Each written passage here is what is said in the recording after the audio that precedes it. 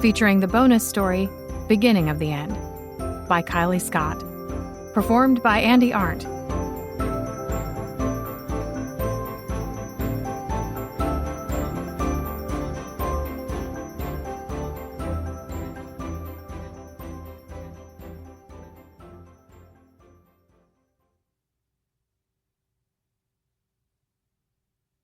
A note before we begin. For the author's acknowledgments and a playlist that goes along with the book, don't forget to download the accompanying enhancement PDF from your audiobook provider. Or go directly to harpercollins.com/pages/end of story. For all the unapologetic romance readers. 1. This is awkward. The big blonde man standing on my doorstep blinked. How are you, Lars? I gave him my very best fake smile. Nice to see you. Susie, it's been, 5-6 months? Setting down his toolbox, he gave me an uneasy smile. It was more of a wince, really, because the last time we saw each other was not a good night. Not for me, at least. Something like that, I said. This your new place? He nodded at the battered arts and crafts cottage. The office said you had some water damage you wanted to start with. Yeah, about that. I was told Mateo would be doing the work. Family emergency. Oh. He gazed down at me with dismay. The man was your basic urban Viking marauder, as his name suggested. Longish blonde hair, white skin, blue eyes, short beard, tall and built. I was average height, and he managed to loom over me just fine. In his mid-30s and more than a little rough around the edges. Nothing like his sleek and slick bestie. An asshole whose continued existence I'd prefer to be reminded of never. But we don't always get what we want. I took a deep breath and pulled myself together. Why don't you come in and I'll show you? Okay. Don't worry about taking your boots off. The shag carpet isn't staying. Heavy footsteps followed me through the living room and into the dining room, where we turned left to enter the small hallway. From this point, we had two options, the bathroom or the back bedroom. We headed for the latter.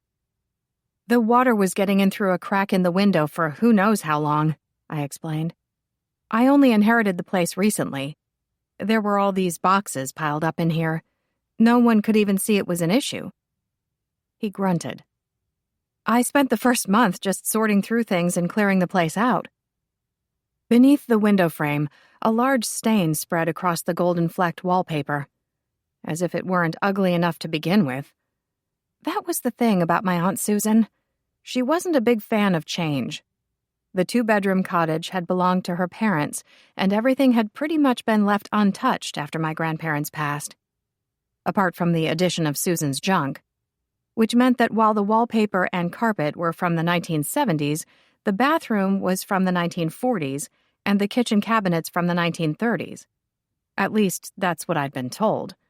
The place was like an ode to 20th century interior design, the good and the bad.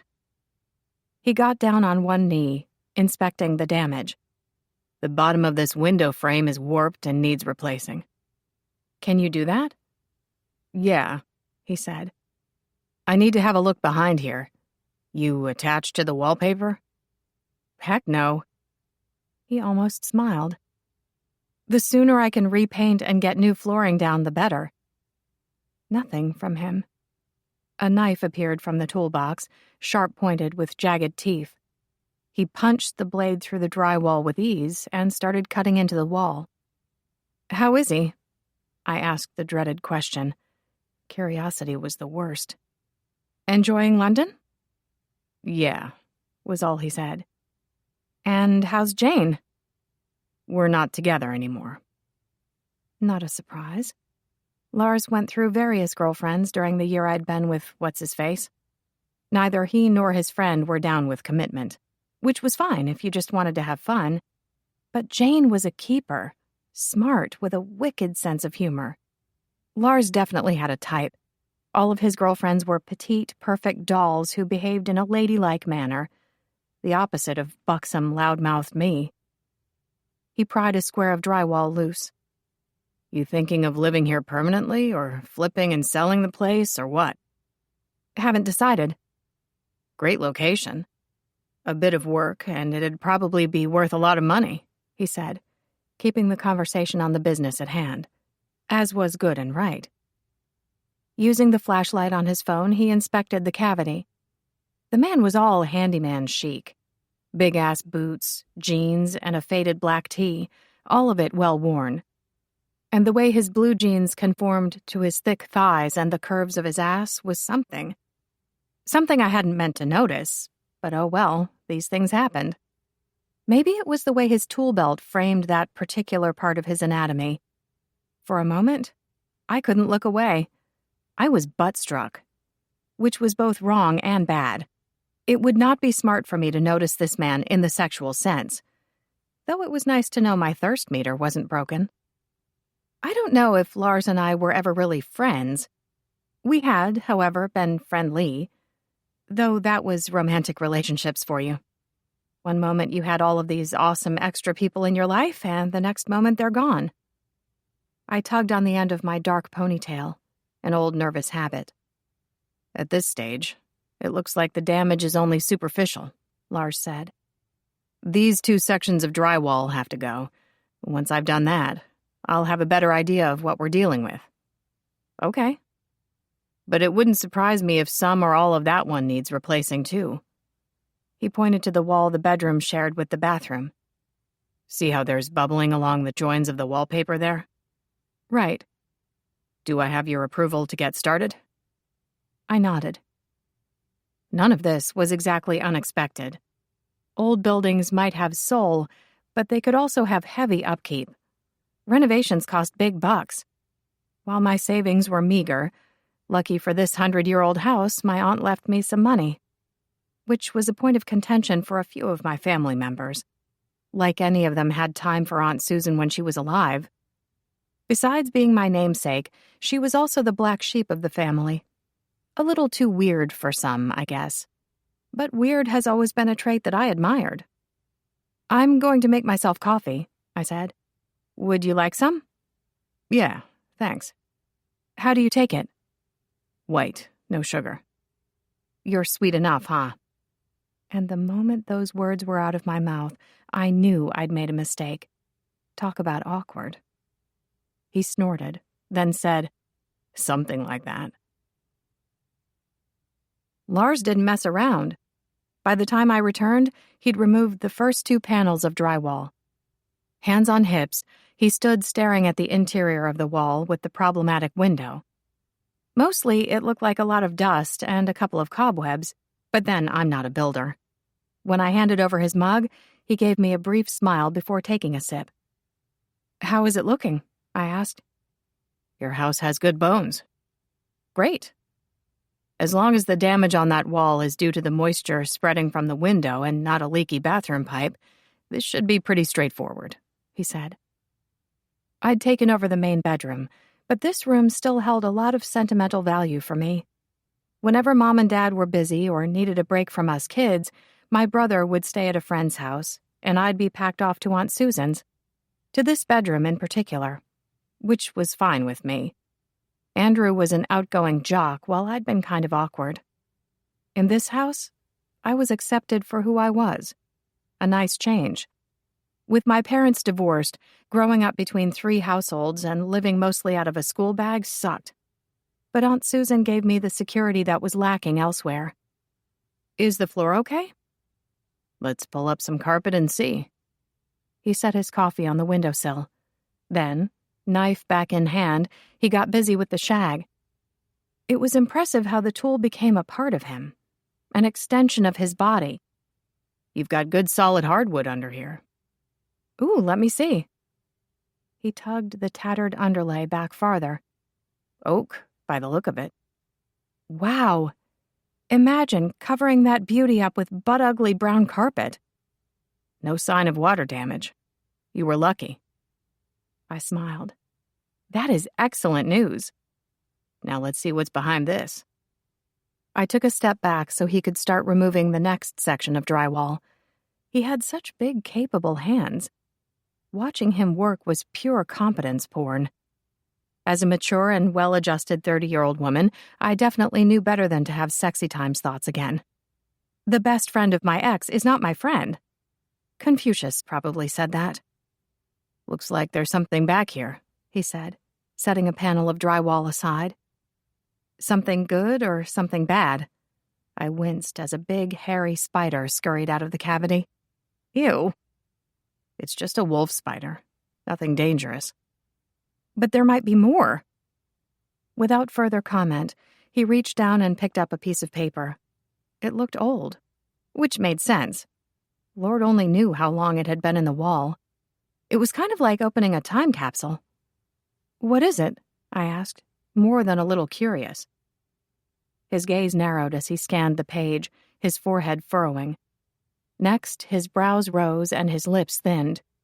His expression quickly changed from disbelief to fury as he shoved the piece of paper at me.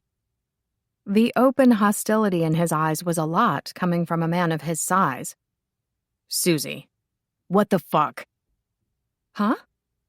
Is this your idea of a joke?" "No, The paper was soft with age, and the writing was faded but legible, mostly. Superior Court of Washington, County of King, was written at the top. There was also a date stamp. This was followed by a bunch of numbers and the words, "Final Divorce Order." "Wait, is this a divorce certificate?" "Yeah," he said. "For you and me. Dated a decade from now." I scrunched up my nose and ever so slightly shrieked. "What? Hold on. You think I put this in there?" "No," he said, getting all up in my face. "I know you put it in there, Susie." "Take a step back, please," I said, pushing a hand against his hard chest. He did as I asked, some of the anger leaching from his face. Then he grumbled, "Sorry." "Thank you." "Why would you do that? Actually, it doesn't matter. Find someone else for the job," he said, gathering up his tools. "I'm out of here." "Can you just wait a second?" Apparently the answer was no, because the man started moving even faster. "I don't know what game you're playing, but I'm not interested in finding out." I took a deep breath and let it out slowly. "I did not put this in the wall, Lars. Think about it. You're a builder. Had any of the wallpaper or drywall been disturbed in the last 40 or 50 years? You could have accessed it from the other side, I don't know." "I didn't even know you were coming here today." He grunted. "Only got your word for that." "And I've only got your word that you didn't put this in the wall for some stupid reason," I said, thinking it over. How did that not occur to me? "Of course you put it there. I wasn't the first one to have access to that space. You were. A quick sleight of hand is all it would have taken. This is so unprofessional." "Very nice. I'm sure you prepared that speech at the same time you planted it, knowing I'd inevitably be the one who first touched it." "And I'm sure you prepared that speech at the same time you planted it, knowing I'd suspect you." He glared at me. "Why the hell would I, Susie?" "Why the hell would I, Lars?" I bellowed. "This is ridiculous. I just want my house fixed, that's all. And I specifically asked who would be doing the job because I didn't feel the need to see you again." With his back to me, he paused. "No offense, but I knew it would be wildly uncomfortable." "Why'd you use the company I work for then?" "Because I know they're reputable and do good work. You yourself said that's one of the main reasons why you've stuck with them. Because they don't encourage you to cut corners or use shoddy materials, and they treat their staff well. Also, they pretty much do everything. These things matter." I raised a finger. No, not that one. "Take car repairs, for instance. Because I know little to nothing about cars, I get ripped off by repair shops. I'm sure of it. I didn't want that to happen here." Another grunt. What an animal. "I wish neither to marry nor divorce you, Lars. And I'm pretty sure the feeling's mutual, so this piece of paper I'm holding in no way benefits me. Look at me. Am I laughing? No, I'm not. nor am I enjoying all this drama. Confrontation stresses me the fuck out, I said. My shoulders slumped. I don't know what else to say. This is ridiculous. You already said that. It's worth repeating. He gave me a look over his shoulder. If you're messing with me... I'm not. Are you messing with me? No. Then what the hell is going on? I asked the universe. Without another word, he got to his feet and strode out of the room, heading straight into the bathroom next door. There, he made quick work of checking everything. The tiling and paintwork, around the white pedestal basin, inside the mirrored cabinet set into the wall, and the end of the clawfoot bathtub. Then he turned around, face set to Cranky. Access point for the attic. Hallway. In no time flat, he had the ceiling hatch open and the ladder down. Then up into the darkness he went. His cell phone doubled as a flashlight again. Lots of stuff up here, he commented. That does not surprise me. My aunt was kind of a hoarder. Not as bad as the people on those TV shows, but yeah. He sneezed. A lot of dust, too. Bless you. I haven't even been up there yet, I said. Cleaning and clearing space out down here has taken all of my time. His big boots disappeared up the last rungs of the ladder while I waited below. After all, I'd only be in the way. It had absolutely nothing to do with my fear of creepy crawlies. Someone had to wait below with the weird-ass document. The sounds of him stomping about and things being shifted came next. Something heavy was pushed aside. Something else fell and glass broke. Sorry, Lars called. I'm sure it was nothing valuable, hopefully. Then his face appeared in the dark hole overhead. Looks like they built the attic to use as another bedroom or office at some stage. The floorboards and everything are tight. No real access into the walls below. Plus there's about an inch of dust on the ground and no sign of any footprints other than mine. Good work, Nancy Drew, I said. Is the basement next? He gave me a flat, unfriendly look. Yes. Maybe I'd be better off finding another builder. In fact, I knew I would be. Though it would only be trading one peace of mind for another. While Lars would no longer be in my face, I wouldn't be able to trust the new builder's work to the same degree, which would be anxiety-inducing and possibly costly. Talk about a no-win situation. Back into the dining room, then through to the kitchen at the back of the house, we went on our not-so-merry adventure. I opened the door to the dingy staircase. I like to call this the murder room. Dark, dank, dangerous. It's got it all. No response from him as we made our way down. Tough crowd. It was just a basic concrete room with a boiler, laundry area, and more assorted crap. But the old boiler, the one before this one, used to make creepy noises. Hence my childhood fears of the basement. Helping with the laundry was always an ordeal. I usually avoided it by offering to do the dishes instead. Lars began examining the ceiling. When did you find out you had this job? Around 8 this morning. The office called, he said. Mateo's boyfriend got hit by a car riding to work. Is he okay? A few bumps and bruises and a sprained wrist. Phew. Yeah, he said. The job I was on was close to finishing and they could spare me, so they asked me to come here. What gets me is that the paper looks old. I mean, the way the text is faded and everything. I carefully turned the certificate over in my hands. I wonder if we could get it tested somehow. He scoffed. You don't actually think it's real? I honestly don't know, I said. What I do know is, if you didn't put the certificate there to mess with me, and I guess I believe you when you say you didn't, then I can think of no rational explanation for how it got there. He frowned harder and kept right on inspecting the ceiling. Even he had to admit that it was highly unlikely I'd put the decree of dissolution in the wall. Surely. Does your middle name start with A? Alexander, yes. So the details are right, at least. No money judgment is ordered. No real property judgment is ordered. This marriage is dissolved. The petitioner and respondent are divorced. Not much information there to go on. I chose my next words with care. You know, my aunt, she was kind of eccentric. She was always burning candles and buying crystals. Looking back over his shoulder at me, he raised a questioning brow. The thing is, she used to talk to the house sometimes, I finally said. Like it was an actual living, breathing entity. And yes, maybe she was lonely or a little strange. Please don't say anything mean or dismissive about her. I'm not going to say anything about your aunt. Thank you. He didn't even blink. But it's not supernatural, Susie. This was no ghost or spirit or whatever you're suggesting. Okay, fine. I just thought I'd put that out there, I said. Did you find anything down here? No. So now what?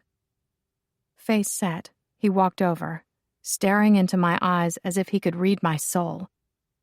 Susie. Lars. I want to believe you when you say you had nothing to do with it. You always seemed like a pretty honest person to me, he said. A bit too honest sometimes.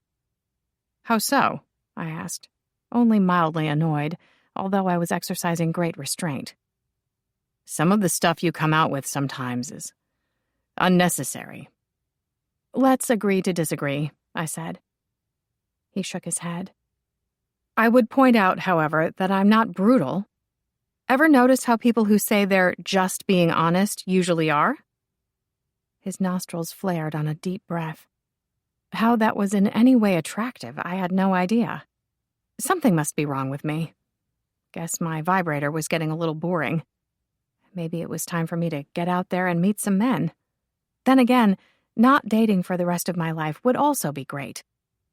For the last time, he said, speaking nice and slow, did you put that piece of paper in the wall? No, I swear. Fuck, he muttered. Fuck, I agreed. He sighed. Someone's messing with us. 2. Correct me if I'm wrong, but I thought you just said that you couldn't find any way for someone to slip the certificate into the wall, I said, confused. I've got to be missing something. Like what? I don't know, he said, voice thick with frustration. Let me think. I took a deep breath and let it out slowly. Why don't we go pull off the other panels on that wall? See if they left anything else for us to find. He gazed off at nothing for a moment before nodding. Good idea. Nothing about this made sense. I couldn't think of anyone who might have put the divorce certificate in the wall to mess with me. The other thing was, I'd made the choice to not get married a long time ago. My parents divorced when I was 5. They'd given up on having children about a decade before, when my brother arrived out of nowhere. They then compounded the problem by having me. I read a study once that showed that children of divorced parents are almost 70% more likely to have their marriage end in divorce. While I dreamed of finding the one, there would be no big white dress for me. And I didn't need one. If love and commitment weren't already present in the relationship, then a marriage certificate wasn't going to fix a damn thing. It took no time at all for Lars to remove the next section of drywall in the second bedroom. Nothing. Just more dust and cobwebs. But as for the third, there's a hole down at the bottom of this one, said Lars, bending to inspect the drywall. The hole was about the size of his hand and cunningly hidden behind a flap of wallpaper. Notice how the carpet is darker? I asked, pointing. There used to be a set of drawers here. No one would have even known the hidey hole was there. He cut into the drywall once again, revealing the house's insides. Bingo, muttered Lars. What is it? He brushed off the front of the magazine. Porn. Sure enough, a blonde hippie wearing a sheer floral dress contemplated her toes on the cover. Bet she had natural bush and everything. And good for her. Playboy. April 1972. I inspected the thing. Oh, good God. Do you know what that must be? My father's teenage masturbation material. He bit back a smile. Probably. Gross. At least the pages aren't stiff. That's not funny, I said, tossing the magazine onto the ground. I need to go bathe in bleach. He returned to the wall. The drywall is well attached to the studs. Not much room to slip anything through. Studs are the pieces of wood making up the frame of the house? That's right. Even if you could get your arm in the hole, I don't see how you could get a piece of paper past the first stud, across the space between, then past the second stud to place it where we found it. No. He scratched at his short beard. Or maybe it was long stubble. I'm out of ideas. How about you? I shrugged and slipped the folded-up certificate out of the pocket in my black cotton dress. Because in a right and good world, dresses should have pockets. I can't think of anything. Why don't I get back to work? You're really going to stay? His turn to shrug. Then he picked up his now cold coffee and downed half of it. I smiled. Okay, I'll leave you to it. While the sawing and hammering commenced in the bedroom, I got busy with my own work. First, I responded to comments on today's posts, diffused an angry customer with a $20 gift card. Then I started working on future promotions. Such was the joy of being a social media manager. I got to work from home the bulk of the time. But I had to be friendly, funny, creative, a problem solver, and available just about around the clock. My main clients were an organic and recycled clothing company, a fleet of coffee trucks, and an online menstruation products store. I loved my job. By the time I took a lunch break several hours later, I was ready to return to solving this whole mystery divorce certificate thing. I was also ready to eat. You hungry? Lars gazed up at me. Starving. There was a certain satisfaction in seeing a man on his knees. Too bad it was only renovations related. But I digress. Barbecue? Let's do it. Thanks to the magic of delivery, we were soon sitting on the front porch with our food in hand. It was a typical, pleasant summer's day. Blue sky, birds, the usual. The sun was out, which meant you could see Mount Rainier. Always a good thing. While Seattle was known for its rain, we do get some good weather. And all of the wet meant the grass and trees were a shade of green I'd never seen anywhere else. The plot of land the cottage sat on was about the size of a postage stamp, but there was room for a small garden in the front and back. I'd killed more than my fair share of houseplants. Perhaps this was my chance to develop a green thumb. Thought of a few questions, Lars said, piling up his fork with coleslaw. Who's visited since you moved in? Didn't we already establish that there was no way someone could have hidden the certificate without the drywall being removed? Humor me. Okay.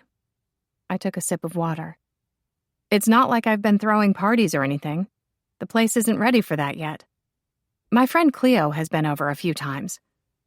He gazed out at the quiet street for a minute. Don't think I ever met her. No, I don't think you did either. And leaving that in the wall isn't something she would do. It's not even like I would have mentioned you to her. Harsh. You were the best friend, not the boyfriend. Women only talk about relationships? I wrinkled my nose in disgust. What? He asked. That question was just so stupid, I honestly don't know how to answer it. He gave me a dour look. Women talk about a lot of things, Lars. I just didn't particularly talk about you. All right, he said. Who else? Just my family. Did they know about me? Maybe I mentioned you in passing, I said, but certainly not to the degree that they'd feel the need to pull a stunt like this. Is there anyone in your life who would? I have an uncle who put fake dog poop in my shoe once. I was 12 at the time. I wiped my mouth with the napkin. But that's about it as far as tricksters go. What about neighbors? What about them? Do you know any of them? I shook my head. Aunt Susan knew some of them, but we ate in silence for a moment. Then he held up his half-eaten plate of brisket, coleslaw, and cornbread. You want to swap? I passed over my pulled pork, mac and cheese, and collard greens. No idea how it started, but swapping meals was something Lars and I used to do when we all went out to dinner, double dating or whatever. We had similar tastes, and this meant we could sample more of the menu. After all, who wouldn't want to try 2 different desserts? I tapped my fork against my lips, thinking deep thoughts. Just to reiterate, no one knew you were coming here today before 8 o'clock this morning? Right, he said. This is so bizarre. It's like something out of a movie. He took a bite of cornbread and nodded. After he swallowed, he said, This isn't the first time we've found stuff behind walls during renovations. Newspaper for insulation, tools that got dropped when the place was being built, old bottles from Prohibition even. Wow. One job I heard about, they found a gun and some money. Wish we'd found money. What would you have done with it if we had found 10 grand? He asked. Something frivolous, like go to Paris or buy a pair of Prada heels. I smiled. What about you? Nothing. Your house, your walls, your porn collection. The money is all yours. Say we'd have split it down the line. In that case, add it to the fund for my business startup. How sensible and mature. You say that like it's a bad thing, he said. We're old enough. We should have our act together. I have a house. Not because you saved up and worked for it. Ouch! I opened my eyes painfully wide. I'll have you know I've been building up my business for years. Sounds like I hit a nerve. Oh, you think? He cocked his head and didn't say a word. You make me sound like some profligate, I said. I didn't mean... Yes, you did. And it's true, I enjoy pretty things, but I work damn hard for them. I invest back in my business often, and my credit card and car are paid off in full. Okay, he said. Men like you do my head in. You know, you call yourself nice guys, so laid back and easygoing, but then you sit back and judge the absolute shit out of people. And more often than not, those people are women. For a moment, he just stared at me. Then he sighed. I'm sorry. Are you? Yes, he said. You're right, I was out of line. I'm glad you see that. You and I have a bad habit of rubbing each other the wrong way. Always have. Guess we do. He shoved an agitated hand through his golden hair, pushing it back off his face. He had a nice face. High cheekbones and a sharp jawline. Too bad he could be an utter jerk. The ex had a tendency to see things in black and white, too, as if the world were full of absolutes. Small-minded people terrified me. Imagine thinking you already knew everything there was to know, that you were never wrong. How the hell would you ever learn anything new? I'm no longer wondering why we got divorced, at least. Lars did the raising one eyebrow thing again. It's not real, Susie. I know. I watched a butterfly fluttering around the lavender plant by the front steps. We don't even have any chemistry. He paused. I wouldn't say that. Wouldn't you? No.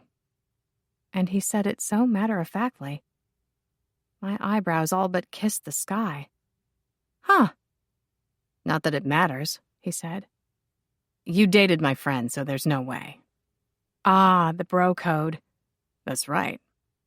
You dudes, you're so principled. I love that about y'all, I drawled. The hint of amusement was back in his gaze. Susie, in another life, if we actually got together, I honestly think we'd be lucky to last 5 minutes, don't you? Probably. And then he smiled. He had a great smile, damn it. So maybe there was something there. Just not anything that would ever be acted upon. That much was certain. That's wild, said Cleo later that night on the phone. She was a photographer and a kindred spirit. We met years ago through work. Right? Do you think the house is haunted? I love that you ignored logic and jumped straight to that conclusion. She laughed. There's a reason we're friends. I was thinking that the whole is a split in the space-time continuum. That would work, she said. Though that would also require you to marry and divorce him at some point in the future. Not if it was from a parallel dimension. Okay, I'm buying it. Carry on. You know, I tried to tell him it might be supernatural, and he wouldn't listen. I lay back on my bed, staring at the ceiling. Plain white, thankfully. Unlike the walls and floors, it had escaped any ugly interior trends from bygone eras. The certificate lay on the mattress next to me. I had carried it around all day, as if the strange thing might disappear if I took my eyes off it. Though the house isn't haunted, that I'm aware of. I mean, it creaks now and then. But all old homes do that, right? It's not like I've sensed Aunt Susan's presence or anything, I said. I think I'd like to see a ghost, but I'd also be terrified to see a ghost. Agreed. Maybe we should have a seance. Knowing our luck, we'd accidentally open a portal to hell, she said. And my mama would be appalled we were messing with that sort of thing. Right. No seance. It's certainly a very odd discovery. Lars is convinced someone is screwing with us, which is the most likely conclusion, I said. I just can't imagine why. You definitely don't think he put it there when you weren't looking? No, I don't, I frowned. At first, he was baffled like me, but then he was furious, like I was playing a game or stirring up trouble. He was ready to walk out until I talked him down. Not that I actually want him here. I've only just gotten over his idiot friend dumping me in front of everyone that he knew. Having Lars around is not my idea of a good time. Too complicated. Too many memories. He basically called me fiscally irresponsible and immature today. What a poopy head. I laughed. And if you wanted payback against your fool of an ex, you'd do it in a mature and sensible manner. Exactly. Like egging his house or something. Actually, that sounds fun. How are you doing in the condo on your own? I'm turning your old room into my office, she said. Good work. Josh wants to move in with me. Oh, yeah? It would help with the rent, she said. And I don't mind him. Aw, true love. Cleo laughed. Maybe.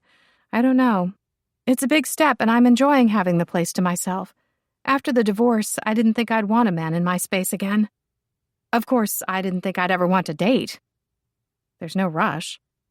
No, she sighed. Guess we're both divorcees now. Sure, sort of. Though mine is still out there lurking in the future, apparently. You better have asked me to be your bridesmaid. A plaintive meow had me turning my head. There's a cat sitting on my bedroom windowsill staring at me. Little pervert, she joked. Are you dressed? He's gray with pretty green eyes. I wonder who he belongs to, I said as the animal sat back and started cleaning its belly. Oh, he's a she. Thanks for the view, friend. Probably belongs to a neighbor, she said. What did you find in today's boxes? Cleo helped me unpack the first few weekends after I moved. We scrubbed and vacuumed and sorted. With Mom in Michigan with her new husband, Dad having moved to head office in Florida, and my brother in a state of woe over having been left out of Aunt Susan's will, Cleo's been a lifesaver. Now that I'm on my own, I've been going through a box of Susan's junk a day. Separating the important from the trivial, from the puzzling, making way for the future by clearing out the past. That's how I tried to look at it. The idea of this task had quietly terrified me for years, but now that I'm neck-deep in it, it's been bigger than I ever imagined. The one I opened had holiday and birthday cards from the 80s, a stack of projector slides from the 70s documenting family holidays, a pair of cracked white leather knee-high disco boots, some cool and colorful plastic bead necklaces, and the ashes of a dog named Rex. Rest in peace, Rex. Amen. I wish she was here to tell me the stories behind some of this stuff. At least now the main floor of the house is clear, I said. Anything that still needs to be sorted has been put down in the basement. Though there is the attic. I may just pretend it doesn't exist. That's not a bad idea. We still on for lunch on Thursday? Absolutely, I said. How are the shots for the florist shop coming along? Should be finished with the final edits tomorrow. The client was happy, she said. You know, maybe whoever left the fake certificate in the wall will come forward. Point and laugh at you, that sort of thing. At least then I'd know what was going on. I watched this courtroom TV drama one time where they had a forensic document examiner, she said. They gave testimony about a birth certificate being falsified. Maybe that's the sort of person you need. Maybe. Or maybe one of the ghost hunters from those TV shows.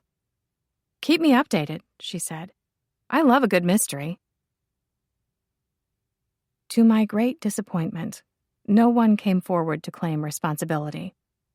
Though it's only been one day since we found it, and no more documents appeared while Lars continued working yesterday, which was probably for the best. Sandra Bullock and Keanu Reeves might have been cool with sending messages through time in that movie, The Lake House, but I found the experience to be less romantic and more of a mindfuck. Lars arrived bright and early the next day. He immediately got busy fixing the warped window frame. The man said few words, but whenever our paths crossed, he gave me sideways glances, super sketchy ones.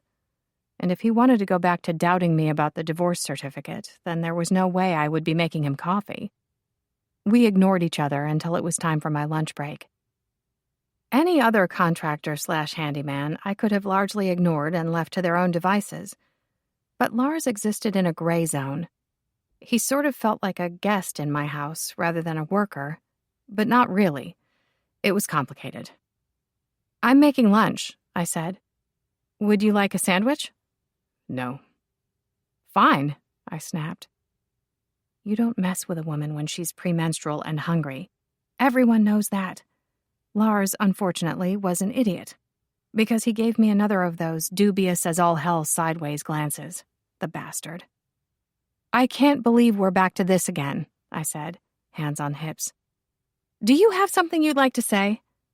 No. You're sure about that? Yes. I smoothed down the front of my black tank top and straightened the waist of my cropped jeans. The black polish on my toes shone bright, which did wonders for my confidence and looked great with my strappy flat leather sandals. Let me guess. You went home last night and your little brain started working overtime. Where could the divorce certificate have come from? I didn't put it there. Susie was the only other person present. It must be her. Burn the witch. He gave me a dry look. Well? No one knew I was going to be here, he growled. It's the only thing that makes sense. Give me strength. No one, including me, knew you were going to be here. And this leads you to believe I must have planted it. Where's the logic in that? It's like they say on that TV show. If you rule out the impossible, then whatever's left, however improbable, must be the truth. If you really believe that, then pack your shit and get out, I said. Ask your office to bill me for the work that's been done. We're through here. He froze. Are you serious? You bet your ass I am. I don't need this tension in my life.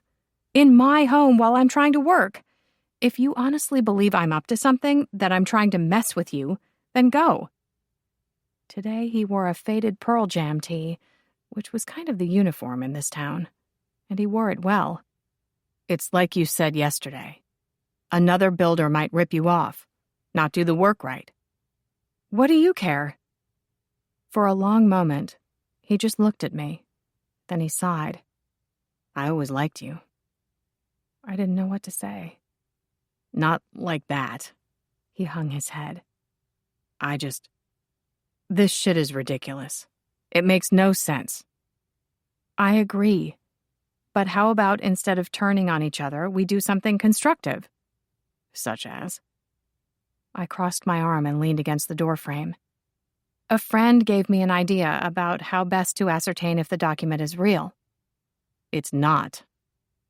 I shrugged. Fine. So we send it to the forensic document examiner and rule out the possibility. But it's not real. There's no point. Do you have any better ideas? No, he admitted, eventually. I already called them and got a quote. I'm doing it. All right, then. His expression spoke clearly of the suffering he endured at the hands of womankind. Whatever you want, Susie. Good answer, Lars. I gave him 2 thumbs up. In the future, why don't you just lead with that? In response, he cracked his neck. I lied. I would like a sandwich. Of course you would. What are your plans for out here? We sat out back in the 2 old Adirondack chairs beneath the Japanese maple to eat lunch. The area consisted of a patch of grass and a collection of bright ceramic pots filled with various herbs, a tomato plant, green onions, beans, and lettuce. I hadn't managed to kill them yet. Fingers crossed. I'd love a small fire pit, I said. Make it a nice space to hang out at night. He nodded. What about the exterior? It definitely needs a fresh coat of paint. I was thinking some shade of blue. That way, if I do decide to sell, it has broad appeal. Another nod. Don't look now, but we're being stalked. I nodded to the side of the house where the gray cat sat watching us. Lars smiled and took a bite of his sandwich. Roast beef, mustard, cheese, tomato, and lettuce. Comfort food was the best. Then he tore off a bit of meat and tossed it to the feline. I've never seen an animal move so fast, or look so happy. The messenger from the forensic document examiner had already picked up the document, but it would be 2 weeks before her report on the divorce certificate would be ready. A bummer, since patience had never been my thing. What's the plan for removing the wallpaper and carpet? I asked. Mateo and Connor will be on site tomorrow to help with those jobs. This afternoon, I'm going to measure some of the siding that needs to be replaced. Maybe take a look at that front step that's a little loose. You're a useful man. A grunt. So, what have you done with your life in the last 6 months? What have I done? He raised a brow. Let me think. Worked on this cool houseboat that a friend bought. That was fun. Nice. And I've been doing some hiking. How athletic of you. Went on a winery tour the other weekend. That was okay. That sounds like a date, I said. Who'd you go with? Just a friend. And you're such a friendly guy. He gripped the back of his neck. I forgot how much you like to bust my ass. Oh, now don't feel special. I do it to everyone. I don't know. Seems like you were always pretty sweet to— Do not say his name. For a moment, he said nothing. What about you? What have you been up to? My aunt passed soon after the last time I saw you. That was hard. I'm sorry, he said in a low voice. I nodded. There were a lot of things you could say about losing a loved one, but there wasn't a single word that would bring them back. Work has been good. Busy. This place has taken up most of my time. Must be strange, dealing with all the debris from someone else's life. It is, I agreed. There's a lot of history here. I'm the 3rd generation of our family to live in this house. No one but me is really interested in any of it. Guess that makes it easier in some ways, deciding what to do with it all, what to keep and what to rehome. But it's sad too, you know? He just watched me. Are you close to your family? One side of his mouth turned upward. Yeah. I'm the oldest of 3. My sister's married with 2 kids down in San Diego. I share a condo with my brother. You live with your brother? I didn't know that. Are you enjoying it? I am. He gazed around the little yard. We have a couple of investment properties together. It's all part of a business plan we've been working on for a while. Eventually, we'll get sick of living in each other's pockets, but for now, everything's good. That's great. I'm glad. Me too. Something started buzzing and he pulled out his phone. The expression that crossed his face, I couldn't read it. Excuse me. Sure. Then he was up and out of his chair, walking away. Hey, man, how's London? What time is it over there? I stared at him as he wandered around the side of the house out of listening range. Not that I wanted to hear a damn word. Shame on me for relaxing for a moment and forgetting. Lars and the ex were tight, and had been since he moved in next door at the age of 8. No way could I ever trust someone who had such appalling taste in besties. It was a fundamental flaw in his character. There was no getting past it. Therefore, there was nil chance I would ever marry or divorce him. Yes, Lars was right about getting the document examined after all. A total waste of time and money. End of story. 3. I was sitting on the porch with a cup of coffee when 2 pickup trucks arrived the next day. The cat was crouched at the other end of the porch with the bowl of milk I'd left for her. It seemed rude not to offer her something to drink, too. We discussed the weather for a while, but she didn't have much to say. She mostly flicked her tail, watched the occasional car go past, and kept an eye out for birds. Despite the early hour, I'd already styled my hair in loose waves, done my makeup, and dressed in black linen shorts and a black knit top with a square neckline and cap sleeves. Why else had God given me boobs if not to use them? Susie, said Lars, you look nice. Thank you. Damn nice, enthused a young white man with spiky hair and dimples. Lars turned a frown on him. Way to be professional, Connor. What? This is Mateo and Connor. Lars introduced the 2 new arrivals. Like I told you, they'll be helping me out today. Hello, I said with a smile. Mateo was a handsome man in his 40s with dark hair and brown skin. He gave me a brief nod before beginning to unload the truck. This was it. I'd at long last be rid of the gruesome gold wallpaper and brown shag carpet. Hallelujah. I moved as much stuff as I could into the basement. I picked up the abandoned milk bowl. The cat bolted as soon as she heard new voices. Great, said Lars. We'll deal with the rest. You heading out? Got a meeting with a client, then lunch with a friend. My smile was the perfect balance of friendly and boundaries. I knew this because I'd practiced it in the mirror the night before. Thought it would be best if I got out of your way. Connor strolled past me and headed into the house. That he managed to leer at my legs while balancing a variety of tools forever silenced the debate about men's ability to multitask. Bless the little creep. Keep your eyes to yourself, barked Lars. Mateo shook his head and muttered something in Spanish. Sorry about Connor, said Lars. He's the owner's kid. I just nodded. Better grab my bag and get going. I'll be back before you finish for the day. If you need me for anything, you've got my number. Lars tipped his chin. We hadn't talked much after he received the call from the ex yesterday, which was fine. I needed to remember to keep my distance. The ex wasn't my first mistake, but I was determined that he'd be my last, and Lars was tainted by that association. It was best for everyone if we kept things on a professional level. Aunt Susan's house was in the heart of Ballard, an up-and-coming Seattle neighborhood with plenty of bars, restaurants, and cool little shops. There was a nice park nearby and plenty of trees. I liked going for walks, and working in cafes was a fun change of scenery. I met with my client, then joined Cleo at a place near the water. She wore a white denim outfit that complemented her dark skin. If I attempted that color, I'd have spilled something on myself within the first 5 minutes. Guaranteed. But Cleo was far more graceful than me. We ate fried oysters with a pea vine salad and semolina cake for dessert.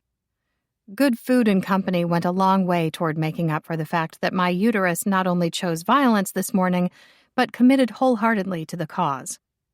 A couple of Advil didn't hurt either. Once we established there'd been no update about the mystery divorce certificate, conversation moved on, and I didn't think of Lars once. Twice, maybe, but definitely not once. Confusion was my predominant emotion when it came to Lars. He annoyed me, but he also made me laugh.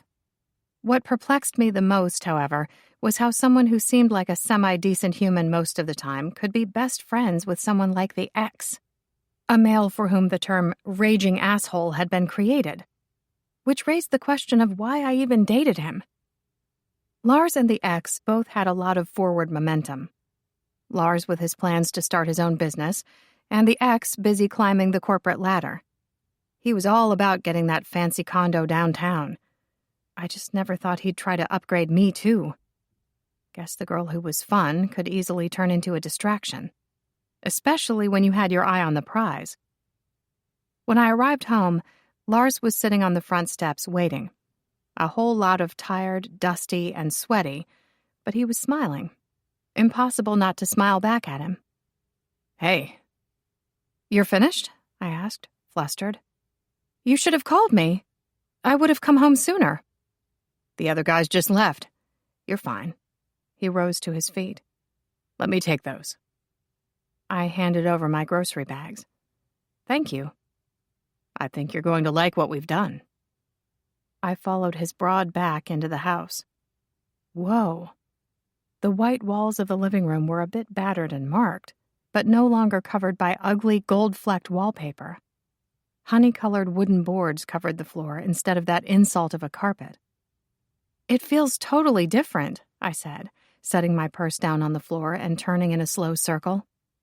"Like there's room to breathe." "We thought it was going to take a couple of days, but another job got postponed, so we had extra help." He placed the grocery bags on the dining room table. "You're happy?" "I'm happy." Without all of the dark colors and unfortunate patterns, the place seemed more open.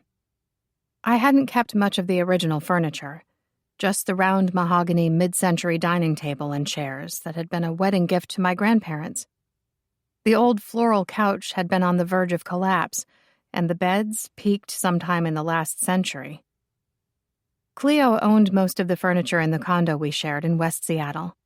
The only thing I had was a king-size bed, because being able to sleep spread eagle is important. Since moving here, I'd been sitting on the floor in the living room and storing my clothes in either a suitcase or the built-in closet, which was all hanging space. And with the last of Susan's boxes relocated to the basement, the house was next to empty. A jarring change from just a month ago. "What's wrong?" he asked. Sure enough, the smile had fallen off my face. I stuck my head into the front bedroom. Everything seemed bigger. The room, the windows. While this was what I wanted, it was a strange journey to undertake. It doesn't look like Aunt Susan's house anymore. "That's because it's not her house. It's yours," he said. "And that's not being disrespectful. It's just stating a fact." "Yeah." He crossed his arms and leaned against the wide, curved entryway into the dining room.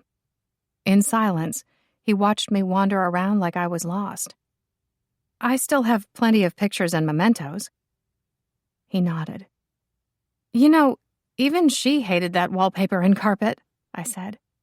"She just didn't like change. It was like it was too big of an idea for her to grasp. There were too many things that could go wrong. So she kept adding stuff instead." "The attic and basement are full of her things. The bathroom and kitchen are still pretty much original. You haven't changed everything." Grief was a bitch. Just when you thought you had a handle on it, the sudden lack of that person in your life slapped you upside the head all over again. "I need a beer. Do you want one?" "Please." "What comes next?" "Prep the walls so they're ready to paint, and refinish the floor." Out of the grocery bags, I retrieved 2 cans of Dawn Patrol Pale Ale and passed him one.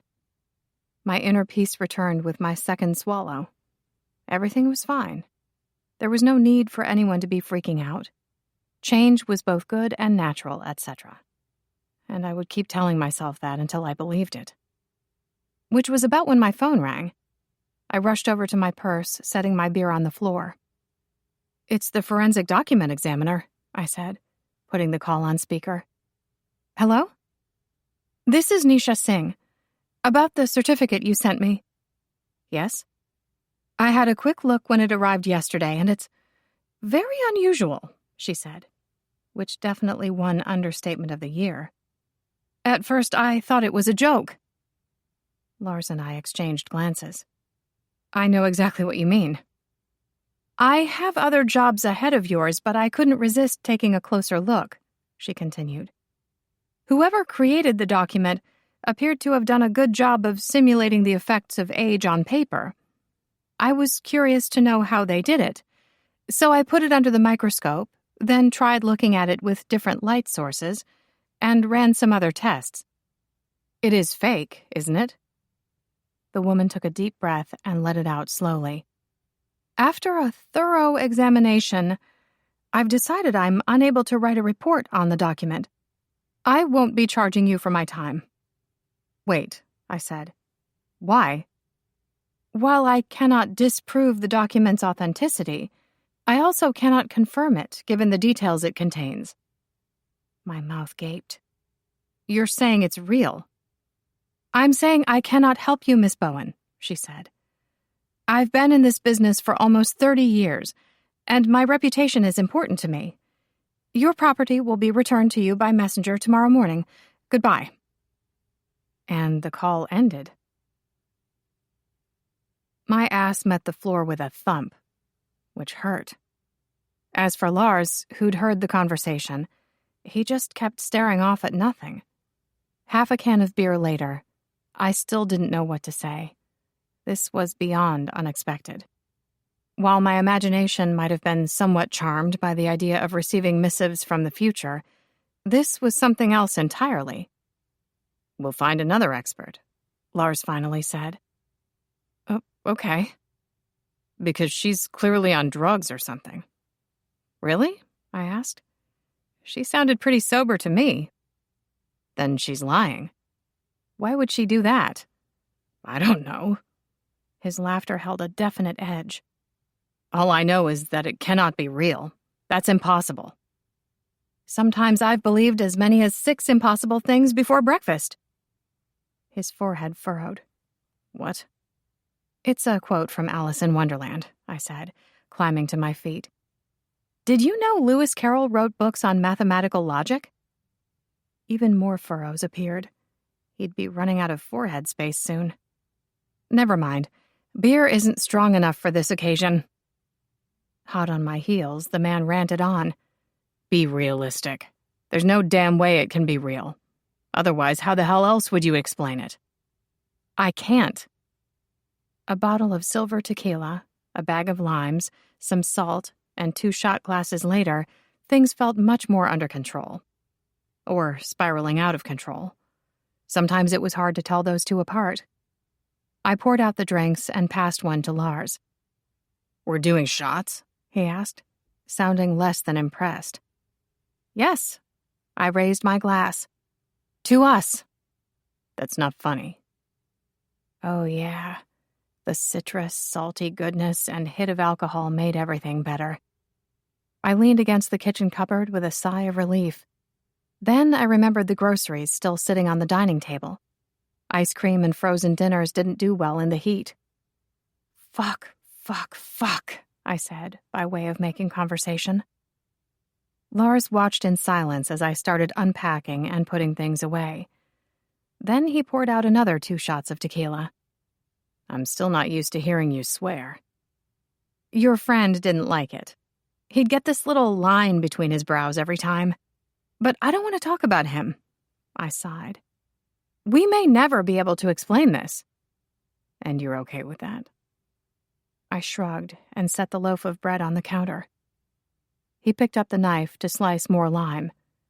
What was it about his hands that fascinated me so? Those thick, calloused fingers and the muscles shifting in his arm as he moved. I don't accept that. There's got to be an explanation. Something that makes sense. Maybe we should talk to a psychic, I said.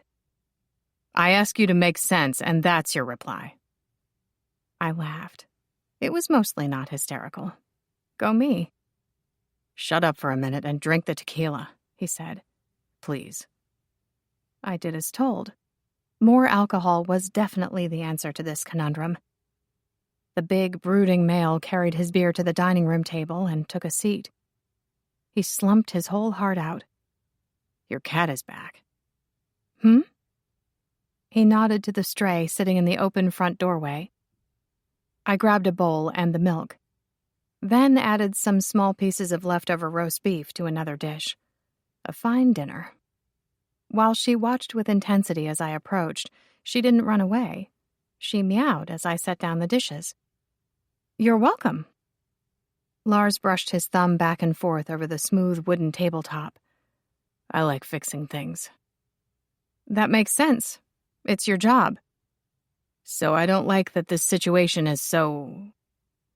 Yeah, I agreed when he didn't continue. This was a whole world of unwieldy.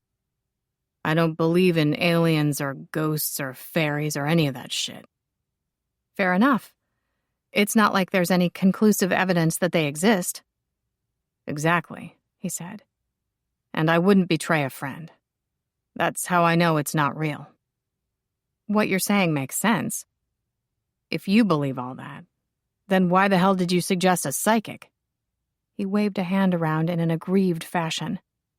Men, such delicate creatures, so emotional. We're back to that again? I asked. You know, I can support your beliefs without adhering to them. You have your way of thinking about things, and I have mine. Guess I'm okay with not having all the answers, with seeking alternative points of view. He shook his head. How do you do that? Frown and smile at the same time. Huh? Your mouth is grumpy, but your eyes are amused. He just snorted. I finished unpacking the groceries. Aunt Susan always said that life was an adventure. Another grunt from him. He really was more animal than man sometimes. My point is, you're still in control of yourself, Lars. You can walk out right now and never see me again. Never talk to me. Have absolutely nothing to do with me for the rest of your life, I said. And the universe or fate or whatever will not be able to stop you. That divorce certificate, fake or otherwise, doesn't get to decide your future. Only you can do that. I thought the whole point of fate was that it was predetermined. I don't believe that. He raised a brow. No. There is no fate but what we make. Are you quoting Terminator? I never claimed to be deep, just to have fantastic taste. I opened the fridge and stared with wonder at the unusually well-stocked shelves. It was the little things in life that made me happy. I put on some music and started swaying. We need snacks. Lars watched, amused. Can I help? Just sit there and look pretty. You've already worked your butt off today. Want another beer? Thanks. I passed him a can and thought more deep thoughts about food, as you do after a few drinks. Out of the fridge and pantry came prosciutto, cheese, crackers, those cute little tomatoes, green grapes, and hummus. All of it was then artfully arranged on a pretty old cut-glass dish. An excellent charcuterie board. At least, that's what I told myself. And what better accompaniment than more tequila? Once everything was on the table, I passed him his shot glass and lime. We're making a party of it, huh? He asked. It's not every day you find out you probably really are divorced. My folks would be so disappointed, he said, before downing the booze. They've been happily married since the dawn of time. Wow, what's that like? He shrugged. It's just home. Nice, I said. I find it interesting that I was the petitioner. But it doesn't necessarily explain anything. Maybe I gave up. Maybe you were long gone. Who knows? He grunted. Thing is, we're opposites. Aren't those supposed to attract? I scrunched up my nose. Not sure if I entirely believe that. I mean, for example, what did you want to be when you grew up? Rich. And that was all he said. There you go. Why? He asked. What did you want to be? A princess in a fairy tale with a happy ending. But like one with great style, no pastel dresses. He just blinked. The way I figure it, you left me for another woman. His brows drew together. You calling me a cheater? All right, fine, not that. How about we were fundamentally incompatible? In what way? Didn't we just discuss this? I asked. I'm still not convinced. We fought about money. This is about me giving you shit the other day, isn't it? He asked. About spending any money we found on fancy shoes. I already apologized for that. I learned from my mistakes. It won't happen again. What if in this hypothetical future we reached an agreement regarding what we each contribute to household expenses and what we do with the rest is our own business? Sounds good, he said. Okay. How about religious differences? Mom used to drag me to Sunday school, but that was a long time ago. I cut a piece of cheese and put it on a cracker. I'm sort of an atheist, probably. I haven't really made up my mind. So unless you suddenly decide to run off and join a cult, I'm not really seeing religious differences as being a big deal. No, I agreed.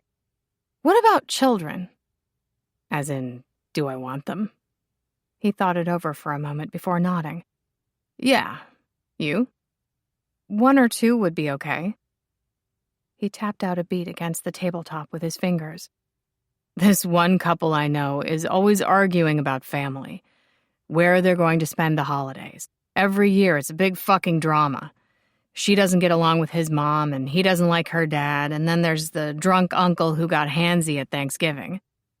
Ugh, that would be awful. But your folks sound nice. Let's go there. He gave me an amused smile. There was even a tipsy twinkle in his eye. Lord knows I had a buzz going on. But tequila had definitely loosened Lars's tongue. Mine suck, I said. Just take my word for it. All right. What else could it be? He pointed a finger at me, the rude man. When we go out, you're always flirting with the waiter or bartender. It's disrespectful and it drives me nuts. That's weirdly specific. He let his head fall back so he could stare at the ceiling. Jane used to do that. Really? Yes, he grumbled. It's why we broke up. That's sad. I'll be sure to observe the boundary between friendly and flirty, so you don't feel dismissed and or uncomfortable. He downed some more beer. Thanks. Over on the doormat, the cat had finished her meal and was busy giving herself a bath. You spend too much time on your phone, he said. A large part of that is my job, so I'm afraid you're going to have to suck it up. I will, however, do my best to minimize screen time whenever possible. Though I use it to read books, too. You're really going to have to suck this one up. Fair enough. He gave me a brief smile. What else? Oh, I've got one. I dipped a little tomato in the hummus. Household duties. You never do your share. You're always forgetting to take the garbage out. I'm on garbage duty? Okay, I'll set an alarm so I don't forget, he said. What are you doing when I'm taking out the trash and whatnot? Loading and unloading the dishwasher. I can't handle the chaotic style some people have, just shoving things in wherever. It's not okay. There's a system and it must be observed. Fair enough. I'll take the laundry. Then you won't have to go down into the spooky basement or murder room or whatever you called it. That's very considerate of you. But will you separate the colors? If it's important to you, then yes. And you'd want to live here. He picked up a couple of grapes. It's your house, so that's up to you. What about cooking? I like to cook. That's great because I like to eat. Why don't I do the grocery shopping and the yard and car maintenance? He asked. That way mechanics won't rip you off anymore. I like to shop too. So we share the grocery shopping. Do it together or whatever. Okay. Well, this is surprising, I said, once I finished my mouthful. I honestly thought it wouldn't be that hard to identify the source of our relationship going boom. But here we are, a functioning fictional couple. You finished that? He asked, pointing at my can of beer. You want another? Thanks. Of course, you know it's still all bullshit. I know, I laughed. But you have to admit our communication skills right now are stellar. Being pragmatic and problem-solving everyday aspects of a relationship apparently works. Who could have guessed? Easy when there's no sex or emotions. True. I accepted the can and took a sip. Thank you. But I made a decision a long time ago that I was never getting married. And that's how I know on an intellectual level that the divorce certificate will never come to fruition, though it continues to make for an intriguing mystery. You're never getting married? That's right. I'm not against relationships, obviously, but taking vows is a big no for me. I always figured I'd be ready around 40, in 5 years' time, he said. Give my brother and me a chance to establish the business. If you're with the right person, then of course. Of course. What if you meet someone sooner? It's a matter of priorities. Ouch. I hope whoever you settle on to be your life partner is understanding. I wrinkled my nose. I'm still sticking with never. Lars said nothing, just scratched at the stubble on his jawline. He had rough edges, an air of unkempt. While the ex was as dapper as could be, he wore his handsome face like a mask to hide his narcissistic insides. It took me so long to see. There's nothing quite like disappointing yourself. Of course, the ex had never minded that I had no wish to be married. It suited him perfectly since he'd never been open to getting serious with me in the first place. Yet again, I'd been the girl they played with, then put aside. Some men were the worst. And now I had this weird divorce certificate confirming I was right to distrust love and marriage all along. What a kicker. It had to be sex, said Lars out of nowhere. Sex? Something about that word coming out of his mouth stalled my brain. Probably just the alcohol. Wait, what?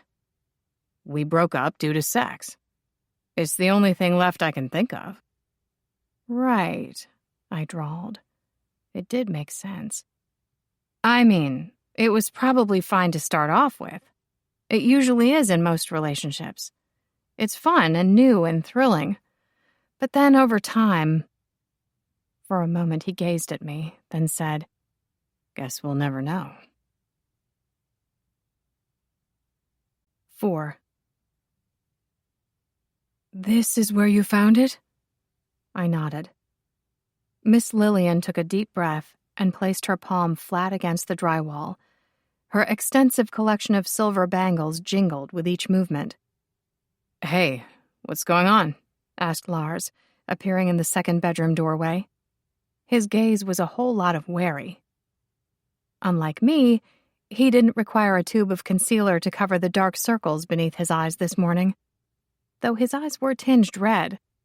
He had a car take him home sometime after our 6th or 7th shot of tequila.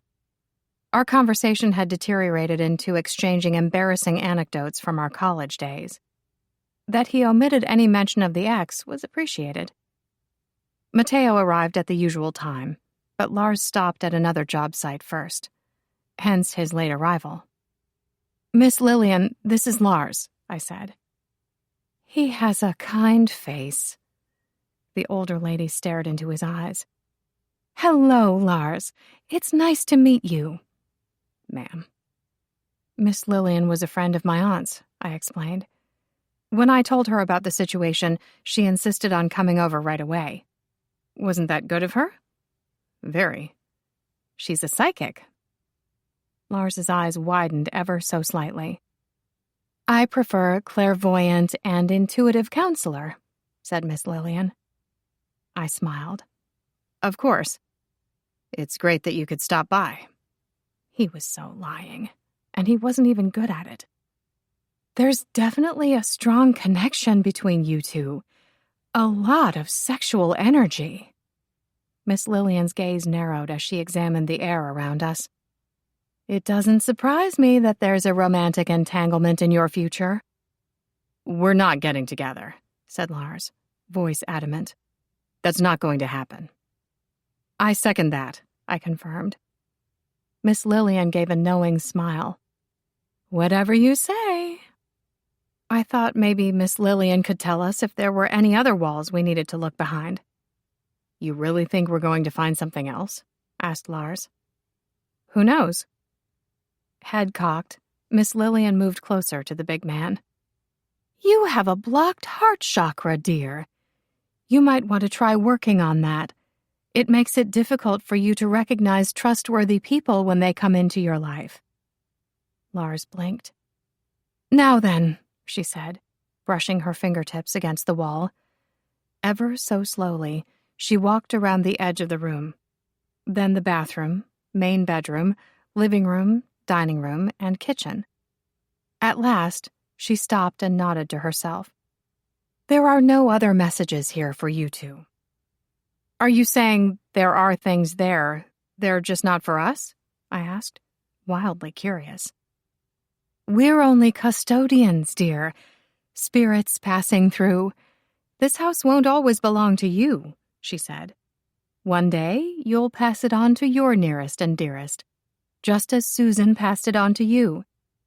By the way, I love what you've done with the floor. Oh, thank you. That's all Lars and his helpers. Speaking of which, be extra careful today. I have a feeling, she warned Lars. Right, said Lars with a frown. Messages from the great beyond were really not his thing. I better get to work. Miss Lillian waved her fingers at him. Once he was gone, I asked, Is this house haunted? Have you experienced anything that would make you think that? No, I said. She looked around the kitchen with interest. Major changes like this can certainly stir things up. Restless spirits and echoes from the past. But I don't get the sense that anything here means you harm. That's not a no. It's not a yes either, dear. What do you suggest we do about the divorce certificate? I asked. Are we doomed if, on the off chance, we do get involved? Her smile was gentle. The future is a fluid thing, Susie. Little is definite. We're born and therefore one day we'll die. That's unavoidable. As for everything in between... But what about fate? What about it? She patted me on the hand. Just do your best, dear. That's all any of us can do. But I will say, you're going to need a lot of patience. Suddenly, we heard Lars yelling out a curse in the living room. What? I yelled back. More swearing, followed by a begrudging, hit my thumb with the hammer. Are you okay? Yes, he grumbled. Miss Lillian just shook her head. It wasn't funny, and I shouldn't have laughed. It's not like Miss Lillian didn't warn you. Lars sat on the front steps with a bottle of water.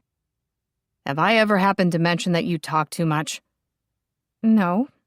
You did say I'm overly and somewhat unnecessarily honest. That's the polite way of saying you talk too much. Maybe you listen too little, I said. Have you ever thought of that? Silence, which meant I won. Since the house stank of primer and plaster, it was more pleasant outside. I'd been sitting on one of the porch chairs and working on my laptop for hours. Mateo already left for the day. The cat wandered out from behind the lavender bush and peered up at Lars. Then she climbed up the steps to sniff at his boot. Happy with whatever scents she picked up, she commenced rubbing her face against his jeans-clad leg. What a hussy. The divorce certificate had been returned and was in my pocket. For some reason, I felt better having it with me, like it had become a touchstone or something. Hello, he said. I smiled. She likes you. I'm a very likable person. Sure, I agreed. Among other things. He snorted and reached down to scratch behind her ears. I'm having a few drinks with friends tomorrow for my birthday. Nothing big. I was wondering if you'd like to come. Really? I asked, surprised. You want me there? Yeah, he shrugged. Why not? I don't know. It wouldn't be weird? No. Not quite sure that I believed him. I ummed and awed for a minute. Well, not that I want to willingly admit that I don't have Saturday night plans, but I'd love to. Great. Are we becoming friends? I asked, bemused. Weren't we already friends? I took a moment, choosing my words with care. If we were friends, we'd have made some effort to keep in contact after I broke up with he who shall not be named. But we didn't. We were more like acquaintances. Right. It's nice that we've started talking this week, that we're getting along independent of all that. Yeah. He held up his thumb, inspecting the poor bruised thing. She had a feeling. And she was right. He gave me an indulgent smile. She saw that I was hungover and distracted. That's what people like that do. They read body language. Are you saying she was correct when she said we're horny for each other? There's no way in hell I'm answering that. You're smarter than you look. Thanks. He laughed. Why are you always picking on me? Why are you always picking on me? I asked. It's like that old nonsense about how the kid in 3rd grade who pushes you over is secretly crushing on you. They're not. They're just an asshole. And yet, we cannot seem to stop poking at each other. He grinned. Maybe we're both assholes. Maybe, I said. Isn't it nice that we have things in common? The birthday drinks were held at a whiskey and meat joint near the water downtown. I wore a black silk tank, blue jeans, and black leather slide sandals with a high heel. My hair was in a messy bun, my lips were shiny, and I felt good about myself. It was great to be out and about. The last 6 months mostly involved hunkering down and hiding. At first, I was dealing with the emotional and mental fallout from the breakup, then with Aunt Susan's sudden passing, and then with the house and the overwhelming amount of work it required. It would be interesting to see what the rest of this year held for me. Happier times would be great, though love wasn't necessary. Single was good. I liked it for me. I once read that you get a month of grief for each year you've been in the relationship after it falls apart. So in theory, 1 month should have been enough for me to move on. And I was, in a way, but to risk being with another person is a big ask. That sort of thing took more time, especially when I'd chosen so disastrously with the ex. Nothing shakes your confidence like getting your heart publicly stomped by a paramour. The party wasn't an intimidatingly large group. Lars invited a couple of work friends, including Matteo and his partner James, who had a bandaged wrist. Lars's current lady friend Amy, a beautiful brunette wearing a Givenchy sheath dress I'd have killed to own, though they didn't make it in my size, and hiking buddies by the name of Brandon and River. And, of course, Lars's brother, Tor, who made a point of sitting next to me. Tor was every bit as big as Lars, but with dark hair. He watched me with a vaguely suspicious smile, which wasn't strange or off-putting at all. When everyone was busy listening to James tell the tale of his bike accident, Tor leaned in and said, "Never had a sister-in-law before." "Oh, good, you've heard about that." "Very strange." "Very." "How do you think it got there?" he asked. "I can't explain it," I said. "I've given up even trying. It was hurting my head." He looked at me expectantly and nodded. "Let's just get it all out into the open," I said. "I don't want anything from your brother, and I'm not interested in any drama. Nor do I have plans to get married or divorced in this lifetime to Lars or anyone else. Does that answer any questions you might have?" He smiled, though his gaze was wary. "Lars said you were a straight shooter." "I find it saves time." So continuing on in that theme, it strikes me that if I were a protective younger brother, I'd be very suspicious of strange documents lurking in walls with my sibling's name on them. And what might you say to allay those suspicions? Honestly, I've got nothing. Lars and I have been over it 100 times.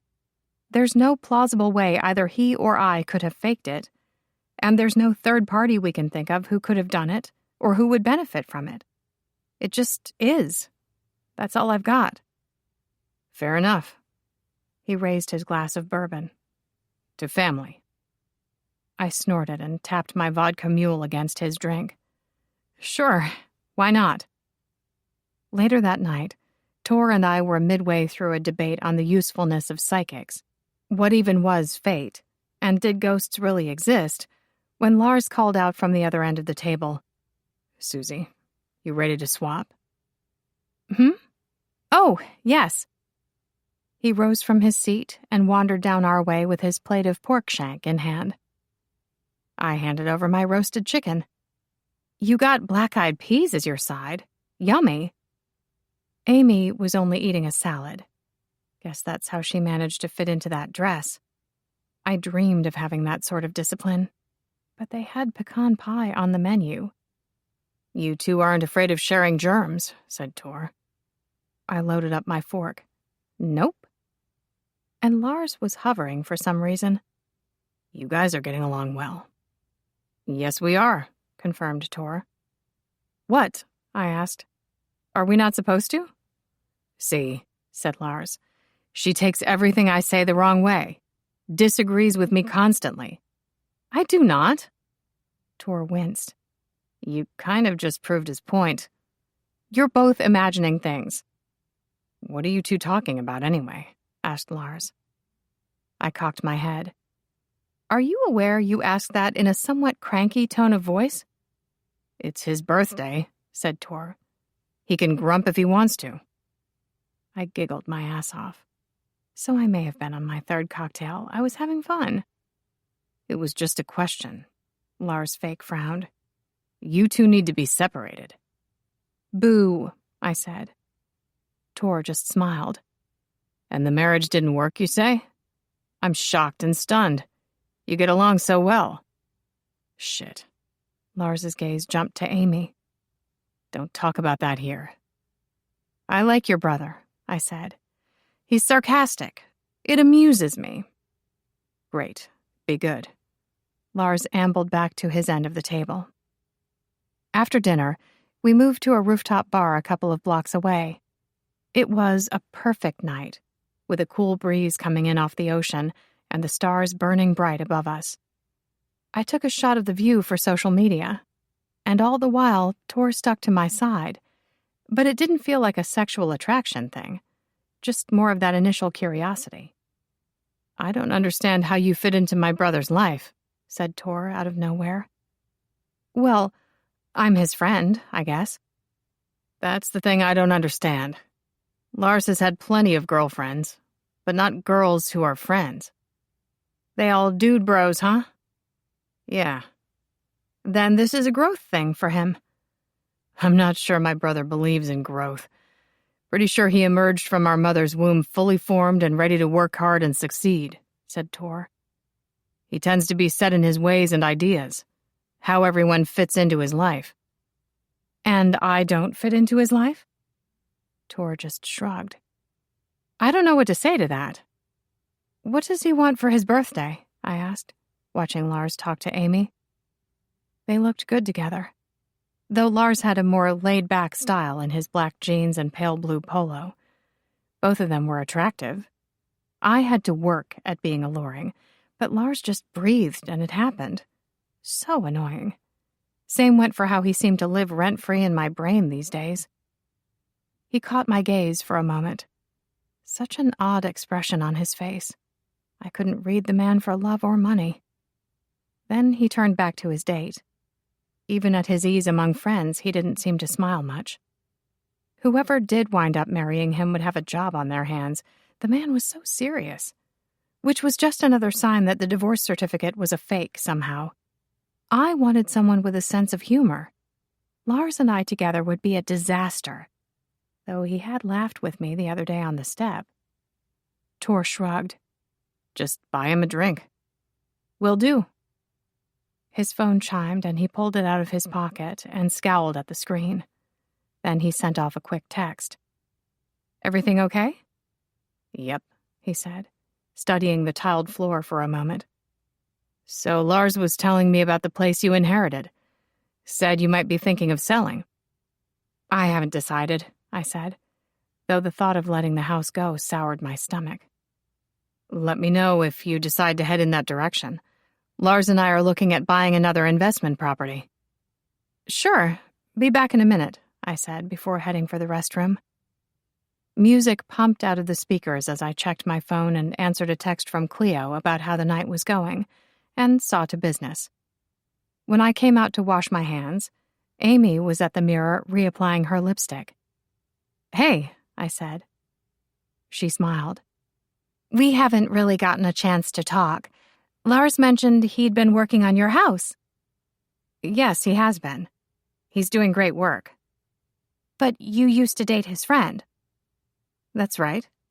I like to think of it as ancient history, but it actually only ended about 6 months back."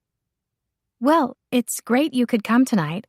Lars is kind of a closed book, so meeting his friends is a nice way to learn more about him." "I can see that," I agreed. She smiled again and retrieved mascara from her purse, moving on to the next stage of her touch-up. "Later," I said, heading for the door. After taking approximately 8 steps outside, Lars grabbed my elbow and tugged me behind a potted palm, which was weird. "Did you see Amy in there?" he asked. "You didn't tell her anything about the divorce certificate, did you?" "No." "Are you sure?" "Yes, I'm sure," I said. "It's not really something I want to explain to people. Which I've already had to do once tonight with your brother, by the way. The fewer people who know, the better." "Exactly," he said, then narrowed his gaze on me. "What?" "Nothing." "Whatever," I said. "I'm getting a drink. Do you want one?" "I'm good for now," he smiled. "Thanks." When I returned from the bar, Tor once again had his cell in hand and was scowling at it. I didn't bother asking why. Tonight seemed to have taken a turn. People were acting strange. Maybe it was the full moon or something. One thing tonight had taught me was that I definitely did not miss dating. I was happy on my own. I could do what I wanted and talk to whoever I wanted without worrying about anyone else. Free and easy was the way. "Holy shit," Lars said suddenly, all excited. "What are you doing here?" "I couldn't miss your birthday," answered a smooth male voice. Oh, no. I knew that voice. I hated that voice. And sure enough, there he stood. The ex. His dark hair was slicked back just so, his white shirt and black slacks were pressed to perfection, and his loafers shone. Such handsome packaging. It was a shame about the contents. At his side was a redhead who surely just stepped off the runway. Even Amy in her awesome designer wear couldn't compare. This sucked. However, it was also sort of useful. I now knew without a doubt that I didn't miss him, didn't want him, and my heart no longer hurt because of him. I'd wasted a year of my life trying to please him. Being a lesser version of myself on the off chance it might make him happy. But now I was free. The spell had been broken, and I'd sure as hell learned my lesson.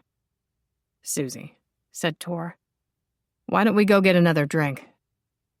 My shoulders were high enough to touch my ears, like I was in hiding. "I just got one." "This is a hell of a surprise," said Lars. "It's good to see you, man. I thought you were in London." "It didn't quite work out. I'm back home for now. Let's talk about it later." The ex stuck out his hand. "You must be Amy. Lars told me all about you. Pleasure to meet you." Amy gave him a pretty smile. The ex's beady little eyes took in the group. It was like the world slowed down as the inevitable happened. His head turned and, at long last, he saw me. The way he scrunched up his nose as if he'd stepped in dog shit was a singular delight. But it was there and gone in an instant, his good guy persona back in place. "Susie, what are you doing here?" I forced my shoulders back down where they belonged. Because fuck him anyway. There was a lot to the old saying that you get what you settle for, and I was done settling for anything less than I deserved. "Hello, Erin." "She's here because I invited her," said Lars. "We were just going to get a drink." Tor placed a light hand at the small of my back. Hang on, Aaron said with a fake-ass smile. Are you two together? Before Tor could answer, I said, You haven't introduced your date. You know, the woman standing next to you. That's sort of rude. A muscle popped in his perfect jawline. This is Hannah, my fiancé. Fiancé? Wow. There's no need to make another scene, muttered Aaron. Tor opened his mouth to say something, but I got there first. Oh, I'm not. You are. You can't help it. It's always got to be about you. I shook my head. The lack of self-awareness in that statement. Hey, said Lars, being all conciliatory. What are you even doing here? Asked Aaron. Really? Is this some twisted sort of revenge or what? God knows I wouldn't put it past you. Go fuck yourself, I said with a smile. And the way he flinched. Real nice language, Susie. I turned to the birthday boy. Thank you for inviting me, Lars, but I'm going to go now. He just nodded. There's a special kind of person who treats the people they've slept with like trash, as if having been intimate and vulnerable with them is demeaning. They're the sort who sees a female's righteous anger and labels her the madwoman. Though Aaron was a jerk throughout our relationship, too. He was just more subtle about it, making the kind of comments that seem helpful on the surface, but are really pure fuckery. I quickly got my ass out of there, because life is too short for that sort of thing, and playing the woman scorned didn't suit me. I had better things to do with my time. I blinked a couple of times to get rid of any unfortunate moisture. Most likely caused by hormones or something. Smoke in the air. I don't know. Should have just stayed home. This whole need for human connection was such a bummer. Given half a chance, I really think I would have made an awesome hermit. I just stepped into the elevator when Tor joined me. You heading home? He asked. I'll wait for your car with you. That's not necessary. Yeah, it is. He said nothing for a minute. I'm sorry. You didn't do anything. I knew he was coming and I didn't warn you, he explained. It was supposed to be a surprise for Lars. That's why I didn't say anything. I knew you two had broken up, but I had no idea. How messy it was? I sighed. I probably should have just left when I saw him. He's always been an entitled prick. Wait, you don't like him? I asked, delighted. Not even a little. I grinned. That makes me feel so much better. Tor laughed. Then he sighed. All we can hope is that Lars wakes up one day and sees the asshole for what he is. But the denial is strong. They've been friends a long time. Yeah. I smiled up at him.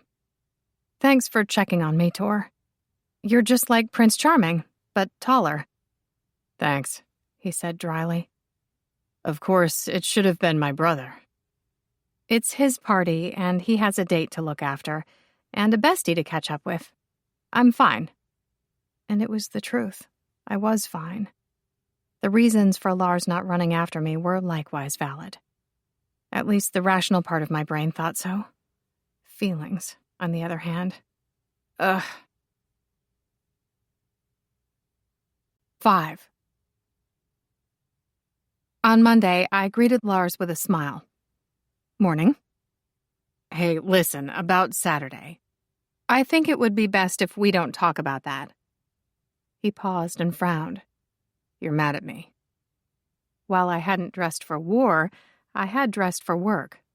Slim black cotton pants and a matching sleeveless top. I wore a lot of black. It not only made my curves look great, but it was my happy color. My father firmly believed that females were pretty ornaments. Dressing like I was constantly on my way to a funeral had been my way of pushing back as a teenager. Then it had become my normal.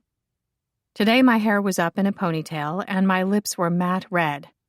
I wore flat leather slides, though heels might have been better. But no matter how Lars loomed over me, I would not back down. I'd given the situation a lot of thought, and decided a professional approach between us was best. His taste in friends made anything else impossible. This had now been proven beyond a doubt. "I'm not mad at you, Lars," I said. "He's your best friend. I get it. But for me, he's a horrible mistake that I want to never be reminded of ever again. On the bright side, I think it's now obvious what caused the divorce, don't you? Having your loyalties divided between the two of us would be impossible." Nothing from him. "At any rate, I think it's best if we just keep things on a professional level." His frown deepened. "I'll be out today. Is it okay if I leave you with a spare set of keys in case I'm not back by the time you're finished?" "Sure." And he said no more. The day was spent at the offices of my client, who produced clothing from organic and recycled materials. Cleo was shooting their winter collection while I handled the behind-the-scenes shots and discussed some online marketing ideas with their owner and manager. A long day, but a productive one. And leaving with a selection of samples made for an awesome perk. My job required a solid social media presence, and having new things to post about was great. Cleo and I wound up going out for dinner afterward, and I didn't get home until dark. Finding the house still open and a couple of lights on was strange. Guess Lars decided to work late. I wandered through, dumping my purse, with the certificate safely inside, and other things on the dining room table. The plasterwork on the walls had been completed. It might not look like Aunt Susan's house anymore, but it was starting to look like my home. Though a couch would be nice. Something comfy to lounge on at the end of the day. Lars wasn't inside, but I could hear the soft sound of his voice coming from out back. A fire burned in a big black metal bowl, and old-style party lights were strung up between the maple and the house. Pale blue cushions now sat on the Adirondack chairs gathered around the fire pit. A collection of stone pavers had been laid beneath the bowl to protect the ground. He must have had help from his crew, because the small backyard had been elevated into a magical space, just like I'd imagined it could be. And there stood Lars with the cat winding around his ankles. Guess that was who he'd been talking to. Shadows danced along the hard lines of his face, and it was so wildly unfair how attractive this man was. Life would be so much simpler if he were easy to ignore. "I didn't know what you had in mind exactly," he said when he saw me, tone almost hesitant. "But I thought this would get you started." "It's beautiful." He gave me a brief smile. Very brief. "I don't like it when you're mad at me." I wasn't mad. "You kind of were," he said. "Anyway, how he talked to you, it wasn't right. You were my guest and—" "Yeah," I said. "Though I guess I did sort of start it. Sort of. Tor really gave it to me yesterday." My brows rose. "Oh." "He was right. I wasn't a good friend to you. I let you walk away alone and upset. I'd like the chance to try again." "Wouldn't it just be easier not to?" I asked. "It might be easier, but I don't think it would be better." I didn't know what to say. Nor did I need all of these emotions. Seriously. Then he scratched at his beard and said, "My brother and you. Is there something there?" "No." He nodded. "Your girlfriend seemed nice," I said, "for reasons." He turned his face away. "Yeah. What you've done out here is amazing." "It's not a big deal," he said. "They were getting rid of the fire bowl at another job, and the pebbles were left over from something else. Mateo helped." "You decorated, Lars. You bought soft furnishings." He shrugged, all embarrassed-like. "I better get going." "You really want to be friends?" "Well, yeah." "Okay," I said. "Thank you, Lars. It really is beautiful." If he were someone else, I might have hugged him in thanks. But we kept a careful distance between us. Without another word, he gave me a nod and left. And that was that. I sat in one of the chairs, the cat settled in the other, and we both watched the flames. So soothing. Pity about the mess in my head regarding a certain handyman. Otherwise now known as my friend, apparently. I'd had male friends before, but for some reason this felt different. In the year I'd been with Aaron, I'd received a wilted bunch of flowers. Talk about ignoring the signs. Not that I couldn't buy things for myself, but showing some appreciation now and then was a good thing. Finding the divorce certificate raised about 1 billion questions, but it also made Lars and me look at each other in a new, different, and unwelcome way. It brought hearts, flowers, and sexy times to mind, rather than a you're an okay human being whom I don't object to spending time with mindset. The idea that someone might be your everything was a lot. Same went for finding out in advance that a relationship would fail. Messages from the future weren't as helpful as you'd think. As for actually being friends with Lars, I had no damn idea whether that was possible. Time would tell. Meanwhile, the firelight flickered, and the chair was comfy, and my backyard rocked. I leaned around the side of the house and called out, "Lunch is ready!" After decorating my backyard yesterday, Lars was now busy pulling off the house's old siding. And the way the muscles in his arms were bunching and working while the sun graced his sweat-dampened skin, it was as if he were a summertime god, all virile and large and shiny. Wait a minute. That was not me getting poetic about a male. Heck no! Wash my mind out with soap. "We're eating inside," I said, averting my eyes. "You don't have to keep making me lunch." "It's nothing." Things had been off since his arrival this morning. We were now uneasy around one another. I blamed it on the makeover out back. Lines had been crossed, not that there had been any clear delineation previously. But in my experience, a dude didn't buy cushions and party lights for just anyone. His apparent determination for us to be friends was surprising. Though now that I thought about it, maybe he just felt bad about how his birthday night ended and wanted to make it up to me. In which case, I was definitely making more out of this than I should be. Overthinking things was such a joy. Once he'd washed up, he sat opposite me at the round mahogany dining table. Then, without preamble, he picked up his fork and dug into his bowl of cauliflower gnocchi with semi-dried tomatoes, chicken, basil, and a creamy Parmesan garlic sauce. A simple enough dish. Not a big deal at all. "This is nice," he said between bites. My smile was more of a wince. The other half of the table was taken up with my laptop and assorted paperwork. One of the issues with having a floating office was the tendency for things to become strewed about. And that was good. It meant I hadn't completely lost my fucking mind and gone overboard trying to impress Lars with my domestic skills or anything. "Do you think we'd be sitting here together now if not for the divorce certificate?" I asked. He stopped and pondered the thought. "I don't know. I really thought someone would have come forward by now. Said that they forged the certificate and placed it in the wall somehow." "Yeah. I mean, it's fake. We both know that. It has to be. It would just be nice to know how they got it in there, 'cause I still don't have a clue." He stared off at nothing for a moment. "You're probably right, though. Without it, we wouldn't have made this weird connection, or whatever it is. I think if the certificate hadn't appeared, we wouldn't have had any of these conversations," I said. "You'd have done the work on the house.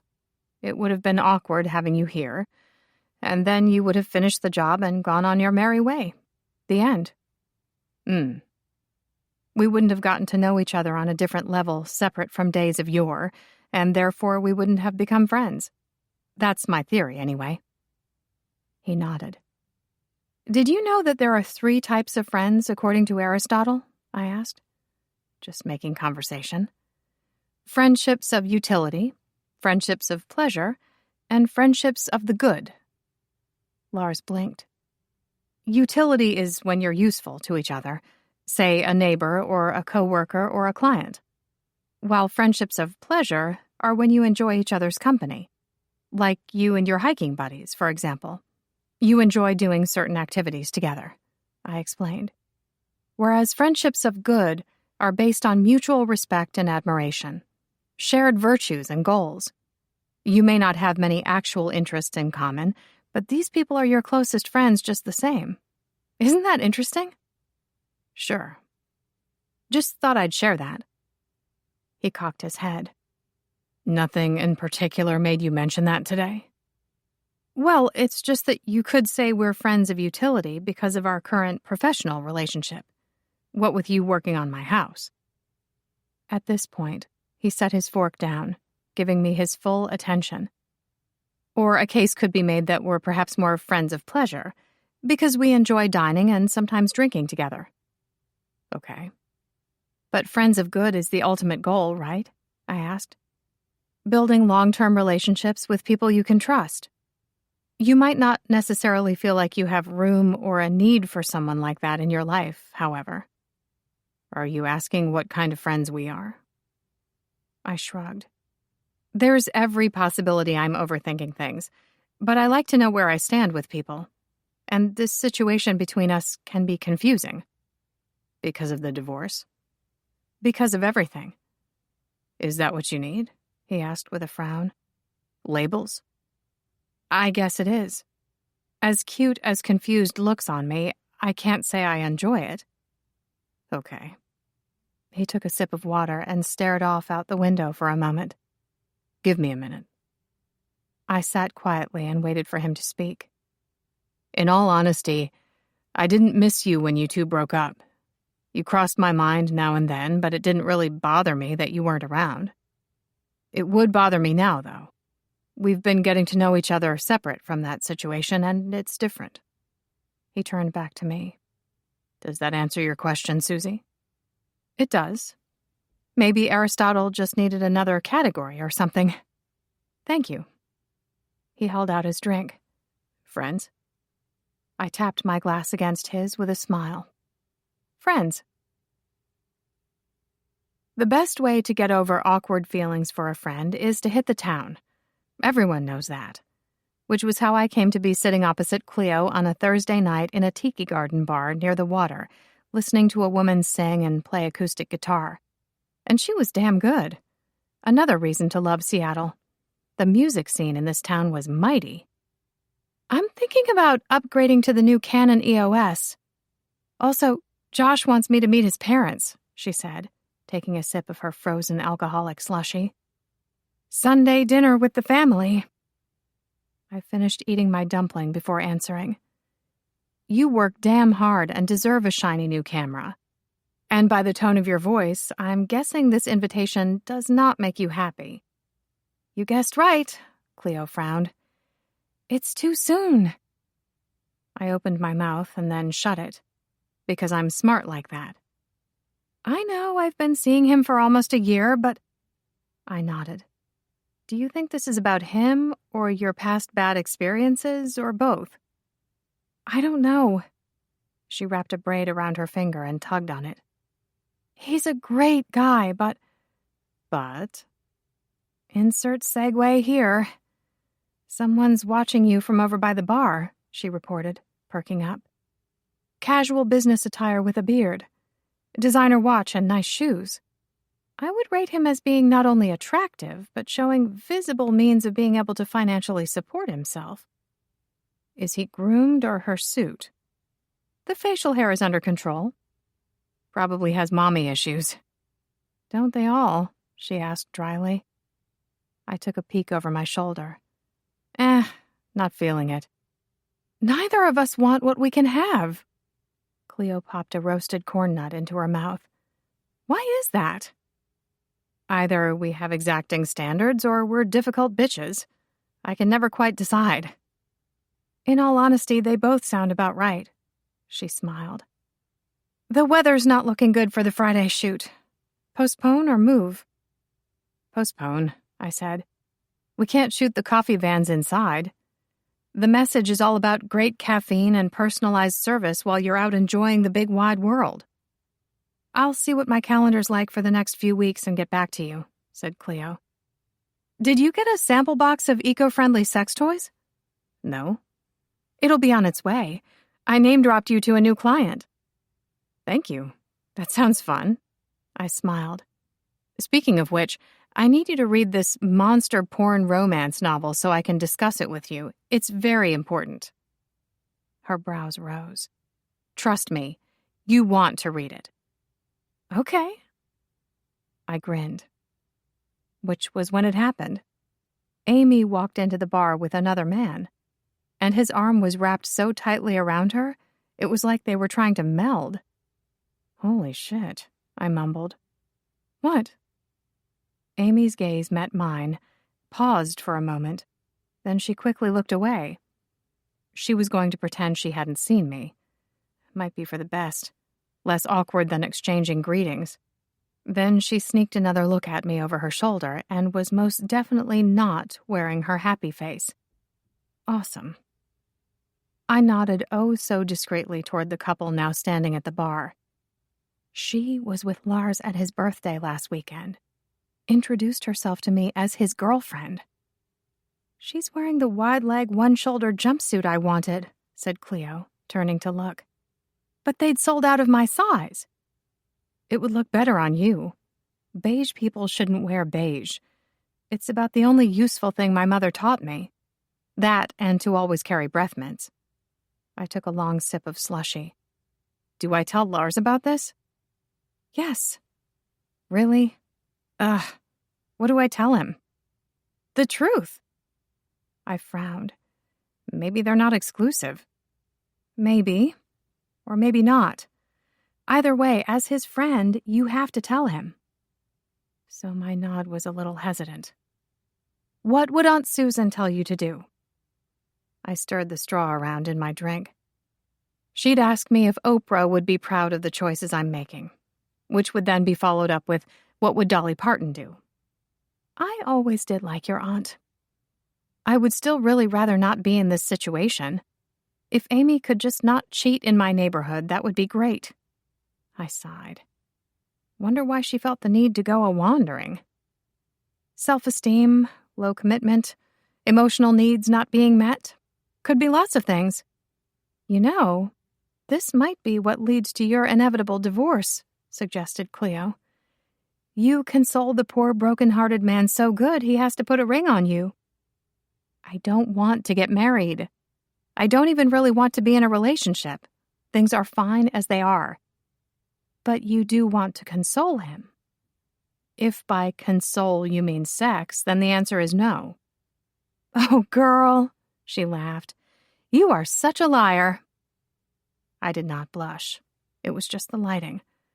It's complicated. Isn't it always? Wow, said Lars as he walked into the living room. Yeah, I agreed glumly. Outside, the morning sunshine shone bright. The birds were singing, and the bees were buzzing. The whole world seemed in a good mood. And why wouldn't it be? Friday was an excellent day of the week.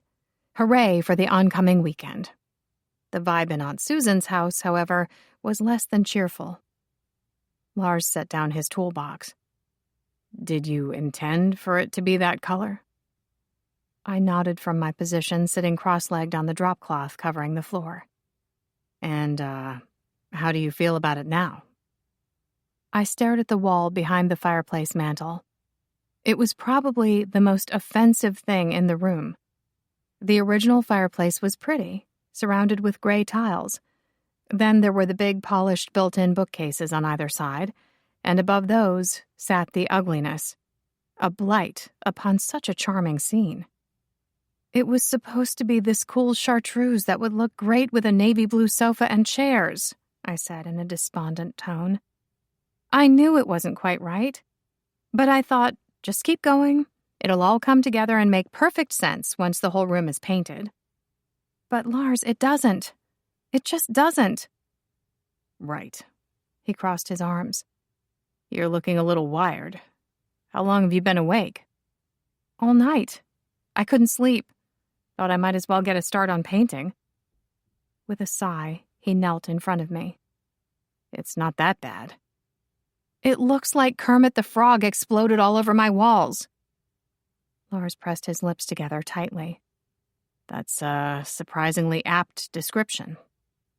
It's okay, you can laugh.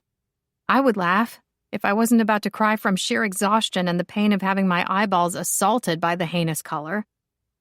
His big-ass hand encompassed my shoulder and delivered a comforting rub. It's okay, Susie. We can fix it. Another shitty choice to round out my year of brilliance. Hey, he said, voice stern. Do not put yourself down. But the money I wasted. No renovation goes 100% smoothly. There's always some bumps along the way. I can get you a deal on new paint. Thank you. I took a deep breath and let it out slow. There's something I need to tell you. Okay. This would be better if, Can you sit? Sure. He mimicked my pose opposite me. What's up? The thing is, I don't want you to think that you're not a great person, Lars, because you are. But sometimes people disappoint us and do the wrong thing. And it's no reflection on us, it's just them being a fundamentally flawed human being. You know what I mean? What are we talking about? Life, really. I blew out an exaggerated breath.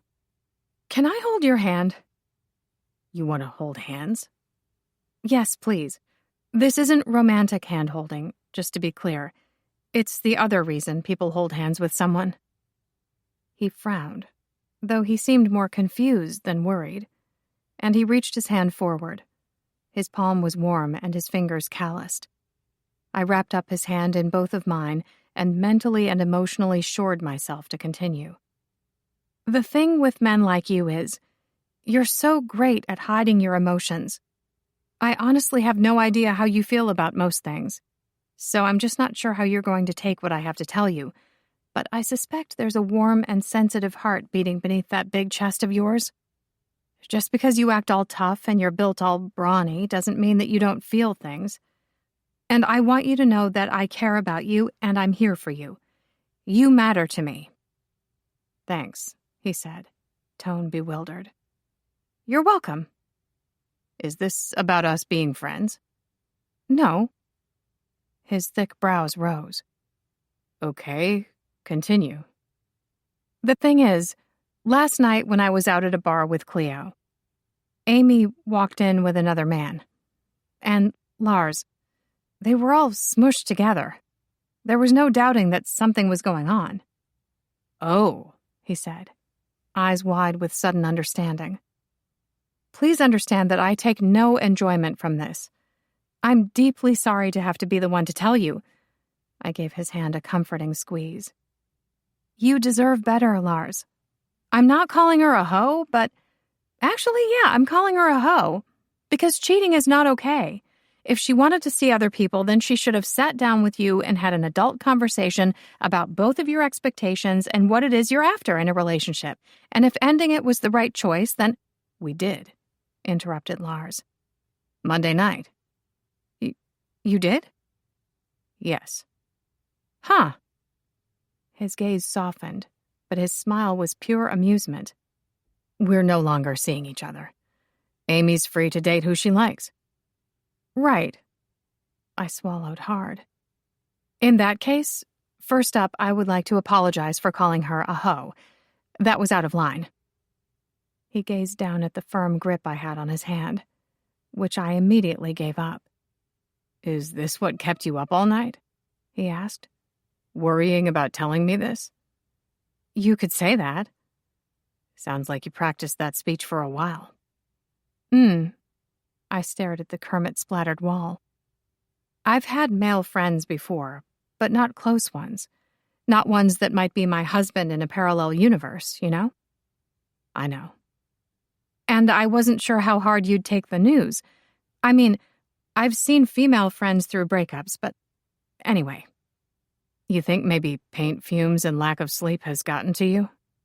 That's a distinct possibility. Come on, he said, rising to his feet. Let's get you cleaned up and into bed. Mateo and I can get a fresh undercoat on this and have it ready for you to pick out a new color when you wake up this afternoon. Sound good? Yes. I took the hand he held out to me and let him pull me up. Thank you. No problem. You have some Kermit on your cheek. and on the side of your nose." He grinned down at me. "Thank you for holding my man feelings in such high regard, Susie." "You're welcome, Lars." 6. Our second attempt at socializing came that weekend, and given Aaron was busy, I was free to attend. The condo where Lars and Tor lived was an older 4-story building close to Fremont at the top of Queen Anne. It had a heated outdoor pool available from May to September. What better way to celebrate summer? Mateo and his partner James were there, along with Austin, a musician, very cool tattoos, who had gone to school with Tor, and their neighbors, Shu, an interior decorator who lived on the first floor, and Isaac, a nurse from the second floor. "That's the thing with bold colors like chartreuse," said Shu. "A little can go a long way." I added my caprese salad to the offerings already set out on the table. I decided this would be my contribution because the tomatoes and basil looked awesome and cheese was life. I see the error of my ways now. The walls are going to be navy blue with a chartreuse sofa to add a pop of color. Isaac smiled. "I'm sure that'll look great." Of course, Lars had told everyone about the exploding Kermit incident. At least he seemed to have kept his big mouth shut about my dramatic cheating speech. He gave me a wink and passed me a beer. "Thank you." "You're welcome," he said before inspecting my face with much care. "Fear not. I got the last of the green off during a deep cleanse last night." With a grin, he took a seat at the long wooden outdoor table. "Just checking." Mateo and James threw a ball around in the pool while Shu, Isaac, Lars, and I sat at the table, and Austin hung out over by the barbecue with Tor. It was a perfect day and a pretty place. Asters, ferns, and ocean spray grew in the garden. A large umbrella shaded the table, but what the heck? You couldn't go to a pool party and not get out in the sun and get wet. And why else would baby Jesus have invented waterproof mascara if he hadn't intended for us to get in the damn pool and enjoy ourselves? Pool parties were fun for voyeurs young and old, but especially me, because Lars's chest was spectacular. Miles of muscles and golden tanned skin. Not that I dribbled or stared, but I did appreciate how his cargo shorts rode low on his hips when he'd stood up to offer me the beer. How evolved of me that I could ignore all of these lustful thoughts and just be friends with the man. I leaned his way and lowered my voice. "Your bestie is definitely not coming?" "Definitely not," said Lars. Phew. My whole body relaxed. Does he even know I'm here? Does it matter? A good question. And the honest answer was, I didn't know. Lars's usual woodsy, fresh scent was complemented with cologne today. There was a hint of sage and a dash of sandalwood, along with something more elusive, something I couldn't quite make out. Sticking my face in his neck to take a sniff would be too much. Swooning over Lars was the height of bad manners, because I knew it wasn't what he wanted. Though at least he was single now, which was still no excuse to crush on a friend. "Lars has been telling me how great your place is," said Shu. "It's hard to find old houses with all of the original features." Lars nodded. "It's solid with a lot of character. You'd love it." "Decide if you're selling yet?" asked Tor. "No," I said. "Not yet." He saluted me with the tongs. "We can wait. Whenever you're ready. Just be sure to call me first." I nodded. "Be great if I could do a walkthrough sometime, though, if that's okay." Sure." As usual, the whole idea of selling filled me with, I don't know. What's the opposite but sort of the same as butterflies in your stomach? Selling the house would set me up financially. Then there were the feelings of nausea to consider. Anytime I thought about letting go of the place, I kind of wanted to puke. I don't know. The best thing to do would be to ignore it all. End of story. I toed off my flip-flops, unbuttoned my denim shorts, and pulled my black tee off over my head. Of course, my tee caught on my ponytail, and I had to struggle to get free. Such style and grace. When I finally liberated myself, Lars was staring at my face with his jaw set and lips in a thin, straight line. The man seemed to almost be in physical pain. "What's wrong?" I asked. "Nothing." After checking that my black halterneck one-piece swimsuit had all of the essentials covered, I turned to Tor, who gave me a wide grin. This time, he waved a spatula at me. I checked my swimsuit once again just to be sure. The neckline did plunge, but it was nothing especially risque. And yet, I had the strangest feeling that it was neither the round of my stomach nor the cellulite on my thighs that had drawn Lars's attention. Nope. It had to be the boobs. And still, his gaze continued to remain glued to my face. Interesting. Perhaps I wasn't the only one who had occasional issues ogling my friends. At least I had the social skills and subterfuge to keep it on the down low. "You got sunscreen on, Susie?" asked Tor with an even wider grin. "Just yell if you need a hand. I'm sure Lars would be more than happy to help." Lars's gaze jumped to his brother and narrowed with a look that promised all sorts of violence. Fratricide, it seemed, was the word of the day. Their heated staring competition continued on for quite some time. "I'm fine, thanks." The idiots that I added at the end was almost silent, but not quite. Shu snorted and picked up her glass of wine. Isaac bit back a smile and pulled out a vape. "Lentil patties are done and looking delicious," said Tor. "Steak is up next for the carnivores." Mateo and James were getting out of the pool as I was getting in. We exchanged greetings as I waded into the shallow end. Oh, so good. Cool and refreshing after the warmth of the sun. I drifted my fingers over the sparkling water before swimming the length to hang out at the deep end, which was where Lars joined me. Of course, he was even more attractive with his wet hair all slicked back and water beating on his skin. Any hard nipples on my part were fortunately hidden below the waterline. That was the problem with noticing someone in a sexual sense. It was so hard to stop. The libido should really come with an off and on switch. We rested our arms on the edge of the pool side by side. "Sorry about that," he mumbled. I looked down my nose at him. He deserved all of the judgment in all of the land, because if anyone was going to embarrass me publicly, it would be me, thank you very much. "He's been giving me shit about you for days now. He calls you wifey and brings you up constantly. He won't stop." I agree that's a terrible nickname. But surely you can rise above his nonsense. You're 5 years older than me, Lars. How are you not more mature? He frowned. "I honestly don't know.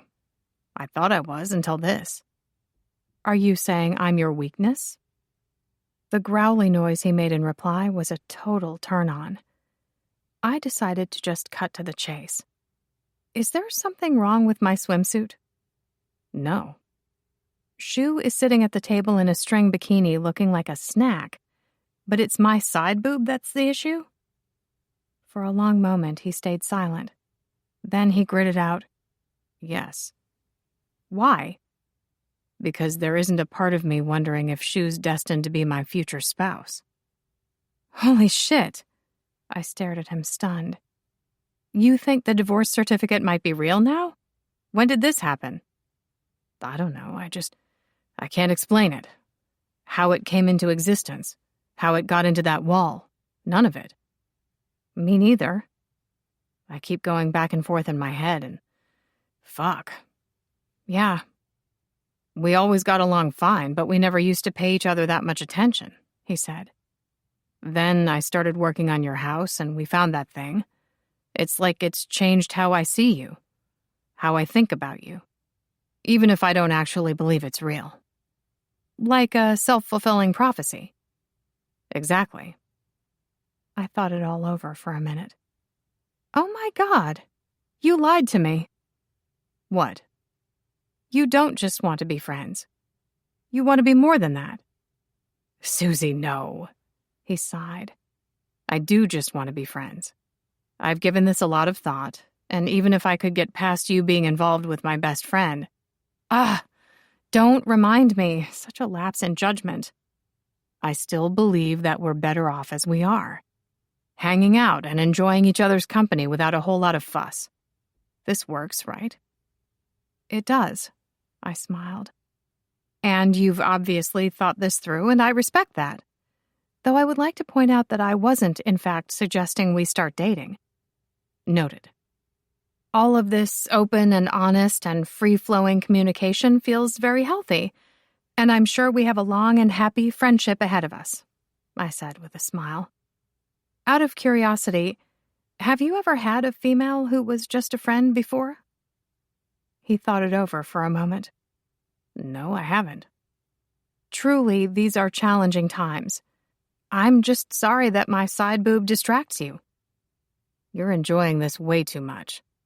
Isn't there something about me that distracts you?" And the man totally flexed his deltoids and biceps. What a show pony. "No," I lied, pushing back from the edge. "I'm good. Thanks." Monday came around along with the rain. Lars and I painted the living room in mostly companionable silence. Mateo and Connor were away at another job. I had found an old Pioneer record player in the basement behind a stack of boxes, and Ray Charles and Bing Crosby were now taking turns crooning, and all was well. It was possibly the best thing I'd found in the house so far, apart from Aunt Susan's debutante photo. 80s formal dresses were the definition of extra, but her smile in the shot was sublime. "Best to paint from top to bottom. That way you catch any drips and work them in as you go," said Lars, watching me with a practiced eye. "Maybe just a bit less on the roller." "Okay." He got back to work on the wall above the fireplace. "What'd you do yesterday?" I asked. "Caught a Mariners game." A frown crossed his face right before he spoke, leading me to believe that it would not be in my best interest to ask who he'd gone to said game with. "What about you?" "Work and more sorting of stuff." I stepped back and looked at the wall. "This navy blue is so much better than the frog skin." "Glad you like it." My phone buzzed in the back pocket of my old paint-splattered jeans. A picture of my father flashed on screen, which was odd. We were special occasion communicators, usually just birthdays and major holidays. For a second, I froze. Then I set down the roller and headed into the kitchen for a little privacy. "Dad, is everything okay?" Yes. Just thought I'd give you a call." "That's nice. How are you? How was Mexico? Though that was a while back now, wasn't it?" "It was wonderful, honey," he said. "But it was a company retreat, lots of meetings and team-building exercises. There wasn't much time for playing tourist." "Well, that's a pity." "Listen, I haven't got long. I just wanted to ask if you had a chance to consider what we talked about last time." I rubbed my damp palm down the side of my dodgy painting pants. "About investing in stock?" "No. About sharing the inheritance with your brother." "Hold on," I said. "As I recall, you said it was a pity Aunt Susan hadn't felt as benevolent toward Andrew." "That's right." "I was supposed to deduce from that you wanted me to give my brother money?" Dad cleared his throat. "He's looking at branching out and starting his own business and could use the cash. It's the sisterly thing to do." "Because Andrew was such a help to me when I started my own business." "Susie, sarcasm does not suit you." As if to prove the inherent idiocy of his statement, I doubled down. "And he was always so good about visiting Aunt Susan and wanting to be a part of her life. I'm sure not leaving him anything was just an oversight on her part." "There's no need for that, honey. He made his mistakes and he regrets them now." "Oh my God," I laughed. "Are you actually suggesting Andrew should have sucked up to Aunt Susan in the hopes of landing some money when she died? That's awful. She's your sister." "Of course I don't mean it that way," he snapped. "Don't be ridiculous." "If he's so desperate for funds, why don't you donate to the cause?" Silence. "Oh, you already did. Which is funny, because when I was starting out with my business, you told me it was too soon and questioned whether I even knew what I was doing. Which, between you and me, was kind of the opposite of being helpful, Dad. That was different. Did you know that Mom and her new husband sent me flowers when I landed my first client? I mean, they're busy people with their own lives, and yet they still manage to meet the baseline of familial support. You're hardly a child to need your hand held, Susie. Neither is my brother. You know, I used to think if I was quiet and good that you'd love me, but it just made me easier to ignore. Is that all you called about? Money for Andrew? I asked. Ugh, don't answer that. Of course it is.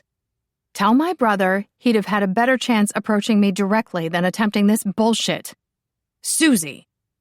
Though he still owes me an apology for giving me crap about inheriting the house at Aunt Susan's funeral, which is why we haven't talked in months. Dad started to splutter something, but I was done. I liked to be liked. It was a failing of mine. Being a people pleaser sucked. But at some stage, you have to accept that for some people you are never going to be enough, no matter what you do. Sorry, Dad. I've got to go. Bye. I slumped against the kitchen counter and just concentrated on breathing for a minute. In and out, in and out. Everything was fine. My dad had never been overly interested in filling the role of father in my life. This was nothing new. My brother was a jerk. Also old news. At times like this, the connection between the faulty male folk in my family and my awful taste in boyfriends seemed obvious. It might be time to schedule an appointment with the therapist Cleo recommended. And I would. Any day now. Lars appeared in the archway with a concerned expression. That was the problem with this house. The living room led into the dining room, which led into the kitchen. It was all very open and had great flow, and the music had stopped. When you're listening to vinyl, that happens more than you'd think. Lars must have heard everything. You okay? He asked. I gave him something between a grimace and a smile. Yes. I didn't mean to listen. It's a small house. Yeah. You sounded upset. I was. I nodded. But I'm okay now.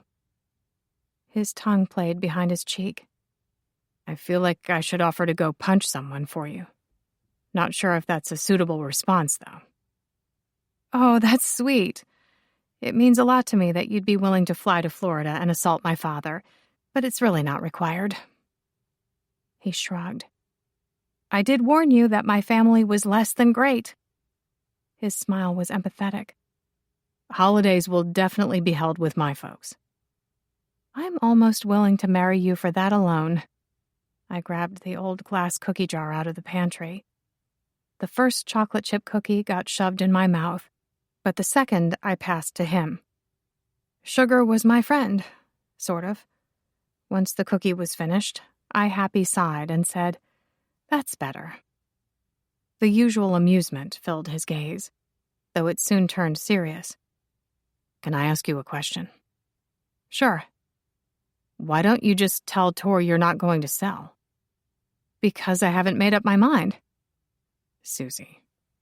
The smile he gave me was gentle. You're not going to let go of this place. You love it. Just tell him you're not interested and he'll stop asking you. I didn't know what to say. Of course. Then you'll have to actually commit to the place and buy some furniture and get settled. Whoa there, my oversized friend. Are you suggesting I have commitment issues? How many months have you been living here now? A few, I hedged. He shrugged. Huh. I actually hadn't thought of my lack of furnishings as having deeper meaning, apart from it seeming smart to wait until after the renovations. Though not having a sofa was annoying. But what if I chose wrong again? Maybe I'd throw my money away on a chair that made perfect sense in the moment, only for it to wind up a mess. The fear was real. You're not still worried about replacing your aunt here, are you? He asked. Because she obviously wanted you to have the place. My shoulders slumped. No, it's just, You feel like you don't deserve all this? I said, still hedging. I don't know. You're worried about making another bad call? Tell me, Lars.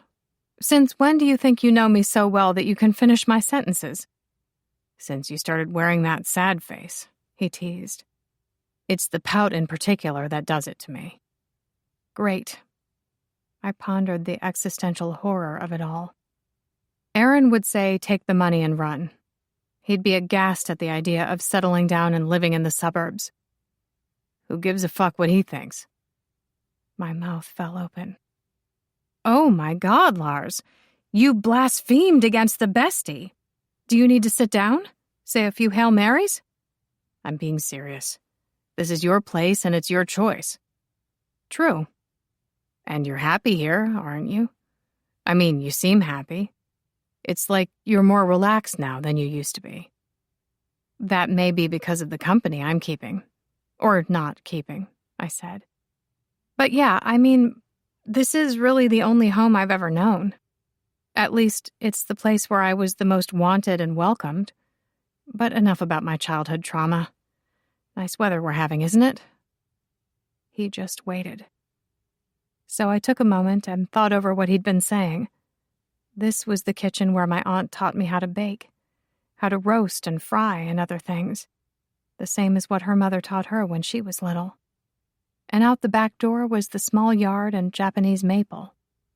I don't know how many hours of my youth I spent staring up at the colors and the play of sunlight through the leaves of that tree, often with music blasting in my ears and a book sitting forgotten on my lap. Then there was the back bedroom where I slept. Tales of dinosaurs had morphed into middle school worries and then high school woes. Aunt Susan had listened to it all with patience and love. I knew I'd been lucky to have her, but I don't think I'd ever quite realized how lucky. Maybe she wasn't the only one who'd been afraid of change. There was every chance I'd inherited some of the trait myself. I wish she was still here. I hadn't asked her nearly enough questions about her opinions on life and love and everything. What would she have thought of the divorce certificate? Fine, I admitted. So maybe you have a point or two about me and the house. Are you actually agreeing with me? I groaned. Yes. He smiled. Then his expression turned serious once again. Have you told any of your family about the divorce certificate? Hell no. Have you? Just Tor. My sister's busy with her own stuff. What about your parents? I asked. How do you think they'd react? I honestly don't know. Well, as was just displayed, I'm not particularly close to any of my family. Sharing our discovery with them hadn't really crossed my mind. He just looked at me. On the plus side, if the certificate is fake, overhearing that conversation is the closest you'll ever have to come to dealing with any of them, you lucky thing. He gave me a half smile. It's fake. It's got to be. Yeah. Want to go furniture shopping later? I asked. And I'm not just asking because you're strong and can lift things and you drive a truck. You actually seem to have a knack for picking out soft furnishings. And you like having me around. That too, I admitted.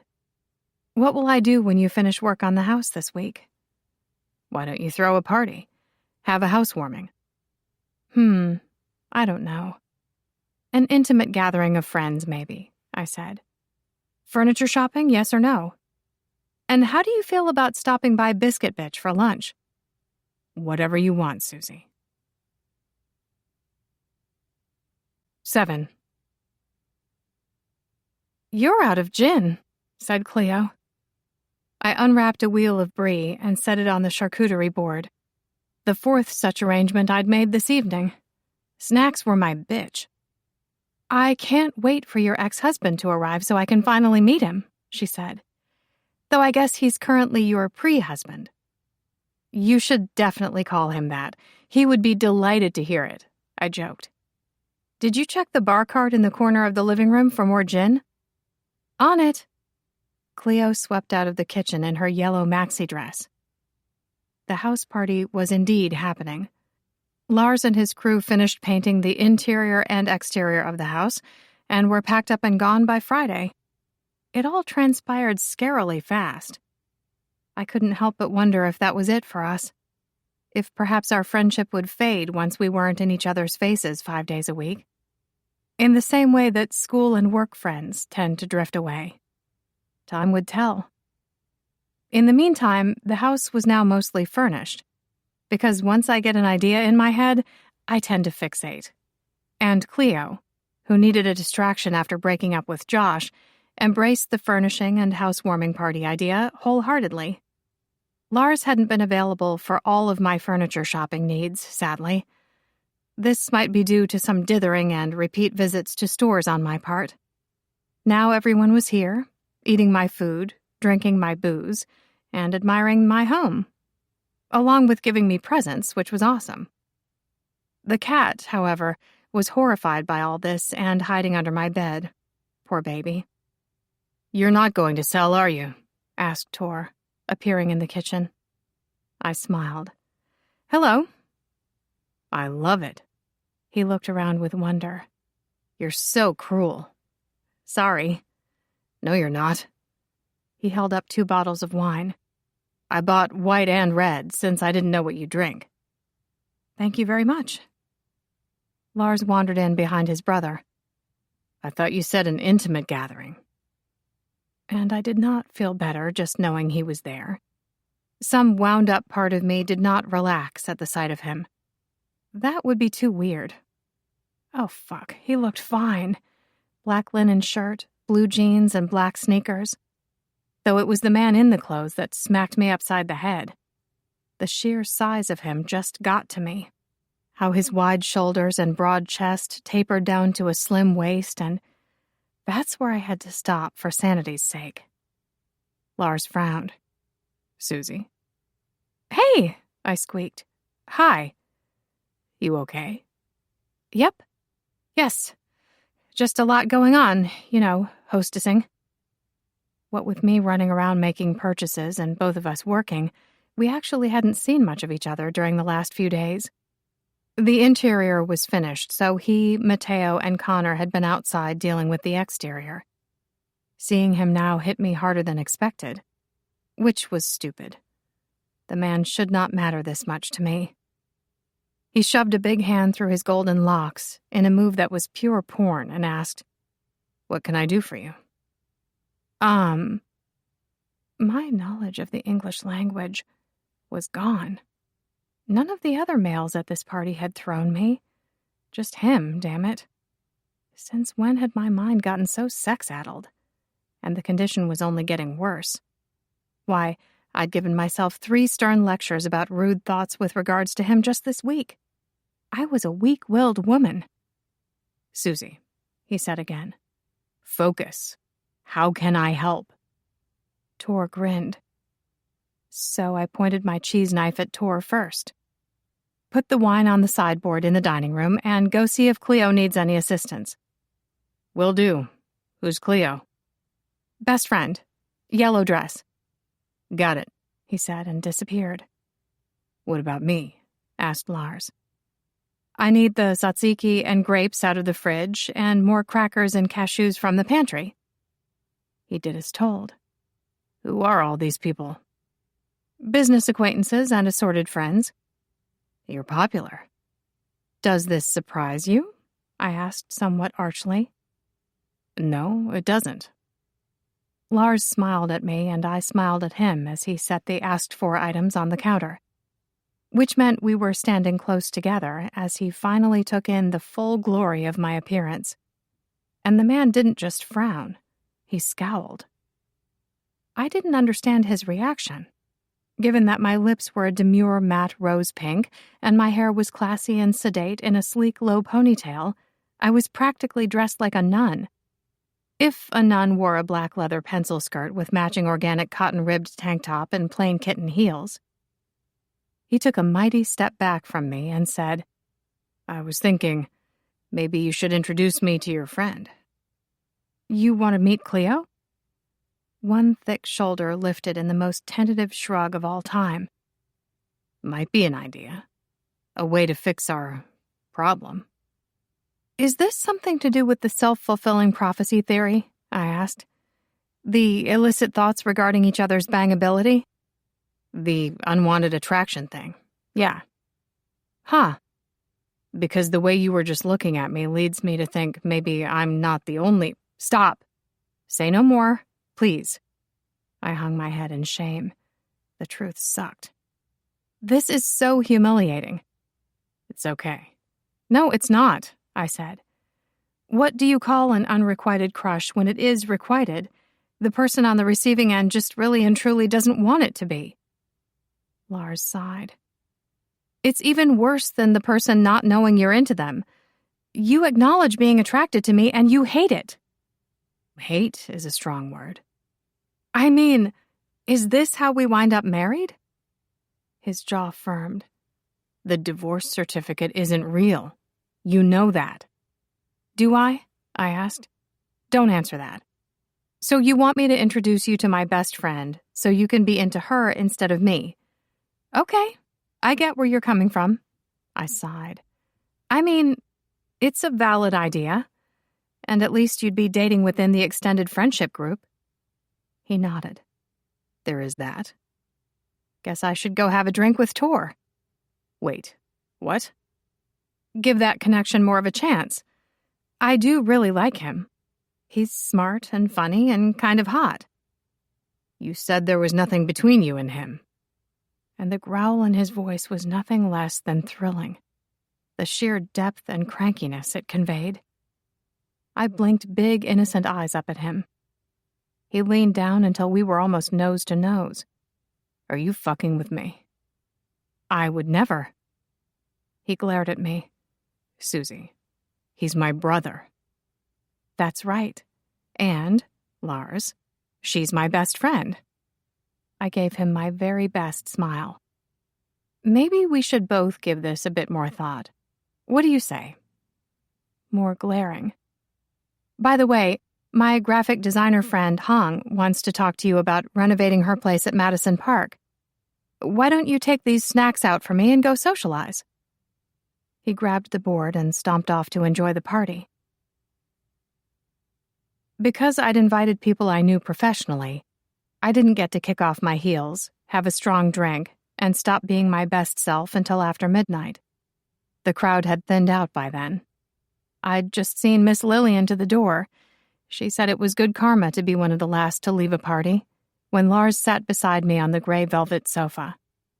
I still planned to have it reupholstered, though there was something about the colors of a storm, being surrounded by grays and blues. They were moody and comforting at the same time. Many of the pieces I managed to acquire were vintage, thanks to the cool second-hand shops around town and a local estate sale.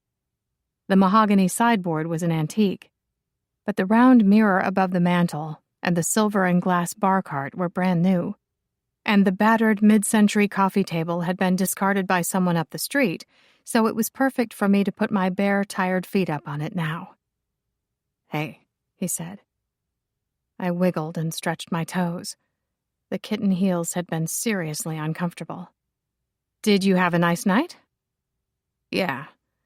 I was out in the back, keeping an eye on the fire pit and talking to your friend Hong and her husband for a while. They're good people. He nodded. Then Mateo and James arrived. It was kind of you to invite them. I like them. Besides which, you and Mateo and that little creep are the reason this place looks so good. But you didn't feel the need to invite the little creep? Hell no, I said. I'm not that nice. The windows were open to let in the cool night breeze, and Jimi Hendrix played softly on the turntable. There was a stillness in the small hours that you couldn't find at any other time. With Lars there, it felt even nicer. And for a moment, I set my issues and worries aside and let myself enjoy it. It didn't matter that the house was a mess with empty glasses and dishes strewed about. It didn't matter that our feelings for each other were equally muddled. Everything was good. Right up until he opened his mouth and said, "Thought Tor might be in here with you." I took a sip of my vodka and soda with lime. I'm not interested in your brother, and I have no idea about his current whereabouts. Nothing from him. I thought Cleo might have been out back with you, I said, not sounding like a jealous shrew in the least. No. A slow smile curved his lips. I haven't met your friend yet. Figured you must have hidden her somewhere. But I get the point you were making earlier in the kitchen. Oh? Whatever this is, we're just going to have to work it out between us. Wait it out, I guess, he said, tone contemplative. I have no idea where that divorce certificate came from or what the hell it all means. But it's like you said, we're still in charge of the decisions we make. Yes, we are. No one can force us to get together, let alone marry and then separate, regardless of any stray, weird, and unwarranted sexual feelings we may be experiencing. I nodded in full agreement with myself. Because you'd be breaking the bro code, and I'd be rushing into a relationship, and probably making another mistake, and inevitably everything would go to shit. Which neither of us wants. Exactly. But dating each other's brothers or friends right now would be stupid. And possibly hurtful, I guess. Friends don't hurt friends, I said. At least, not on purpose. And I definitely haven't hidden Cleo from you. I have no idea as to her whereabouts. Maybe she had to leave early. I'll text her in a minute, just as soon as my feet stop hurting. The cat let out a plaintive meow and stuck her head out from underneath the sofa. I hadn't even realized she was there. Someone deserved a saucer of milk for tolerating all of the people. She'd been in hiding for hours. Parties were definitely not her thing. You're going to swipe right on a dating app, I take it? I asked. I'm in no rush. He gave me a long look. What about you? There was a bang as the back bedroom door opened. Lars and I both looked over our shoulders to see Cleo stumble out into the dining room giggling. With her was a very large half-dressed male busily pulling up the zipper on his jeans. My mouth fell open. Huh. Guess that answers that question, said Lars. Cleo looked up and her eyes went wide. Oh, hi. Enjoying the party? I asked. Yes. I bit back a grin. Excellent. Babe, said Tor, buttoning up his shirt. This is the brother I told you about. Lars lifted a hand in greeting. Hey. Nice to meet you. Cleo gave him a smile before turning her attentions back to her new friend. You missed a button. Let me get it. Sneaking off at parties to make out, I chided. What are we, 18? Cleo dealt me a look. You're just jealous, Susie. That's true, I really am. Lars patted me on the knee. There. The chaise you put in the new office is very comfortable, said Cleo. The fabric was okay? I asked. No rug burn? Smooth as silk. I gave her a thumbs up. Good to know. We have to go. Cleo led a now blushing Tor toward the front door, and the smile on the woman. But I'll be back tomorrow to help you clean up. Right, said Tor. You were going to show me that thing at your place, which I'm really looking forward to. But we will definitely be back, Susie. It's fine. Lars waved them off. We've got it. Go have fun. Tor grinned. Thanks, brother. Ah, young love, I said as they disappeared off into the night. It had been months and months since I'd gone to bed with anyone. Not that I couldn't provide for myself, but it was nice to feel another person's touch now and then. And there, sitting beside me, was Lars, all big and strong. His hands, in particular, appealed to me. Those clever, calloused fingers would be capable of all sorts of amazing things. Just the thought made me clench. Which reminded me. Thanks for following me on TikTok and Instagram. You're welcome. Though I noticed you only liked the picture of me holding the biodegradable vibrator. I liked your smile in that one. It was, what's the right word? Salacious? That'll do. His low laughter gave me feelings in my underpants. And then I went and did it. I opened my mouth and asked, "Did you ever consider us becoming friends with benefits?" Given the intensity in Lars's gaze, he either loved or hated the idea. A question soon answered when he spit out the word, "No." Huh. That wasn't half-hearted at all. A look of alarm crossed his face. It was just an innocent question, Lars. No need to get so upset. I was only thinking that it might have been a way for us to perhaps manage the hormonal effects of the divorce certificate. Just do it once to get it out of our system, you know? He grunted.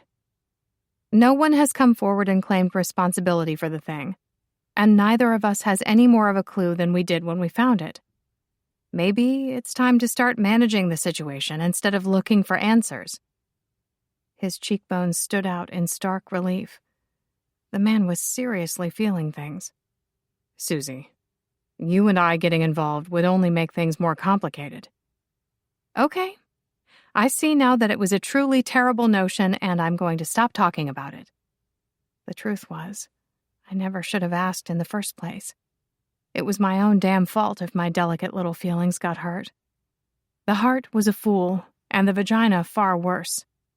I finished off my drink and got to my feet. Why don't you gather the dirty glasses and so on while I start on the kitchen? Sure, he said, and certainly seemed relieved by the change in topic. I didn't mean to insult you or anything. You know I find you attractive, but... You're worried about upsetting your best friend. No. I mean, it's not ideal, but you and me, we don't make sense. He stopped and frowned up at me. Shit, Susie. The look on your face. I've hurt you. You didn't mean to. That counts for something. His expression became pained. I pasted on my brightest smile. Think it might be best if we gave each other some space for a week. Let things settle. Given the existence of the certificate, all of this time together has really been a lot, you know? His hands flexed open and closed at his side. If that's what you want. I think it is, I said. It's late. I might just go to bed. Thank you for offering to help, but it's okay. I'll clean this mess up in the morning. Are you sure?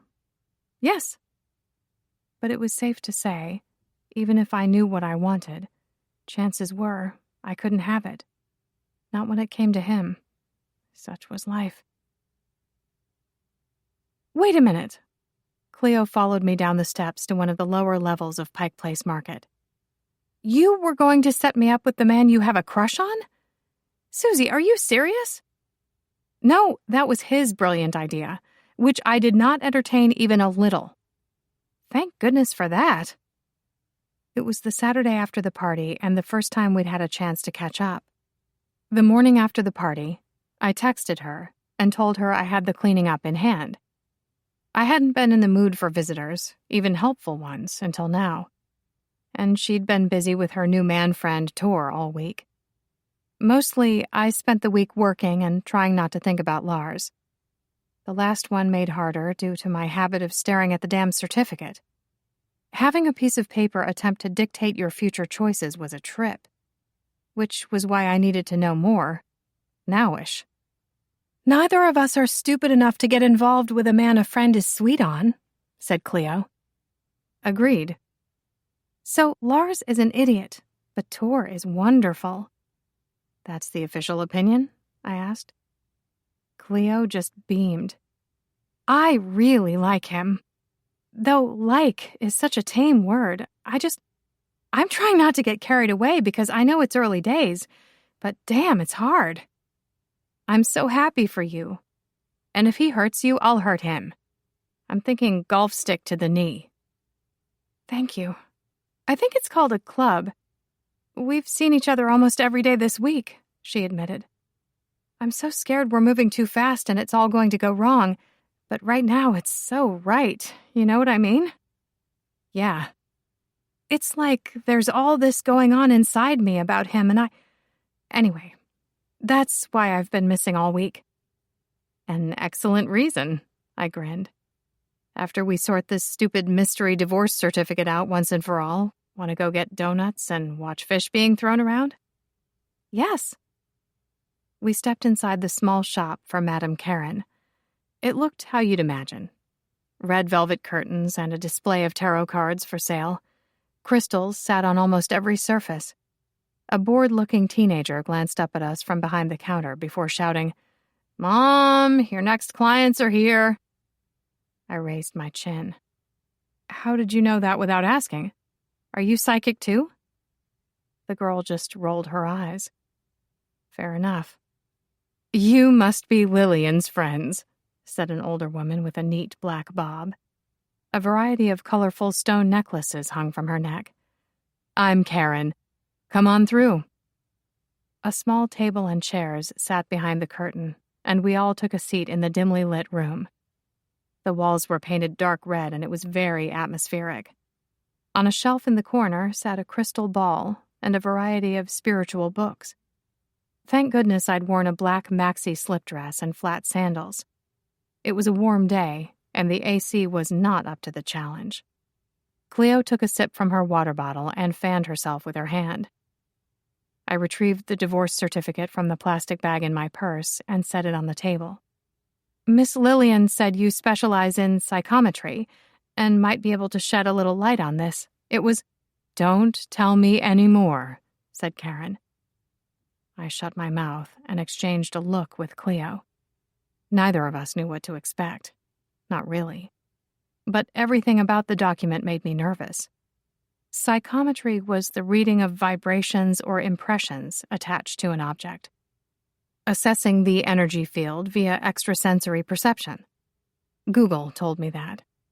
And if there's one thing you can always rely on, it's the internet talking about spiritual matters. Since the forensic document examiner had been a bust, it was time to look further afield. And Miss Lillian thought this might be helpful, since she wasn't a specialist in the field. Karen caressed the edges of the document before sliding her fingers over the surface. All the while, her face was a study in concentration. Then she closed her eyes and exhaled.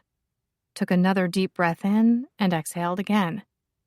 "I'm grounding my energy and setting safeguards around us," she explained. "Now, I'm opening my mind to the object. There's some very feminine energy attached to this. I keep it either on me or in my underwear drawer. I figured that was safest. It's where I put my... Anyway." Karen opened one eye and gave me a look. "Sorry," I whispered. "There's a lot of confusion in the recent contact. The people who have touched it lately have a lot of questions, but no answers." The psychic frowned. "Let's see if we can go back further. It was lost and forgotten for a long time." Cleo watched the woman with a blank face. I tried to do the same, but my foot wouldn't stop tapping. Anxiety was a bitch. "There's so much sadness." Karen placed her palms flat on the paper.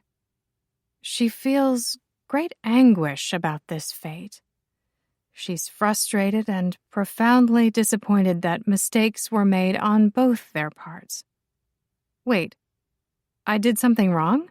I asked, surprised. "I really thought it would have been him." Cleo shushed me, and I slapped a hand over my mouth. "It takes two to tango," said Karen, with the one eye on me again. "The pain attached to this document is so great, it echoes." "It echoes?" "So loudly it reached you a decade earlier." "Huh. That's everything I can tell you," Karen said. "Readings tend to go better with less interruptions. They muddy the psychic waters, so to speak." I removed the hand. "That's it? Can I ask something?" She nodded, both eyes open now. "How did the divorce certificate get in the wall?" "Nothing came through about that." Damn. The mystery remains unresolved. "Have your questions been answered?" asked Karen. Not so much, said Cleo dryly. Is there any way you can give her something more? Sure. Karen picked up a pack of tarot cards and set them in front of me. Shuffle these, please, and think about what you want to know. I put away the divorce certificate, then did as told. The cards were soft around the edges from use and age. They were also a little large for my hands and awkward to shuffle.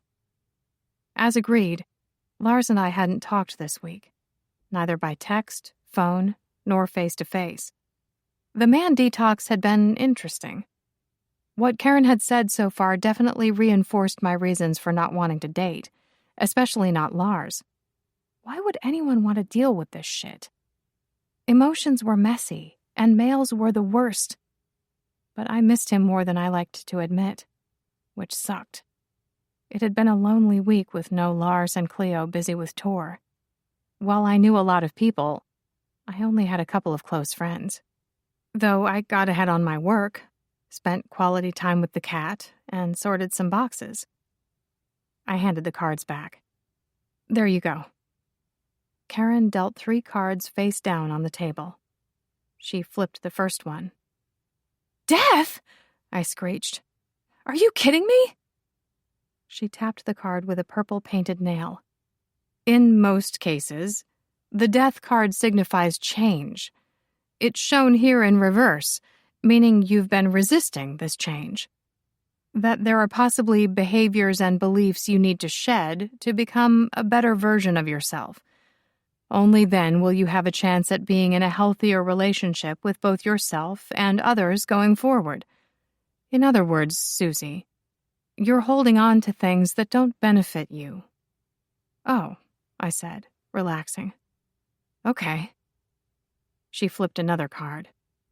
The Knight of Cups, which means love may be coming your way, but you could have a tendency to be in love with love and have unrealistic expectations.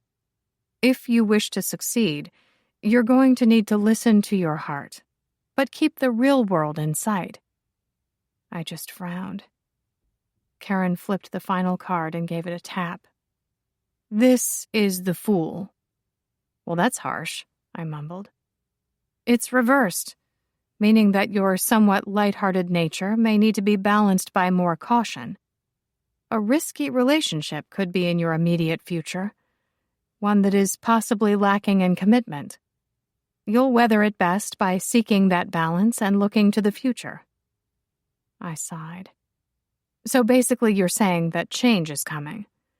That I should act like a grown-up and do my best not to make bad choices, but to especially not make the same mistakes I made before. And after all that, at the end of the day, no one really has a clue exactly how things will work out anyway. Karen thought it over for a moment. Basically. Right. Did you want more woo-woo thrown in?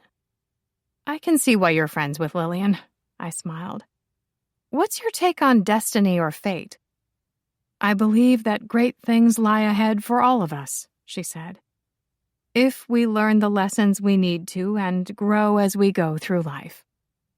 I'm sensing a theme here. Funny thing. Karen gathered up the cards and stood. You can pay my daughter on your way out. Cleo patted me on the shoulder. Sugar and carbs? Oh, yeah. Are you going to tell Lars about this? I sighed. Good question. 8. Lars. Feel like drinks tonight? Be good to catch up. Cleo and Tor will be there. Me. Will Aaron be there? Lars. No. Me. Okay, sounds great. We were meeting at a pub in Ballard near Market Street that served mead and aquavit. Lars's blonde head towered above the crowd near the bar, an easy point of reference. Any nerves I had about seeing him again were hidden beneath a black camisole, black pants, and strappy heels. A little dressy, but sometimes a girl needed armor. It had been over a week since my housewarming party, when Lars and I last spoke. It would be nice to see him. I missed his dry sense of humor and the sound of his voice. We could just be friends. The divorce certificate could be ignored. Why, I hadn't put my hand in my purse to fondle the soft paper in at least a minute. Tonight would be great. I was in a good mood, and the smile stayed on my face right up until I saw the woman hanging off his arm. Holy shit.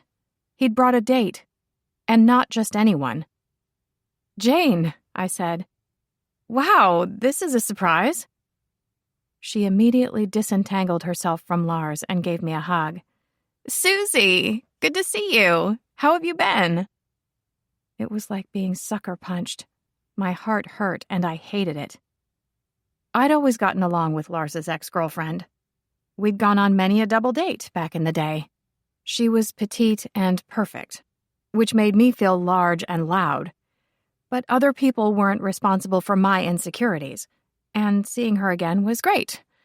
So great. Lars gave me a smile and a nod.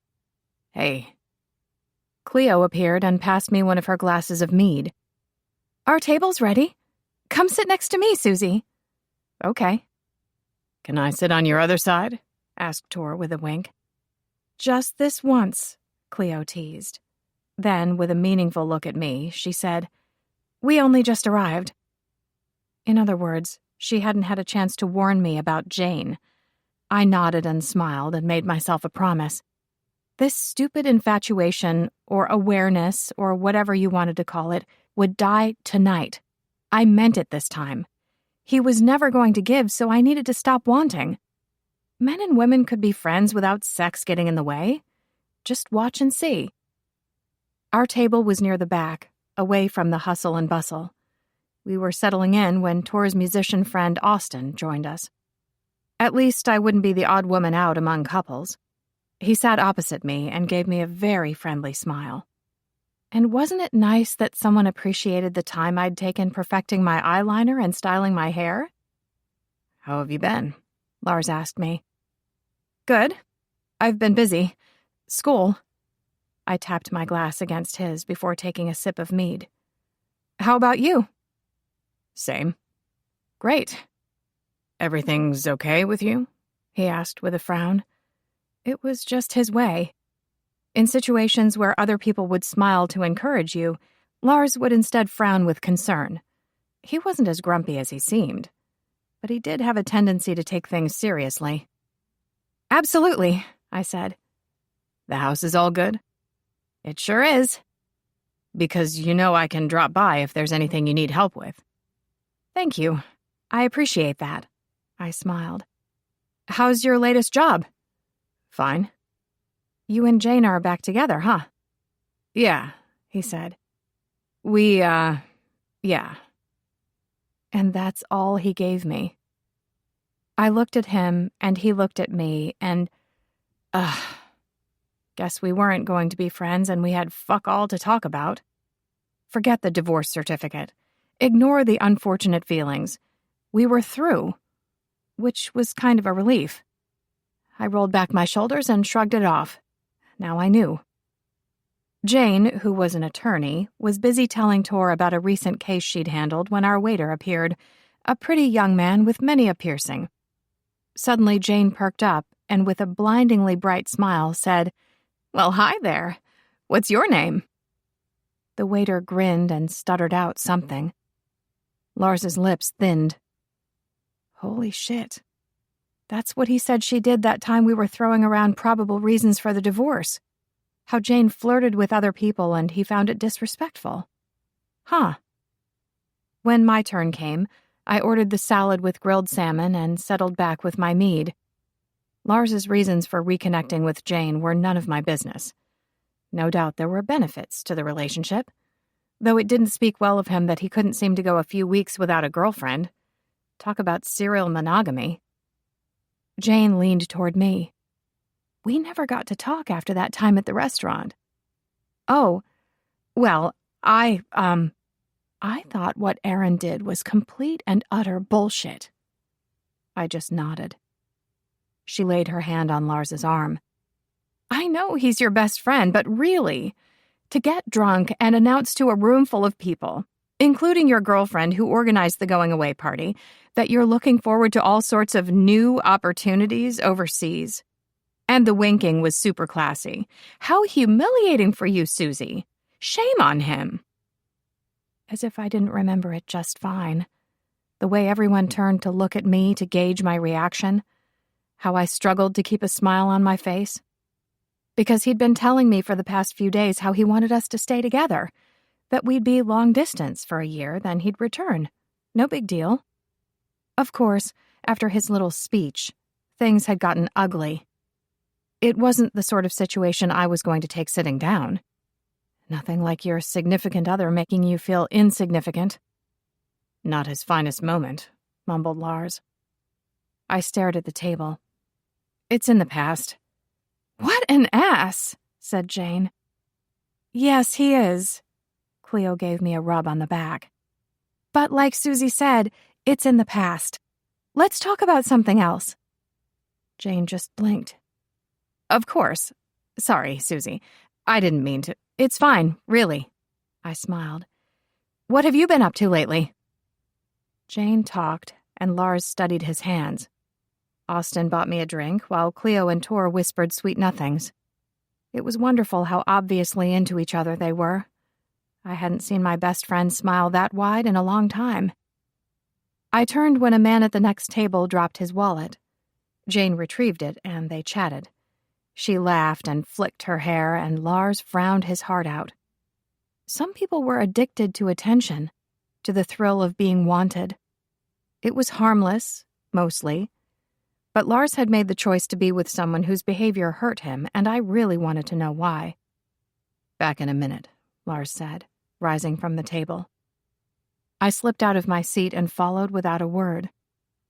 When we reached the gender-neutral bathroom door, he frowned at me in surprise and held it open.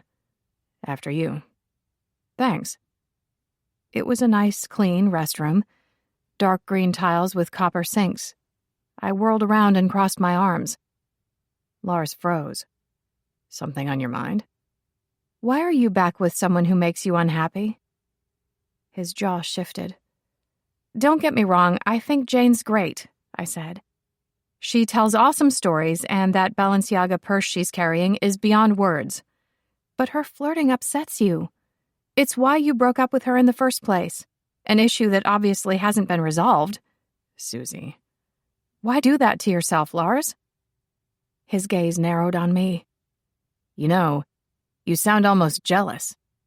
And you sound defensive. I took several steps closer. What I really wanted to do was reach out and shake him.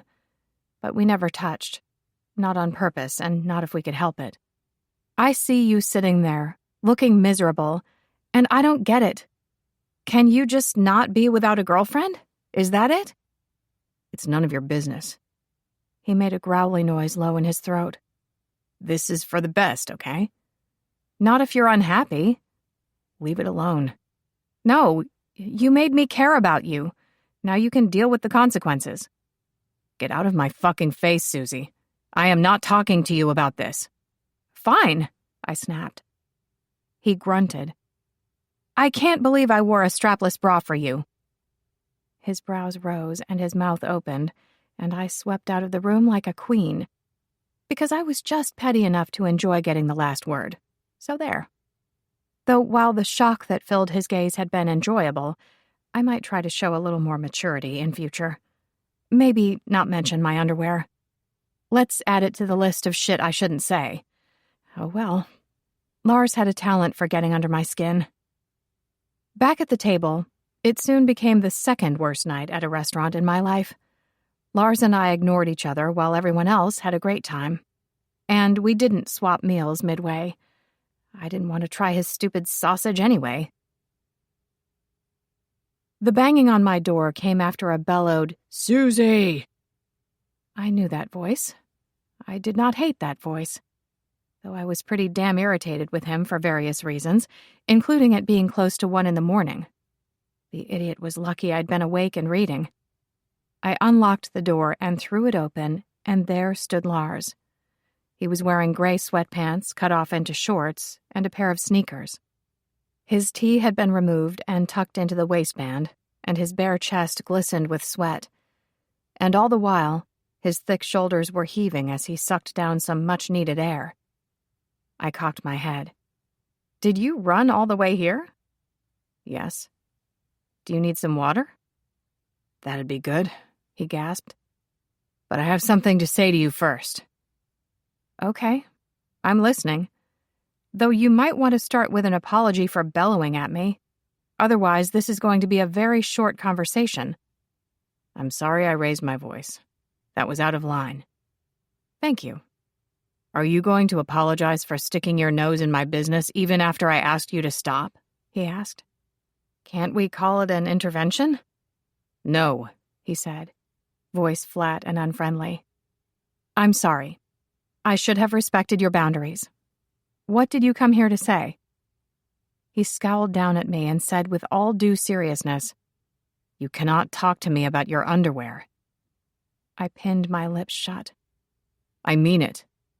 "I can see that," I said. "And you ran all that way just to tell me that." "Are you laughing at me?" "No, sir. As it happens, I'd already come to the no underwear rule all by myself." He blinked. "I mean the no talking about underwear rule," I clarified. I gave him my most pleasant smile. "Would you like some water now?" "Yes, please." He followed me through to the kitchen, where I fetched him a glass of ice water. And the way his throat worked as he drained the glass, how thick his neck was. I don't know, the whole man got to me, but staring is rude. The problem was, however, when I lowered my gaze, the dick print on the front of his shorts caught my eye. Like the rest of him, it was sizable. And what the sight of it did to me was obscene. My toes curled and my thighs squeezed together. It had been safe to see him half naked at his barbecue, with other people present. But here alone in my kitchen, how dare he not manhandle me? This was outrageous. The thing was, every time I tried to wise up and shut down my feelings, he gave me reason to hope.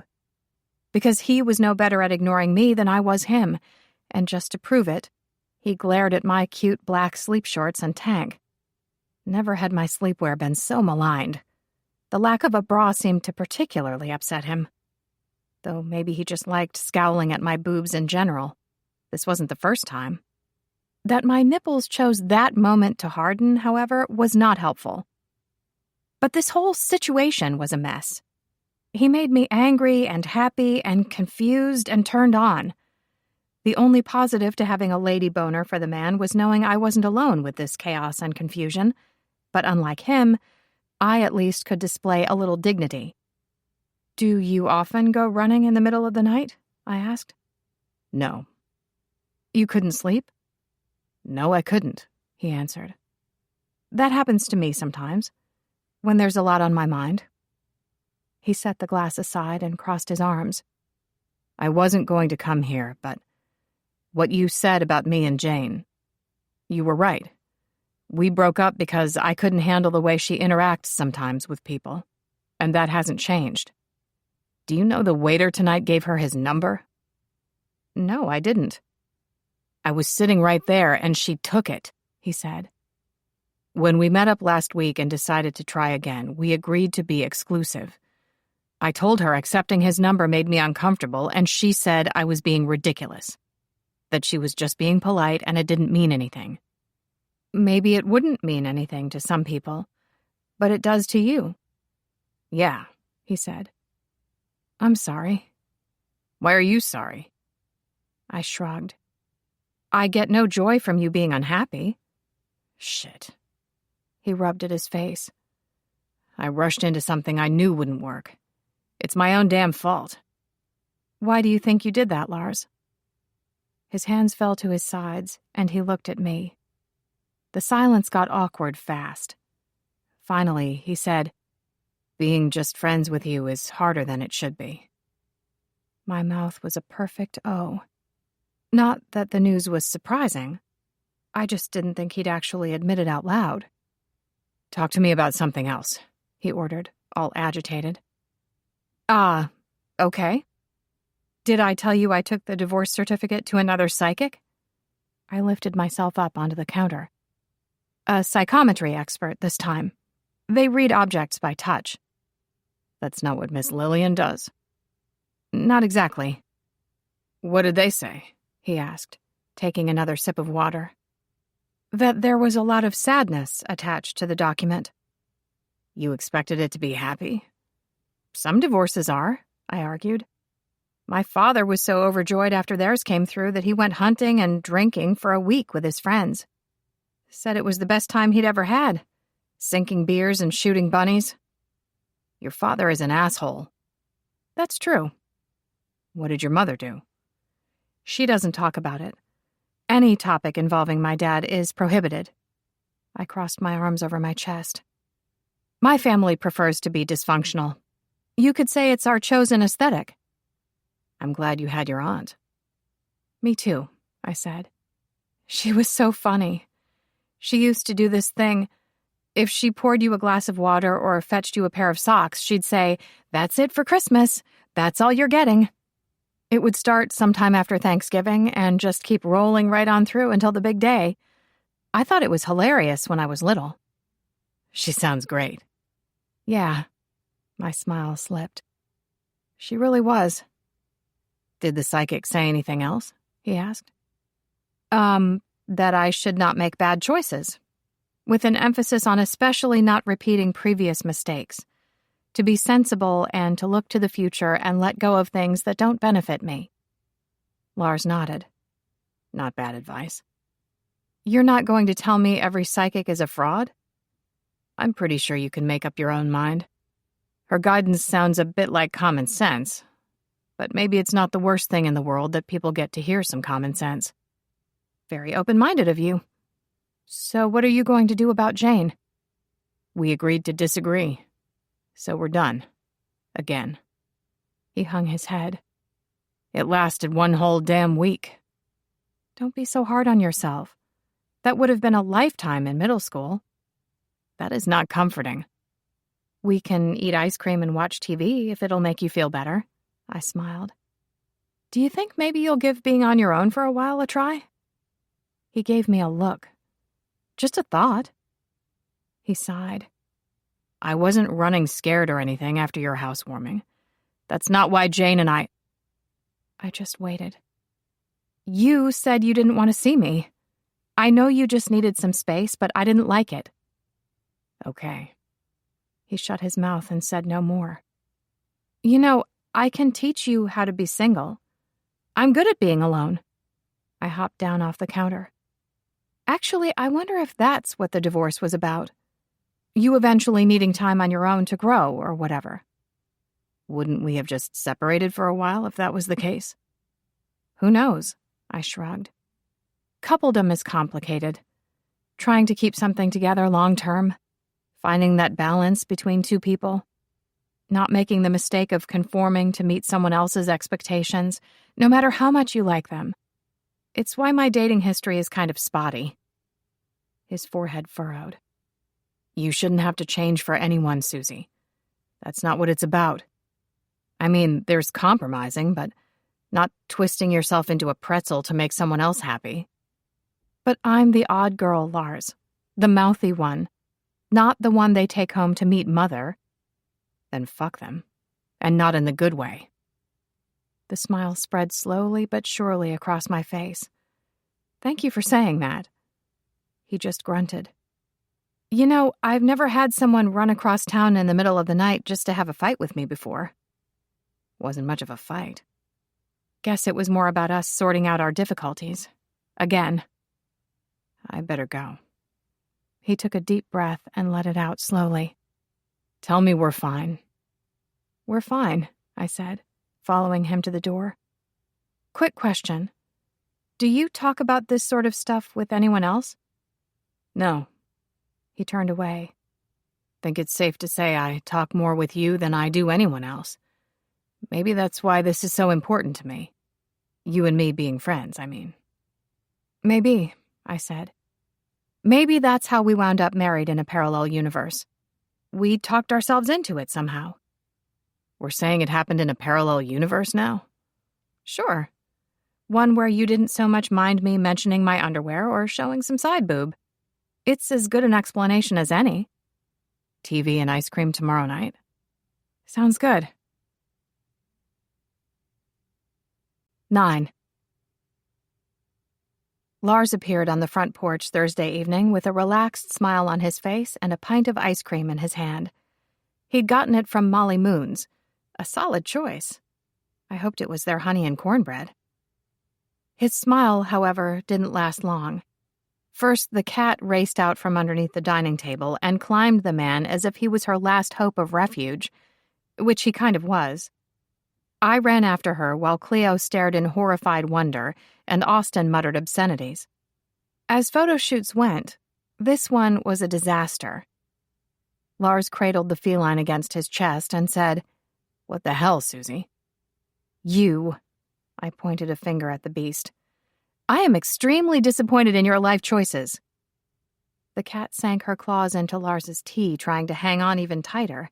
Lars winced in pain. "I repeat, what the hell?"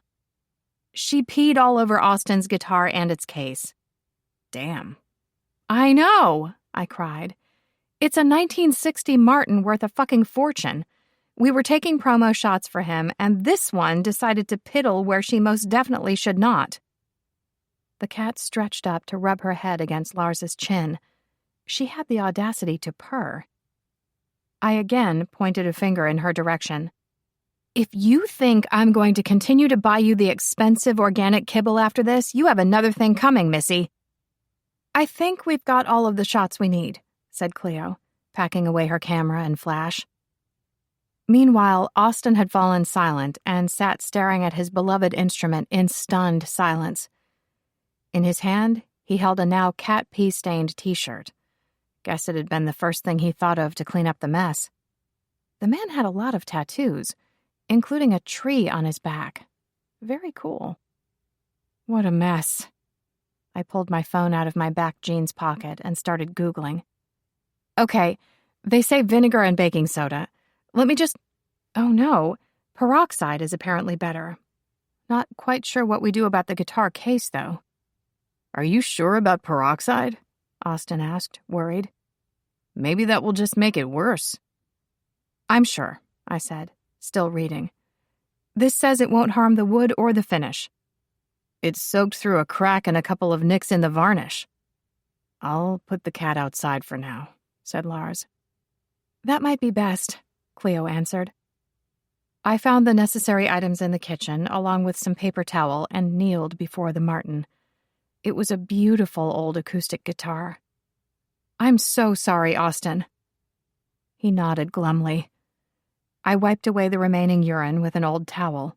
Then I covered the area with a clean cloth soaked in peroxide and pressed down gently.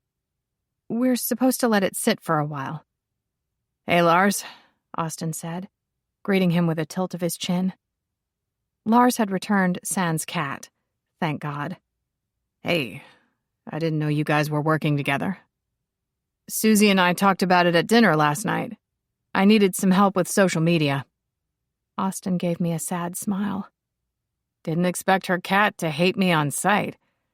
If this doesn't fix it, I'll take it to the repair shop and see what they can do." "This is all so wildly unprofessional," I said. "The least I can do is take it to the shop for you." "Thanks, but I know the owners." I frowned. "Right. Of course." "I've had newborn babies pee on things at photo shoots," said Cleo. "But never a cat." I lifted the edge of the cloth to check all was well. "I'm seriously reconsidering giving the little jerk a home at all." "No, you're not." Lars headed for the kitchen to put the beer in the fridge. "You're just upset, which you have every right to be." "You would take her side," I grumbled. "She sucks up to you." Austin removed the cloth and sighed. "This will have to wait. I've got a show tonight at North Admiral. Would you mind throwing out this shirt for me?" "Of course," I said, accepting the stinky article of clothing. "Here, take the bottle of peroxide so you can put more on the guitar when you've got time." "Good idea." He packed the instrument into its case. "I'll talk to you later. About the pictures and... yeah." I gave him my best professional smile, but felt horrible about what just went down. Sure. Hey.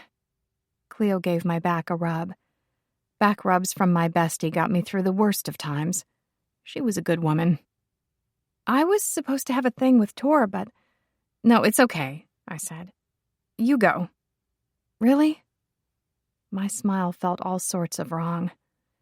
This is unfortunate, but it'll be fine. Cleo said her goodbyes, and Lars helped her carry her gear out to her car. Now was a great time to pace. Back and forth across the living room in a fevered fashion. Once I disposed of the shirt, of course. Every window was open to air out the room, but the horrible scent still lingered. What a feral little thing. You all right? Asked Lars when he came back inside. No. Hey, it's... My cat urinated on a client's $15,000 guitar, I moaned. He paused. Susie. Austin must hate me. He definitely will when I tell him I don't want to go out to dinner with him. Though maybe he's changed his mind about that, and fair enough. Austin asked you out? I nodded, still pacing my heart out. And he's really great. He's attractive, smart, funny. Lars crossed his arms. We only turned our backs for a minute. We were just setting up the last shot by the mantel. She's never done anything like this before. It'll be okay. What if he wants me to replace the instrument? I spent all of my spare money doing up the house. I've known Austin a long time, and he's not the kind of guy to act like an asshole. Not over something like this. I kept right on pacing. Did you see the look on his face when he left? Yeah, said Lars. But it'll be okay. He was upset, not angry. I just have the worst feeling. You're fine. He probably does hate me. He wants to get into your pants by the sound of things, said Lars. But it's not like he's going to sue you when you turn him down. Oh my God, I gasped. He could sue me. I hadn't thought of that. Maybe I should just go on the stupid date. What? He frowned. No, he's not going to sue you. I don't think going out with him is the answer. Unless you've changed your mind and want to go out with him. No, not really. Right. Tension eased out of his broad shoulders. There's your answer, then. What a mess. The peroxide was working, right? Who knows? I kept on pacing, tugging hard on my braid. What if word gets around that I destroyed a client's property?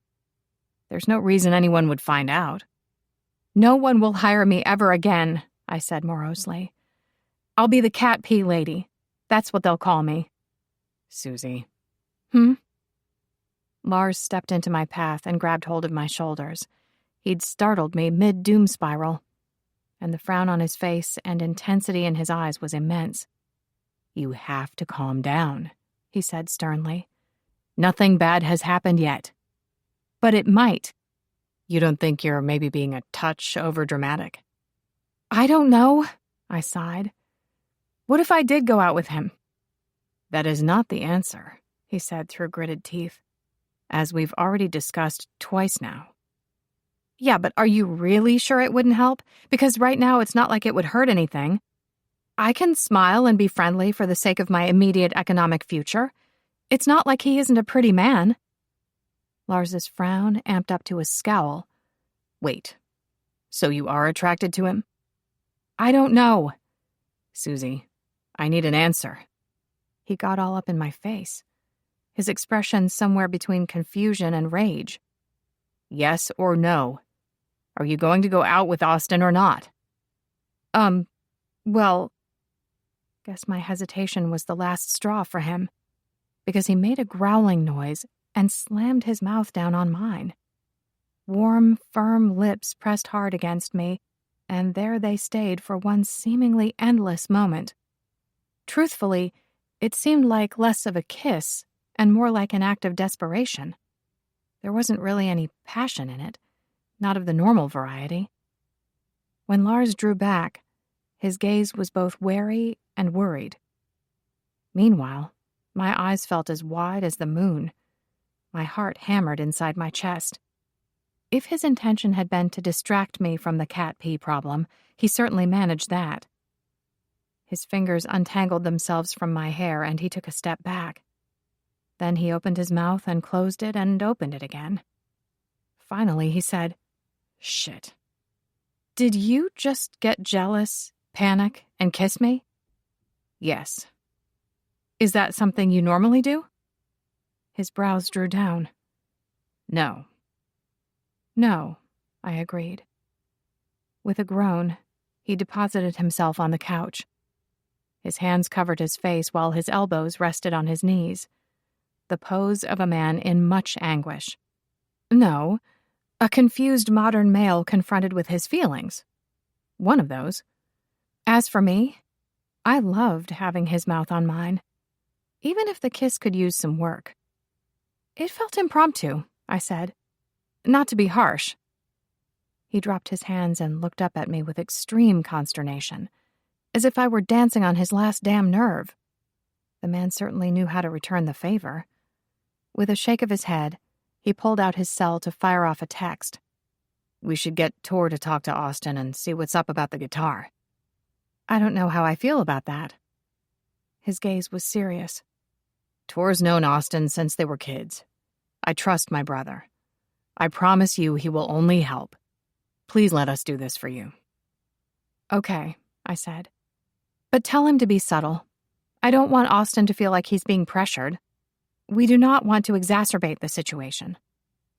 A nod from Lars as his thumbs moved across the screen. "Guess if I have to take out a small loan, it won't be the end of the world.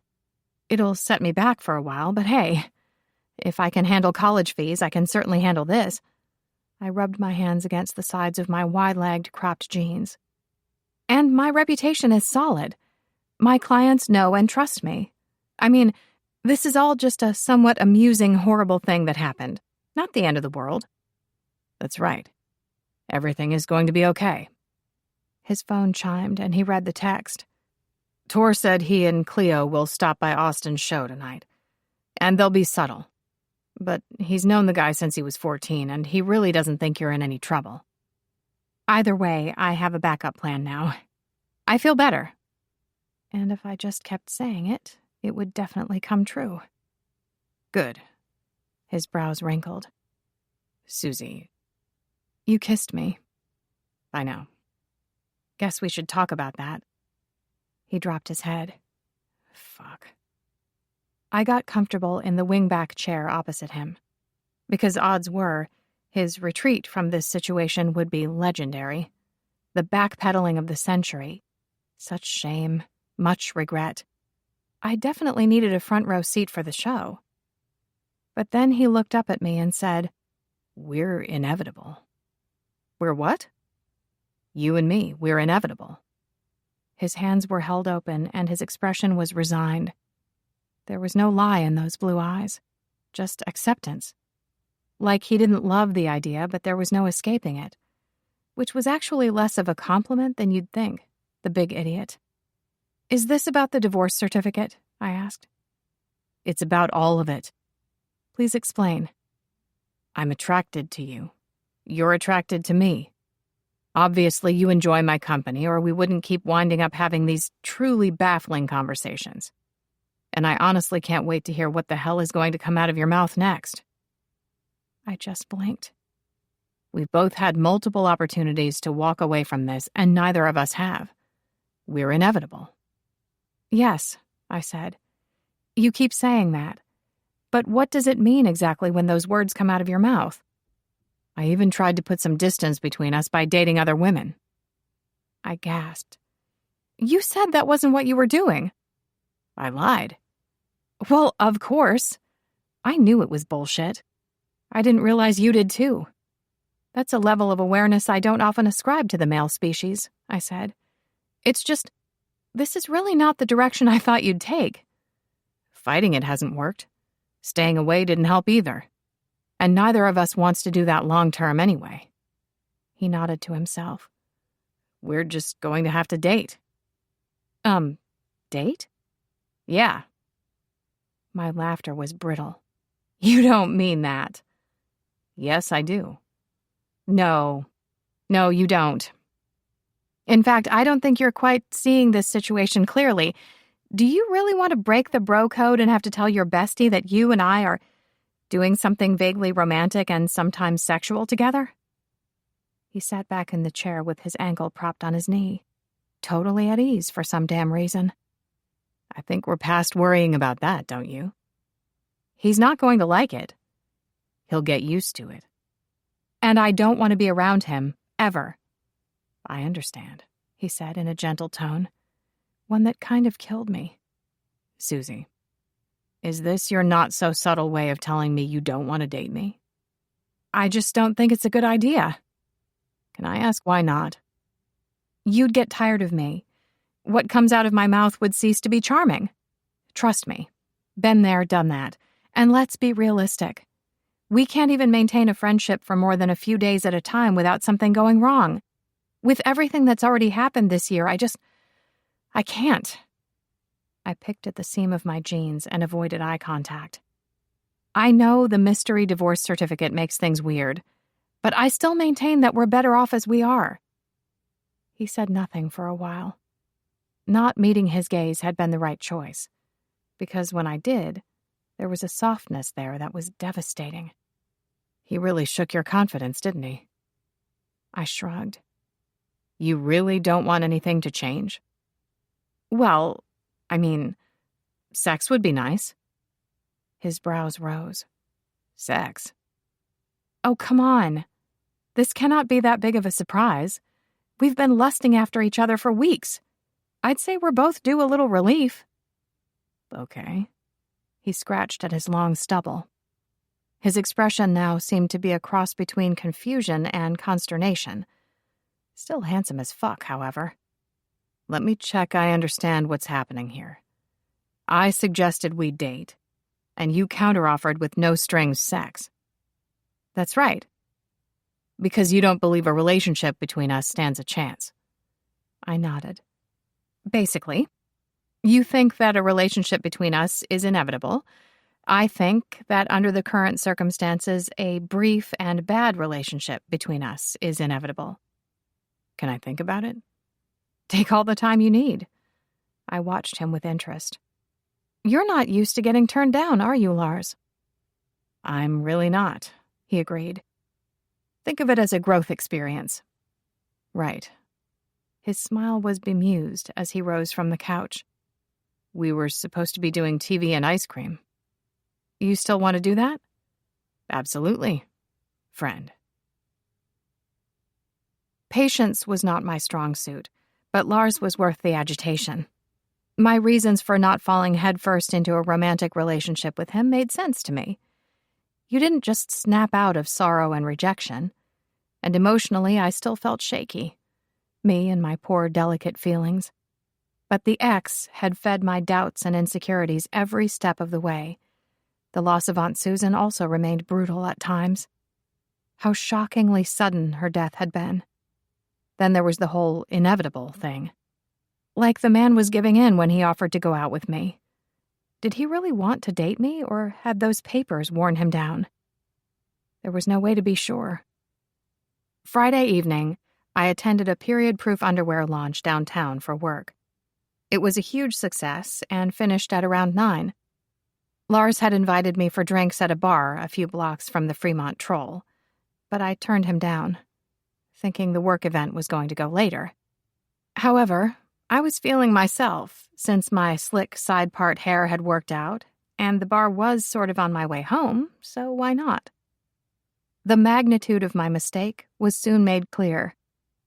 "Susie," said Aaron, standing tall with a pool cue in his hand.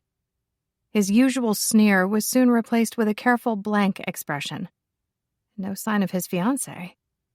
I found it interesting that I'd been deemed acceptable enough to date for a year, but having the audacity not to disappear once he dismissed me was obviously the ultimate insult in his eyes. Men who put women into neat little boxes were the worst, as if we could only play certain parts and had no destiny of our own. Like if we weren't an adjunct to them, then we weren't real people.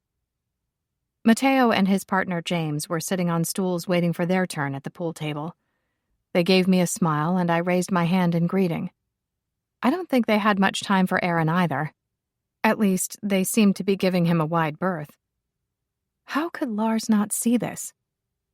Lars set down his beer when he saw me, and there was a whole lot of "oh, fuck" in his eyes. Hey, this is a surprise. You look beautiful. While it was true that my black wide-leg pants, linen halter top, and ballet flats were on point, this situation sucked. Though seeing Lars did deliver that high. The man wore a pair of jeans like nobody's business, and the way his t-shirt fit was a singular delight.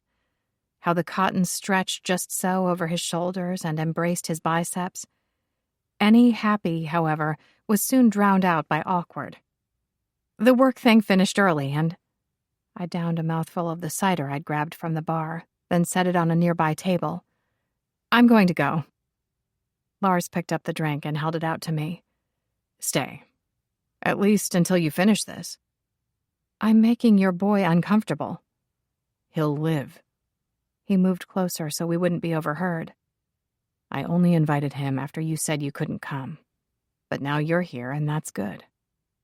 I groaned. We had a talk. He's not going to give you any shit. A talk? I asked. When did this happen, and what exactly did you say? After my birthday. I told him that I valued your friendship. My friendship, huh? Yeah. His smile was amused. You changed your mind and want me to update the relationship status? Unnecessary, friend. Just checking. Stay. Finish your drink. Fine, I said. I'll finish the drink. Mateo and James got tired of waiting and headed for the pinball machine. Meanwhile, Aaron's gaze moved between Lars and me with no small amount of suspicion. I gave him my most innocent smile. Of course he scowled, and all the while Lars stood at my side. I had to admit, it would be interesting to see how things were going to play out. It had occurred to me that Aaron saw niceness toward women as transactional. As he no longer believed I had any value and could give him nothing he wanted, there was no reason for him to bother being polite. Asshole. Take your shot, Lars told Aaron. And he did, turning to me and saying, How's your job, Susie? Business still afloat? Yes. Great.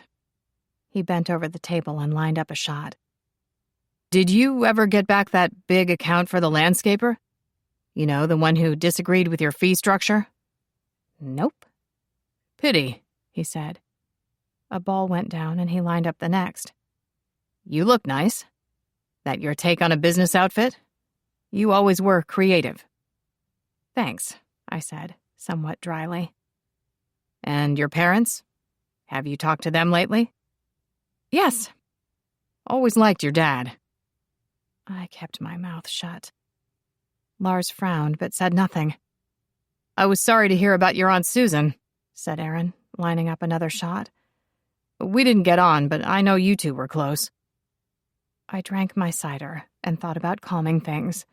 Shoe sales and walks by the water and such. Because it wouldn't be me that blew up this time. Not a chance. I would learn from the pain and no longer allow him to hurt me. Fuck him. I'd been mulling over Karen the Mystic's words about not repeating mistakes. My ex knew all my buttons. That was a given. While I couldn't control his behavior, I could control how I reacted. Your aunt and I were a little like you and my mother, he smirked. Can't tell you how relieved she was when I told her we were through. Ouch. I wasn't aware your mom felt that way. Oh, yeah, he laughed. Not being subtle at all, apparently. Just as well it didn't work out, huh? Just as well, I agreed. Lars frowned some more, but said nothing. Aaron missed his next shot and handed the cue to Lars. Now here was something worth watching. Lars bending over a pool table, the way the denim molded to his thick thighs and behind, how the muscles in his arms flexed as he lined up his shot. I could watch this man do things all day, or for at least the next few minutes while I finished this drink. Lars sank the first ball and moved on to the next.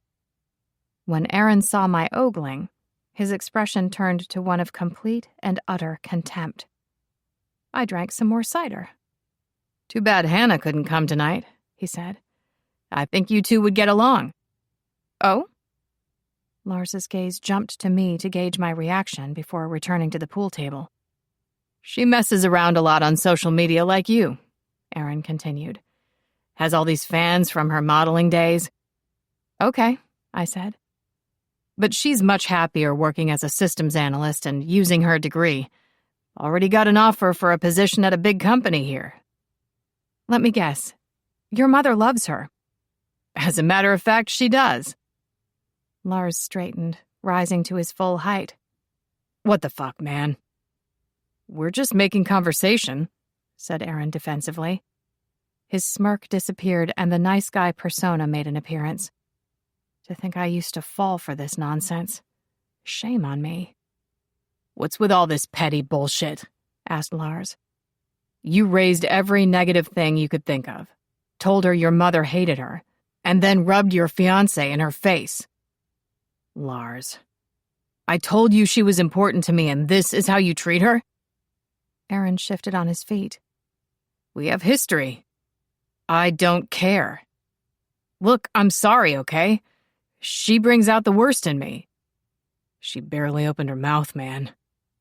"I've finished my drink," I said, setting the empty glass aside. "I'll see you later, Lars."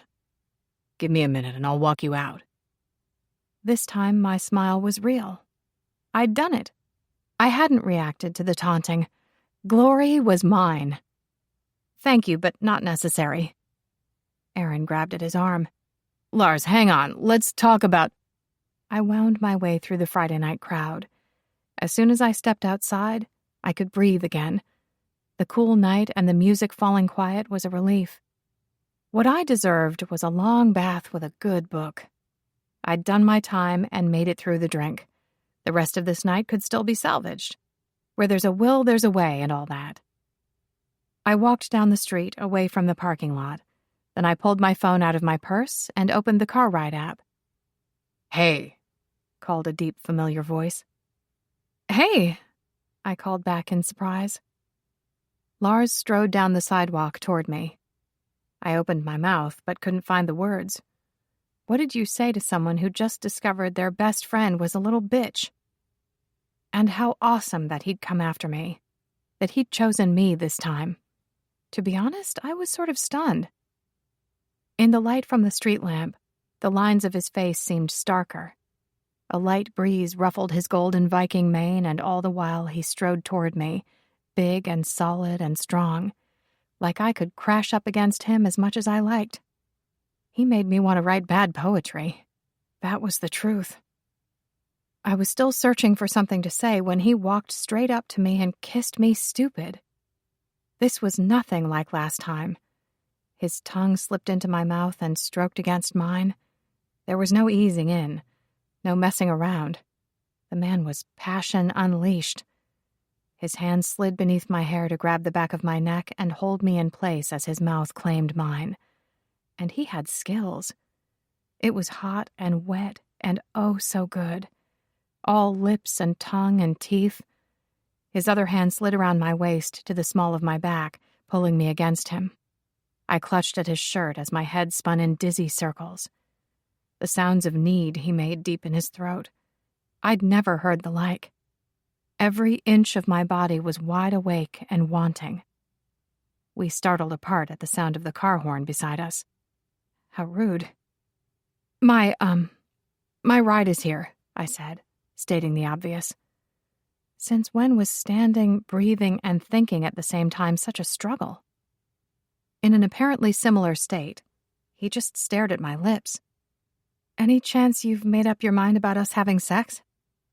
He paused. Not yet. Okay.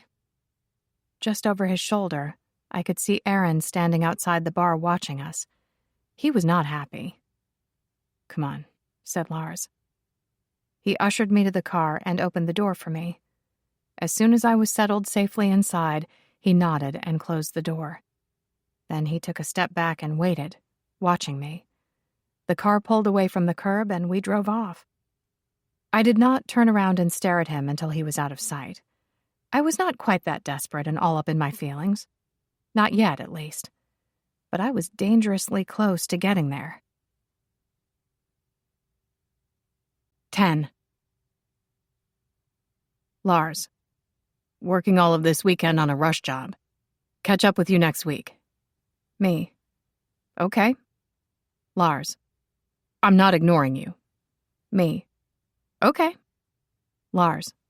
Are you sure you're okay? Me. Yes, positive. Lars. Last night was unexpected. Me. Was it really? Do you regret it? Lars. No. Me. I'm glad. With the divorce certificate in hand, I stood outside the legal offices of Johnson and Kavanaugh on Monday afternoon. They were the lawyers mentioned on the decree, though on the document they were Johnson, Kavanaugh, and Yeo. It was just your regular glass and concrete commercial building, nothing special, but at the same time it was all so very bizarre. Lars and I hadn't even slept together. However, years from now, this was where I'd apparently come to end our marriage. I checked the address on the certificate for the 100th time. Still the same. The internet confirmed the place existed, but I needed to see it for myself. And there it was. As with everything to do with the document, there were no answers, just more questions. I wondered what my frame of mind would be when I walked through those doors in 10 years' time. How broken would I be, heart and soul? Insert sigh here. I hadn't told Lars about my plans. This was something I wanted to do on my own. Every morning I stared at the certificate, made sure it still existed and remained this cryptic weird-ass mystery. That I would, one day, feel so much for someone that it would overcome my abhorrence of marriage, and that my hopes and dreams would be rewarded in the worst damn way. Love sucked. It was helpful of fate to put a hipster bar next door to the legal offices. No doubt, many sought solace there, and I decided to do the same. The inside of the place was cool, with a neon sign saying Ballard, just in case you got so drunk you forgot where you were. The lunch rush was over when I took a seat at the bar next to a woman in a pink blouse and ordered the bread with goat's cheese and honey, along with a glass of Sauvignon Blanc, for medicinal reasons. It was hard to think of the divorce certificate without feeling down. In the beginning, it had been a mystery, something sort of thrilling. But now, were we truly doomed before we even began? You look so sad, said the girl behind the bar when she passed me the glass of wine. She had a shaved head and the best eyebrows I'd ever seen. Next drink is on the house. Thank you. I smiled and folded up the certificate. That's kind, but I'm okay. Divorce, huh? I just winced. The woman beside me was eating a wedge salad. She dabbed her lips with a napkin. Better things ahead. Right, yes. Any regrets? Asked the bartender with a suddenly serious gaze. Apparently, I was in the mood to pour my heart out to strangers because I said, my feelings for him are complicated. This was quickly turning into one of those random personal conversations with strangers that tended to happen in bars. They usually took place in the bathroom late at night under the influence of alcohol, but whatever. Such conversations were enduring proof of the sisterhood. Charlotte here is a divorce lawyer, said the bartender, nodding at the woman in pink. Oh, I said. Do you work in those offices next door? Charlotte smiled. That's right. You must get sick of talking about this sort of thing. She gave an elegant shrug. To think, I could be sitting next to my future legal representation. I didn't know what the rules of time travel were, but the certificate didn't disappear or anything due to Charlotte and the document being in the same place. Guess that was as good a sign as any that I wasn't breaking the space-time continuum. The bartender leaned in and rested her elbows on the bar. When I need relationship advice, I go to Charlotte. She's seen it all, knows exactly how to get to the heart of any problem. And she's not bitter. I wouldn't have thought it was a job you could do without becoming cynical, I said. Charlotte shrugged. I'm a romantic, but I'm also a realist. How does that work? She has a healthy relationship list, inserted the bartender. I do indeed, confirmed the lawyer. Can I hear it? I asked. Sure. Charlotte took another bite of her salad, chewed, and swallowed. You cannot change them. Assume anything you don't like is here to stay. The same goes for their friends and family. She ticked off the items one by one on her fingers, and her French manicure was immaculate. That's not a good sign, she said, but I'll continue. They might be hot stuff now, but do you have other things in common to help sustain the relationship? Sex and intimacy matter, but it's only one part of the whole. How good are you at communicating with one another? I think we're okay. We're getting better, at least. Do you feel comfortable discussing potentially toxic situations or behaviors with them before they escalate? She asked. Can you problem solve together? Sort of, sometimes. Are you both willing to work on the relationship? Are they putting an effort in that is at least equal to yours? Good question. I'm going to have to think about it. Then you move on to having the unsexy discussions about finances and children, if you're going to have them and how you plan to raise them. She was running out of fingers at this point. If you do get remarried, you're going to need insurance. Have a prenup, an escape plan, and know how marriage affects you legally. Then be prepared to choose each other and keep choosing each other. Every day, week, month, and year for the rest of your life. It's just that simple and that hard. Wow, I said. You really thought all of this through. I see a lot of sad and angry people. She lifted her cup of water and tapped it against my glass of wine. Best of luck to you. Thank you, I said. Can I show you something quickly? You need to make an appointment if you're after my professional opinion. I flattened the certificate out on the bar. Just take a look, please. With a frown, she cast her eyes over it. Is this a joke? You're not the first person that's asked me that, but no, it's not. This was found recently during renovations on my house. It was in the cavity of a wall. Oh, really? She wrinkled her nose. You seriously expect me to believe that? As weird as it is, it's the truth, I swear. How much did Colin pay you? I don't know anyone called Colin. She laughed. Him and his jokes. They're going to get him in trouble one of these days.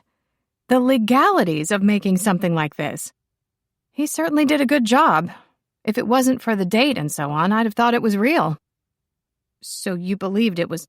You can tell my brother that I'm delighted he's so certain I'll make partner in the next 10 years. Hold on, I said. You're Charlotte Yeo? As in Johnson, Kavanaugh, and Yeo? Got it in one.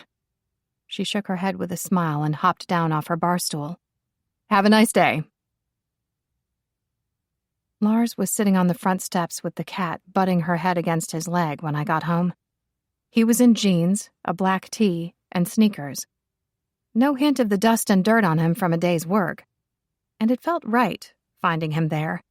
A self-help book I'd been reading talked about how it's the human condition to struggle for something better, to ignore the moment and want more. This right here, however, was great. My day went from a 2 to a 10 at the sight of him. I don't know what we were exactly, but I refused to believe we were doomed. Our friendship, at least, would persevere, as long as we didn't get carried away and take it too far. I didn't know you were waiting, I said, my heart beating harder than it should. Figured you'd turn up sooner or later. I sat down beside him. It was mid-afternoon, and the street was quiet.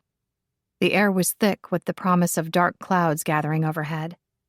Soon it would storm, but not just yet. How long have you been here? I asked. An hour or so. Why didn't you text me? I would have hurried.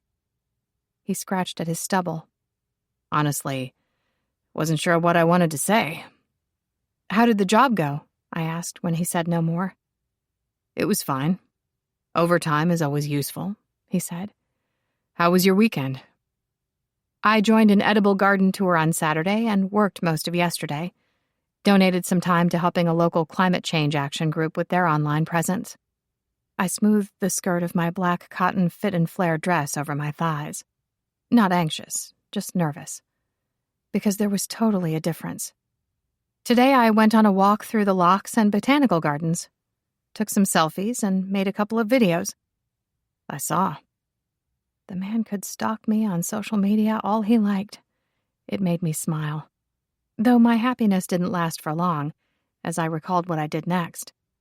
Then I walked a few blocks east to the legal offices mentioned on the divorce certificate. Really? His brows descended. How was that? The place definitely exists, though it's currently just Johnson and Kavanaugh. I needed to see it for myself, but I don't know. Mostly, it just made me feel sad. Did you show them the certificate? Yes. Turns out the lawyer I met was Charlotte Yeo, the third name in the law office's title on our mystery divorce certificate. She thought I was pranking her. But she did say that if it wasn't for the date and the name change, she'd have thought it was real. His brows drew together. Make of that what you will. For a long moment, he said nothing. I would have gone with you if you'd told me. Thanks, but I wasn't sure how I felt about it. Thought it was best I went on my own. Okay, he said. Guess if a professional authenticator couldn't tell if it was a forgery, then a lawyer probably wouldn't say anything differently. I guess so. Do you really still think someone's playing a trick on us? He sighed. Be rational. What else could it be? But neither of the official people I showed it to could explain it. There's got to be another answer. I refuse to believe in magical documents appearing from the future. I just shrugged. Hear anything from Austin? He called yesterday. Said his friend at the guitar shop gave it a clean and a service, and it was all good. Thank God. My fingers toyed with the hem of my skirt. There's a small chance I don't always react well to stressful situations. Thank you for talking me down. And for asking Tor to help. You're fine, he said. Did Austin ask you out again? Yes. I said no. Lars said nothing. He rested his elbows on his thighs, his head turned to watch me. But a careful distance remained between us. The cat used it to saunter back and forth, rubbing herself against his body. Look at her, she's all over you, I said, amused, acting like she's been treated badly. I gave her steak cut up into tiny bite-sized pieces yesterday. There is nothing wrong with this feline's life. Even the vet said she's in excellent health, considering. He stretched out his fingers and gave her a scratch. When are you going to name her? If I pick something, she'll probably just ignore me. You want me to do it? Go for it, I said. That's a big responsibility. I believe in you. He picked up the cat and held her in front of his face. Of course, the little monster started purring real loud. I'm going to name you Cat with a K. Cat the cat. It's in honor of the girl who lived across the street when I was a kid. She was a handful. Her name was Kate, but she'd only ever answer to Cat. Drove her mom wild. Cat with a K. That's ridiculous, but I'll allow it. Mind you, I'll sound like an idiot calling for her. The whole neighborhood will mock me. I'm sorry about Friday night at the bar, he said, tone sober. Guess I didn't really understand before. I've known him a long time, and he's only ever been a good friend to me. I know. I'm sorry I asked you to stay in a situation where you were the target of that bullshit. It won't happen again. Let's talk about something else. Thunder echoed in the distance, and the first drops of rain fell. Would you like to come in? Sure. As soon as the front door opened, Cat darted inside. What I'd like is to take you out to dinner, he said, wiping the soles of his shoes on the mat. Or I could cook something and we could hang out here, I counteroffered. Would that feel like less of a date to you? Yes. He laughed and followed me into the kitchen. At least it's not just me you don't want to date, he said. That does actually make me feel better. I'm here with you, aren't I? I opened the fridge door and said, Have you considered that maybe your friendship is so important to me that I don't want to risk it by dating? But you'll risk it with sex? I'm only mortal, Lars. I have needs. And I know you said to be rational, but what if the divorce certificate is, in fact, the great beyond's way of saying not to push things between us? He just sighed. Now, we've got Seattle's Strong Cold Brew or Reuben's Super Crush Hazy IPA. What are you in the mood for? Coffee or beer? Instead of answering, he stared at me. There was neither a smile nor a frown on his face. Just this quiet kind of thoughtfulness. Lars? Yeah? What are you thinking about?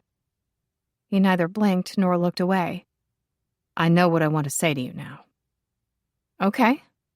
I closed the fridge door and tried not to be nervous, which didn't work since I was soon tugging on my ponytail. I'm listening. If you're using anyone for sex, it's going to be me. It took me a moment to find my voice. Huh. Nothing from him. There's, a lot to unpack there, I said. And we will. I just feel like right now we need to focus on more immediate things. Such as? I stepped closer. The ever-careful distance between us served nothing at all. My hands skimmed up his arms and over his shoulders, meeting at last behind his neck. Then I rose up on tippy toes and pressed my mouth to his. A sweet kiss. A question needing an answer. And immediately his mouth opened and he gave. Hands grabbed my hips, holding me against his solid body. I'd have climbed the man if I could. My desire to be as close to him as possible was absolute. What he did to me was more than evidenced by the state of my panties, and the thrill of feeling him harden against my stomach as we devoured each other, I'd never felt anything like it. Then he performed the ultimate swoon move. Hoisting me up with both hands beneath my ass, the man lifted me right off the floor. I wrapped my legs around him tight, my breasts smushed against his chest. Our faces were so close together, the tip of his nose just a hair's breadth from mine. Being plastered all up against him with his hands on my ass was most definitely my natural habitat. Outside, the storm raged, thunder crashing while the wind howled. When we broke apart, my heart was hammering, my breath coming fast. I'd much rather we were making out, but that thing he'd said needed addressing. Hey, I whispered, taking a breath. I can go without sex, Lars. That's not what this is about. A line appeared between his brows, but he said nothing. The man sure could say a lot with silence. If it was just sex I wanted, I could have gotten it from Austin, or just about anywhere. He actually growled, his chest rumbling against me. Holy shit. Staring into his eyes, I smiled. It's about you. Is that so? Yes. He nodded contemplatively and gave me a long look. Okay, Susie. Okay? Yeah. I've never been accused of being deep. My talents consisted of having great style and saying weird shit. If I'd hurt him, however, then I had to make it better. It was easy to mistake Lars as a bad-tempered beast. He frowned like it was his life calling. But there was so much more to the man. What does that mean? I asked. Okay. In answer, he groped at my ass. We also need to address your use of the word using. Because if the lusting isn't mutual, he gave me a half smile and kissed me. Guess that answered that. Everything was perfect, with his arms around me and his tongue in my mouth. My hands were in his hair and my legs around him tight. The ridge of his hard-on was right there, and grinding against him was so good, like a fever building. And we were moving. He brushed against the wall heading out of the kitchen, bumped into the entryway between the dining and living rooms, and kicked open my bedroom door. That's when my back met the mattress. How he gazed down at me with such lust in his eyes. To be the single point of focus of all that was breathtaking. His fingers traced a path over the curve of my hip and down the length of my thigh. He didn't stop until he reached my sneaker, which he unlaced and tossed into the corner. As soon as that was done, he started in on the other. If my feet were sweaty and smelly, I would die. But Lars had other things on his mind, because he stuck his hands up my skirt and robbed me of my underwear in one smooth move, and I do mean robbed. He dangled my black cotton thong from a finger before slipping it into his back pocket. I'm not going to see that again, am I? How do I get you out of that dress? He asked in a voice as rough as the weather. There's a zip down the side that loosens the bodice, and then you lift the skirt and sort of maneuver the whole thing up over my head. He grunted. Too complicated. I'm appalled that a man of your age and experience would be defeated by a frock. But Lars had no time for my nonsense. He was far too busy burying his head beneath my skirt. With his hands on my thighs, holding them open, he got straight to business, dragging the flat of his tongue up through my folds and finishing with a flourish. Each and every nerve in my clitoris was wide the fuck awake. Oh, God, I groaned. The newly crowned deity under my dress didn't say a word. He just continued on with his ministrations, sucking on my labia, first the left and then the right. Then he dragged his tongue through me again, this time with a zigzag motion that made my toes curl. Next, his thumbs held me open as he French kissed my sex. All the while, there was the occasional slight scratch of his stubble against the sensitive skin of my inner thighs, turning me into goose flesh. He went down on me with the same skill and single-mindedness that he did everything else, and it was wonderful. I slapped a hand over my mouth to try and keep quiet, to let the man concentrate, but it was no use. He was just too talented. All of my blood rushed right to my pussy, and the knot of tension between my hips pulled tighter. Every muscle in my legs and low in my stomach drew taut. When he settled into sucking on my clit, flicking his tongue over it back and forth, it was all over. My whole body tingled and my mind blanked. The orgasm shook the soul right out of me. I gave a startled shriek and held onto the sheets for dear life. My thighs trembled and my pussy quaked. And I was high above the clouds, my body flooded with all of the good chemicals. All of my cares and worries fell away. Meanwhile, Lars stood and grabbed the bottle of water off the bedside table. His jaw was set, his cock straining the front of his jeans. As he grabbed the back of his shirt and pulled it off over his head, it occurred to me that there was every chance I'd taken on more than I could handle. My laughter was weak. Sex noises, huh? I made you scream. I'm good with that. Would we call it a scream, exactly? Yes, he said without hesitation. Oh, okay. My head, it wouldn't stop spinning. You went down on me without having to be asked. He cocked his head.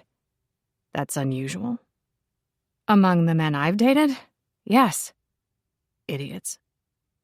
He towed off his shoes and tore off his socks, dragged down his zipper and pushed down his pants, until all he was wearing was a pair of dark gray boxer briefs. Sweet baby Jesus, they outlined everything.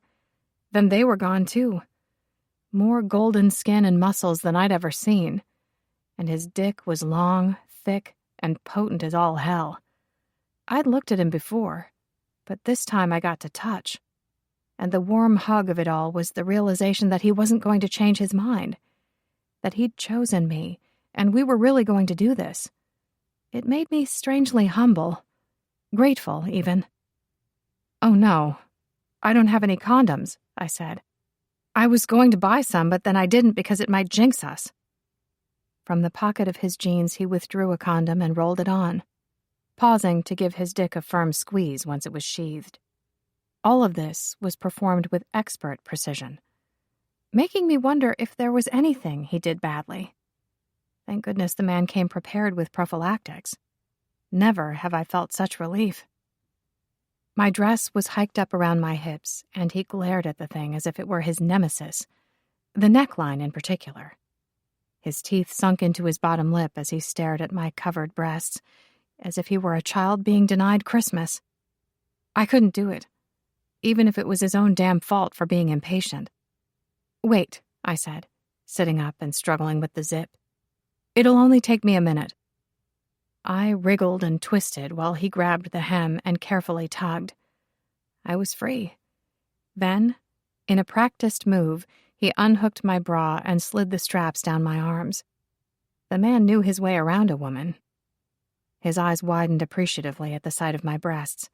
He took their weight in his hands, thumbs stroking over my skin. "Better?" I asked, pulling my hair tie free. He nodded, then said, "Are you okay?" "Yes." He cradled the back of my head with his hand, feeding me hot, wet kisses. It was just like a drug going straight to my head, the slide of his tongue and bite of his teeth, and all the while, he eased onto the bed and climbed on top of me. The warmth and weight of him was exquisite. His cock slid against my sex, and oh yeah, that was nice. Shivers straight up my spine.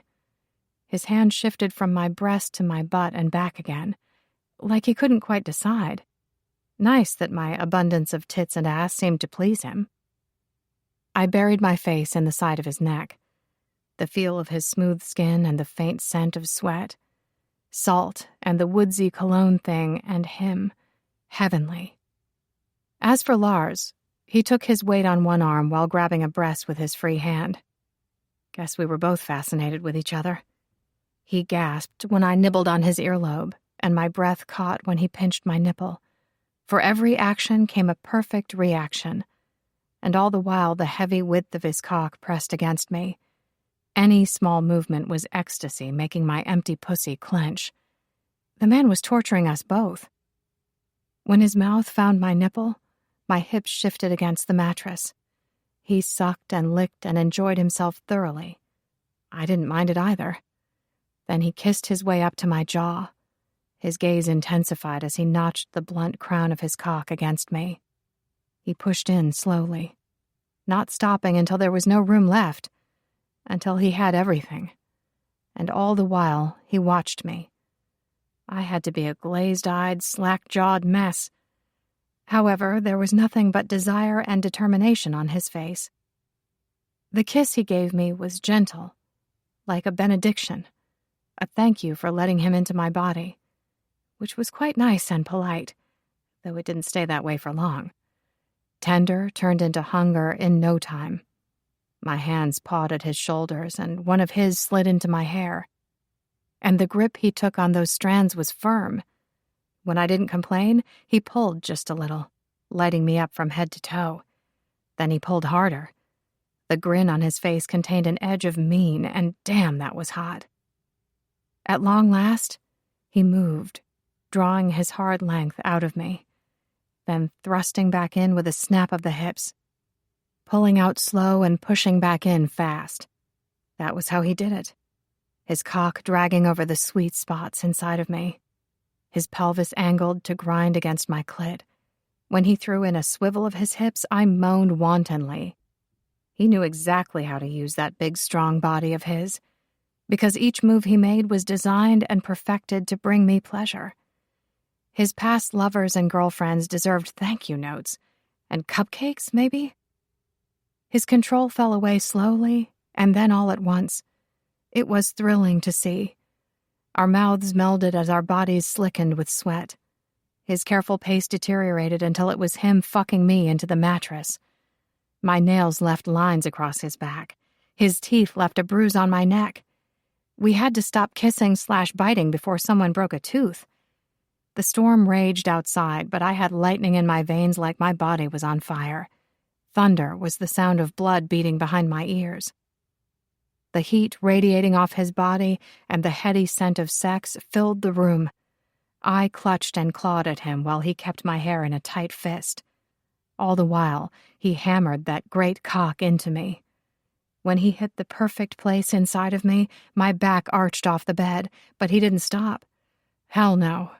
He hadn't lost his finesse at all, because he kept right at me until I was whining his name.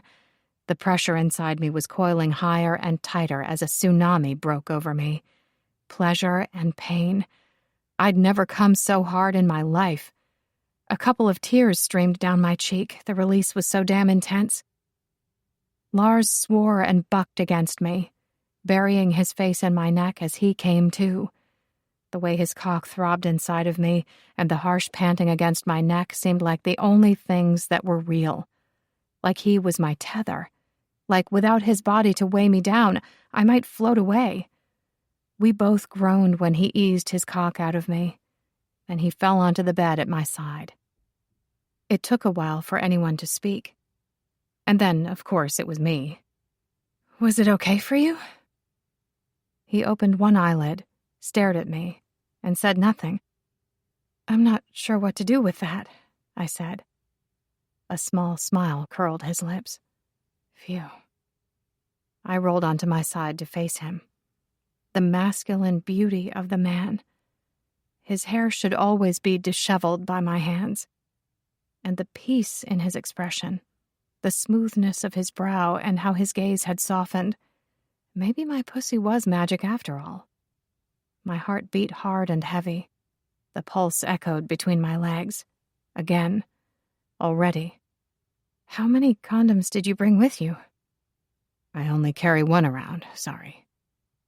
To be charmed that he'd had no expectations coming here, or annoyed that he hadn't planned ahead, it was a tough call.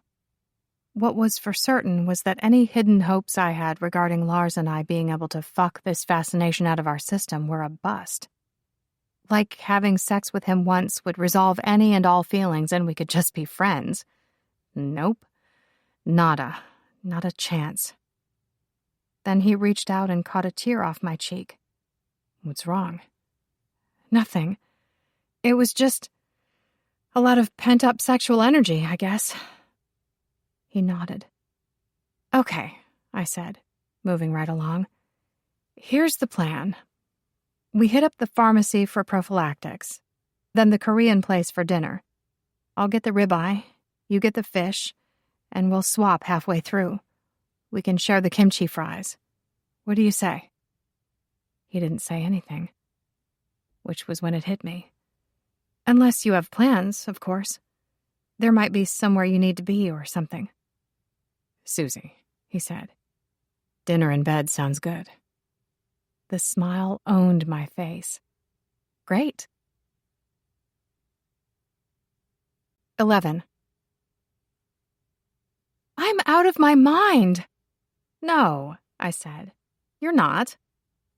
Cleo stood in the middle of the living room of her condo with boxes at her feet. "I met him less than a month ago, and now he's moving in. I've already been through one divorce. What am I doing?" "You're the smartest person I know. If you're moving him in with you, then it's for a damn good reason," I said. "But if you tell me you've changed your mind, or that you have doubts you want to act on, I'll help you haul all of his shit straight back out of here." She pressed a hand to her heart.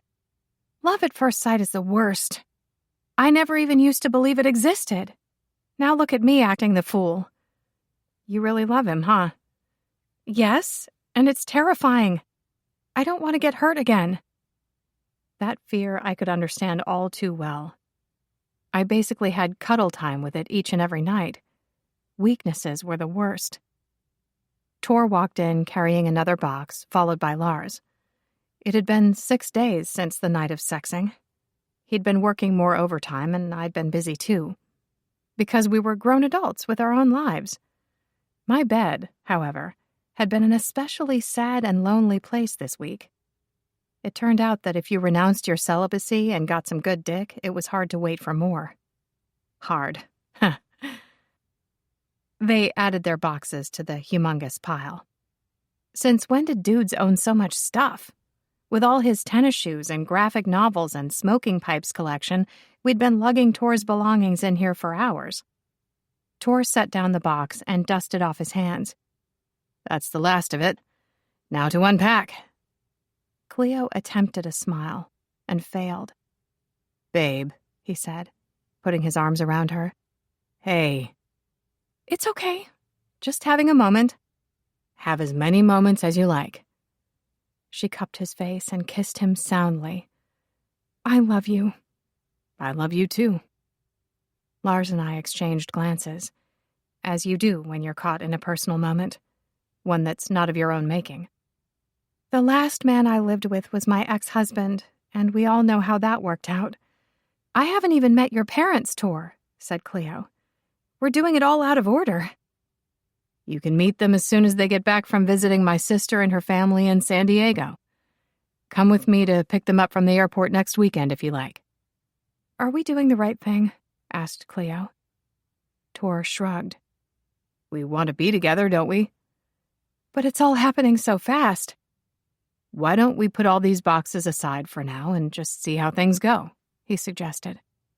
Take it in baby steps. I do want you here. It's okay. I don't want this to go wrong. Then it won't, said Tor. We'll be careful and work things out together. She gave him a much more believable smile. That sounds good. We could try what Susie's been doing over at her place and unpack 1 box a day. Less overwhelming that way. I smiled. That's true. Tor turned to his brother. Lars, let's stack them against the wall. I'll sort out what I need later. Cleo pushed her shoulders back. I'll get us some drinks. As for me, I sat my weary ass on the couch, all the better to watch Lars. He tossed his head to flick back his ridiculously photogenic hair, and oh man, my hormones were at his mercy. That was the truth of the matter. What was that? Asked Tor, though accused would be closer. Cleo wandered out of the kitchen with cans of cider. What was what? This time he even went so far as to point at me. The way Susie was just staring at Lars. Was I looking at him like he's a good friend that I appreciate very much? I asked, downing some of my drink. No, you were not. Thank you, said Lars, accepting his drink from Cleo. He seemed calm, considering Tor's questioning. Leave her be, man. Tor narrowed his gaze on us, one at a time. Honey, said Cleo, passing her beloved his drink. Don't worry about it. What is this it you speak of? Tor stood with a hand on his hip. Guess he wasn't going to leave it be, damn it. That's what I need to know. Lars crossed his arms. You're imagining things. Thou doth protest too much, brother. Lars shook his head and sat in an armchair. At least I don't sound like an idiot. You two have always been dubious. There's always been something there. But that expression on Susie's face just now? All dreamy and carnal? I was, thinking about the laundry I have to do when I get home, I said. It's been piling up all week. It's going to be really good to get it done. Satisfying, you know? Liar. Unless all that talk about getting your laundry done was coded dirty talk, in which case you're still a liar, but well played. I laughed. Tor, honestly, I don't know what you're talking about. An Oscar-worthy performance, Tor mumbled. I'll give her that. Cleo snorted. Oh, please, she said. It was obvious the minute you showed up here. Did you really think you were going to be able to keep it a secret? My face was on fire. The best option was to shut up. And I would, right after I stated for the record, we're not dating. This is all very early days, and the situation is complicated, and I'd rather not go into it, and I'm going to stop talking now. Tor clicked his tongue. Well, well, well. Meanwhile, Lars just sat there, placid as can be. He obviously didn't care what they knew. Nor did he come to my rescue when I started to blather. Jerk. Are you telling me that Lars doesn't have an actual, official girlfriend? Asked his brother in disbelief. Cleo cocked her head. That's a big deal? Hell yeah, said Tor. He's basically been in one relationship after another since first discovering Catch and Kiss in the playground. It's right up there on his list. Decent job, check. Working toward owning own business, check. Be a good son, check. Spend quality time with friends, check. Have a girlfriend, check. Lars took another swig of his drink. He didn't seem as happy now. Tor didn't seem to care. Those are just the boxes to be checked for now. Others will appear as he nears 40. He and I will have established our house-flipping business. This will be followed by him acquiring a wife. Someone high-achieving, yet grounded. The type who would never dream of wearing white after Labor Day. Their offspring will follow shortly thereafter. Lars started grinding his teeth. Sounds organized, said Cleo. You mean anal, corrected Tor. Cleo frowned. This plan definitely doesn't allow for the existence of the mysterious divorce certificate. Which makes sense. I mean, it can't be real. Susie has sworn never to get married. It's the one thing she never changes her mind about. Her parents ruined her for life on that front. Get her anywhere near a white dress and she makes the sign of the cross. And none of your brother's planning sounds the least bit like her either. She's much more of a fly-by-the-seat-of-her-pants kind of girl. It was like Lars and I weren't even there. Holy shit. I heard about the anti-marriage stance, said Tor. I just hope these two messing around doesn't make things awkward for us in the future. I'm so glad we took time out of our busy weekends to help your brother and my friend, I mumbled. Lars glowered. What about you? Asked Cleo. Do you have a list? Tor shook his head. Not anymore. I am at your disposal. Good answer. She bit back a smile. I wonder if that's an older child trait, being so structured. Only children like me are kind of all over the place. Youngest are the best, said Tor. Creative, problem-solving. We've got it all. Right, Susie? Oh, yeah. Grateful for the change of subject, I turned to Lars and asked, How are you going to be, living on your own? Tor smiled. You're worried about my 35-year-old big brother being by his lonesome? Between you and me, said Lars. I'm kind of looking forward to it, especially after the last few minutes. I nodded. Fair enough. Are you kidding? Asked Tor. Late-night beer and nachos after a long day? And I watched Mythbusters all the way through with you. They made a ridiculous number of seasons of that show. How about having a jogging partner, huh? That was handy. Not to mention, if it weren't for me, none of your socks would match. I'm a rock star at sorting laundry. That's what you bring to the relationship, huh? Cleo grinned. Good to know. Along with my baked salmon. Babe, you've never tasted better. You only make one dish? I asked. Tor slung an arm around Cleo's shoulders and fit her against his side. When you make it as well as I do, you don't need another. He made it so well, most of the ladies never returned for another, said Lars with a smile. Tor's brows descended. That's not true. Isn't it? Are you staying in the condo? I asked, before the siblings could start brawling. Lars turned back to me. Actually, we had a good offer on it, so we're selling. Contract goes through in 2 weeks. The owners next door want to expand. It's one of the reasons I asked Tor to move in. Cleo slipped her arms around his waist. They fit together perfectly. He's been here every night anyway. She can't get rid of me, said Tor. The way they gazed at each other. I'd never had anything like that. Such devotion. A veritable outpouring of love and affection. There was a solid chance I hadn't put enough thought into previous relationships. You meet a guy and sparks fly. He looks nice and he seems okay, so you give it a go. It seemed straightforward. And yet this simple process had bitten me on the ass more times than I cared to admit. There had to be a sweet spot between wearing your heart on your sleeve and encasing said organ in steel. Surely. Time for us to go, said Lars, getting to his feet. Cleo and Tor had started making out, and they showed no signs of stopping. I set my drink aside and made for the door, rubbing my lower back with the heel of my hand.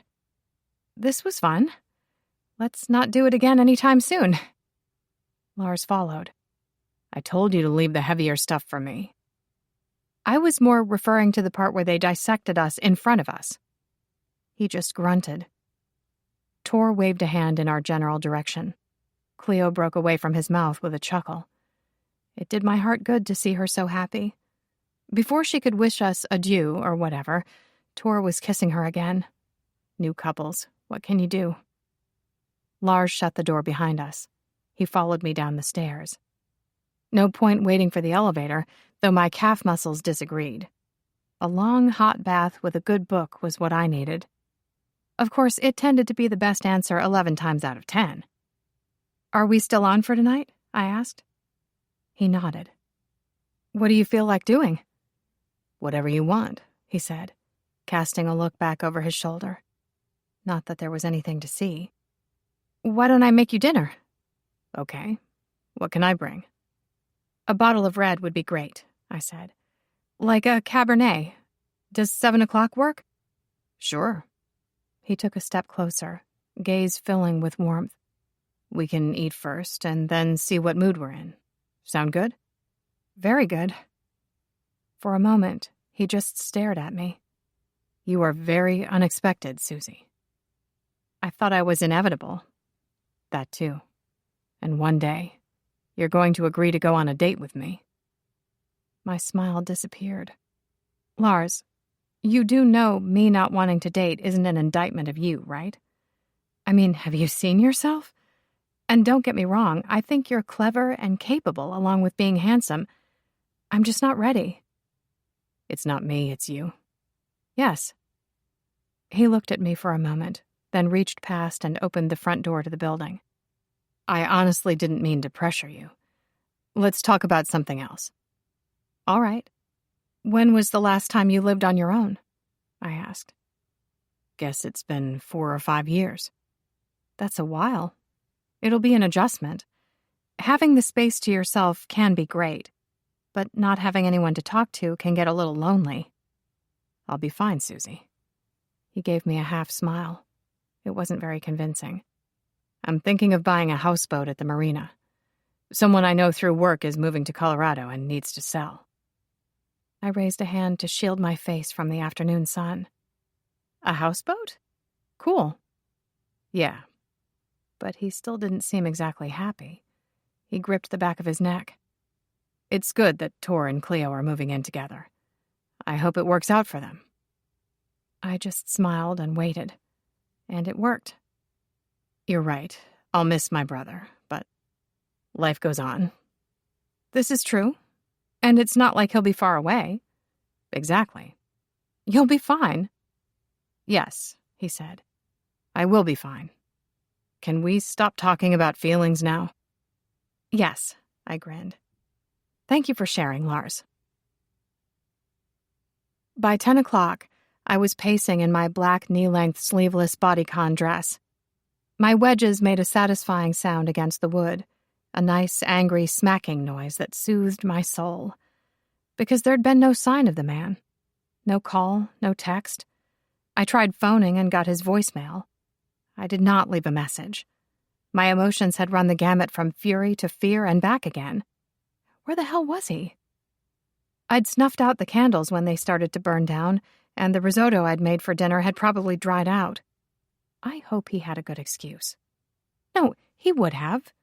Lars wasn't the type to just let me down, though it was hard to convince myself of that after 3 hours of waiting and 30 years' worth of bad experiences. This was exactly why I didn't want to date. Hurt made you take a step back from the world for your own protection. But there was nil distance between me and my burgeoning feelings for this man now. Damn it. Maybe he changed his mind about our friends with benefits situation. Maybe he had car trouble. And his cell broke, so of course he couldn't call. Oh no, maybe he was sick. Though he'd been the picture of good health today. Whatever. I would trust in our friendship. There was bound to be a perfectly rational explanation. Fingers crossed. The woman I'd like to be would have kicked off her heels, poured herself a glass of wine, and settled down in front of a good movie. Bid adieu to anxiety and made the night enjoyable all on her own. She didn't need no man. She didn't need anyone. That girl could slay dragons, emotional and otherwise, all on her own. Meanwhile, I kept pacing. Kat bravely hid under the couch, twitching her tail. All of my clomping back and forth did not please her. My phone buzzed in my hand and I jumped. "Hello?" "Susie," Cleo said. "Don't freak, but there's been an accident." The emergency ward on Saturday night was bedlam. Machines beeping, people talking too loudly, a drunkard yelling, and people moaning in pain. And beneath it all was the sound of his voice behind a curtained-off bed in the corner. Thank God. Perhaps now my heart could calm the fuck down. It had been on the edge of either an attack or a break for the past half hour. The drive from home had been one of the longest of my life. My hands had gripped the wheel so tight my fingers started cramping. The overwhelming scent of disinfectant didn't help. Last time I'd been in one of these places, I'd been identifying Aunt Susan's body. An experience both horrible and horrifying. But Lars wasn't going to die. There would be no sudden second phone call to tell me he'd taken a turn for the worse. Everything was fine. Cleo had said she and Tor could handle it. But I needed to see him. To know that he was okay. And him asking for me just reinforced my need to be there. "Hey," Cleo greeted me behind the curtain with a wan smile. "Breathe." I'm breathing, though hyperventilating would be a better description. "How is he?" "Not bad, considering he got hit by a car." On the bed, a shirtless Lars lay among the white sheets. Jeans covered his bottom half. He looked paler than normal. There was a brace around his neck, a cast on his left wrist, a freshly stitched cut a couple of inches long on his cheek, and bruises and grazes everywhere. The dark marks on his torso were horrific. Holy shit. "This is the princess I was telling you about," said Lars with all due seriousness. "She's very pretty," the doctor tending to him said and gave me a smile, as if to say she'd seen and heard it all before. The tag on her white coat read Dr. Kelly Lopez. "Don't tell her I call her princess, though. It's just in my head." "Got it." Tor leaned closer. "They gave him the good stuff." Lars shuffled on the bed and winced. He might be high as a kite, but he was still feeling some pain. "We're going to get married, but then we'll get divorced." "That's a pity," said Dr. Lopez. "Yeah." He sighed. 4th of December. Damn shame." Dr. Lopez's brows went up. "You've picked a date?" "Lars loves a plan." I laid my hand on his arm, doing my best to avoid any damage. "Hey there." His smile was blissful, his gaze glued to the region of my chest. "Susie, hey, great dress. It's really tight." "Thanks." "Sorry I missed our sex date." Tor made a choking noise. "Oh, sorry," Lars said. "Not supposed to call it a date." "That's okay," I smiled. "What happened?" "I was buying you that bottle of wine and some fucker ran a red light." His words were slurred. "Sent me flying. Can you believe that shit?" "This happened when you were buying the wine?" "Not your fault, Susie," said Tor. Lars frowned, which made him wince again. "Of course it's not her fault. Fuck's sake, Tor. Why would you say that, man?" "Sorry, my bad," said Tor, keeping a straight face. "Susie, I apologize." "Do you forgive him?" asked Lars in a grave voice. "You don't have to. It's okay." Yes, I forgive him." Tor gave me a wink. "You're not going to cry, are you?" asked Lars. "I'm fine. I promise. You just gave me a scare." I sniffed and smiled. "What's the damage?" Dr. Lopez slipped her hands into the pockets of her lab coat. "Can I just clarify your relationship to Lars?" "She's she's my other," Lars nodded. I love her, and yeah." I held my breath and waited, but he said no more, which was for the best. Lars was on a lot of drugs and didn't know what he was saying, obviously. But on the off chance I did suffer from sudden heart failure brought on by his words, I was in the right place. Dr. Lopez just nodded. "Hairline fracture in the wrist, rib contusion, and neck strain. No sign of a concussion, but it was a hard knock." I'd like you to keep an eye on him for the next couple of days, just to be safe." "Of course. He's getting discharged tonight?" "Yes. Bed rest and pain relief for the next 72 hours with gentle movement. It's important you get up and walk around. Just take it easy. We'll make a follow-up appointment for the cast in a couple of weeks." Lars stared bemusedly at the light above his bed, blissfully unaware. "I can move back into the condo with him," said Tor. "Sleep on the floor or something. Buy one of those air mattresses from Walmart." "You only just moved in with Cleo," I frowned. "And he'd be alone during the day. I work from home. Why doesn't he just stay with me?" "It's not a bad idea," said Tor. "But I'm not sure he'll go for it." "Only one way to find out." I turned to the wounded one.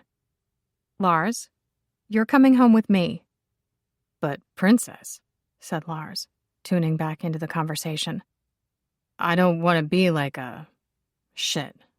What's that word? A hassle?" suggested Tor. Then he said more quietly, "Wish they'd give me some of whatever he's on." Cleo elbowed him in the ribs. Lars thought it over. It took a while. "Yeah, that's it. A hassle." "You're not a hassle," I said. "But you don't have a spare bed." "Are you worried if you sleep in my bed you'll catch girl germs?" Lars laughed and answered loudly, "No." "Then what's the big deal?" "I'm just not sure it's a good idea," he mumbled. I gave him my best, most reassuring smile. "Why don't we try it for a few days and see? I mean, how bad can it be?" 12. "Are you all right?" Slowly and carefully, Lars turned around to face me. The fridge door sat open behind him. His face was pale and lined with pain. In one hand, he held the leftovers from my dinner last night. In the other, he held a fork. "Got hungry. This was all I could find." "I'm due a grocery shop." He filled the fork and shoveled it into his mouth, eating straight out of the casserole dish, which was fine, I guess. "Want me to get you a plate?" A grunt in the negative. "The good drugs wore off, huh?" Another grunt, as he shuffled past me over to the dining table. There he sat in the same slow and careful manner, with lots of scowling. "I didn't realize how good they were until they stopped working. Honestly, who takes someone off morphine to give them Tylenol? I'm amazed they can even say it with a straight face without laughing their asses off." "Did you sleep okay?" He shrugged. "I actually slept really well. Sharing a bed with you works, apparently," I said. I filled a glass with water and set it beside him. Then I started making my morning coffee. Because caffeine. I'd sneaked into the bathroom upon waking and brushed my teeth and my hair, then washed my face and applied concealer, mascara, and a tinted lip balm, going for the epitome of natural woke-up-this-way beauty. Wanting to impress a man was hard work. I'd even worn my best pajamas, black cotton with white piping, much nicer than my usual old tee and panties. Not that he was in any condition to notice. But having him in my space in any condition made me nervous, apparently. "The only time I've cohabitated with a male was when I went on trips with a boyfriend," I said, just making conversation. "Besides my father and brother when I was little, of course. Have you ever lived with someone? Not that it's what we're doing. You know what I mean." "No." His voice was gruffer than normal. "Things never got that serious." I gave him a half smile. "You mean you didn't let them get that serious?" "Guess not." "So just vacations?" "Yeah." "This'll be a learning experience for both of us," I said. "I've put out fresh towels in the bathroom if you want to take a shower." "Thanks. Feels like I'm still covered in grit and dirt from the road." "I'll change the sheets so those are fresh for you, too. The waterproof cover for your cast is in the bathroom. Do you want any help in the shower with bandages or anything?" "No," he said quietly and kept eating. I sipped my coffee and watched Kat butt her head against his leg. He reached down in slow motion and gave her a scratch. Seeing him in pain was horrible. He was normally so big and strong and sturdy. Why, a mountain couldn't take the man down. And some asshole behind a wheel had almost succeeded. A terrifying thought. "Have you taken your meds, or do you want me to grab them?" "I've taken them," he said. "Think it might be best if I go home." I paused. "Why?" Nothing from him. "The doctor said you should have someone keep an eye on you." "I'll be fine." "You got hit by a car," I said. "Give yourself a minute, please." "I don't know." He glared at the chicken and rice. "This feels off, being here like this. I don't want to be in your way." "You're not in my way. I know this is different than what we're used to, but it's okay to need a little help right now. And, Lars, I would like to help you." His free hand curled into a fist. This was not normal Lars. This was in pain and pissed off Lars. A very different creature. "Because you think it's your fault I was crossing that fucking street." "Because I care about you and want to help." "Susie, the shit I said at the hospital last night. You remember that?" A line appeared between his brows. "Some." "You were high as a kite. People say all sorts of things when they're under the influence." "Yeah," he said finally. "About me staying here. We don't have the sort of relationship where—" "You mean like friends?" For a long moment, he said nothing. Then he looked up with his usual frown and took in the still cluttered dining table. I had been too worried about him after getting back from the hospital to deal with it all. Sitting in the darkened bedroom watching him sleep instead. What that said about my feelings for the man was best ignored. The napkins, candles, and silverware were still laid out. He blinked and stared as if he couldn't make sense of the scene. "You did all of this for last night?" "It's not a big deal," I shrugged. "I wanted to do something nice for you with Tor moving out. I know you said you were fine with it, but—" He just stared at me. I took another mouthful of brew. "From what I remember at the hospital, you were dressed up pretty fancy for a night in, too." "I like to dress up.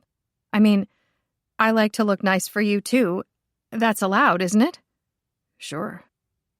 No way did I hide behind my mug. Such behavior would be childish and cowardly. "Okay," he said as if he'd reached some decision. Then his shoulders eased and he relaxed back into the chair. "Can I have coffee?"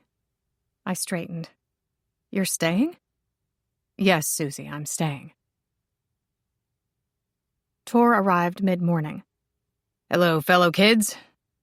"About time," grumbled Lars.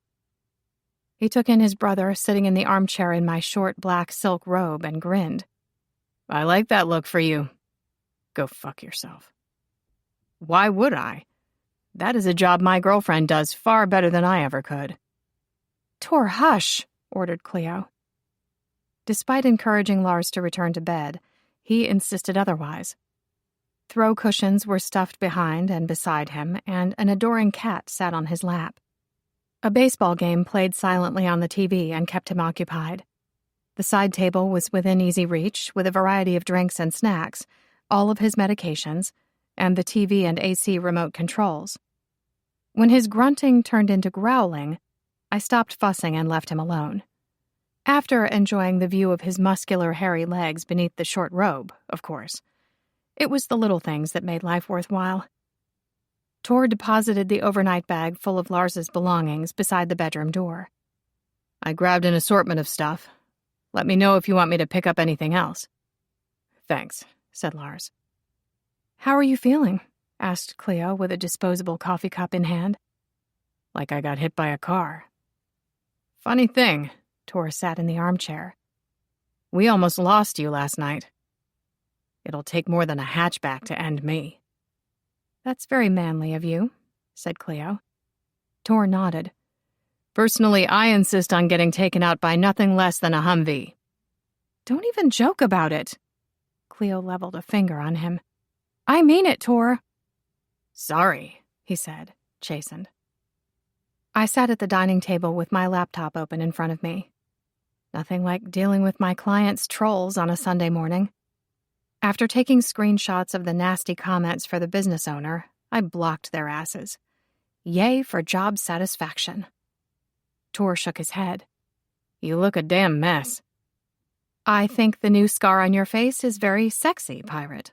I smiled. Just in case you're after my opinion. I agree, said Cleo. The whole look says hot wounded buccaneer to me. Lars's lips twitched. Tor just sniffed. What happened with the police? Couldn't give them much. I honestly didn't see a damn thing, said Lars. Too busy trying to remember what kind of wine you'd asked me to pick up. I was about to pull out my phone and text you when it happened. But I had the right of way, and there was a camera installed at that intersection, so they should get whoever hit me. Good. I shook my head. You should have seen what was left of the shirt. It's a wonder you're still in one piece. Lars grunted and shifted in the chair. I jumped to my feet to help, but his cranky face stopped me. Big yikes. He slowly rose and made his way across the room. As soon as he attempted to reach down for his bag and lift it, his hand clutched at his side. The gasping wheeze noise that came out of him was horrible. Would you just ask for help for once? Tor got to his feet, grabbed the bag, and followed after him. Stubborn asshole. The brothers disappeared into the bedroom and closed the door. Guess Lars was over the black silk and needed some assistance getting dressed. Fair enough. Is it just me, or does he wear that robe really well? Asked Cleo. Oh, yeah, I nodded. Half of his clothes went in the trash and the other half in the wash. It was the only thing I owned that would fit him. Has he been in that mood all morning? You mean like sunshine? Yes, she said. Except the opposite.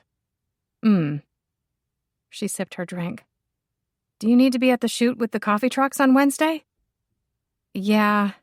There's some things I need to go over with the owner, and I was planning on making some behind-the-scenes videos. But Lars should be fine to be on his own for a while by then. He hasn't had any dizziness or anything else to suggest a traumatic brain injury. The ribs, wrist, and hips seem to have taken the brunt of the impact. How are you? Good. He woke up once in pain during the night, and I got him his meds and helped him to the bathroom. Other than that, I slept well. Though the dude does take up a lot of room. She gazed at me over the rim of her coffee cup. Tor called his parents last night. He told them Lars was okay, but they're coming back today on an earlier flight. His mom is pretty upset, apparently. Understandably. They should be here around 5. My eyes opened wide. Here as in here? That's right.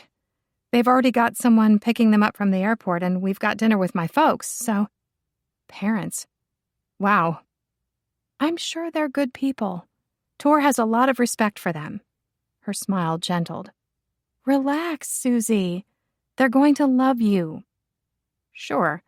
Right. It'll be fine. I answered the door late in the afternoon to a slender woman with a long gray bob. Behind her stood a handsome man with a short gray beard. Lars and Tor took after their father, but they had their mother's blue eyes. You must be Susie, said Lars's mother with a tight, worried smile. I'm Deborah, and this is my husband, Henning. Nice to meet you. I stepped back. Come in, please. And behind Lars's parents stood Aaron, because they were all that damn close, apparently. Awesome. He nodded stiffly. Susie? I said nothing. Deborah and Henning went straight to their son. Lars was propped up in the chair watching a sports channel. There might be people out there who were worse at being sick, but it was doubtful. The man refused to stay in bed. It was only his pain tolerance that kept him in the armchair instead of being up and about. While they gave him the good stuff at the hospital, the pain relief they sent him home with was far less effective.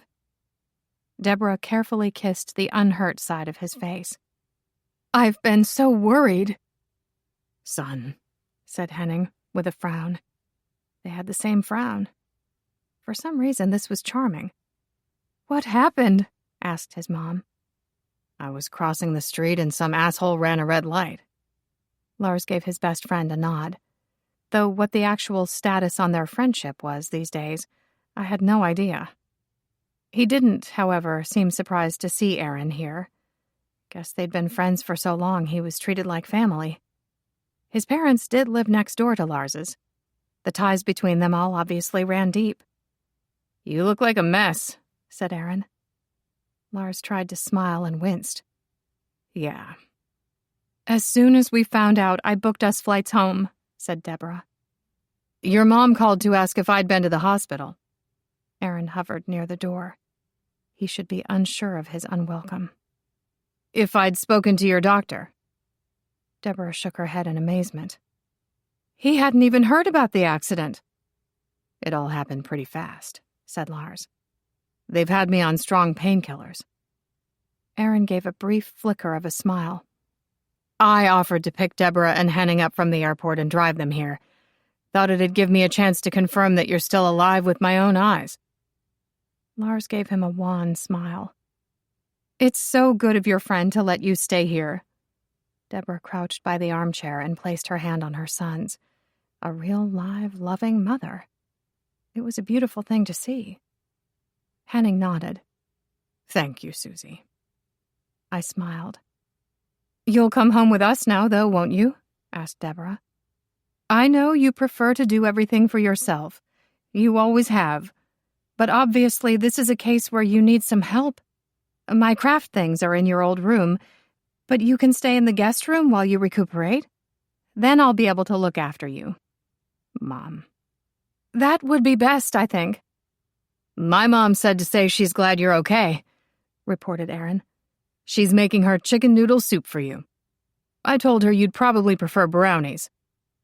"And if I have to pop out and your dad is busy, she said she'd come over and sit with you," said Deborah. "We have it all worked out. Around-the-clock care." Lars's gaze jumped to where I was standing off to the side. He seemed to be trying to communicate something to me, but I wasn't sure what exactly. "We should go soon. Get you settled in at home so you can rest." Deborah stood and surveyed the wreck of my house. Because of course the grocery delivery had arrived 5 minutes before them. Bags and bottles were everywhere. And my work was spread out across the dining room table so I could keep an eye on Lars. His mom's smile was understanding. "Get out of Susie's way." I smiled back at her. Then I turned to her son. "Whatever you want is fine with me. You know that." Lars kept right on staring at me. "That's very kind of you, Susie," said Deborah. "I understand you used to date—" "Yes," I said. Aaron jangled his car key fob. Deborah smiled softly. "How wonderful that you've all been able to remain friends." Aaron's smile was not the least bit convincing. Schmuck. "We'll have to have you over, Susie," said Deborah. "Thank you for taking such good care of our son." "I'd like that." She gave Lars's shoulder a pat. "Though I was a little surprised you weren't at Amy's." "That ended," said Lars. "What a shame. She was such a lovely, accomplished young woman. What happened?" "He'll tell us if and when he wants to," said Henning, giving his son a wink. "Of course." Deborah's hands fluttered. "You know me, I'm not one to pry." "You know Lars isn't ready to settle down." Aaron gave her an affectionate smile. "He has big plans." Deborah laughed. "Forgive a mother for hoping. I just thought that with you getting engaged and Tor meeting someone, that my eldest might also make the leap." The alarm on my cell chimed. "Lars, it's time for your pills." He grunted and reached for the little box on the side table. Immediately, his mom sprang into action. "Have you got them there? Let me get you some fresh water. Or would you rather iced tea or juice? Maybe Susie has something. Are you supposed to take them with food? I have half a cookie from a cafe at the airport in my purse. That reminds me, Tor said they gave you a neck brace. Shouldn't you be wearing that?" Lars popped the pill on his tongue and dry swallowed. "I'm fine." "But I'm fine, Mom." "You will be once we get you home and put you to bed. Some rest and good home-cooked food and you'll be back on your feet again." Deborah nodded, pleased at the thought. The furrows on Lars's forehead were out in full force now. I need to talk to you. Me? I asked. He nodded and began the laborious process of hauling himself out of the armchair. His mom grabbed his arm while his dad stepped closer just in case he was needed. Mom, I'm okay, said Lars. Please let me do it myself. Deborah's lips turned down, but she did as asked. Lars shuffled into the bedroom, and I followed. He shut the door and turned on me with a serious face. I need you. You what? You heard me. Yeah, but I still want to hear you say it again. He sighed. I need you. That's lovely. Okay, now explain what you mean. He shuffled forward and I took a step back, and we didn't stop until my spine touched the wall. Then he got all up in my personal space, not stopping until I was looking up at him and he was looking down at me, and our noses were a bare handbreadth apart. The long line of stitches on his cheek made my stomach roll over. Same went for the dark bruise that had blossomed beneath his golden stubble. The thought of him being hurt was the worst. And he was still frowning, though that was kind of his normal setting. I hate being in pain. Can't stand being injured. It's frustrating and infuriating, and it pisses me off. So when I tell you I'm sorry for being a grumpy asshole today, I mean it, okay? Thank you for the apology. He nodded. Was there something else you wanted to talk about? He rested his cast on the wall above my head and leaned even closer, close enough to brush his mouth against mine. The heat and scent of him were all welcome, as per the usual. Just having him close was a delight. I needed that, I happy sighed. Then I stopped smiling. You smell like my shampoo. Why didn't you ask me to help you wash your hair? Remember how we discussed me being a cranky asshole? Right. And you were busy working and doing your grocery shopping on the laptop, and I didn't want to disturb you. Okay. He kissed me again, with a bit more fervency this time, sucking on my top lip and biting on the bottom. He didn't open his jaw too wide because that would hurt, but it was slow and lovely. Weird, however, given his parents and best friend were waiting in the next room. He traced his nose against mine and stayed nice and close. I hadn't realized how much I needed this. After the scare last night and those days of waiting to see him again, I was starved for the man, and I was pretty damn sure he knew it. We kissed until he flinched and touched the side of his mouth. Shit. Are you saying goodbye or sweetening me up for something? I asked. Not that I mind, just curious. I like how your eyes go all lusty when I kiss you. But I can't even breathe without it hurting right now. He took a breath and let it out slowly and carefully. Susie. Yes, Lars? Please don't make me go home with my mother. I tried not to smile. She'll smother me. She means well, but I can't handle it. He rested his forehead against mine with a sigh. And if I try to go back to my place on my own, she'll follow, and it'll be the same deal, only with her trying to tidy up and getting all into my things. Oh, dear. He just nodded. I see now that your big, strong exterior hides the heart of a little boy who is secretly afraid of his mommy. I'm not afraid of her. He scowled. I just can't fucking handle being babied. There's a difference. Stop laughing at me. Sorry. Please, princess. I gasped. You said the P word. That endearment was only meant to be used inside your head. The secret's out. His face remained paler than usual, and his gaze dulled with pain. Like there was anything I wouldn't do for the behemoth. Can I stay here with you? Please? What lovely manners you have. Of course you can. He smiled in victory and shuffled back toward the door, without even stopping to give me another kiss. How rude. Then he was back out in the living room, announcing, Thanks, Mom, but I'm going to stay here. But, sweetie... Nice and slowly, he lowered himself back into the armchair. His mom immediately placed all of the cushions around him with care, Susie asked me if I wouldn't mind staying. Every pair of eyes in the room turned my way. He'd thrown me in the deep end. The dick. Why is that? Asked Deborah.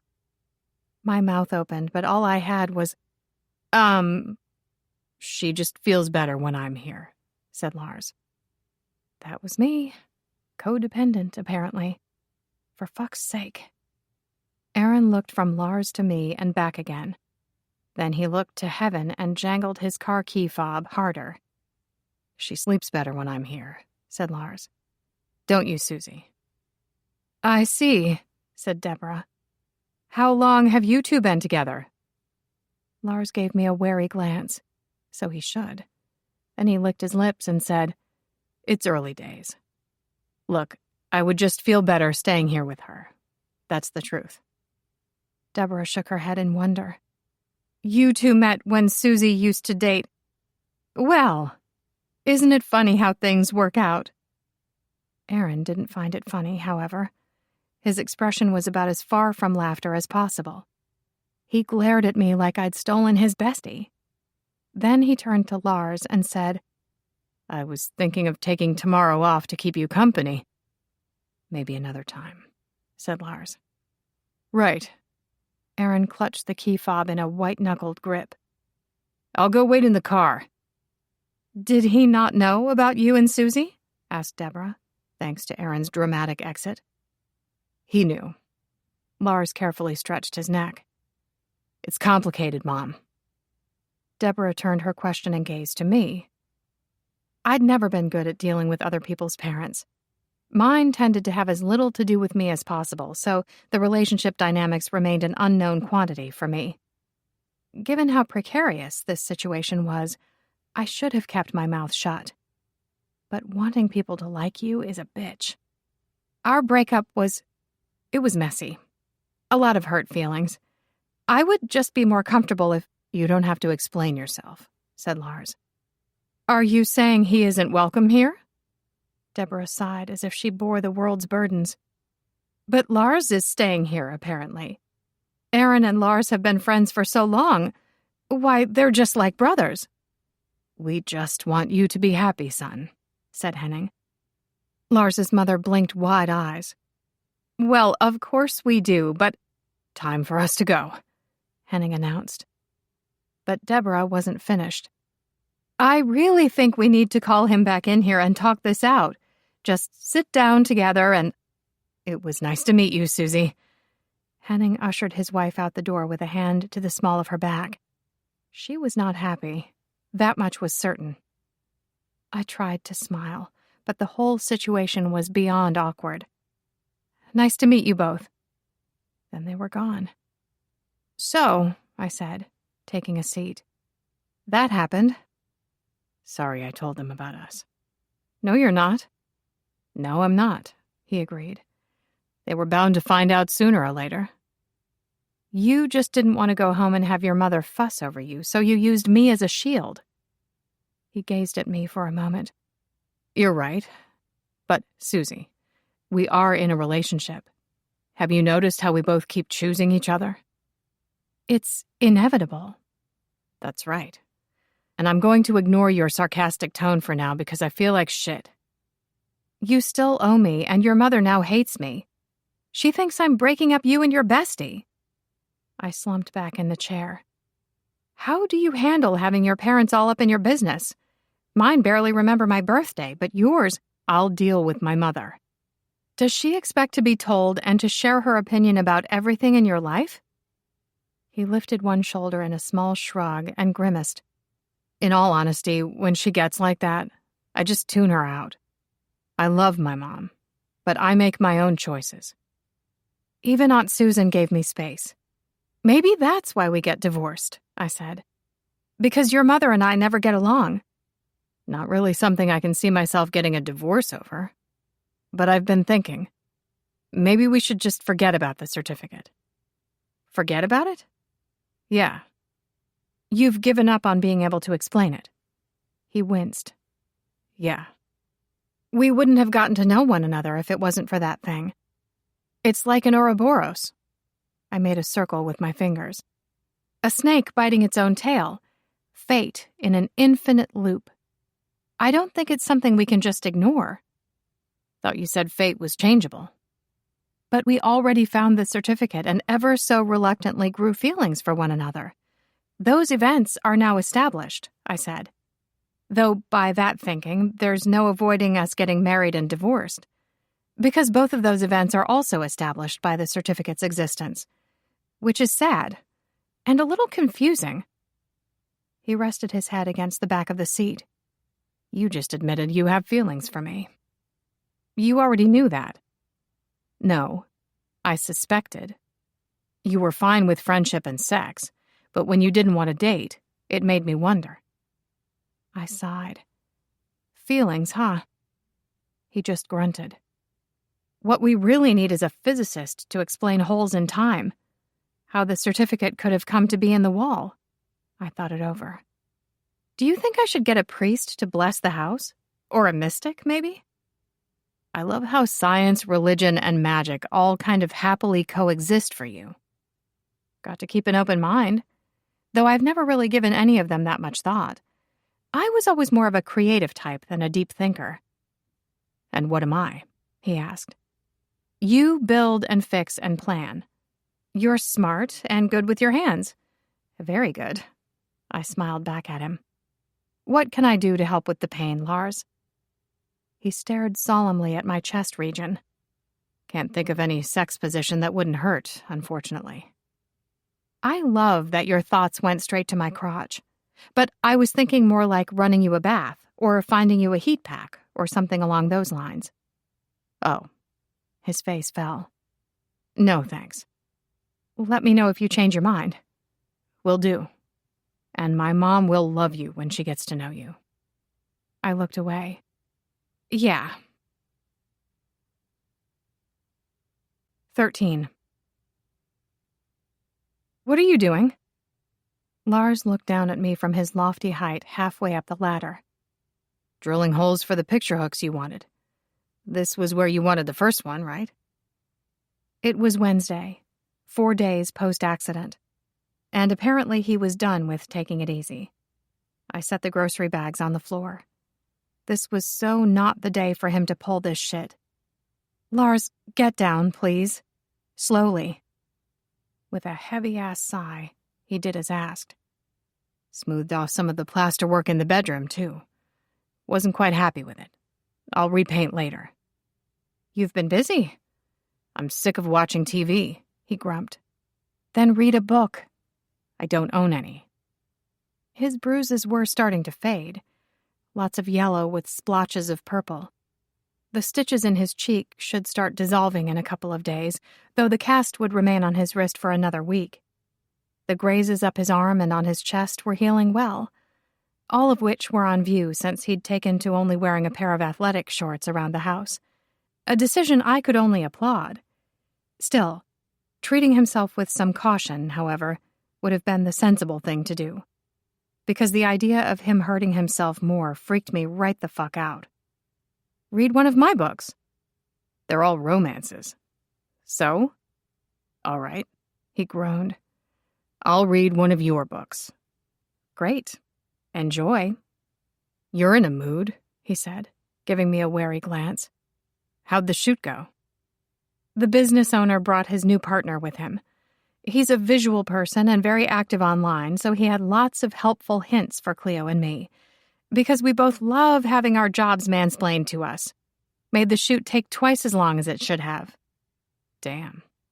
Then some charming asshole followed me around the grocery store asking for my number and refused to take no for an answer. His brows descended. What the fuck? Indeed. Then I come home to find you performing daring physical feats. Dr. Lopez said gentle movement. Do you honestly believe climbing ladders falls under that purview? He set the drill on the coffee table. You've had a bad day. Yeah, I really have. How can I make it better? Keep your feet on solid ground, please. Got it. Thank you. Which was when I saw it. A black shoebox with silver writings sitting on the dining table. What's that? Take a look. the logo that adorned the lid.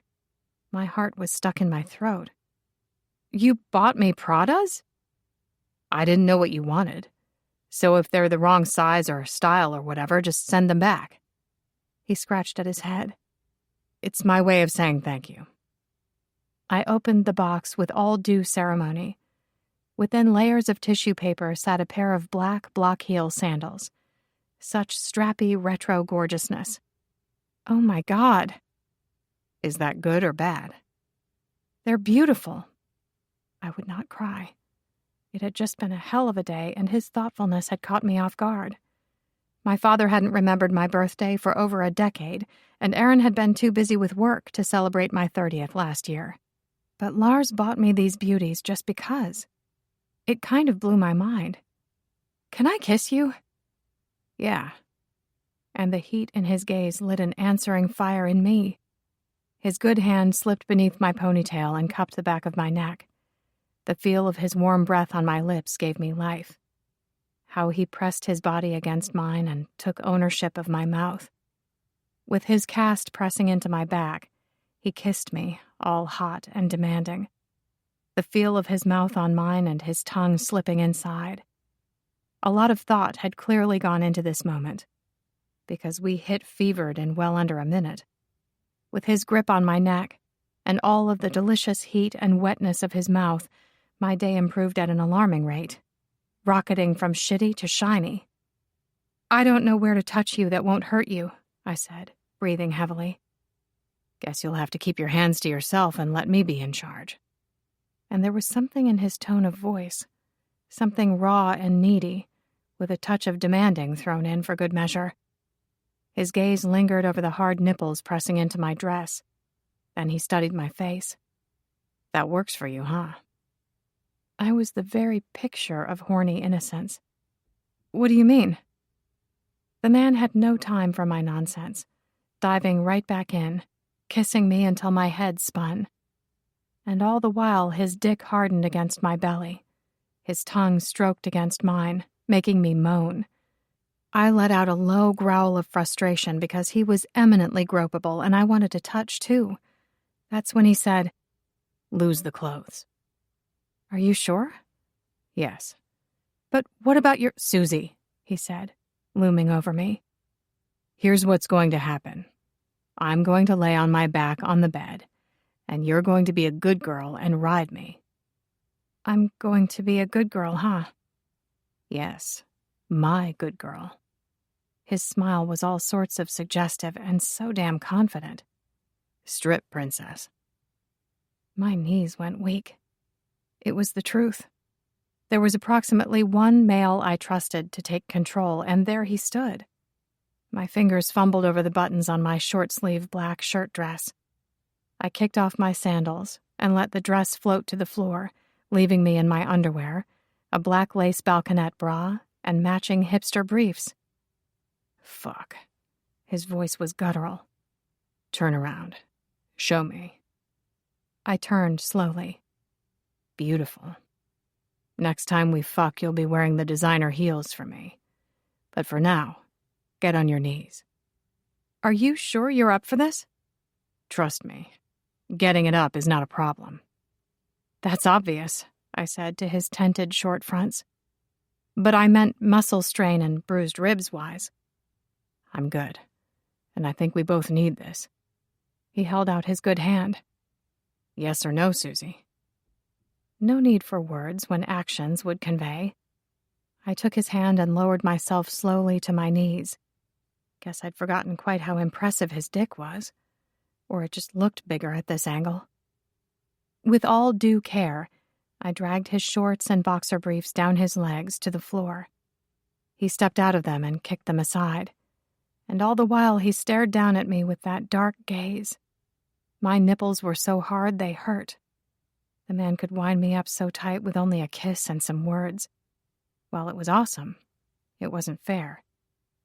I took his cock in my hand, wrapping my fingers around it tightly and nuzzling him. The musky scent of him went straight to my head. My tongue traced the path of a vein, all the way back to the swollen head. Such soft skin over stone. I guided the crown into my mouth, licking and sucking. His hand slid over my head, taking my ponytail in a tight hold. With one hand I fondled his balls, while the other held firm to his length. I teased the opening with the tip of my tongue before taking him as deep as I could. The noise he made when I sucked hard on the bulbous head was almost as good as when I dug my tongue into the tip of his frenulum. He tugged on my hair and swore up a storm. It was nice to be appreciated. It felt wondrous to make him feel good. And the way the muscles in his thighs flexed was nothing less than thrilling. The salty taste of his pre-cum. "Stop," he ordered. "Stand up." I gave his cock a parting kiss and did as asked. He cradled my face with his good hand and kissed me on the lips. What my day had been before this no longer mattered. There was only here and now, and this moment was spectacular. "That was very good, Susie." "I'm glad. Now lose the lingerie." I undid the bra and dropped it to the floor and wiggled out of my panties. He pressed his body full length against my back. With the cast firmly against my stomach, he slid his other hand between my legs and cupped me. "You're wet," he murmured. "Can't imagine how that happened." "Widen your stance." I did as told. His teeth pressed into my shoulder as his fingertip trailed along the seam of my labia, back and forth. A tremble worked its way through me. When he stuck 2 fingers and his thumb into his mouth and wet them, holy shit, that was hot. Men had done intimate things with me before, though with Lars it was different. How tight he held me, the bite on my shoulder, his general intensity, I don't know. And then he slid those fingers deep inside me and pressed on my clit with the pad of his thumb. He finger-fucked me like a pro. And then he stopped. "Wait," I whined. "Lars." "You come on me this time." And he was so damn calm about it. Like denial was ever okay when it came to me and orgasms. But he just turned his back, walked into the bedroom, and lay down on the mattress. If it wasn't for the hard-on pointing at the ceiling, you would think he was about to take a nap. "Hurry up." "Bossy bastard." "What was that?" "Nothing." "Grab a condom," he ordered. With one hand tucked behind his head and his cast resting on his chest, he watched me. My skin turned to goose flesh at the lust in his gaze. And I needed to remember to ask the man for nudes one of these days, because even when battered, he was beautiful. I grabbed the correct size condom out of the bedside drawer and carefully straddled his hips. The bruise on his side was still huge. I needed to be careful and keep my knees to myself. Once the wrapper was opened, I tossed it aside and rolled the prophylactic down him with care. Being on top was one of my favorite positions. What's not to like? You get a great view and complete control, even if you do have to do all the work. I took his cock in my hand and lined it up with my opening, sinking down on him nice and slowly. The feel of him filling me was wonderful. My pussy clenched and he hissed. The man was lucky I had strong thighs, because I couldn't place my hands on him for leverage. And he was so damn tall I couldn't quite reach the bedhead. This would definitely count as a workout for my core. Then he winced and I froze. "What's wrong? Lars?" "Nothing. Ride me." I exhaled and rocked on him gently. When he didn't show any obvious signs of discomfort or agony, I rocked on him harder, rising and falling just a little, squeezing him again with my internal muscles. All the while, he watched me with a mix of tenderness and possession in his gaze. My face and breasts and belly, my thighs and cunt. Strong hands gripped my thighs, giving them a squeeze, testing the flesh with his fingers. Then he raised his upper half a little and smacked me on the ass, making me squeak. "Fuck, you're gorgeous. Getting to be around you has been the only good thing about this week." The man winced and smiled. "Harder." "I don't want to hurt you." "If you're hurting me, I'll tell you," he said. "Now do as you're told and ride me harder. You know you want to." He was right. I really did. The feel of him so solid inside of me, how he dragged over all my good places as I rose, then the sweet shock of impaling myself on that thick length over and over again, harder and faster. Nothing could be better than losing myself with him. His jaw shifted and his nostrils flared. The tension low in my belly spread throughout me, like a light working its way through me. I was all heat and motion, reaching for that thrill, until it got so bright I was blinded. I came with a gasp and he gripped my thigh, pulling me down on him and holding me there, like there was anywhere else I wanted to be. His cock surged inside of me, pumping out his cum as he groaned.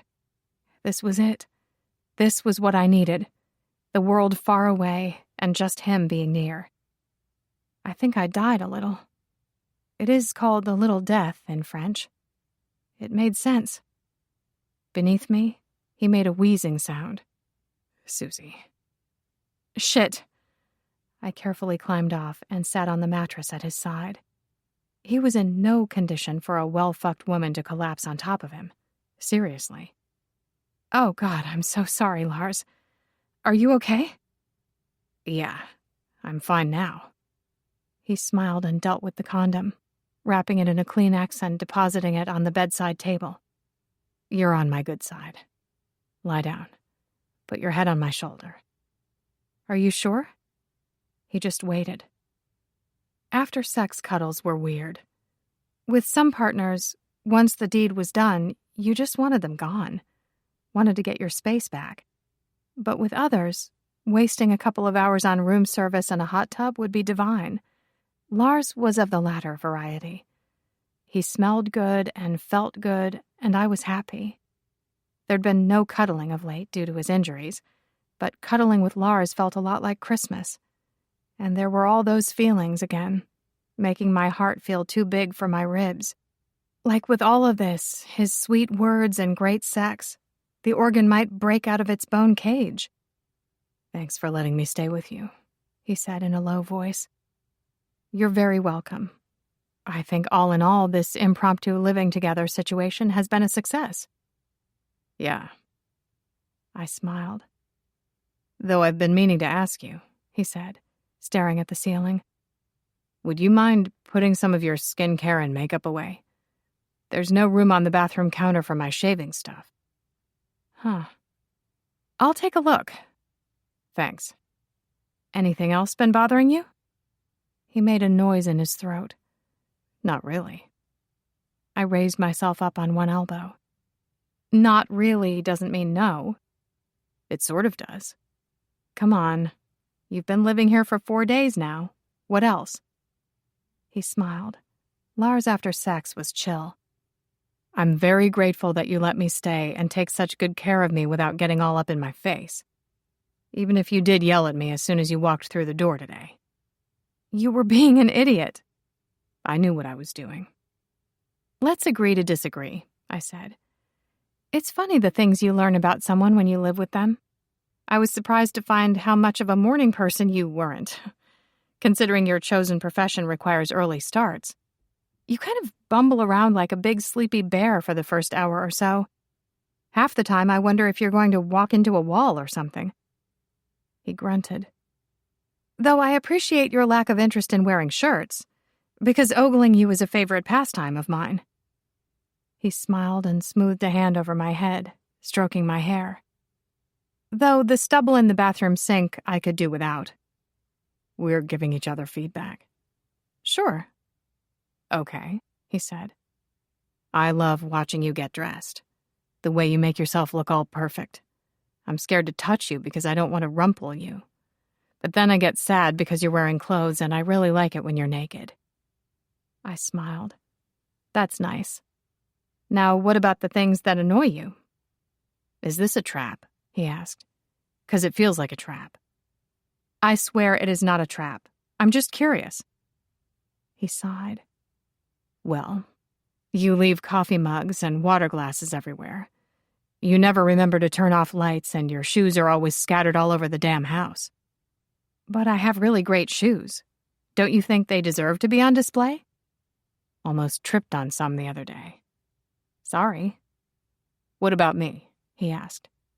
What do I do that annoys you apart from the stubble? Nothing. You're perfect. He just snorted. Though you did murder the toothpaste by squeezing it from the middle, and you didn't just squeeze it, you throttled it. I made the coordinating hand motions. I don't know where all of that anger came from, but it was seriously misplaced. That toothpaste never did anything to you. Then you left an empty toilet roll on the holder when there's a trash pail and a basket full of toilet paper right there. And what's with the kitchen cabinets and drawers being half open all the time? Do you have commitment issues about fully closing them or something? He just looked at me. You also ate all of the good snacks and left me none. But I'm going to let that slide because you were bored and in pain. Thank you, he said dryly. That's big of you, Susie. You're welcome. He went back to staring at the ceiling, then said, Of course. The weirdest thing you do is sniff me when you think I'm asleep. I choked on a laugh. Never would I ever. Then you gently press your face into my arm and just stay that way for a minute or two. He gave me side eyes.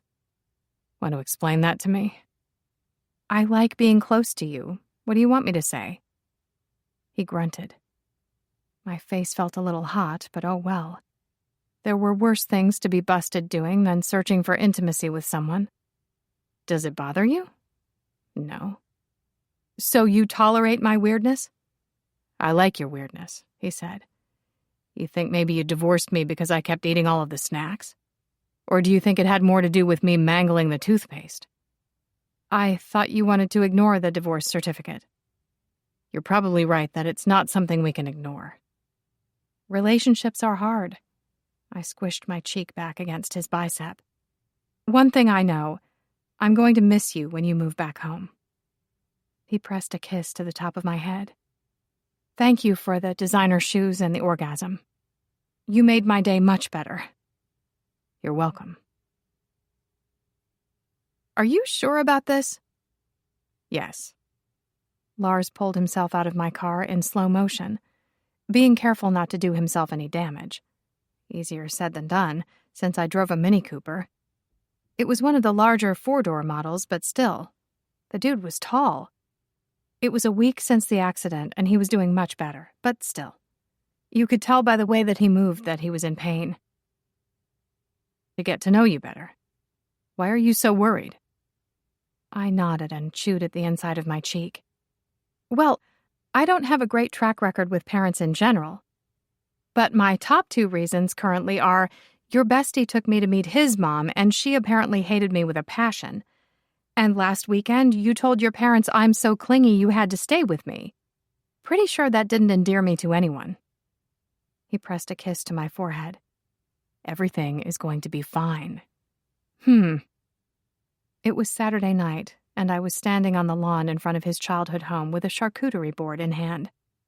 How I'd agonized over the placement of the olives and prosciutto, not to mention the selection of cheeses. Their home was a sprawling 2-story on a hill in Lakewood. Next door sat the house owned by the ex's parents. And surprising no one, it was the biggest on the street. I spotted one of the upstairs curtains moving. We were being watched. Not sure if Aaron's mother was sticking pins in a voodoo doll of me, but I could feel a headache coming on. Hey, he said, leading me down the garden path. You look beautiful. While it was true that my black linen shorts, silk camisole top, and new platform sandals were splendid, I still had serious reservations about attending this small family barbecue.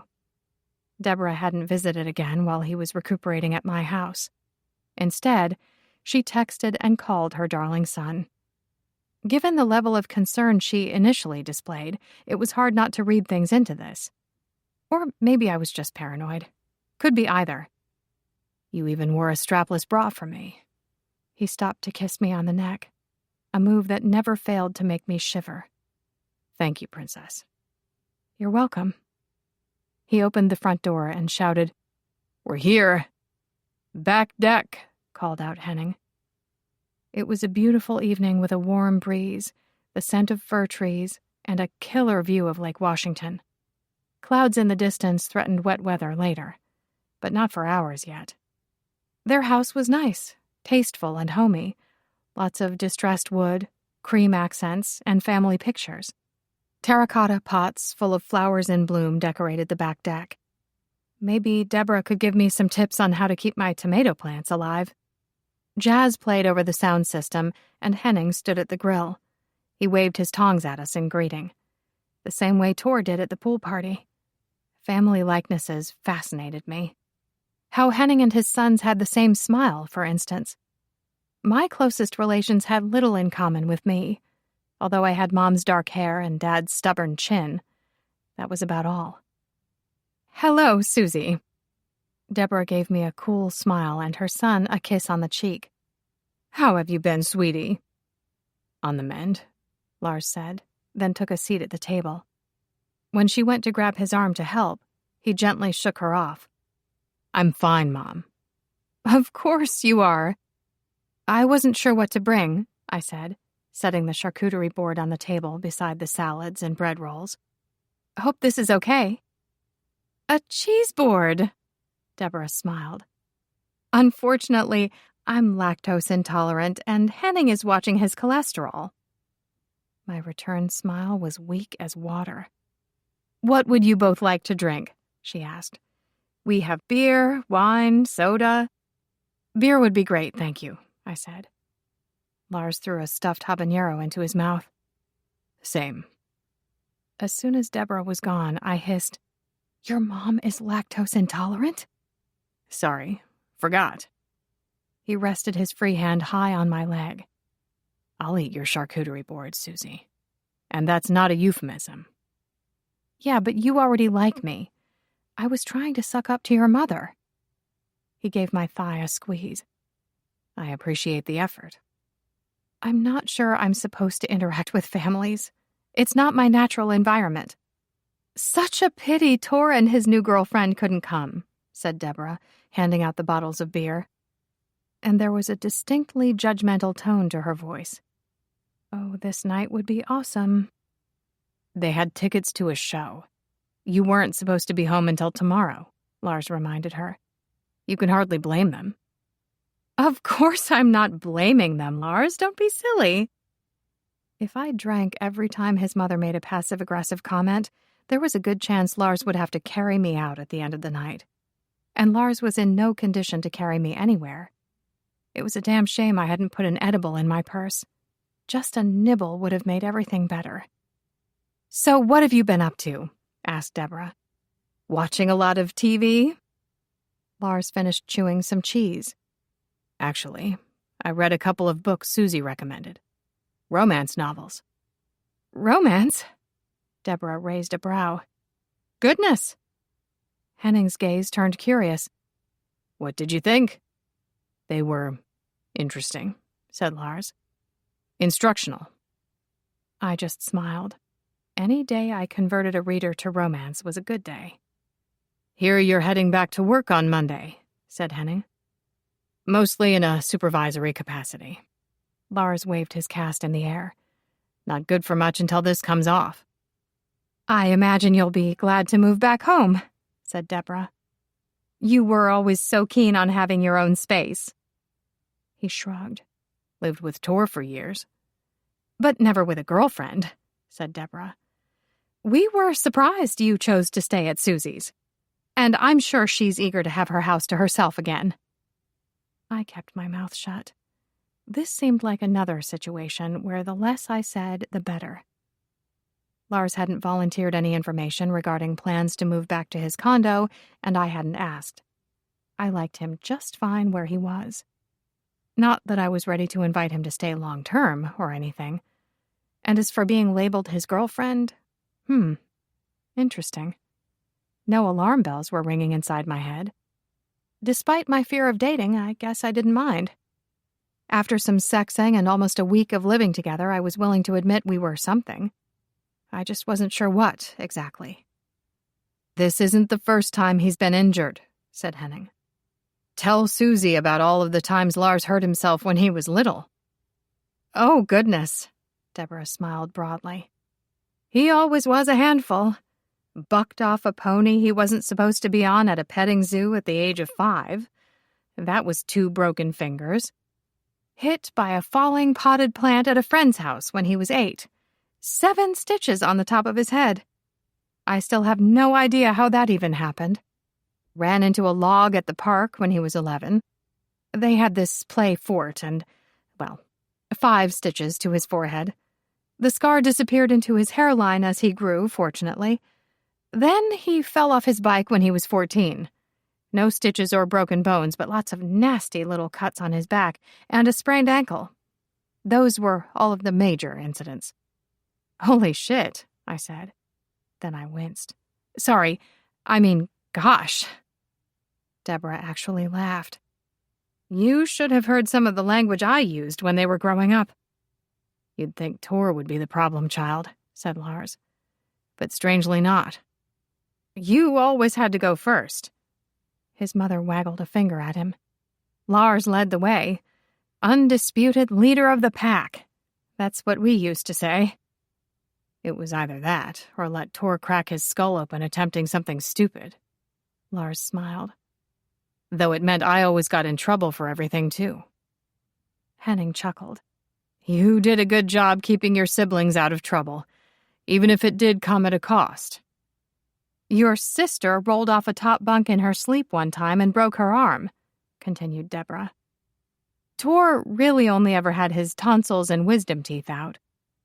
Show Susie the photo albums of Lars when he was little, said Henning, placing a dish of grilled chicken and vegetables on the table.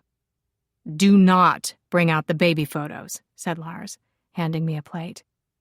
Why not? Asked his father. A big, healthy, naked baby lying on a sheepskin rug? What's there to be ashamed of? Lars frowned. I need to see that photo and possibly take a copy. I bit back a smile. Please. No, said Lars. What about you? Any childhood injuries? I broke my foot skateboarding when I was 10 or so. Mom made Aunt Susan get rid of the board after that. You could have been one of the greats. I definitely could not have been one of the greats. I laughed. But thank you for your vote of confidence. Deborah suddenly stiffened. Her head turned toward the neighboring property where Aaron's mother was now tending to the plants on her back deck with much serenity and grace. I'd been willing to ignore his claim of her hating me as another attempt to get under my skin. Given Deborah had returned to giving me guarded looks, however, I guess it was true. Who knows what they'd been saying about me? While other people's opinion of me was none of my business, this bullshit I could do without. Hey, said Lars. Come here. Yeah? He grabbed me by the back of my neck like a Neanderthal and kissed me, which was kind of great. Clearly, he was on my side. Hannah left, announced Deborah apropos of nothing. Lars frowned. What? Just boarded a plane to London this morning and left. No explanation. No nothing. Put her engagement ring on the kitchen counter and walked out. Deborah sighed. Aaron's taking it very hard, as you'd imagine. Lars said nothing. I thought he might have reached out to you. She cleared her throat. I don't know what happened between you and him, Susie, but what I do know, Lars, is that he's been a good friend to you for a long time. It's a pity that you feel you have to choose between him and your new girlfriend. I'll give him a call, said Lars. I'd hope so. Time to prove I could support Lars while still hating on his bestie. Why don't you drop me off at home after this and go check on him? My car is probably easier to drive in your delicate condition than your big truck. Lars's smile was everything good and right in the world. Thanks. The barbecue didn't really pick up again after that. Guess meeting families just wasn't my thing. So Lars was going to visit the ex. It was fine. Everything was fine. And I refused to believe differently. 14.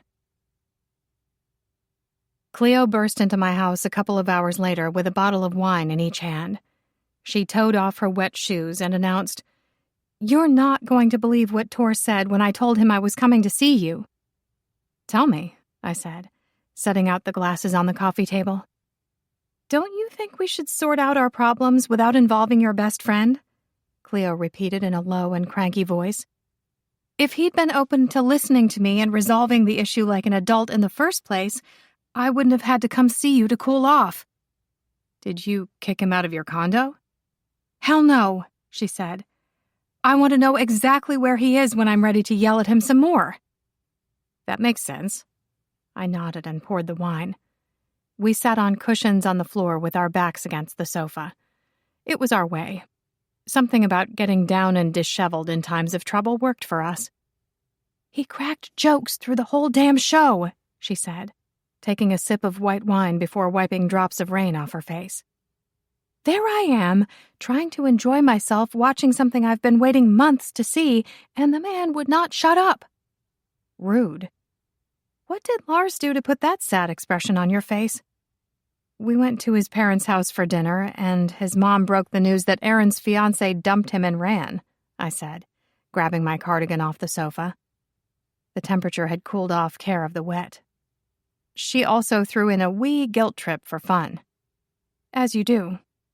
"As soon as we got home, he called the asshole and is now over there consoling him. Which is fine. Ugh." "So the new girl ran, huh?" Cleo raised a brow. "Good for her." I downed a mouthful. "Yeah." "You still have issues with Lars being friends with him?" "I'm trying not to. It has nothing to do with me, really." Cleo tapped her nails against her knee. I take it you asked Tor to stop complaining and he didn't?" "Twice. Just because he didn't like the show, he didn't have to ruin it for me." She shook her head. "He behaved like a damn child. Then when he finally realized I was pissed at him, he got all defensive." "Idiot." I downed a mouthful of vino. "I know Lars and Aaron have been friends a long time, and there's a bond there, but he was just such a shit to me. I don't know how to reconcile it, but I don't want it to be a thing between us." "You're serious about him," said Cleo. I scowled and nodded. "I tried to keep things casual between us, but it feels like I'm fighting a losing battle. If this doesn't work out, I'm joining a nunnery." "Sounds reasonable. How much of you is angry at Lars for being Aaron's friend, versus you being mad at yourself for staying with the asshole for so long and making excuses for his behavior?" "Good question." "Gah, stop being so insightful."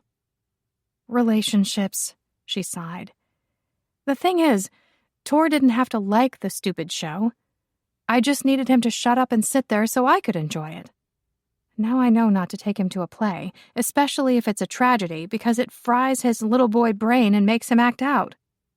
"Have you considered a ball gag?" "I'd rather go on my own than run the risk of him yelling, 'You can do better, honey,' to Ophelia."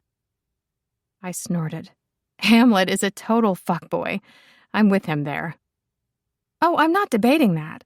It's the appropriateness of interacting uninvited with actors during a live performance that's the issue," she said. "This is the problem with new relationships. Working through what you can and cannot tolerate, what you can do together and what you should absolutely do apart. And after all of that, if the sex is good, deciding whether there's enough common ground left to warrant still having anything to do with each other." "Yeah," I said glumly. "I have the worst feeling Lars and I are in a relationship." Cleo cocked her head. "Has that honestly only just occurred to you?" "The idea may have dawned on me a few days ago." "Well done. Your dramatic run through the hospital ward last weekend kind of gave it away." I scoffed. "I run for no man. Hauled ass like your pants were on fire." "Actually, that reminds me," I said. "A local athletic wear brand might be giving you a call. They reached out regarding one of our combined projects, and I told them you were the genius behind the camera lens." "Okay. Are you working with them?" "They have their own in-house social media manager, but they were shook by your shots." "Nice. I'll keep an eye out." She smiled. "How else did dinner with the folks go?" I downed some more wine. I don't know." "Talk to me, Susie," she said. "Tell me everything." "Everything okay?" If I wind up getting possessed, I will be so pissed at you, said Cleo several hours later, during which time Lars had not answered my text. Not a good sign. We're not going to become possessed, and I promise to find you a hot priest on the off chance your head starts spinning around. Oh, good. We were lying on the living room rug, attempting a seance. On the coffee table sat the divorce certificate, a bunch of candles, and a number of empty bottles. There was an ever so small chance we were wine drunk. But hey, it happened to the best of us now and then, especially if you drank a lot of wine. That really increased the chances. It's not easy being your bestie, she said. You know that, right? I do. Would anything like to communicate with us? I asked the darkened room. Shadows from the flickering candles danced on the ceiling, but otherwise the spirit world was still. Unless you're evil, in which case, bye. Nice save. Thanks. Specifically, we would like to talk to Aunt Susan, added Cleo. We have questions. Nothing happened. Then Cat the cat dashed into the room with her tail all fluffed like a toilet brush, and, seeing nothing in need of the immediate attention of her claws, she jumped onto the sofa and settled down to give herself a bath. In all likelihood, she was waiting on Lars's return. She was far more his feline than mine. When he finally got around to moving back to his condo, Cat would be heartbroken. And she would not be alone, damn it. Aren't you supposed to cast a circle of protection or something? Asked Cleo, rising up on her elbow to down some more wine. She was drinking out of a glass. How pretentious. I'd been chugging Chardonnay straight from the bottle like a basic bitch for the last hour at least. How would I know? I'm not a witch, and it's been years since I watched Supernatural. I'm not even convinced ghosts are real. And you think I am? Cleo shook her head. Talk about your aunt. Maybe that'll stir the interest of something on the other side. Okay. I cleared my throat. Aunt Susan died of stroke a little over 6 months ago. I talked to her the night before, and she said she was fine, just a little tired. She invited me over for breakfast the next morning. But she never woke up. I hope that means it was painless, that she was gone before she ever even knew what was happening. Her face looked peaceful, but I don't know. Her hand was cold to the touch. She must have been dead for hours when I found her. At any rate, I loved her very much. Mostly I'm bummed that I never got to say goodbye to her, to hear her last words of wisdom. I bet she would have had something good to say. Yeah, I said. She would definitely have advice for handling the current drama happening in my life. I know she always said to ask if Oprah would approve of the choices I'm making. But that's not much use when I can't decide what to do about him. And I have no idea what Dolly Parton would do about any of my relationship woes. Apart from write a song, maybe. It would make for a really cool song, too. Oh, it would be great. In Dolly's hands, finding the divorce certificate would seem all poetical. Symbolical of stuff. I sighed as the ceiling drifted in lazy, drunken circles above my head. That's about it. Did you want to add anything? No, I'm fine. Okay. A soft tapping came from the back of the house. We both gasped and turned in its direction, but nothing. No floating specter, not even one of those little orbs of light. Cat gave us a disgruntled look before going back to sleep. Cleo swallowed. Probably just the wind blowing a branch against the side of the house, or, it's an old building. It could be anything. Maybe what we need is the right equipment, I said, picking up my cell. What are you doing? Checking Etsy for ghost hunting stuff. Because that makes sense. When in doubt, accessorize. Cleo snorted. Well, we've already tried a psychometry reading, and tarot cards. There's obviously something we're missing, because weird shit has happened in this house, as evidenced by the divorce certificate. Has it ever occurred to you that maybe the certificate was meant to be your aunt's last words? I thought it over. Not that my brain was particularly functioning well, soaked in alcohol. Wouldn't that be something? Aunt Susan sending you hints about your future from the other side. We both pondered the idea for a moment. Then Cleo said, "You should also tell them what your current issues are. Just to be clear." Them being the ghosts? You think there's more than one listening? She shrugged. I'm not convinced any are, but we should at least attempt to be thorough. Right. Okay. I took a deep breath. My problem is Lars. The room sat in silence. Yes, but what about him exactly is a problem? Asked Cleo eventually. Well, he exists. You're ridiculous, Cleo laughed. I mean, you've always been dubious about love. We have that in common, but never to this degree. You see how you feel when the universe tells you not only who you should marry, but that the marriage is going to be a bust, making you question why you would ever even go there in the first damn place. She sighed. Spirits, if you have any advice for my lovelorn friend here, please speak or moan or whatever. We're listening. Nothing. A car drove by. More nothing. Followed by a banging on the front door. Cleo and I both screeched. Which was when Tor wandered in all calm-like. Why are you sprawled drunkenly on the floor? Holy shit, I muttered, pressing a hand to my galloping heart. Sprawled sounds ungainly. Lars followed his brother in and gave me a chin tip. Such a dude thing to do. We're classier than that, added Cleo. More refined.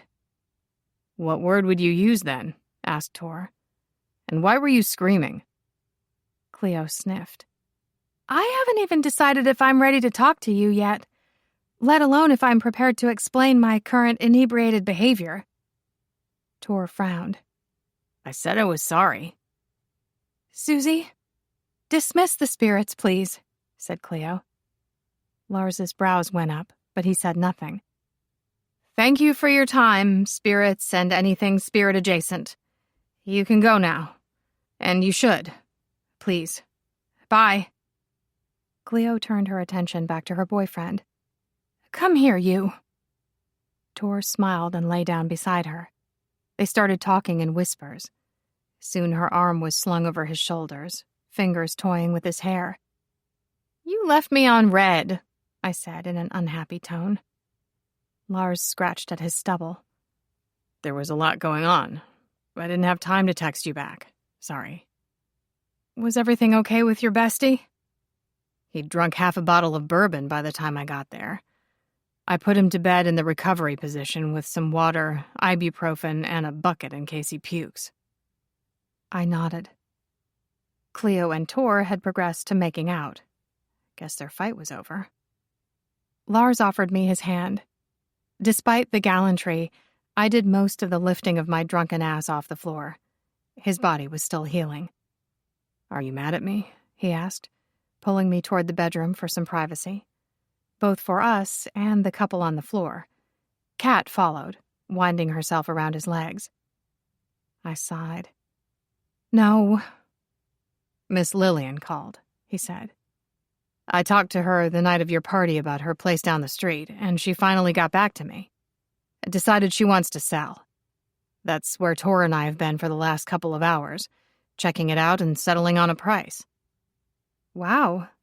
She always was a night owl. But shouldn't you have waited for daylight to check out the house? It was fine. We saw what we needed to. The place is going to be a lot of work, but it's like this one. In a great location with a ton of potential. He smiled. She wants to close as soon as possible. Apparently she's decided she belongs in the desert. Better for her arthritis. She's already got her eye on a place down in Arizona. I'll call my boss and talk things over in the morning. The plan is I'll move into Miss Lillian's house in a week when the condo closes and get started straight away doing what I can. It's not like I'm good for anything at work with this cast on my wrist. Hopefully my boss will agree. That's a shame that Miss Lillian is leaving. But you're really doing it? My eyebrows reached for the sky. You and Tor are starting your business? This time, his smile was much larger. Yeah. That's fantastic, Lars. Thank you. The time is right. Feels like everything is finally coming together. He shuffled his feet. This is big. I'm still trying to wrap my head around it. It's huge. Mateo will hopefully come work for us on the next flip, if Lillian sells for what we're hoping. Tor will stay on at his job for a little longer to ensure there's definitely still cash coming in. But otherwise, we're all set. This is what we've been planning and saving toward all these years. I'm so happy for you. You're going to do great. That damn car could have killed me last week. I know, I said quietly. I can see why that would push you to put the plan into motion sooner rather than later. He nodded. There's a hell of a lot I still want to do in life. Things I want to achieve. Yeah.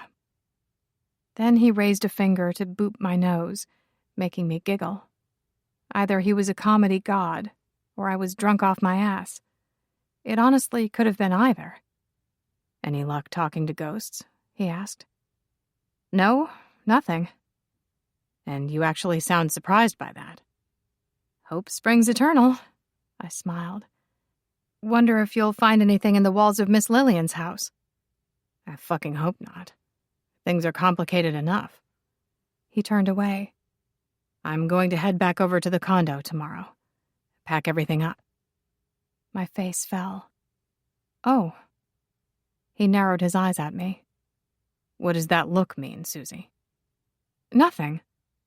You sure about that?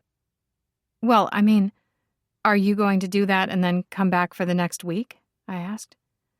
Or are you, leaving now on a more permanent basis? I'm getting out of your hair for the time being, he clarified. But I'll be around. Right. That's good. That's good?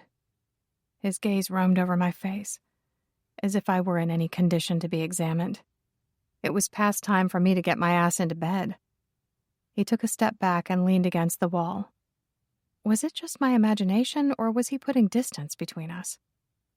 Yes, I frowned, but that wasn't the right face, so I smiled instead. Everything is working out so well for you, Lars. Your whole life plan is coming together. Yeah, I repeated softly. Can we maybe talk some more about this in the morning?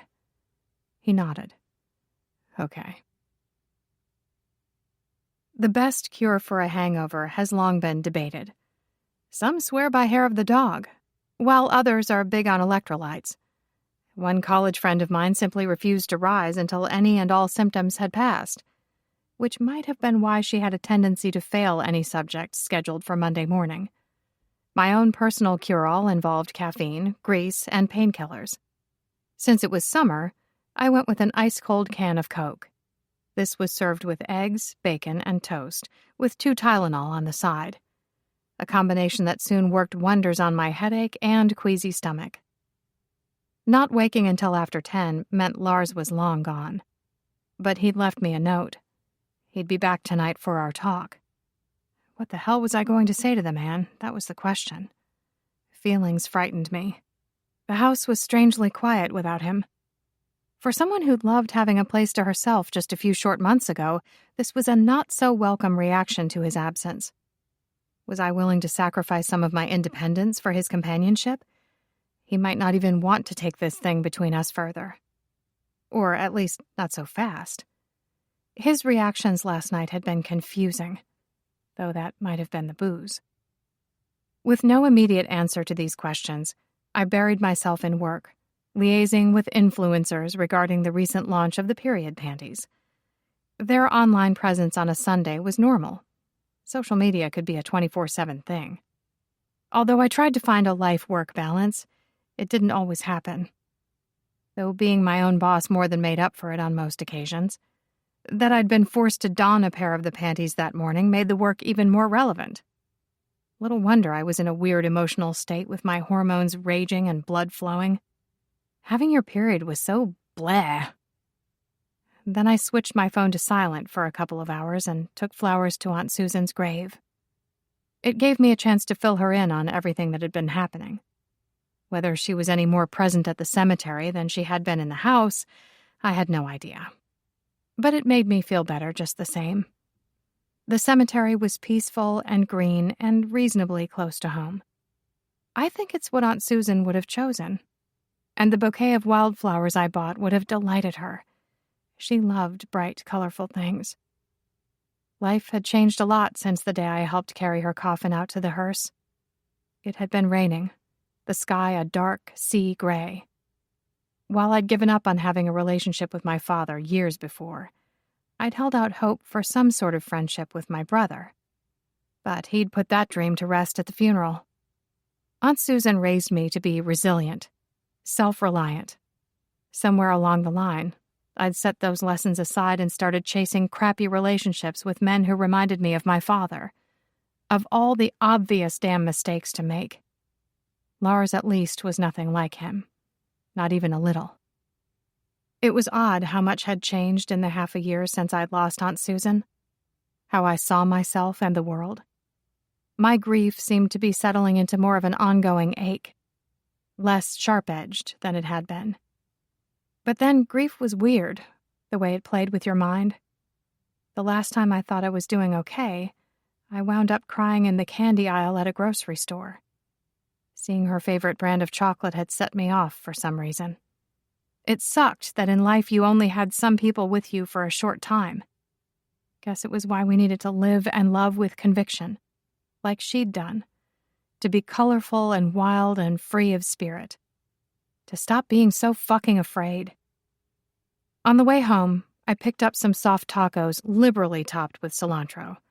Lars hated cilantro, but it didn't matter what he liked because he wasn't there, and they were just for me. And I didn't put my shoes away when I got back to the house either. Grown-ass women could leave their stuff where they liked in their own homes. I was the queen of this castle, which made it time for a Gilmore Girls binge. Lars would have hated it. He liked shows full of action and adventure where characters most definitely did not discuss their emotions or what book they were currently reading. Though he had recently become a romance reader, so who knows. I also took up all of the space on the sofa. Just me. So there. I didn't need a man in my life. That was the God's honest truth. But did I want one? When the show failed to hold my interest, I wandered from room to room, in search of something. I don't know what. Kat was not impressed with my restlessness. All of the kitchen cupboards and drawers were firmly closed. My snack stash was low, but oh well. It's not like I was hungry after all the tacos. I retrieved the mysterious divorce certificate and laid it out on the bed. No further messages had appeared, not from the past or the future. In the bathroom, I attempted to smooth out the strangled tube of toothpaste. Easier said than done. Next, I strewed my skincare and makeup back across the entirety of the bathroom counter. Spread that stuff around like it was my job. Then I stood back and stared at the mess. It was an apt metaphor. This was my life. My normal state of being. "Hey," said Lars, appearing at the bathroom door. There was a smudge of dirt on his forehead and a general air of tired and sweaty to him. He took in the disaster atop the bathroom counter and smiled. "Hope you don't mind I let myself in. How's your day been?" "Fine. Did you get the condo sorted out?" "Everything I don't need is in storage, and the rest is either here or easy enough to pack up at the end of the week." "I would have helped, you know." "You deserve to sleep in," he said. "Did you know you snore when you're drunk?" "You're awful lucky you're so pretty. It makes up for the petty lies you tell." "They're not loud snores, but still." His smile was there and gone in a moment. "I went and checked on Aaron." "How is he?" "Over the worst of it, I think." "It's never easy getting dumped." "I wouldn't know." Lars stretched his neck. "It's never happened to me." "Seriously?" My brows rose. "You say that like it's a good thing." 35 years old and you've always been the first to give up. Not necessarily. Sometimes it was a mutual decision. Ask yourself this. Have you ever actually been invested in a single romantic relationship you've been a part of? I mean, really? He opened his mouth and shut it again. Then he turned his gaze back to the bathroom counter. After today, you'll have all of your space back again. No more stubble in the sink, I agreed, letting him change the topic of conversation. I'm going to miss your bed. You have a really good mattress. Is that all you're going to miss? No, he said, his expression grave. It's not. I sighed. This man, what the hell was I going to do with him? You said you wanted to talk last night. What's on your mind, Susie? I perched on the edge of the old clawfoot tub and thought deep thoughts, the same ones that had been spinning around inside my head all day. Yeah. You're planning on starting work on Lillian's place this week, right? That's right. There's still a lot of prep stuff I can get done while we sign contracts and wait for the sale to finalize. Right. Then I opened my mouth and blurted out, "You should stay." He blinked. What? I mean, when you think about it, it would be stupid for you to move back to the condo. If you were here, you'd be much closer. And it's only for a little while longer. You want me to stay with you for another week? Yes. That wouldn't be a hassle? He cocked his head. You're not asking to be polite or anything, are you? I don't want to be in your way. You've been more than kind enough letting me be here for the last week already. And I'm doing okay now with all of the sore neck and meds and everything. No hassle. You'd be very welcome. Okay. He smiled, but it was restrained. All right. Thanks, Susie.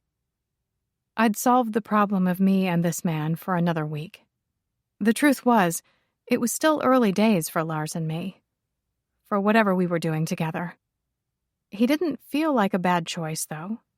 In fact, having him close felt incredibly good, which was scary in its own way. One day soon, I was going to need to pull up my big girl panties and make some serious decisions regarding the man. But not just yet. I had rushed in with Aaron, and I was determined not to make that mistake again. Sure, Lars. Not a problem. 15. Week 2 of living with Lars had a distinctly different vibe. With his injuries on the mend, he was less cranky and more motivated. And while he still took up the bulk of the bed, he now did so in the big spoon position. For the last couple of days, I'd woken with my back pressed to his chest and his arm thrown over my hips. He was a cuddler, apparently.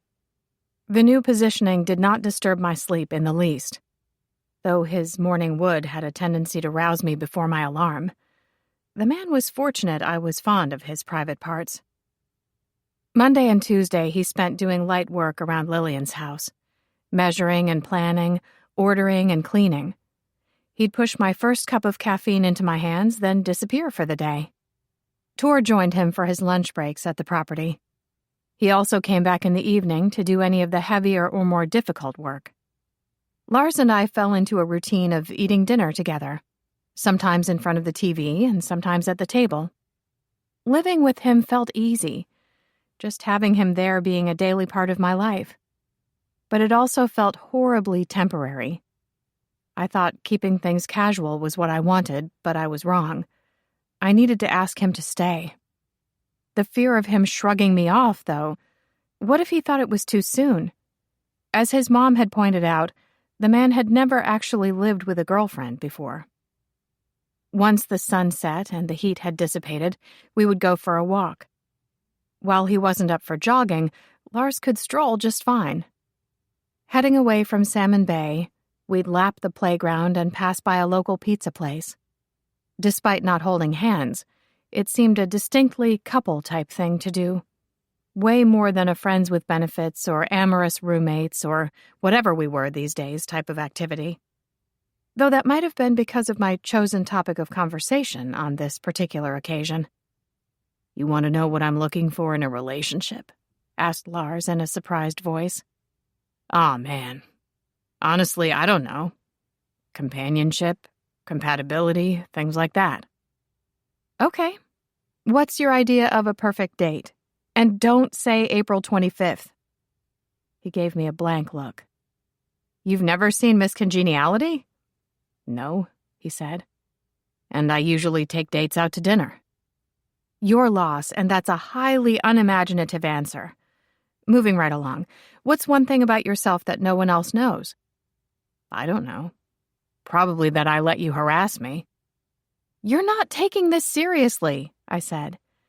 The article I read said these questions are supposed to provide us with valuable insights into each other, to help share hidden facets of our personality.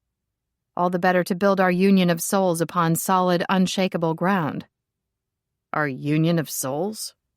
His tone was more derision than wonder. Did you seriously just say that? It's like you don't care about working on our friendship/burgeoning relationship at all. Is that what we're doing, huh? It's as good a description as any. I smiled serenely and let my gaze wander. It was a big ask not to ogle him when he was wearing cut-off sweatpants. My respect for soft cotton was at an all-time high. Healing from the accident had slowed our sex life right down, and my hormones were not pleased. Given how sore his muscles had been the day after the one time we'd done it, I refused to open my legs to the man for his own safety. And he hadn't pushed, making me think the pain was far worse than he admitted. My knees, however, were getting awfully weak of will, and my thick thighs were all but crying out for his touch. Waking up pressed against him was a special sort of torment. Lars was walking around with my libido in his back pocket, and I'm not even sure he was aware of the fact. What are you looking at? He asked, voice curious. You. The smile he gave me was all sorts of satisfied mixed with male pride. Swoon. What are you thinking about? I asked. How you taste. Huh. My throat was a dry and barren desert. All of the moisture in me was heading south. I have nothing clever to say to that. Amazing. There's a first time for everything. He smiled. I've been meaning to ask, do you have the third book in Naima Simone's Rose Bend series? No, but I can order it for you. That's all right. I'll buy it. Here's another question, he said. What do you think it means that you get such enjoyment out of driving me crazy asking me all of this shit? I'm just trying to help. Do you want to get divorced? Is that what you want, Lars? Wish it didn't always come back to that damn certificate. Yeah. The less said about it, the better. Okay. No more first date icebreaker questions, though the point remains that your favorite song should be something from this century. Led Zeppelin is classic, he grumbled. As for your superpower being invisibility? I screwed up my nose. Ew, pervert. I didn't mean it like that. So much man pain in his groan. I'm changing my answer to super strength. Too late. What? You changed your answer like 5 times. You went from flight to speed to I don't even know what. I smiled. We've moved on. You're too late. Deal with it. This is rigged. And how can you not even know what makes you happy? I will never understand why you menfolk are so repressed. Get in touch with your feelings, dude. You're in touch with your feelings? He asked with a dubious glance. Sure. Mostly. Sort of. He grunted. Come on, Lars, what makes you happy? Well, I thought being with you made me happy, he said. But then you kept asking me all these damn questions. Aw, you say the sweetest things. He hooked an arm around my neck and drew me closer. Susie, were you always this much trouble? You mean, did I give my other special male friends this much grief? I thought it over. No, just you. Interesting. Why do you think that is? You want honesty? Always. Insert big sigh here. I don't know that I felt safe enough to really be myself with them. You didn't feel safe? No. I guess not. He stared at me for a moment. Then he stared past me at the front steps of the house, at the well-dressed man standing with his hand raised to knock on my door. "Andrew?" I said, surprised. "Your brother?" asked Lars in a low voice. I nodded. Lars's hand slipped down my spine, resting in the small of my back. While I was grateful for the support, I could handle this on my own. "Andrew, why are you here?" He frowned at Lars before turning to me and saying, "Just thought I'd stop by and say hello. It's been a while." "Okay," I said cautiously. "Hi." "I've been busy starting my own business." "Dad mentioned." He peered around him. "The old place is looking good. You've had some work done." "Yes." "Have you gotten an updated appraisal on what it's worth?" "For insurance purposes, yes." Andrew nodded. Then he shuffled his feet.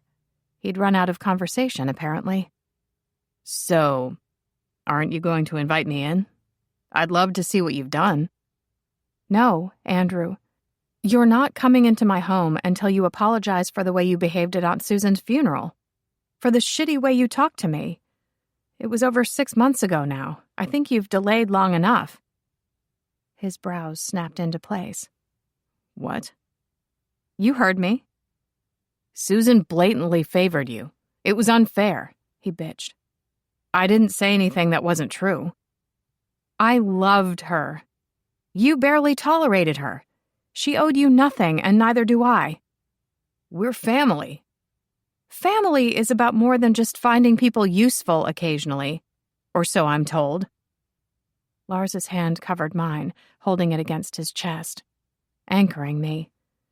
As much as I was used to handling my family, it was nice to have the support. "Is that what you came here for?" I continued. "To see if I'd softened on the idea of selling my home and giving you half?" Andrew drew himself up. "It would be the right thing to do." "No, it wouldn't. Not that I expect you to understand." I smiled sadly. "Go away, please." He blinked in disbelief. Though it had been years since I'd fallen for his particular brand of bullshit, it still stunned him. "Susie, she asked you to leave," Lars ground out. "And she did it a hell of a lot nicer than I will if you're still here in a minute." "Fuck you," said Andrew. "I don't even know who you are." "I'm the man who has your sister's back. Now get the fuck out of here." Despite asking Lars to stay out of it, I had to admit that was a pretty great line. No one of the male persuasion had ever been willing to put themselves between me and my problems before. And what a big, handsome barricade he made. Though I could have handled it on my own. However, if I had, I'd have missed the sight of Lars drawn up to his full height with his jaw set and hands curled into fists. "You should go, Andrew," I repeated. "Susie."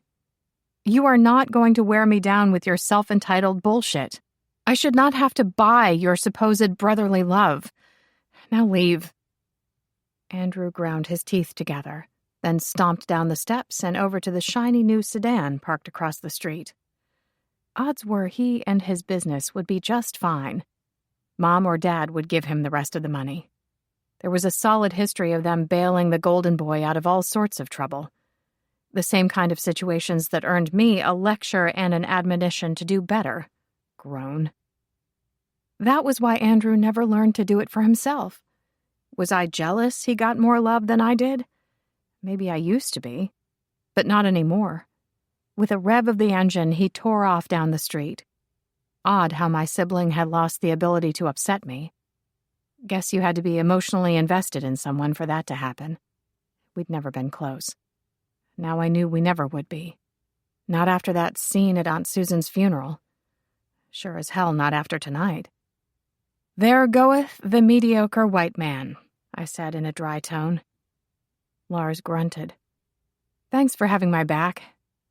"Anytime," he said gently. It kind of killed me when he used that tone of voice. Like I was precious. "Look at us, consciously coupling," I joked. At least, it was sort of a joke. He cocked his head. Are we seriously a couple? I don't know. I took a deep breath and let it out slowly. You tell me. Well, you've admitted to having feelings for me. I even accept that there's some sort of romantic relationship between you and me. Just in case all of the first date icebreaker questions didn't give it away. That's a big step, he said, voice thoughtful.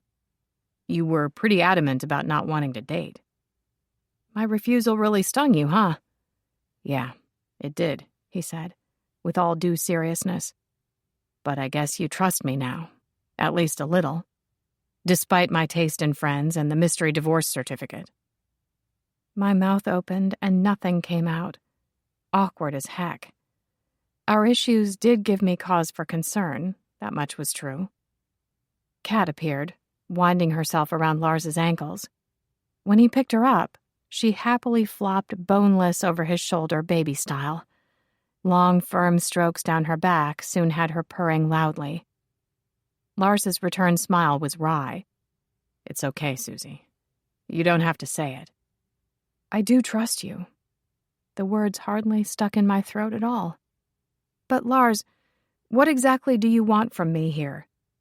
I guess that's the question I was ever so slowly working my way toward with all of the icebreaker nonsense.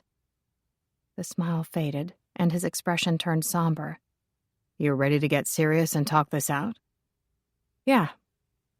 Okay, he said in a soft voice. Tell me what you're thinking. I mean, do you still want to just date? My shoulders were approximately up around my ears. Because you've got your business happening, and that's great. But is there room for me in your life, or are we... I don't know. I feel like I don't fit into your plan. The man set the cat down gently, looked me straight in the eye, and said, Fuck the plan. Wow.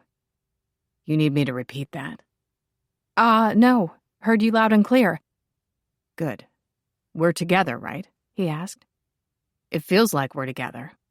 I'm staying with you for a few more days at least. Right. I looked away. Or you could stay longer. A gentle hand to my chin directed my gaze back to his face. You want me to stay longer? If you want to. How much longer? He said nothing, but his fingers stayed put. Warm and firm and just there for me. Like I wanted him to be. Like all of the others hadn't been. We could make it an ongoing for the foreseeable future kind of thing. Or not, if that's moving too fast. My heart would be bruised black and blue from all of the crashing it was doing against my ribs. I know you've never lived with a girlfriend before, and when you think about it, we haven't actually been together for long, but yes, he said with nil hesitation. I want to live with you. The way my mind started scrambling. Right. Okay. I mean, it is convenient staying with me. The house is just down the... The emotion in his eyes was pure thunder. Don't. Don't? The fingers on my chin tightened ever so slightly. You're right. I'm new to this. The relationships I've been in, I don't normally let them get this far. But can we agree that if I'm living with you, it's because I want to be with you, because we're together, not because it's convenient or some other bullshit excuse, okay? Oh, okay. Thank you. You're welcome. A car parked down the street, and a television boomed from the house opposite us before being silenced. Otherwise, the night was peaceful. The suburbs were at rest. We're really doing this, I said, more than a little amazed. Yeah, we are. I nodded slowly. I'm afraid, but you're worth the risk. You don't have to be afraid. Lars, you like things organized and neat and making sense. That's not always me. Princess. He leaned in closer. Do you honestly believe I don't know that by now? His slow smile was breathtaking, and the truth of his words sent warmth spreading through my chest. The sense of rightness. He and I here in this moment. It was all as it should be. An urge to get poetic sat on the tip of my tongue, to liken him to a summer's day and maybe even throw the L word out there for the very first time. Though he had said it in the hospital, he was under the influence of some heavy-duty painkillers, so that didn't count. He was high as a kite. There weren't many people in my life that I loved. I could count them on one hand. What I felt for this man was a lot, and it made me so hopeful. Even with the existence of the divorce certificate, maybe this might work. Stranger things had happened. But would it be astonishing or scary if Lars said he loved me? Both was the answer. Maybe I could annoy him into loving me. It was worth a try. Whatever the expression on my face was, it made him smile. Neither of us planned on getting together. I'm going to fuck up now and then, and so are you. We just have to keep trying, okay? Okay. His phone buzzed in his back pocket, and he pulled it out and looked at the screen. It's Aaron. I can catch up with him later. No, I said. It's okay. Answer it. I know you've been worried about him with the breakup and everything. His forehead creased. Are you sure? I nodded and smiled magnanimously. We were together. Everything was great. I refused to allow my ex to be a point of contention between us. So there. 16. Lars strode along the hiking trail, all primordial male let loose upon nature, a conquering Viking. Nothing could stand in his way, though he did stop to rub his sore ribs now and then.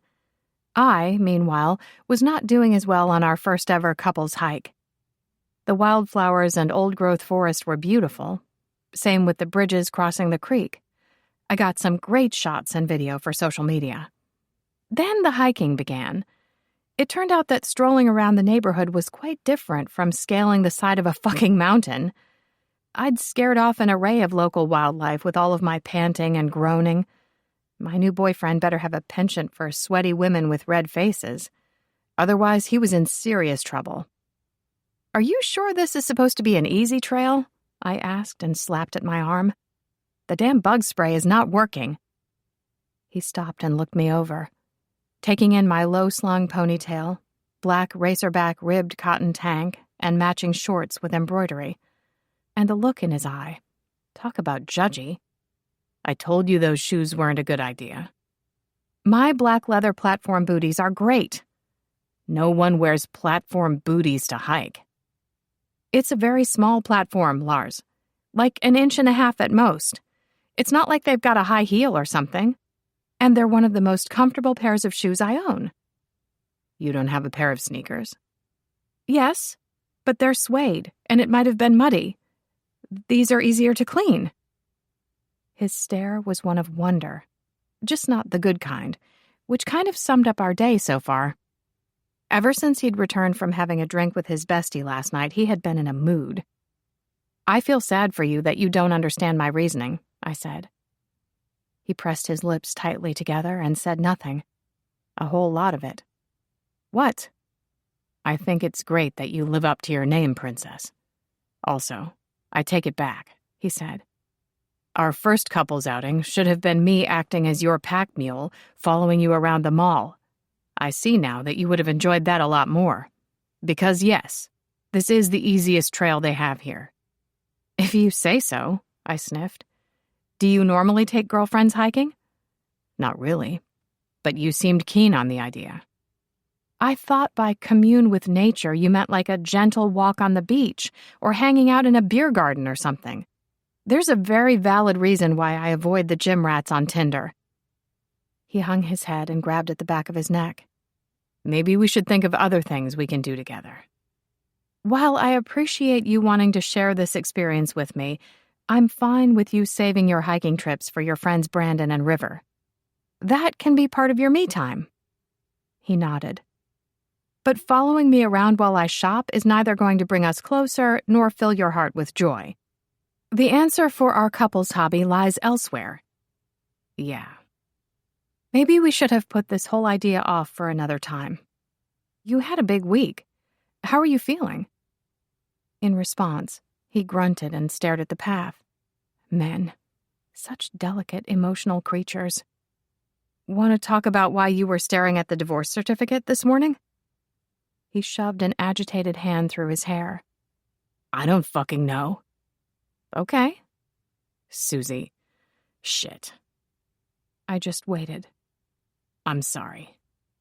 You don't have to be happy all the time, I said. No one is.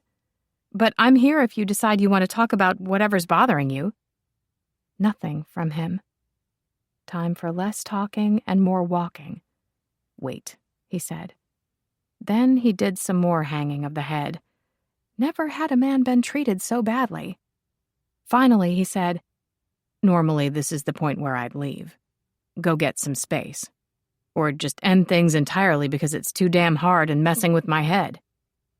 My heart lodged hard in my throat. Right. But I don't want to do that with you. What do you want to do? I told Aaron about the certificate last night. My eyes were as wide as dinner plates. You did? He asked me how we got together, and I didn't want to lie. That's understandable. He's your oldest friend. He had a lot of questions. Lars grabbed the back of his neck. Same sort of things we've been thinking. How long did it take him to suggest that I had set this up as a way to get back at him? That's not what he said. Not exactly. Right, I scoffed. Susie, he knows what you mean to me. He's just looking out for me is all. I crossed my arms. He asked all of the same things we did at the start, too. What you tell him is your choice. But I think it's best if we leave off discussing your bestie the bulk of the time, I said. I believe in you, Lars. But when it comes to him and his honesty and reliability, we're just going to have to agree to disagree. How about the way it's making things awkward with my mother? You told your mom about the certificate? No, he said. I mean, this beef between you and Aaron makes her resistant to getting to know you. She's your mom, Lars. What do you want me to say? I shrugged. Deborah can love me or hate me. I'd prefer that we get along, but in the end, it doesn't really matter. I'm not here for her. I'm here for you. But I'm not going to change my mind about your friend anytime soon. I know. I'm not asking you to. He stepped closer, setting his hands on my hips. I hate that these problems are coming from my side. That's understandable. Fixing things is sort of your mission in life, I said. But it's not like I don't have trust issues and other neuroses. We both have stuff to work through. Neither of us are perfect. Furrows wrinkled his brow. I know, but I can't help worrying that... My smile was not a particularly happy one. That one of your problems will be what causes the divorce? Yeah. I worry about that too. That I'm the one that wrecks us. Especially since I was the one who filed for divorce. But here's the thing about your best friend, I said. Sooner or later, he's going to show himself to be the utter and complete dick I know him to be. He's not smart enough to hide it from you forever. And he's too entitled to think he even has to. Then, at that time, you'll be able to embrace what you'll find you've really known deep down all along.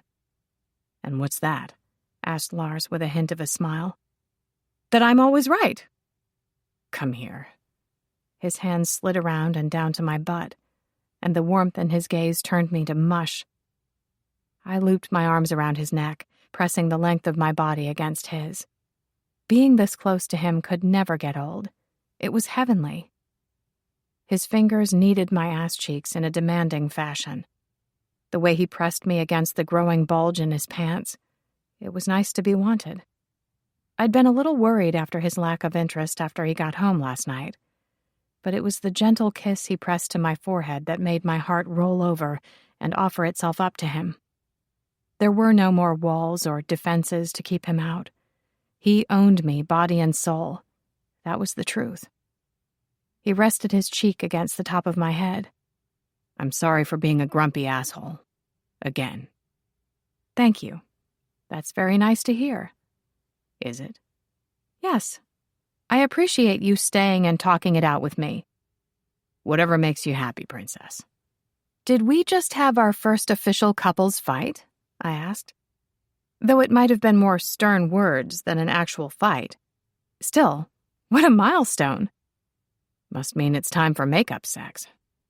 He pushed his muscular thigh between my legs, urging me via the grip of my ass to press against him. My stomach tightened and my nipples hardened. That thick thigh of his flexed against me, making me clench. What a talented man. And he was all mine. He nuzzled my neck, teeth nipping and tongue licking. Fuck, you're beautiful. You have no idea how much I've missed being inside you this last week and a half. Living with you and not being able to touch you has been torture. It's a pity we didn't have this fight where there's a mattress handy. Just occurred to me that sex is something we could do together that we both enjoy. I laughed. The article that I read about being a successful couple did specify that finding common interests was integral to maintaining a healthy relationship. Though I tend to think they already assumed we were doing it. Oh, that reminds me, he said, coming up for air. You good with me putting some shelves in the bathroom? What exactly about dry humping on a hiking trail made you think of that? I asked, perplexed. I have to know. He just smiled. They'll be recessed, so they're neat and tidy and complement the style of the house. Then you'll have more room for all of your stuff where you can see it. I know you like having it all on display. You want to build shelves for my makeup and skincare? Yeah. Reading the books made me think. Building and fixing things is my love language. Therefore, your home should be as perfect for you as I can make it. I pursed my lips and blew out a breath.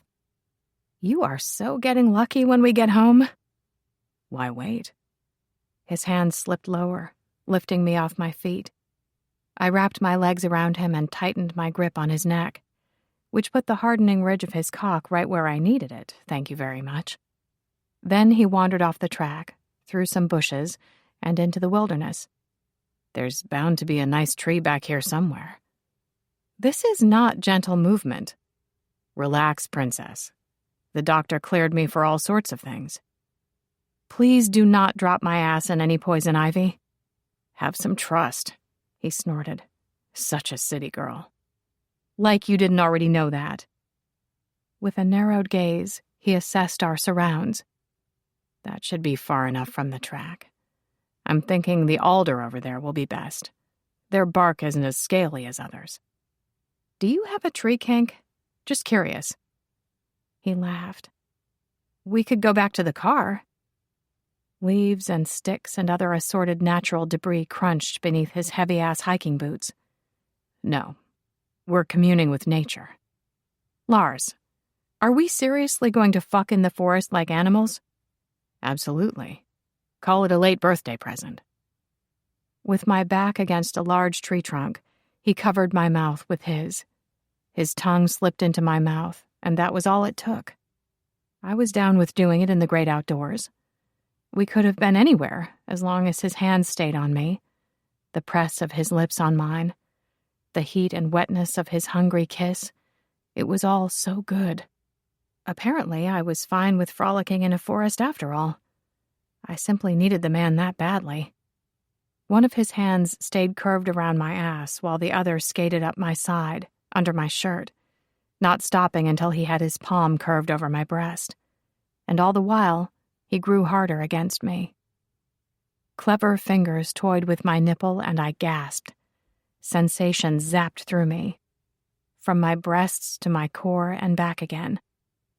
This was going to be fast and hard if it was happening, and it had to happen. Put me down, I ordered. He did as told, and I immediately started dealing with the buttons on my shorts. Trying to toe off one of my boots at the same time had me almost tripping over. But Lars steadied me, thankfully. Then he grabbed his wallet out of his back pocket, and the condom waiting within. Love a man who came prepared. With my shorts and panties hanging off one leg, I was ready. It was just a matter of waiting for Lars to push down his pants and boxer briefs and get sheathed. His dick was long and hard and ready. Strong hands lifted me back into his arms, positioned himself against me, and pushed in with one hard thrust, forcing the air from my lungs and filling me up to perfection. It all happened in under a minute. We'd score well if it ever became an Olympic sport. Fast start fornicating for our great country. Go team. The sound of his groan against my ear as he sunk in deep was divine. Fuck, Susie. With my back to the tree once more, he worked his hips, pumping in and out of me. The feel of his heavy cock drawing out of me before pushing back inside, how it lit up my nerve endings and made everything low in me draw tight and tingle. The friction was divine. I don't know how else to describe it. Being surrounded by the scent of him, held tight in his muscular arms, like nothing could harm me. Only good things happened here between us, and I wanted to stay here forever. But the fact remained that we were out in public, even if we were hidden from the trail. He fucked me fast and furious, shoving the thick length of his dick deep inside of me over and over again, rubbing his pelvis against the top of my sex, stimulating my clit. My blood pumped harder and hotter, and I hung on for dear life. Head to toe, I was electric. Blinded by the light when I came with a gasp. Who needed to see the northern lights? Lars lit me up with just his own sweet self. My whole body was wrapped around him, inner muscles clenched tight around his cock. I bit down where his neck met his shoulder to keep from making more noise. But the way he roared as his whole body shook and he pumped out his seed deep inside of me, anyone within 50 miles had to have heard. Bears would have run for cover, he was so damn loud. Sheesh. When all was quiet, I said, I'm thinking you love the great outdoors. Nothing from Lars. Ouch. Slap my ass. Quick. What's wrong? He asked. A bug just bit me on the butt. He set me down and we sorted out our clothing. The condom was dealt with, and when everyone was decent, we walked hand in hand back toward the trail, arriving just in time to see a family of 3 hike past. The looks the parents gave us. They'd definitely heard. Oops. Their small child, however, smiled and waved and skipped up the steep path that nearly broke my spirit. Show off, I grumbled. Lars plucked a leaf out of my hair and let it drift to the ground. It's funny you should say that. What? About the kid? No. About me loving the great outdoors. He gently cupped my cheek, leaned down and kissed me on the lips. Then he smiled. Because I'd just been thinking that I love you. You love me? Yes, he said, and headed back down the track toward the parking lot. You coming? For a moment, all I could do was stare. As for breathing and thinking, I'd completely lost those abilities. Shock kept me immobile. It seemed the whole world stood still. Lars loved me. And with absolutely no nudging, he'd come right out and said as much. He didn't even ask if I felt the same way. He simply handed over his heart to me. Susie. Yeah, coming. I think that's the second time I've made you too stunned to speak. You're keeping count? I asked. Damn right I am. And not another word was said until we got home. But the looks he gave me, the smiles, they were a lot. 17. To say I distrusted love would be an understatement. But I did trust Lars. Or I was actively learning how to trust him. If he was going to throw around the L word, however, he needed to know exactly what he was getting into with me. And up until now, I'd been on my best behavior. Like when you had a house guest. You didn't use up all of the hot water and make the dash from the shower to your bedroom in ugly old underwear. You did your best to be hospitable. But if this was going to be his forever home with me, there would definitely be times when I would have neither the time, energy, nor inclination to play at being perfect. Lars needed to know the truth. When we returned home from our failed hike, he retired for an afternoon nap, further proof that he was still recovering from the accident. This was the perfect time for me to prepare for the demonstration. It actually didn't take long to unleash chaos. Aaron used to drop helpful hints if he felt my appearance wasn't up to scratch. It stung coming from him. But if Lars ever did something similar, undermined me like that. It would devastate me.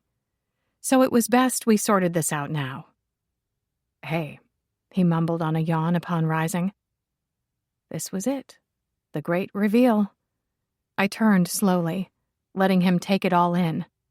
The lopsided, messy bun my tangled hair had been pulled back into, the algae-green skin-purifying mask I'd packed onto my face, the stretched and faded Arctic Monkeys tee, and holey denim cutoffs that were in all likelihood a size too small. And his reaction was nothing. The man just scratched at his short beard and asked, "Did you want to do something tonight?" "I thought we should have a little chat after your surprising statement earlier." "That came as a surprise?" "Yes." "But I said it to you at the hospital." "When you were high." He nodded. "High enough to let the truth slip out." "Take a seat, Lars." "Okay." He deposited himself in an armchair. "I'm listening." "It occurred to me that you haven't seen me at my worst." I set my hands on my hips. "I dealt with you in the week after the accident when you were, what shall we call it, being especially special?" He snorted. "I already apologized for that." "I know. Moving on," I said. "The point is, I've been maintaining a certain image around you. Always with the perfect hair and makeup and the cute outfits." At this, he frowned.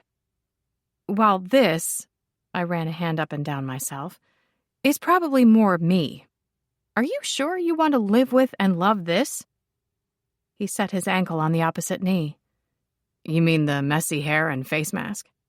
"Yes, and the ugly old shirt." "Don't you dare call that tee ugly.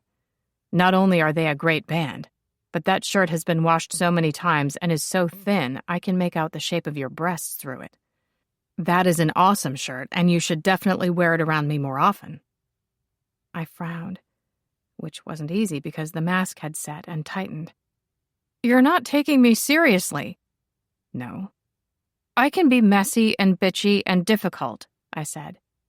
"Are you sure you want to deal with all that on a daily basis? Is this really something you can love?" "You? Messy and bitchy? I had no idea. Where have you been hiding these behaviors?" "Are you being sarcastic?" He pressed his lips together and his eyes welled with tears. Wait, those weren't tears. The fucker was laughing at me. And he wasn't even bothering to hide it. This was outrageous. "I am trying to be honest with you," I said. "I don't want you to have unreasonable expectations that I can't live up to in the long term." "Susie, you are worthy of being loved. You do know that, don't you?" It took me a moment to answer, to wrinkle my nose and smile and say, "Of course. It's not about that." "Then what is it about?" "I would just prefer that if you're going to change your mind about being in love with me because you discover something that is a deal breaker, that we get that out of the way sooner than later." "Not going to happen," he said in a serious tone. "But you don't know that for sure. There's no way you can." He sighed. "This is about the divorce certificate." "Among other things," I admitted. "Okay, princess. Go ahead. Tell me how awful you are. Talk me out of loving you." "Well..." "I'm waiting," he said. This was supposed to be more of a visual presentation. "Your legs look incredibly long in those tight little shorts," he said, head cocked to the side to take in the view. "They give me a bit of a muffin top. Did you want to see?" He just shrugged. "Ooh, I know. I can be jealous at times. That's a pretty annoying habit." "Yeah, you got upset about Jane. I got upset about Austin. Guess we both need to work through that, huh?" He yawned again and cracked his neck. The man was so not taking this seriously. "But if we both agree not to date other people, it would probably take care of that issue." "True." "Next?" "I don't know." My shoulders slumped. "I once worked with someone who mispronounced chic as chick, and I disliked her so much I never corrected her." He nodded. "That is petty. I'll give you that. What else have you got?" I see now that I should have taken the time to write a speech. Preparation is important, he smiled. I feel it's only fair to tell you that I'm quite enjoying the cute dimples above your knees. If you're trying to turn me off, you're failing miserably. My bad hair and attitude would have scared off most of my exes. Idiots. Yeah. I knew telling you I loved you would get a reaction. But I have to admit, I did not see this coming, he said. You know how I panicked and kissed you that time? I nodded. Do you think maybe this is you panicking? Maybe. Princess.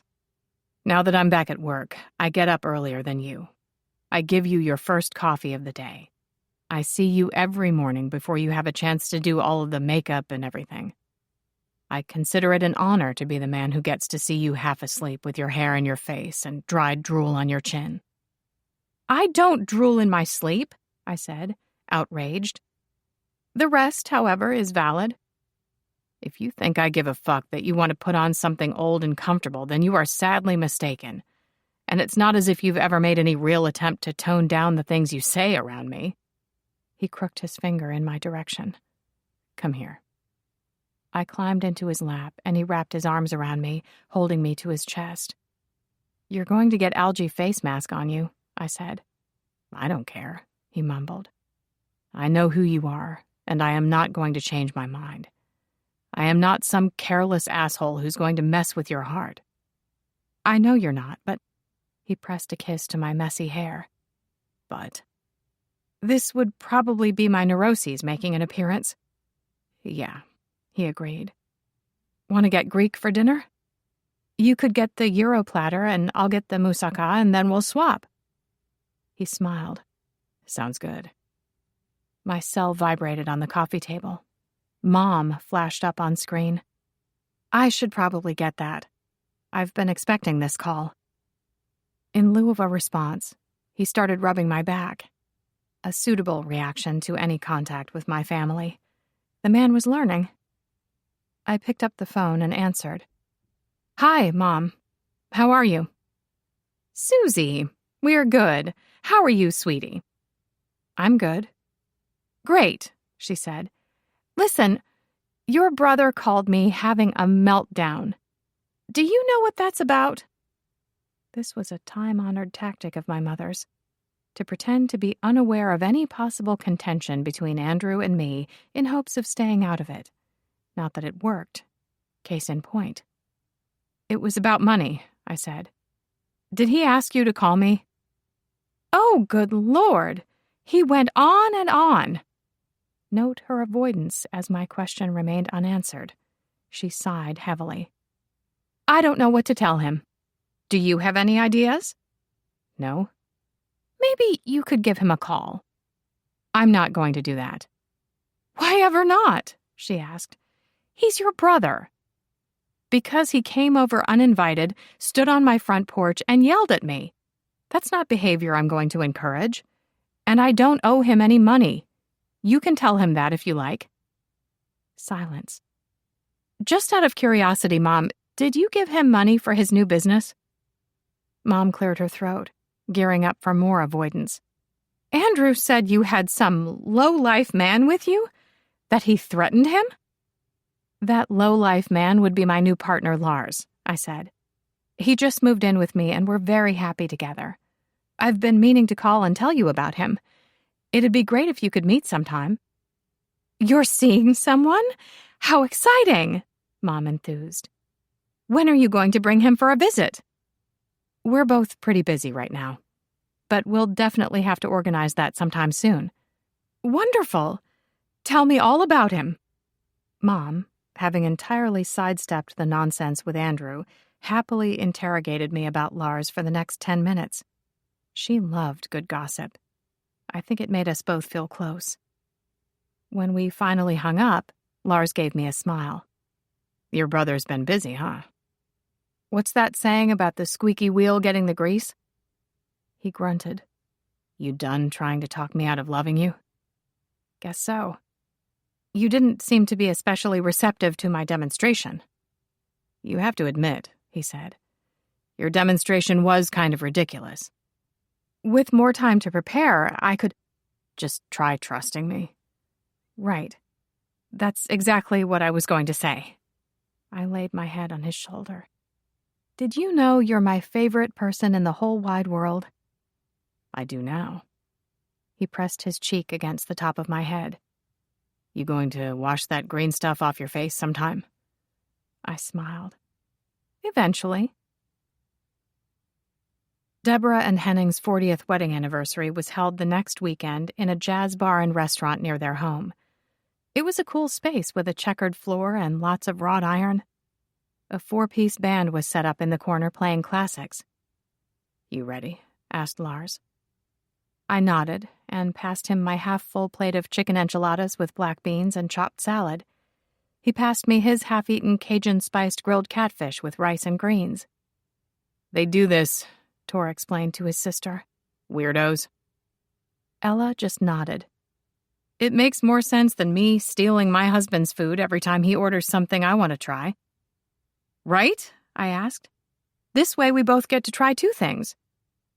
Ella was tall and blonde like Lars. She was a radiographer in San Diego, where she lived with her husband and 2 small children. Since Henning and Deborah visited them a few weeks back, Emilio and the kids stayed home this trip, which was fair enough. I don't think I'd want to wrangle 2 toddlers at a party either. Cleo was at the bar chatting with Deborah, because of course they got on like a house on fire. I was the only one who'd been besmirched by the ex and his mom. But it was great that Deborah saw how wonderful my best friend was, how lucky Tor had been to catch Cleo. Everything okay? Asked Lars after taking a sip of his Corona. Yes, all good. And it wasn't totally a lie. My black crepe fit and flare dress with a plunging neckline was fire. It complemented my Prada heeled sandals to perfection. With my hair up and my new nude lip stain, I looked a treat. It just wasn't in me to be miserable while wearing a great outfit, eating good food, and listening to live music. I'd met some of my new partner's extended family, and everything had been perfectly pleasant. Mostly. Tor and Lars exchanged worried glances. "What's going on?" asked Ella. The neighbors are causing issues for Susie, reported Tor, who possibly had the biggest mouth on anyone I'd ever met. I wondered why he was seated over with his mom instead of hanging out with us. Ella took a sip of her margarita. Not that I mind the distance. Lars frowned. Didn't know you had something against him. Of course not. You can kind of have tunnel vision sometimes, she smiled. His niceness just always felt fake to me, you know? The whole family is like that, said Tor. Did I ever tell you about the time I heard his mom talking smack about our mom? Lars's brows rose. What? Yeah, Tor nodded. And they're supposed to be besties. It was some small-minded, judgmental mean girl shit about our new couch coming from a cheap store. She was wandering around her yard and talking on the phone at the top of her lungs. Not the brightest move. You never told Mom? Asked Lars. No. Tor shook his head. It only would have hurt her. Plus, you told a lot of stories back then, said Ella. That's true. I had a vivid imagination. But I sure as hell didn't imagine that. I believe you. The way she'd look down on us when we played at her house, said Ella. As if we were going to steal the family silver. But she was always nice as pie to Mom's face. Why does it not surprise me that that woman raised such a spoiled brat? Tor chuckled. I knew you two weren't his biggest fans, but I didn't know you felt like this, said Lars with dismay. Tor shrugged. You didn't want to know. Loyalty can be an issue for you, big brother, said Ella. As for me, I said a whole lot of nothing, and I sat with my back to the ex and his mother, all the better to enjoy my evening. A waiter came to clear the table, and I passed them my plate. The conversation was turning me off to food, though I'd recover in time to try the coconut flan. I was a stoic like that. Let's talk about something else, Ella sighed. Susie, did you know when we were children and it was my turn to pick the game, I would always choose to play Royal Wedding. I'd seen one on TV in some documentary on England and was obsessed. Lars groaned. And Lars was always the groom, weren't you, brother? Wouldn't that be illegal? I asked. Not only that you were underage, but family relations-wise? Oh, no, said Ella. Kat from across the road played the part of the blushing bride. Kat? You've heard of her? Ella laughed, delighted. She was fun. I wonder what she's up to these days. I can't believe you named my cat after a girl you exchanged vows with, repeatedly. I gave Lars a look of displeasure. The betrayal, Lars. It hurts. Lars just sighed. She kissed him one time, too, said Ella, and then promptly ran away and hid in her treehouse, though I suspect the vows they exchanged weren't actually legally binding, added Tor, seeing as how I played the part of the priest and was like 6 and not ordained at the time. Are you ordained now? Asked Ella. No, Tor rubbed at his chin. But I have been thinking of getting a hobby. Why not choose the church? Cleo, your boyfriend is considering becoming a priest, reported Ella. Is that so? Cleo sat down beside her not-so-holy partner with a glass of ice water in her hand. I don't even know what to say to that. It'll be great, Tor grinned. Rest assured, I'll be available to hear your sins anytime. Cleo just smiled. What role did you play in the wedding, Ella? I asked. Flower girl, she answered. We'd raid the neighbors' gardens for bouquets. Made us pretty unpopular. Tor's grin turned wistful. I forgot how much Lars loved being the groom. He'd stand in front of the mailbox, proud as can be. The mailbox was our stand-in altar, supplied Ella. His Ninja Turtle also married my Barbie on numerous occasions. How curious that getting married was your childhood dream. I took hold of his hand. He leaned in for a kiss. That's a bit of an overstatement. Back in a minute, I said, rising and heading for the bathroom. Deborah and Henning took to the dance floor with much applause as the jazz quartet started playing Mad About the Boy, a song that had been on one of the albums I found by Ernestine Anderson. There was something about live music and party lights that made everything lovely, the atmosphere they created. Wedding photos had been set up on a side table. Deborah dressed in a big white 80s-style wedding dress, high hair with lots of lace and puffed sleeves. Her bouquet was pink carnations surrounded by a circle of the tiny white baby's breath flowers. Henning looked dapper in his suit, despite the overly large shoulder pads. Both of their smiles were wide as could be. I'd never seen my own parents' wedding photos. Mom made a bonfire out of them long before I could think to ask. It was hard to imagine documented evidence of Mom and Dad standing side by side and actually looking happy. 40 years was a long time, longer than I'd been alive, and there Henning and Deborah were on the dance floor, grinning and gazing into each other's eyes. Of course Lars wanted that. The pictures and the parties and the presents and the anniversaries year after year. The happy family they'd made together. And if there were times when things weren't exactly smooth, that was life. But they stuck together. They loved each other enough to do that, and their children witnessed it all. When I came out of the bathroom, Aaron was waiting for me, leaning against the wall with his arms crossed. When I tried to walk right past him, he stepped into my path. Hey, Susie. I think it's time we talked. 18. You win, said Aaron, checking out my cleavage with a leer. To think I once took that behavior as a compliment. Never again. Not from him. Didn't think you'd take it this far, but I've got to say, it's kind of impressive. I gave him a look loaded with WTF.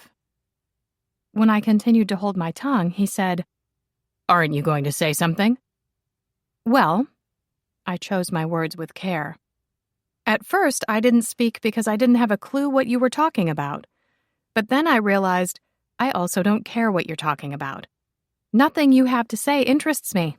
Just get out of my way. Now.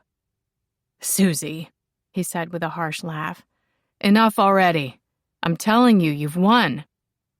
What have I won, exactly? Me. You? I asked, incredulous. I don't want you. He flicked back his hair with a smirk. Of course you do.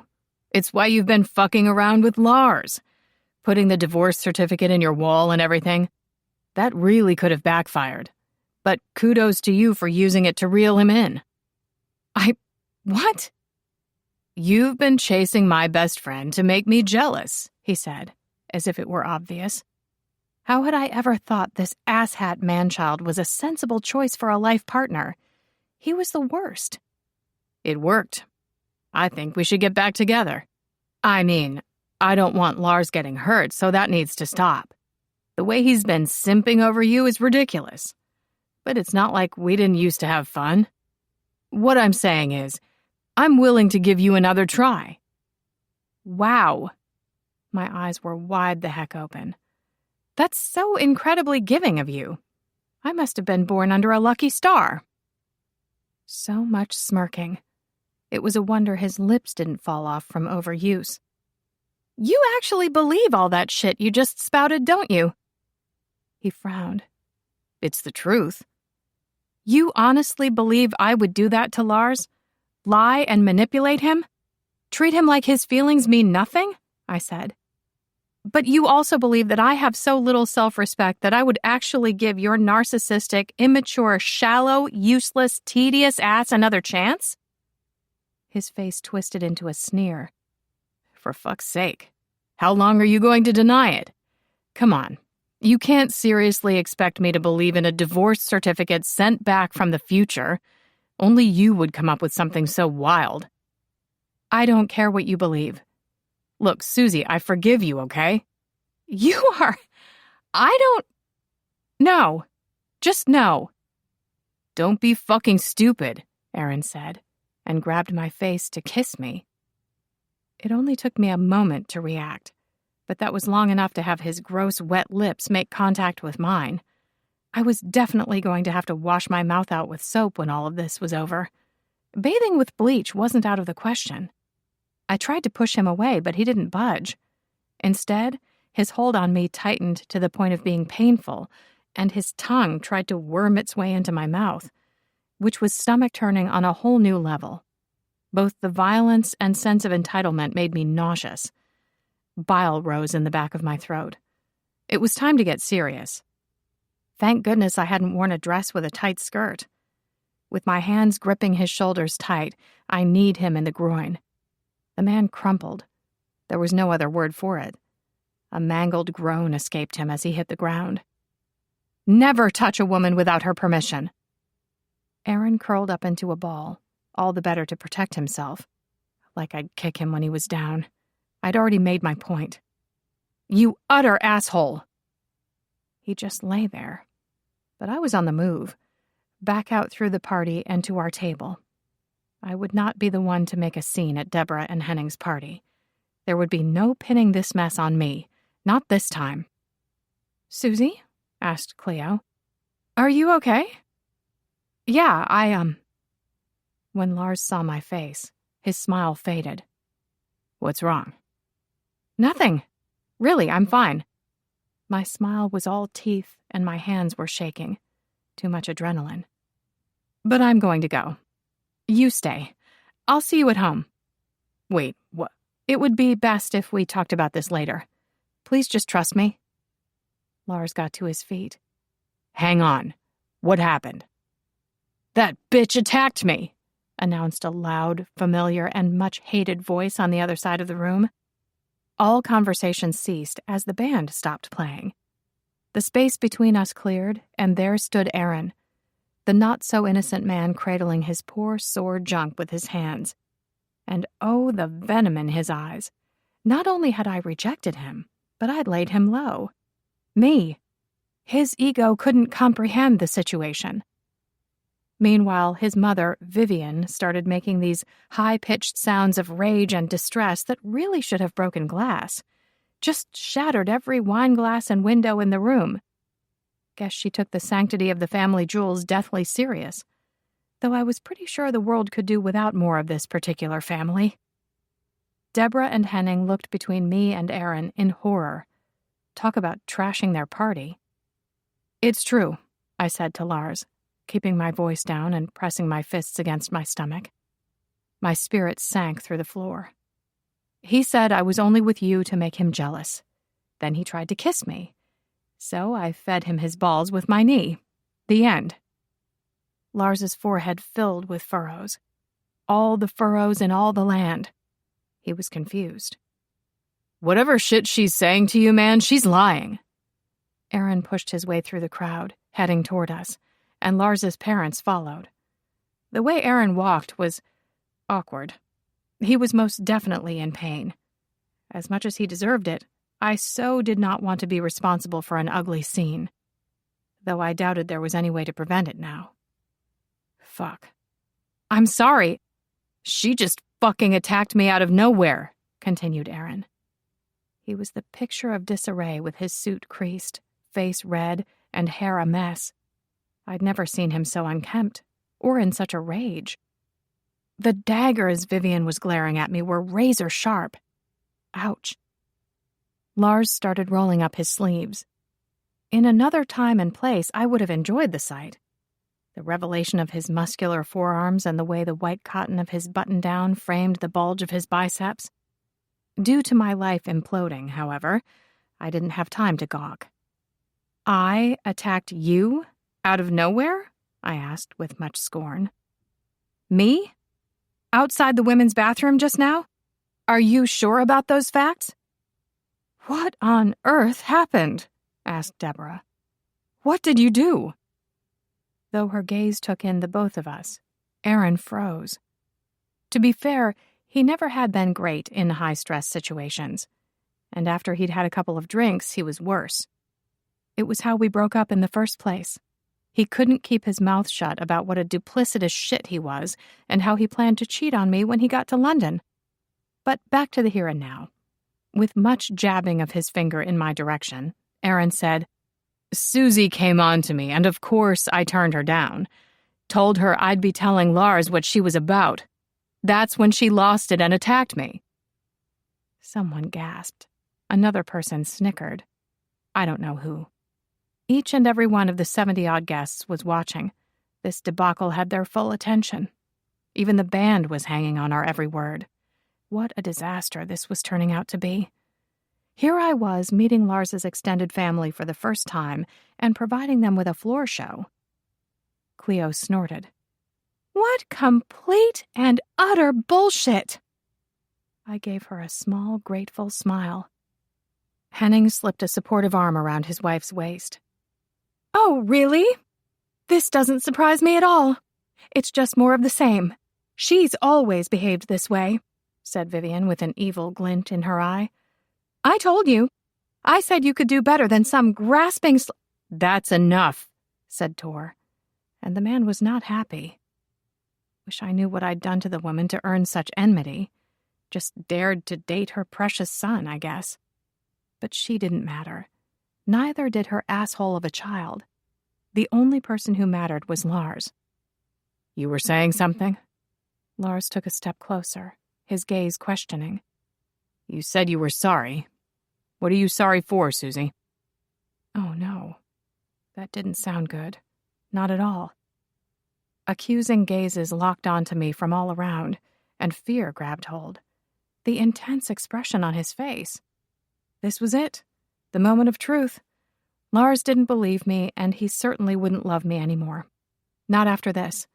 He was going to take the word of his oldest friend. My luck with men always had been shit. Why should this be any different? I would not cry or yell or any of that nonsense. No. I'd carry out the messy public breakup of my relationship with the utmost dignity, even if the break was going to be so much worse than any that came before. I knew it without a doubt.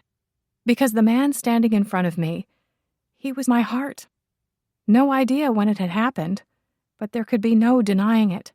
His beloved face and strong hands and the way that, even now, he listened. He gave me his full attention. A small but important thing. I swallowed hard.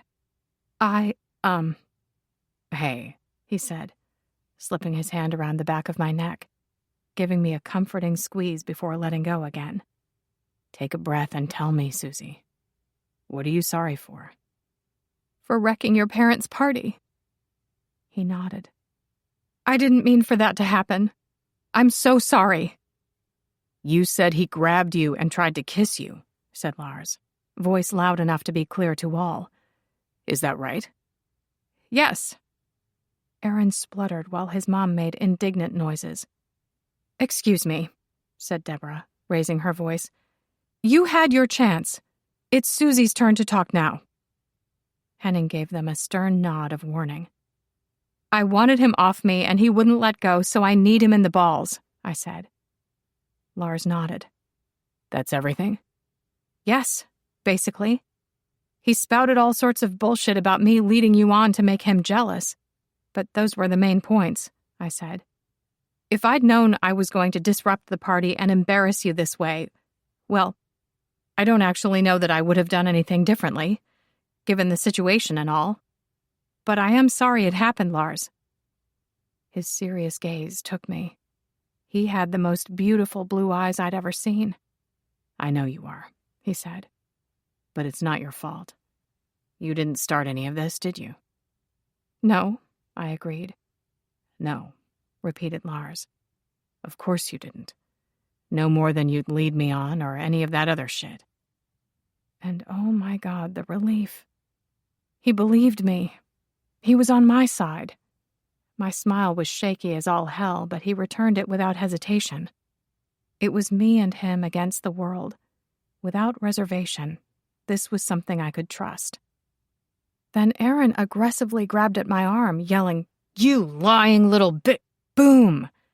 That's as far as he got. Lars's fist shot out and connected with Aaron's face. Aaron rebounded with a whimper as blood gushed from his nose. His mother went into apoplexy. That's the order it happened in. And the party pretty much ended there. While Aaron held ice wrapped in a kitchen towel to his face, Vivian ranted on, and on, and on some more. If only people had mute buttons, that would be so useful. When she turned my way, I just rolled my eyes. It only encouraged her to condemn me all the more, but I couldn't help it. Deborah had asked them to wait until she'd seen off her guests. Promised that they'd straighten things out then. Whatever. Santa better bring me some more fucks this Christmas, because I was officially out of them. This had to have been the longest year in creation. At least with Lars at my side, it would eventually end on a high, because I now believed we had a strong chance of making this work. We had to. Any other thought was just no. Deborah and Henning had been hugging people and shaking hands, and generally clearing the room of all their guests, while the waitstaff cleared the tables and the band packed away their instruments. It had been quite the night. "He should press charges," hollered the evil witch. Though that was being too mean to witches. Even the ones that were evil. Like, I'm sure they had their reasons. "And explain to the police how he assaulted Susie not once, but twice?" asked Cleo. "I'd very much like to hear that." She seemed to swell with rage, though her gaze turned wary. "My boy didn't assault anyone." "We all saw him grab her. Try again." "Well, if he did, it was only to make her apologize for all of those terrible lies." "Mom," hissed Aaron, "that's enough. You're making it worse." The expression of affront Vivian displayed was quite good. I'd have given it a solid 8 out of 10. But it was the stunned and beleaguered look of victimhood which followed that really won the day. The woman could overact. It sucked that the anniversary party had been ruined. I'd be sending Deborah flowers for sure. We sat to the side of the room, Lars's hand in my lap. I don't think he really needed the bag of ice that I held to his knuckles. He'd repeatedly told me it was fine, but it gave me something to do. Nervous energy was running rife through me, though the worst of it was over. Too much adrenaline or something. What mattered was that he'd chosen me. I should have known he would. However, shaking off 30 years of self-doubt took a little time. "Not your fault," said Lars, again. I know. It's time for us all to have a little talk. Deborah, having sent off the last of the guests, stood between the two parties of contention. Henning stood beside her. We demand an apology, said Vivian. It's the very least that we deserve. That's odd. Deborah looked down her nose at her neighbor. I was thinking the same thing. Only, I was hoping your son would come to his senses and realize how appalling his behavior has been tonight. You're taking that horrible girl's side against ours? Be careful what you say, said Deborah. You're talking about a member of my family. Evil Mom was aghast at this announcement, her lips a perfect O of astonishment. We've known each other for over 25 years. Our children grew up together. We're close friends. And I've excused and overlooked a lot in that time. But it ends now. Deborah pushed back her shoulders. Will you be apologizing to Susie or not? Before Aaron could answer, Vivian started talking for him, which surprised approximately nobody. Not! Most definitely not. He has done nothing to apologize for. Then it's time for you to leave. And while Deborah's voice was calm and measured, you could tell she meant every word. What? Get out. With pleasure, sneered Vivian. This is just like a scene on a Turkish soap opera I saw once. Tor sat with his arm slung around Cleo's shoulders. If anything, he seemed pleased by the night's events. Or at least how they'd worked out. Only she was waving her arms about as she said, You'll regret this. Mark my words, but in Turkish. Sounds very dramatic, said Cleo. Oh, it was. I didn't know you watched soap operas. Tor grinned. I aim to constantly surprise and delight. Aaron slowly rose to his feet. Lars, Don't you dare apologize, interjected Vivian. Then she grabbed his arm and tried dragging him toward the door. Lars shook his head. Pain crossed Aaron's face. You could at least let me explain. There is nothing you can say that I'd want to hear, man, said Lars. My mom told you to get out. Aaron hung his head in defeat, and I did not fist pump the sky. Yay for maturity. You don't come near either of us again, said Lars. Understood? With a final nod, Aaron left, following his terror of a mother out the door. Phew. The silence in the dimly lit room was complete for a moment, all eyes on the door. But nothing else happened. They did not reappear. The night's drama seemed to be done, thank goodness. Well, said Ella with a drawl, that felt really awkward to me. Was that awkward for anyone else? Stop trying to be the funny one in the family, Tor frowned. There's only room for one, and the title is already claimed. Ella stuck out her tongue at him. Children, chided Henning. He passed out small glasses with a shot of clear liquid. When we all had one, he raised his glass in a toast. To family. Skål. I smiled and took a sip, and promptly wanted to spit it out, but managed to choke it down. Then I whispered, What was that? Aquavit, said Lars. It tastes like licorice? Yeah. Susie, said Deborah, taking a seat nearby. I owe you an apology. I didn't welcome you as I should have. I will do better in the future. My smile felt lopsided. I didn't know what to say. You guys should throw another party, said Tor. You deserve a do-over. After what this one cost? Asked Henning, incredulous. Absolutely not. We could do it at home on the deck. It's an idea, said Deborah with a shrug. Though it would be a lot of work. Ella smiled. We'll all help. Tor could do his baked salmon, suggested Cleo. Henning screwed up his face. Have you tasted my youngest son's cooking? No, thank you. I don't even trust him with the grill. Tor's gifts lie elsewhere.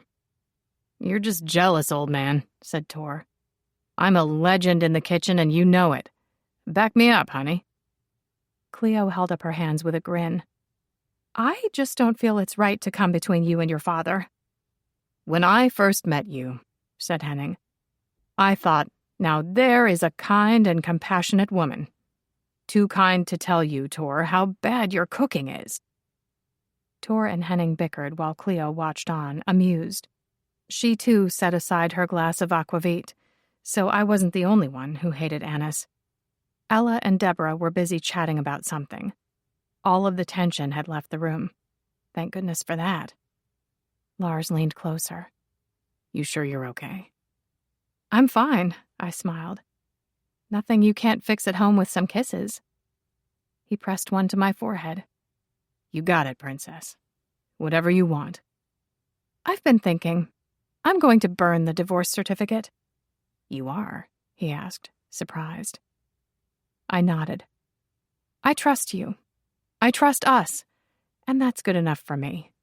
We don't need any messages from the future or whatever the heck it is telling us we can't make it. We deserve a chance to be together without that black cloud hanging over our heads." "Okay," he said. "Just do me a favor and take a couple of days to make sure this is what you really want. I don't want you to regret anything. Decide too late that there's some exorcist you want to get to look it over or something." Agreed. 19. I woke up the next morning in the middle of the bed, alone. Damn it. But Lars wouldn't be far away. The sun rimmed the curtain edges in bright white light. Summer would be ending soon. The nights were getting cooler, as proven by the extra blankets on our bed. It had been a heck of a year. It was my first summer as caretaker of this house, and I'd even managed not to kill many of Aunt Susan's plants. Halloween needed to hurry up so I could get out her decorations. Talk about all-time favorite holiday. She had a plastic, life-size skeleton nicknamed Stanley who hung from the front porch, along with a veritable army of ghosts that fluttered alongside him in the wind.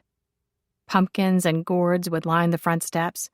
A tombstone sat in the bed of lavender by the sidewalk. One of my earliest memories was of Aunt Susan making a witch costume for me while I waited not so patiently. I'd worn the black dress and pointed hat for years until I burst the seams. I'd be the person standing at the front door handing candy out to trick-or-treaters as she'd done every year. That would be bittersweet. But it was nice to be able to look forward to things. The grief seemed to shift a little more every day, and her absence no longer made me feel quite so hollow inside. Memories didn't hurt in the way that they had. Instead, there was an awareness of what a blessing it had been to have her in my life all of those years. As for the mess of feelings that used to roil inside me at the thought of Erin, those were long gone. Never to be seen again, and good riddance. I rolled over and stared at the shadows on the ceiling. The world was quiet on this Sunday morning. Peaceful. Right up until a lawnmower roared to life nearby and a bird started screeching in protest. Which might have been the universe telling me to get my butt out of bed and go find my boyfriend. Though boyfriend sounded middle school and lover was no. Partner was fine. Or was it? Another thing to ponder. Lars's request to wait a while before destroying the divorce certificate surprised me. Although, I guess he had a point. Once it was gone for good. I got up and retrieved it from my underwear drawer and stared at the worn creases in the paper, at how the text had faded with age. The scent of dust and dirt from the wall lingered on it.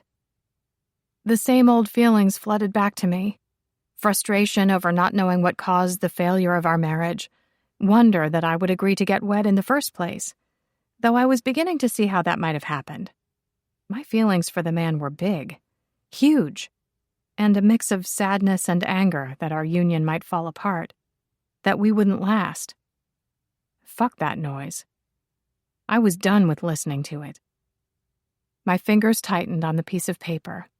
The desire to scrunch it up and throw it into the trash was tempting as all hell, to light the fucker on fire. But a strong case could be made that Lars and I were only together because it existed. Only after its discovery did we take the time to really get to know one another, to grow close. Turns out sharing a secret, trying to unravel a mystery, is great for bringing people together. It might have happened anyway with him working on the house. But knowing me, I would have wanted to keep my distance from the ex's best friend. That would have trumped everything. And to think of what I would have missed out on. Maybe I should be grateful to it after all. Out in the back garden, Lars was hard at work sanding one of the old Adirondack chairs. Kat sat nearby, keeping an eye on him, as she was wont to do. Her new rainbow collar was very cool. An empty coffee cup and the latest book from Tessa Bailey sat nearby. He hadn't been only working. As always, the sun loved Lars, both his hair and the faint sheen of sweat on his skin. I could happily stare at him for hours. I sat on the back steps in the shade with a cup of coffee in my hands, wearing only an old tee and panties. As nice as it was to dress up, you needed to be comfortable hanging out in your own home, to be comfortable in your own skin, which included not caring whether the love of my life saw my cellulite and messy hair. "Hey," he said with a warm smile. "Thought I'd give these a sanding down and a fresh coat of paint. They were pretty rough, and I don't want you getting any splinters." "Thank you," I said. "Every day I appreciate a little more how much it must have driven you up the wall to have to sit still and let yourself heal after the accident. You were really quite restrained." "That your way of asking why I wasn't still in bed this morning?" "I may have woken in a somewhat amorous mood." He gazed up at me, squinting against the bright mid-morning light. "Sorry I missed it. Make it up to you later?" "Sure." His smile. So beautiful. "I cleared out some more space in the wardrobe for you." His smile turned into a bigger grin. "You're giving up some of your wardrobe space for me? I'm beginning to think you really do like me." "I'm not going to lie," I said. "It hurt. But then I remembered I have the whole closet in the spare room as well. Fair is fair. I figure you're entitled to a quarter of the clothing storage in the house. Just don't push for any more." He laughed. "That's my girl. Such a giver." "How's your hand this morning?" A shadow crossed his face, there and gone in an instant. "It's fine. You okay?" "There's a couple of small bruises. I took a picture of them just in case he tries anything." "Fucker," he muttered. "Fucker who is now out of our lives," which made it time to change the subject. "Are you hungry? What would you like for breakfast?" "Yeah, I'm starving. How about pancakes?" "You got it. I'll get started on them as soon as I finish this." I took another sip of coffee. Then I took a deep breath and said, "I do love you, you know." "I know," he replied, casual as can be. "Huh. Wait a minute, Han Solo. That was a rhetorical question. You're supposed to be shocked and stunned at such an admission." My brows descended, but my smile was wide. "How exactly do you know? Was it the wardrobe space that gave it away?" "Something like that." The happiness in his eyes made my toes curl and heart skip a beat. "Lars, tell me, what gave it away?" "Well, I've been pretty much all in since the inevitable thing. Just wasn't sure of my ability to convince you." "It's not like you to doubt yourself." "Maybe it unnerved me, how much you mattered," he said. "But then you kept giving me signs, like setting the table for a romantic dinner after saying you didn't want to date me. It made me hope that deep down you were all in too. You just needed to feel safe enough to trust me and tell me, and that was going to take time." "Okay. Come here, Susie." I set aside the coffee cup and walked across the grass to him. His warm hand curled around one of my bare thighs as I leaned down to kiss him. The sweet press of our lips like a promise. In all honesty, I could see me happily kissing this man for a good long time to come. The rest of my life, even. And what a beautiful life that would be. For some reason, Kat the cat was watching us and purring. Guess she was a fan of love. "You still going to burn the divorce certificate?" he asked. "I think so." "Okay," he murmured. "Say it again." "I love you." "Good," he said, and smacked me on the ass. "Go make me breakfast, please." "You got it. Though there was one thing I was going to ask you." Will you marry me? His whole body seemed to stop with a jolt. What did you say? You heard me. Susie. Lars got to his feet. He stood staring down at me with a serious face. Is this about the talk last night about playing those games when I was little? Because I can live without getting to be the groom in real life. I think it's about a variety of things, actually. Such as? He asked. Because you were pretty adamant about not getting married. I was. That's true. But then it occurred to me that maybe life isn't about always playing it safe. His rough fingers rubbed comforting circles on the outside of my thigh. Marriage is important to you, Lars. He opened his mouth to speak, but I put a finger to his lips. Let me finish. You've always seen it as part of your great journey through life. And I want to give that to you, because I trust you enough to take the risk. His gaze remained worried. Listen to me. The truth is, I want to give this to you much more than I distrust the institution, thus proving forevermore that my love for you is greater than your love for me. Please say yes. This is a competition. Absolutely. It saddens me how full of crap you are, Princess, since it's obvious that I love you more. You're just saying that to make conversation. It doesn't mean a thing. I gave him a haughty look. Why, your love is a grain of sand, while mine is all of the beaches in all of the world. Which was about when Lars ever so carefully and skillfully tackled me into the grass. I found myself subdued and on my back in no time. Clear blue sky overhead, and the weight of his body on me felt heavenly. What about the divorce certificate? He asked. We prove it wrong. Is that why you want to do this? Like I said, there are a lot of reasons why I want to do this, but my main priority is your happiness. And while I know you said you'd be fine without it, I want to give it to you. It's important to me. I smoothed the line between his brows with my fingers.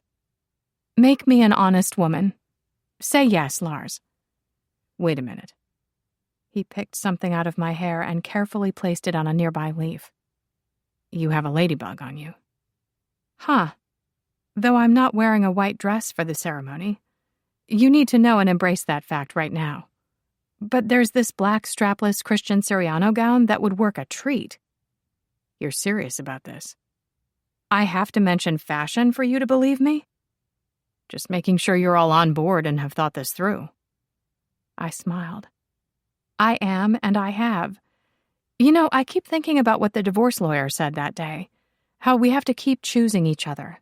How building a relationship and keeping it intact is just that hard and that simple. This is me choosing you. Are you in this for keeps? He asked in a deep, serious tone. Wouldn't have asked you to marry me if I wasn't. What about you? I promise you, married or not, I'm not going anywhere. I nodded. Thank you for asking me to marry you. You're very welcome. Okay, he said, rising back onto his knees. Cat the cat appeared beside him, and he picked her up and gave her a pat. Good talk, Princess. Let me give it some thought and I'll get back to you. You want a hand with the pancakes? I sat up with a frown. Wait, that's it? But the man was already gone. Back inside the house carrying his damn cat and his empty coffee cup. Despite all of my deep thinking and rehearsing my lines, I'd seriously lost control of the conversation. Though to be honest, I wasn't entirely sure I'd ever been in control. The man likes screwing with you, said Cleo. Oh yeah, I agreed. While it's good that he's taking his time and thinking it through, I wouldn't have minded if he said yes right away. A light rain had started falling, filling the air with petrichor. Wet pine needles and mulch and rain was the scent of Seattle. Along with barley from the microbreweries, fresh bread from the bakeries, and a dash of mildew for good measure. The scent of home sweet home. In the 5 days since my proposal, nothing had been resolved. Nothing much had even been said. Whenever I raised the topic, Lars was suddenly busy or required elsewhere. But every day he would ask, "Still want to marry me?" And I would say, yes. He'd tip his chin and go about his business. even though I never planned on getting married. This delay was annoying as all hell. In the meantime, I decided to make an event out of destroying the divorce certificate. While I planned to make use of the fire bowl in the back garden, the weather forced us indoors. Wood was laid in the fireplace in preparation, and Cleo and Tor were invited over to witness the momentous occasion. "How's the couple's hobby hunt going?" asked Cleo. "Chess, Scrabble, and salsa have been scrapped. He kept winning at chess, I kept winning at Scrabble, and we both lost at salsa," I said. "Not a trace of dance talent to be found between us." "What's up next?" "I'm thinking a couple's romance book club. We tend to discuss the plot lines and characters anyway. Might as well make it official." Cleo nodded. "We'll need t-shirts." "Of course." "Did you have a busy week?" I asked. "How'd the meeting with the activewear people go?" "It went well." "Excellent. I need to show you the update to Photoshop sometime. Some of the new features are fantastic," she said. "And Tor and I decided to book a holiday in Maui after that conference in November." "A beach vacation? Nice." "Oh yeah," said Cleo. "By the way, Mom said to tell you she found a pet cemetery that will accept the ashes of your mystery doggo. She said the rates were reasonable." "That's great. He deserves a nice afterlife. Something better than sitting forgotten in a corner of the basement. I'll text her tomorrow for the details and to say thanks." Cleo nodded. "Her church group will also take any unwanted items from your boxes for their fundraiser next month. Anything you think they could sell." "Okay," I said. "I'm actually almost finished, apart from the attic. Lars is going to help me start bringing things down." "When you consider what the place looked like last Christmas," she said, taking in the living room, "you've come a long way." "For you, my love." Tor passed her a glass of wine. The beer in his other hand he raised in a toast. "To burning weird messages from the future and forging your own path." Lars passed me a gin and tonic. "I'll drink to that." He knelt in front of the fireplace and carefully lit the kindling. Flames raced up the neat stack of wood in no time. He added a photo of his family to the mantel last week, and his belongings were spread through the house. His presence now seemed more real and permanent. I liked it. We were building a life together. "While I'm down here," he said, retrieving something from his jeans pocket, "might as well give you this." He held out a small black velvet box. My eyes were wide as the moon. "What is this?" "Open it and see." "Holy shit!" He just smiled as he held it out to me. With trembling fingers, I opened the box. Inside sat a square-cut diamond on a platinum band, simple and perfect, and so damn sparkly. It took my breath away. "Lars, is this you saying yes?" "Yes," he said. "Oh my God!" He rose to his feet and took the ring out. "Are we doing this?" I nodded as tears welled in my eyes. "But you didn't need to buy this. You could have saved the money for the business." "You're more important. Don't cry," he said, slipping the ring on my finger. "That looks like a good fit." "Yes, it is." I turned my hand this way and that so the diamond could catch the light. Amazing. "It's beautiful." "I'm glad you like it." His gaze was so soft and sweet. The expression on his face was full of love. "I love you, Susie." "I love you too." He tossed the box onto the coffee table, cupped my face, and kissed me good and hard, like he was staking his claim. This was heaven. His lips were on mine, and his tongue was in my mouth. His hands firmly held me, and I could feel the heat of his body. I could have happily stayed right there forever. "Congratulations, guys," said Tor. "Did you know about this?" I asked with a sniffle. He just shrugged and smiled. The man totally knew. Cleo gave me a hug, and her eyes were suspiciously moist. If anyone told me at the start of the year that I'd be stupidly happy and beside myself to be getting married, I would have called them a liar. Which left only one thing left to do. One last loose end. "Alrighty," I said and headed into the bedroom. "The time has come. This divorce certificate is going down once and for all." I pulled open my underwear drawer and pushed aside an assortment of lace thongs and boy shorts, all of my favorite panties. I figured the divorce certificate could use the good vibes. Only, there was nothing there. Just the wooden bottom of the drawer. Next, I shoved aside period panties, bras, and a vibrator. But there was still no sign of the damn thing. "Lars, did you move it?" He strode into the room. "Why, what's wrong?" "It's not here." "I haven't touched it. Are you sure that's where you left it?" "Yes," I said with a frown. "Check the other drawers." "Is there a problem?" asked Cleo. "I can't find it." Tees and tanks came next, followed by scarves and belts and socks, summer shorts and some pajamas, with jeans, leggings, and a couple of cardigans in the bottom drawer. Nothing. "Let's pull all of the drawers out," said Lars. "Make sure it didn't fall down the back or something." The interior of the set of drawers was empty. Tor and Lars moved the piece of furniture back from the wall, but there was nothing but dust bunnies. "When was the last time you took it out?" asked Cleo. "Sunday morning," I said. "Before I went outside to talk to Lars. I put it straight back in the same place." "Lars?" "I looked at it a couple of weeks ago," he said. "Haven't gone near it since." Cleo sighed. "It has to be here somewhere." "It's definitely got to be in this room," I agreed. "Okay," she said. "Let's be systematic about this. We'll empty the drawers out onto the bed. Make sure it hasn't been accidentally tucked away between your shirts or something." We examined every item in each drawer and repacked it all. Nothing.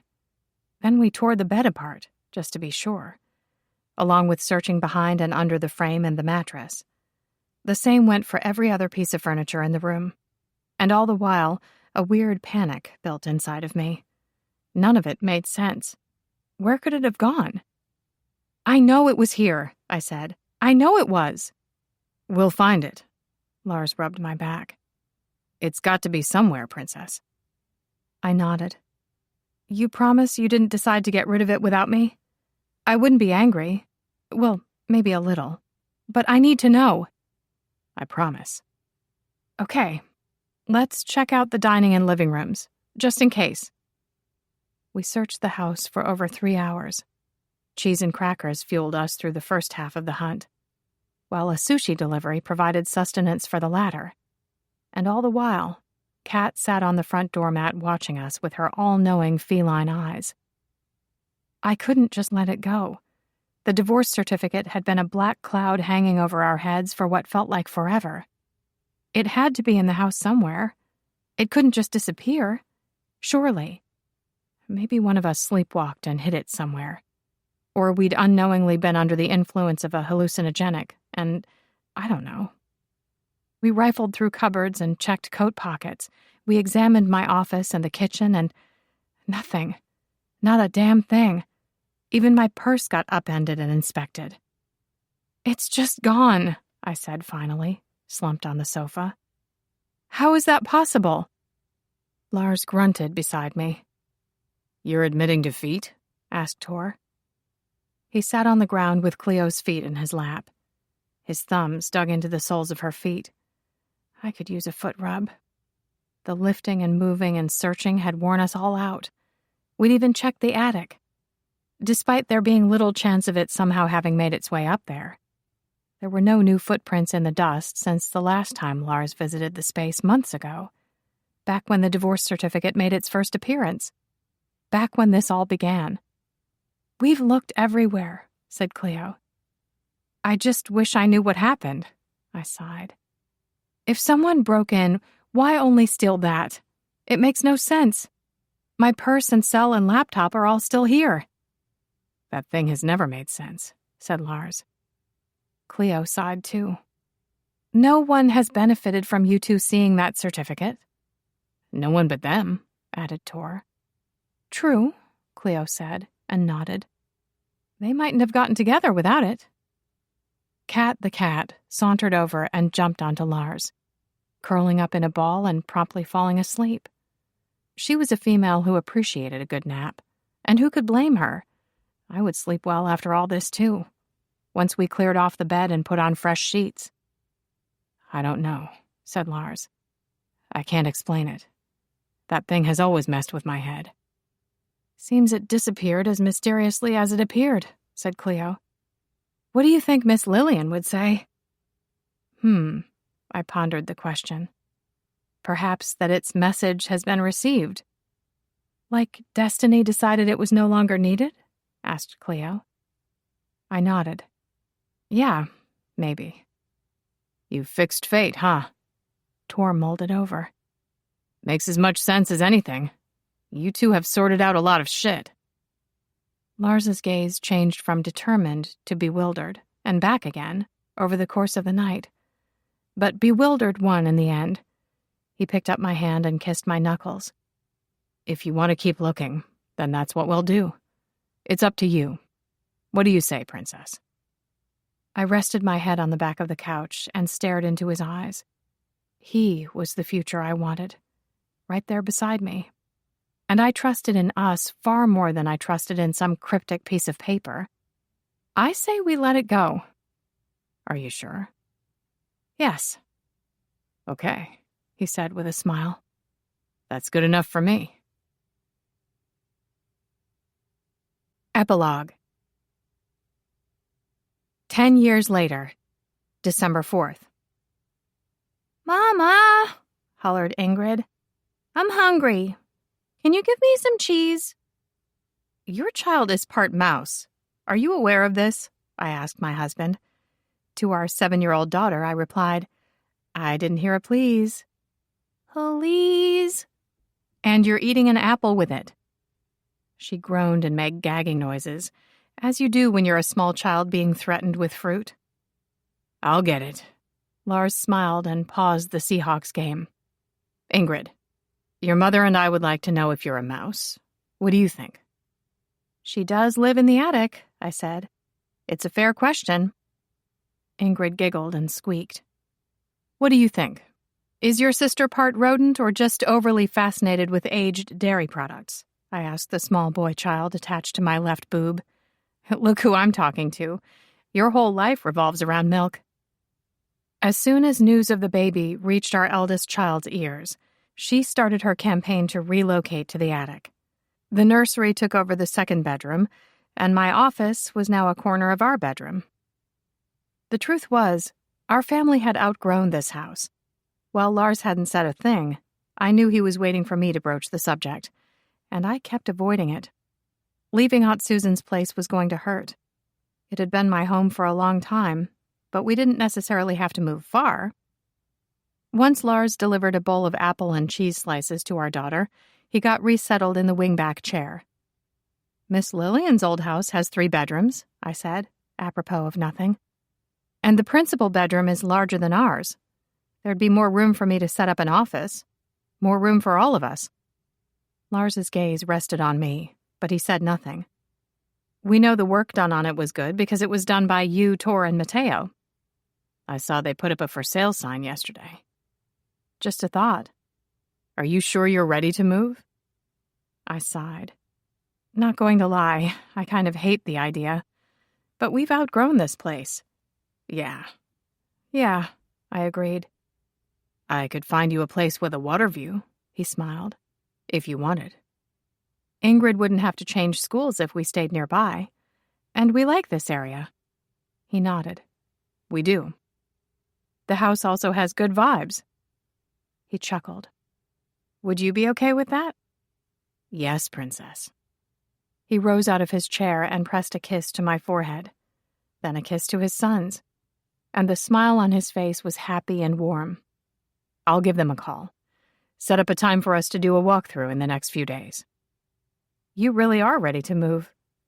As long as we're all together, I'm good. But you're right. We need more room. He knelt down at my side. Why don't we rent this place? That way it'll still be yours. We can always think about coming back here once the kids are out of the house. I'd like that, I smiled. I was also thinking, instead of getting divorced today, why don't we order some takeout to share? He frowned. then said, "That is today, isn't it? Damn." We hadn't completely forgotten the divorce certificate, though I thought of it less and less over the years. And we never found it either. But we'd won. We were still here. It hurt to imagine what it would have been like if we'd never taken the chance to be together. All of the goodness we would have missed out on in life. "We did it," he said in a quiet voice. "Yeah, we sure did." Never doubted us. Not once. Could you burst from happy? It would be messy, but I think it's doable. For the last decade, I'd been trying my best to make it happen. My work had grown surely, but steadily.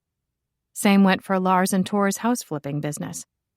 Cleo and Tor moved into a beautiful houseboat several years ago and were considering attempting to reproduce sometime soon. They'd also done their best to travel the world. Cleo took on work for several magazines and won numerous awards over the years. Life was good. "We should definitely celebrate with takeout," said Lars. "How about pizza and cupcakes?"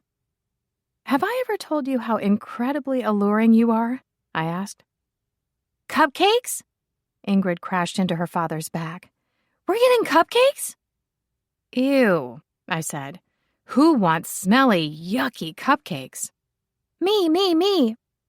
"I think I know where our daughter gets her food obsessions from," Lars said with a grin. "Why don't you pass him over to me, and I'll put him to bed. Then we'll see about some food." "Sounds good," I said. The baby in my arms had fallen asleep with a milk-drunk smile on his small face. Not even his sister's shouting could disturb him. His father carefully took him from my arms and carried him to his crib. All the while, Kat watched from her place in front of the fire, and she purred. Beginning of the end. 1. "You're moving to London?" I asked stupidly for the second time. "It's a big opportunity for me." Aaron pushed aside the remains of his short-rib vermicelli noodles, as if he'd suddenly found them distasteful. This wasn't the first pout he'd pulled on one of our dates. Being an only child, he tended to be used to getting things his own way, which could be kind of frustrating.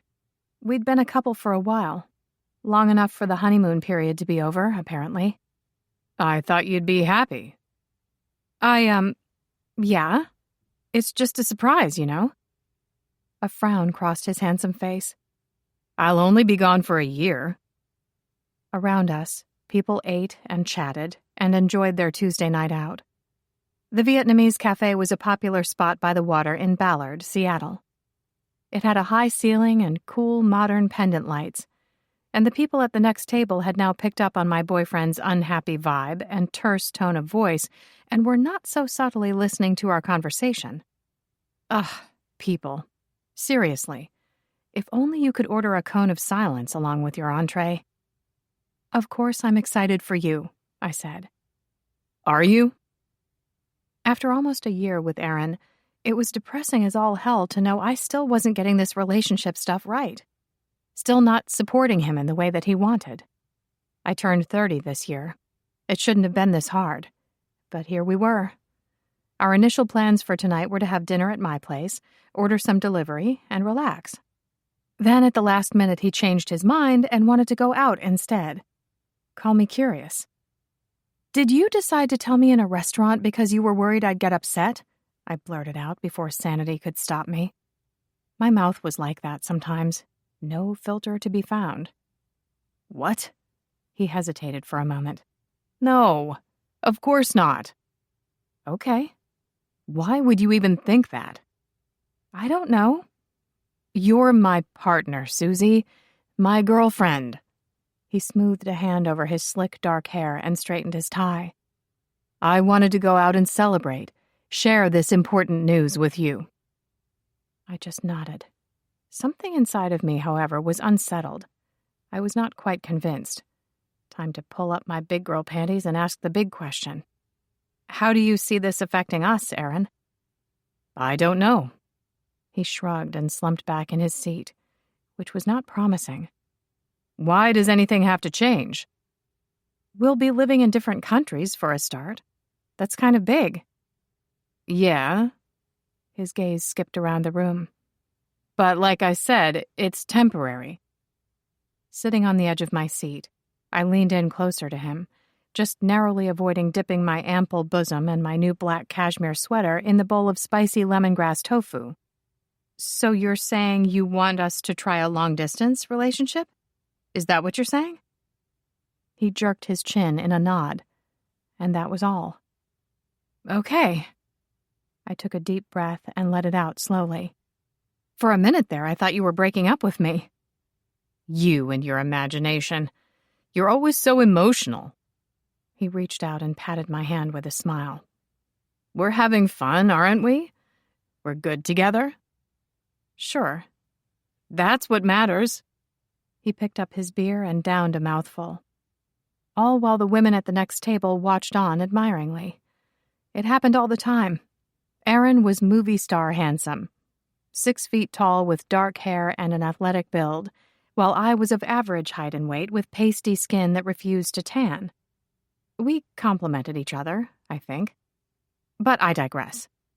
Add Aaron's natural confidence and a nice-fitting suit, and you had a man who commanded a lot of attention. He basically looked like a modern Prince Charming. So it was a pity he was a little backward about his feelings. However, no one was perfect. I was most certainly not, but still the man chose me. And considering I didn't have the greatest track record with relationships, I counted this as a total win. The longer I sat there and thought about us being in a long-distance relationship, the more positives came to mind. Things had been a little off between us lately. The last few months, I guess. His tendency to get wrapped up in his work and friends and so on had escalated. Sometimes it seemed as if I wasn't a priority, like I hadn't made it onto his to-do list. And it had been a while since I had felt like I had his full attention. The sex had also become a bit hit or miss, if I was being completely honest. Like the last 6 months or so. Things had become routine, as opposed to the frenzied railing from back in the early days. I tried buying lingerie and setting the scene with candles and mood music, but still, it was perfunctory. He came and I did not. Or, at least, I didn't come until later when I could take care of business alone. But every relationship goes through growth periods, right? I was committed to making this work. When I thought of the future, it was with Aaron at my side. My parents divorced when I was young. Without a doubt, they had not modeled a healthy, loving relationship. It was as if they had long since given up on each other by the time my brother Andrew and I were born. I would not be doing the same. This relationship was my longest ever, and it could and would work. We'd met outside a bar one night when my car wouldn't start. Aaron and his friend Lars stopped to help. While Aaron and I flirted, Lars figured out I needed a new battery. He even knew a service to call who would bring it around right away. Talk about being handy. Once it was sorted, I bought them a couple of rounds of drinks to say thanks. Aaron was charming and attentive and perfect, really. Just perfect. The man swept me off my feet. He listened when I talked and took me and my thoughts and feelings seriously. And I knew we could get back to that. If Aaron and I were half a world apart from each other, it might give him more of a chance to miss me and what we had together. At the end of the day, it might be just what we needed. You never know. With time apart, we might build the desire anew. I don't know. It was a working theory. Then there was the idea of me visiting him in London. How exciting! Oh, the shopping and sightseeing I would do. A week isn't long for you to get organized. I tugged on my braid, an old nervous habit. When did they tell you? When did you decide to accept the position? Not long, he hedged. A little while. It doesn't matter. Oh, okay. It was time to let my reservations go. The last thing this conversation needed was more tension. Now and then, in this relationship, it seemed prudent to let my toxic positivity take over. That bitch could smile through anything. How about I host a going-away party for you next weekend? Give all of your friends a chance to say bon voyage. That would be great, babe. He finally smiled. But make it Friday. Mom wants to do something Saturday. Just family. You understand. Oh, right. Of course. And let's have it at a restaurant.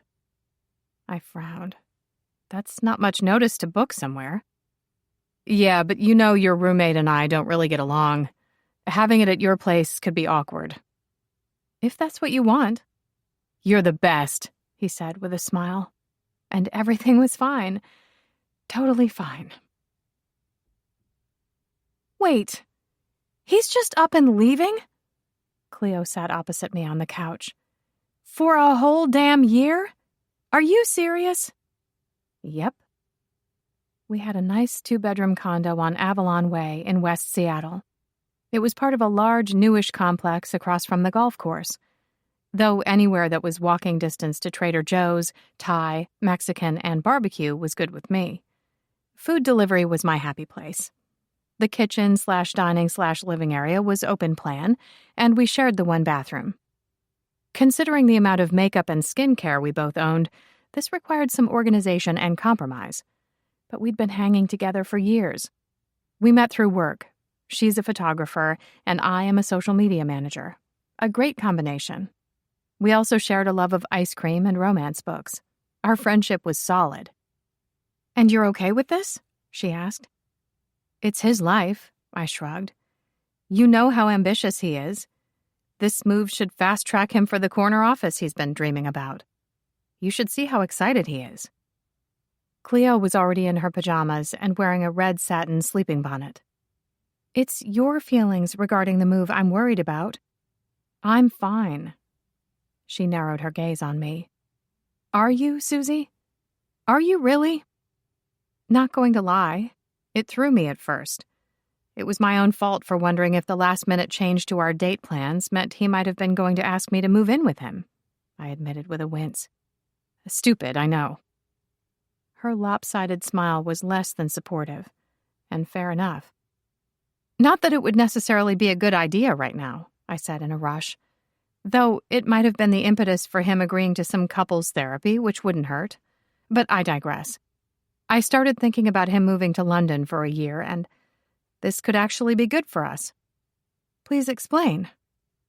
First, some time apart to test our resolve to stay together, to see if our relationship has what it takes to go the distance.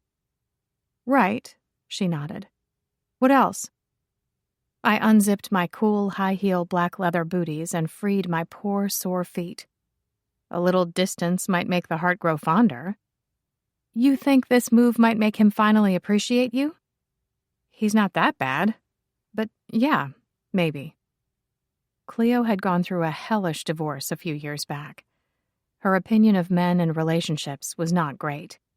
Though, she finally started seeing someone, a local barista named Josh. It took him months of patience to convince her to give him a chance. She seemed cautiously happy dating the man, which was beautiful to see. I know you love him, she said with a grim smile. But, yeah, we've had this talk. It would be nice if you two got along, but not everyone does. She nodded. We have had this talk. Many times. Can't help feeling this world would be a better place if our hearts were a little smarter.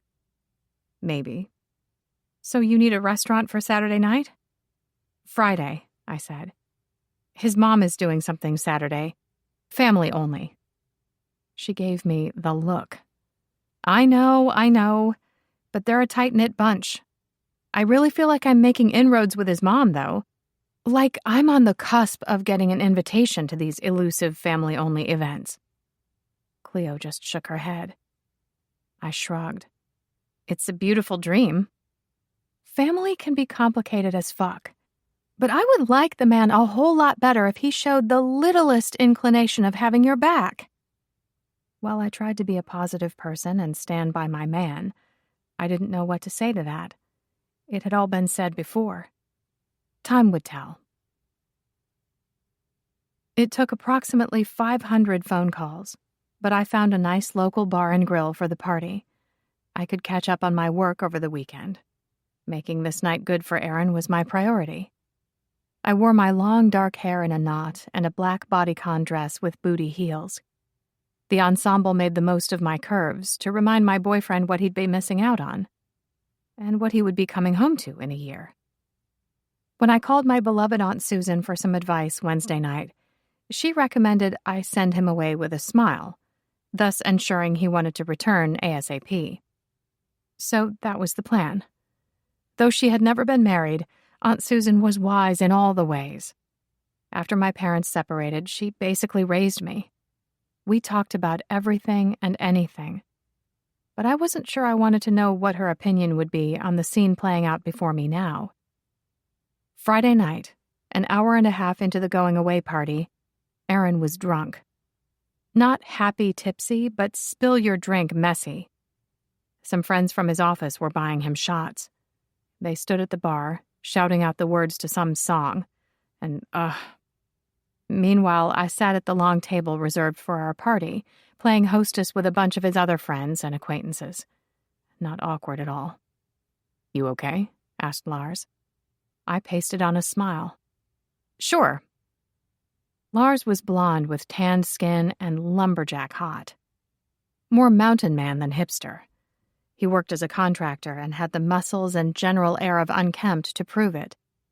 Being Aaron's best friend, Lars was often invited along when we went to the movies or out to bars. We'd spent quality time together over the last year. He tended to be quieter and more serious in nature than his bestie. They make for an interesting mix. And Lars's girlfriend, Jane, was not only stylish, but a hoot. She was also bluntly honest. "Can't you talk to him?" she asked Lars, unimpressed. "Bit late for that," grumbled Lars. "He's 35. What the fuck is he doing acting like a frat boy?" I just shrugged. It's his party. Guess he can get wasted if he wants to. Lars frowned, but kept his mouth shut. "It's probably the stress of it all, catching up with him," I said. "A lot of organizing things and so on." "You're a good woman making excuses for him." Jane flipped her hair over her shoulder. "And you look gorgeous tonight, if I haven't said so already. Lars, tell Susie how magnificent she looks." Lars just shrugged. "She always looks gorgeous." The warmth that kindled in my chest at their words. I must really have been in need of some kindness. "Thank you." Lars set down his drink and looked me dead in the eye. "It's just the truth, Susie." I smiled, and he smiled back at me. And maybe tonight wasn't quite so bad after all. "You made her smile. Excellent complimenting. Job well done." Jane patted one of his thick shoulders. An attractive young waiter approached the table with our meals, and she gave him a broad smile. "Hello there. This looks delicious. What's your name?" Suddenly, Lars frowned to the nth degree. I wondered what that was about. "I'll go tell him dinner is being served." I pushed my chair back and smoothed down the front of my dress. Not that Aaron even noticed the effort I put into looking my best. I'd got a distracted peck on the cheek at the start of the night, and that was all. Guess he had a lot on his mind. He and two of his work buddies made a tight, rowdy group standing at the end of the bar. Drinking this much wasn't normal for Aaron. But then again, it was a momentous occasion. Moving overseas and starting a new job and all. I just had to be patient and understanding. This too would pass. We hadn't made plans yet for his last few days stateside. I was sure, however, that we would get to have some quality alone time. A chance to say goodbye properly. Something involving banging and romance, because balance was everything. "Aaron?" I smiled and slipped my hand into his. "They're serving dinner." "Huh?" "Hey, they're serving dinner." He blinked down at me and frowned. Then he shook me off and said, "We'll be there in a minute, Susie." "All right." "Come on, man." Lars appeared at my side. He slapped Aaron on the back and smiled. "Come and make a speech. Talk to some of your other guests. I've hardly seen you all night." With a sloppy grin, Aaron followed his best friend back to the table. I was invisible, I guess. It was the only possible explanation. A knot of tension rolled tighter in my stomach. The thought of eating did not thrill me, but I took a seat at my boyfriend's side and smiled my prettiest smile. Tonight might not be going how I'd hoped it would, but whatever. Aaron was clearly having the time of his life. It would all be fine. "What did you order?" asked Lars, seated opposite me. "Crab cakes. What about you?" "Shrimp and grits." "Ooh, good choice. We swapping plates halfway through?" Lars nodded. "Absolutely. Save me some of the lemon." "You two are so weird with your food thing," said Jane with a laugh. I shrugged. Trying more items off the menu is always worthwhile. Lars was too busy eating to answer. With a lurch, Aaron got to his feet, a glass of whiskey in hand, like he needed more. Guess he'd decided to make a speech after all. "Hey, everyone. Thanks for being here tonight." All 12 or so people who'd come out to wish him bon voyage fell silent. Quite a few had other plans, but I had managed to get his core group of people from work and the gym and so on.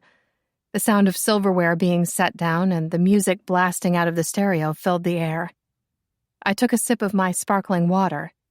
One of us ought to be sober in case a coherent adult was needed. And it didn't matter that he didn't thank me for organizing the party, though that would have been nice. Instead, he swayed on his feet and said, "Being offered this promotion was a real big deal, and I am so happy to get to see you all before I go. Real happy. This is a great night.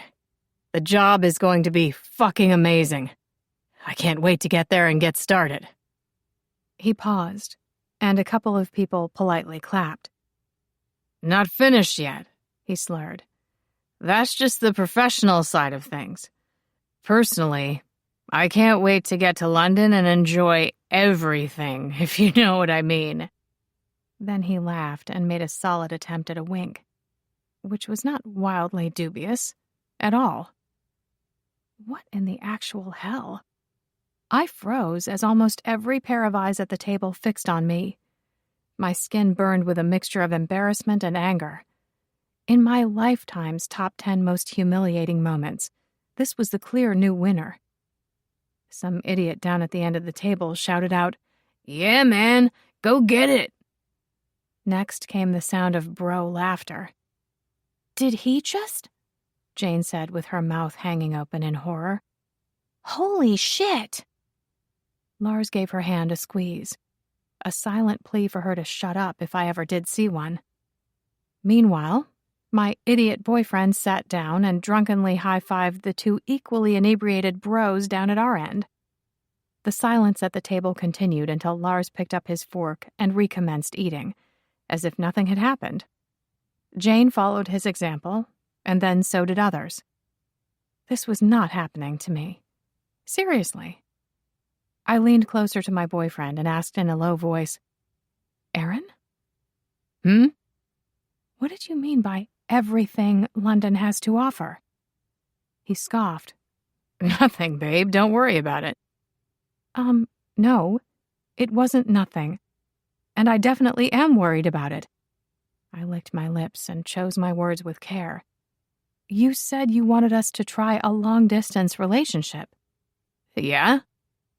I tried to offer him a smile, but it didn't happen. My mouth wouldn't tolerate the lie, apparently. "That's what you want? You haven't changed your mind?" "That's what I said, isn't it?" "Yes," I agreed. "But you also just insinuated that you're looking forward to fucking around on me. So you can see how I might be a little confused." He let his fork drop, clattering on his plate. "Damn it, Susie, that's not what I said. And you know I don't like it when you talk like that. Ladies shouldn't use that sort of language." "Stop being a hypocrite and answer the fucking question." He winced as he gazed down the length of the table from beneath dark brows, as if he was worried people were listening to our conversation. "You and your jealousy. You're always jumping to conclusions. To be brutally honest, this is part of why I'm going. To get some space from you." "What?" "Can we just enjoy ourselves, please?" I sat back in my chair and stared at him. Studied him, really. The way his shoulders were hunched over and how his jaw was clenched, like he was hiding a secret or something. "Aaron, look at me," What? He stared at his plate. Stop it. You're causing a scene. Look at me. What? He growled and finally met my eyes. Are you planning on cheating on me in London? He turned his face away. Stop being ridiculous. God, you're embarrassing. You're ruining everything. My back snapped straight. It was like a light bulb had been turned on inside my head, and all of the metaphorical cockroaches scuttling for the shadows were... Whoa. It was heartbreaking and horrible in equal measure, the mess I had made. The familiarity of feeling this way, of knowing something was wrong. Only this time, I wasn't falling for his bullshit that it was all my fault. I wouldn't allow him to turn it around on me. I was well aware of my various issues and neuroses, but it wasn't them leading me astray. It was him. How had I ignored the signs? What had happened to me?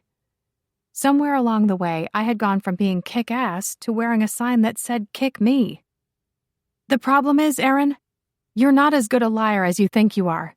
It just took me a while to see. That's enough, Susie, he hissed. We'll talk about this later. No, I think we should discuss it now. He screwed up his handsome face and hit the table with the flat of his hand, making it shake, making me jump in my chair. And hell, if everyone hadn't known something was going on before, they sure did now. That's it, he yelled. I've had enough. We're through. Hey, said Lars in his deep voice. Calm down. Yeah, we're done here. I placed the napkin on the table, stood tall, and squared my shoulders. No way would this asshole see me cry. I refused to give him the satisfaction. Have a nice life, Aaron. 2. I thought I heard someone out here. Aunt Susan, my namesake, joined me on the front steps of her house. It was a little after 9, the night of Aaron's going-away party. She owned an old 2-bedroom cottage in Ballard. The place had definitely seen better days, but for all intents and purposes, it was still my home. As a child, I only ever felt welcome here. Both of my parents were too busy getting on with their lives after the divorce to have time for their kids. Andrew just wanted to go to his friends' houses. Aunt Susan, however, always had time for me. So, of course, this was where I ran when my life went to shit. This was my safe place, my refuge, despite it becoming battered and crowded with junk over the years. Susie. She tightly wrapped her pink fleece robe around her and tucked a strand of long silver hair behind an ear. What are you doing sitting out here in the dark? I was working my way up to coming inside. Just wanted to get myself under control first. It was a damn cold night. I huddled down in my woolen coat with my black Alexander McQueen scarf wrapped tight around my neck and noisily blew my nose into a tissue. Aaron and I broke up. Oh, my love. She wrapped an arm around my shoulders and gave me a squeeze. I'm so sorry to hear that. Neither you nor Cleo even liked him, which should have been a major red flag, yet somehow wasn't. I don't know what the hell I was thinking. We can't always help where our heart leads us. Yeah. I hiccuped and swiped the tears off my face. My makeup must have been a mess. I probably looked like an ugly clown woman with a broken heart. It wasn't too far from the truth. Aaron had treated me like a joke for long enough, and I let him. Let's not forget that damn salient detail. I really did have feelings for him. I thought we could make it work. Now, though... She said nothing, just patiently waited for me to pour out my woes, just like she always had. She smelled of the lavender she picked off the bushes at the front of her house and slipped in among her clothes drawers. Some things never changed. He got up and announced at dinner that he couldn't wait to experience everything London had to offer, I explained in a husky voice, thanks to my sore throat from crying. Then he laughed and winked. And then he actually had the audacity to act like it didn't mean anything and accused me of causing a scene when I asked him about it. What an idiot, Aunt Susan clicked her tongue. As I recall, your father used to try to pull the same trick on your mom. Gaslight her to control the story and make her doubt herself. Divorcing my brother was the smartest thing that woman ever did. Apart from letting you spend so much time with me, of course." Oh, man. I sniffled and gave her a look. Are you not so subtly telling me I've been searching for my asshole of a father in the men I've been dating? I think I was more subtly telling you that you succeeded. Great. She pressed a kiss to my temple. Live and learn. But I'm 30 now. I should know better. Excuse you. I am almost 60 and still learning new things about myself and my place in this world and whatever is beyond, she chided softly.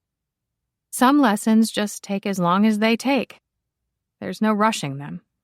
And issues left over from childhood can be some of the hardest to grapple with. I guess so.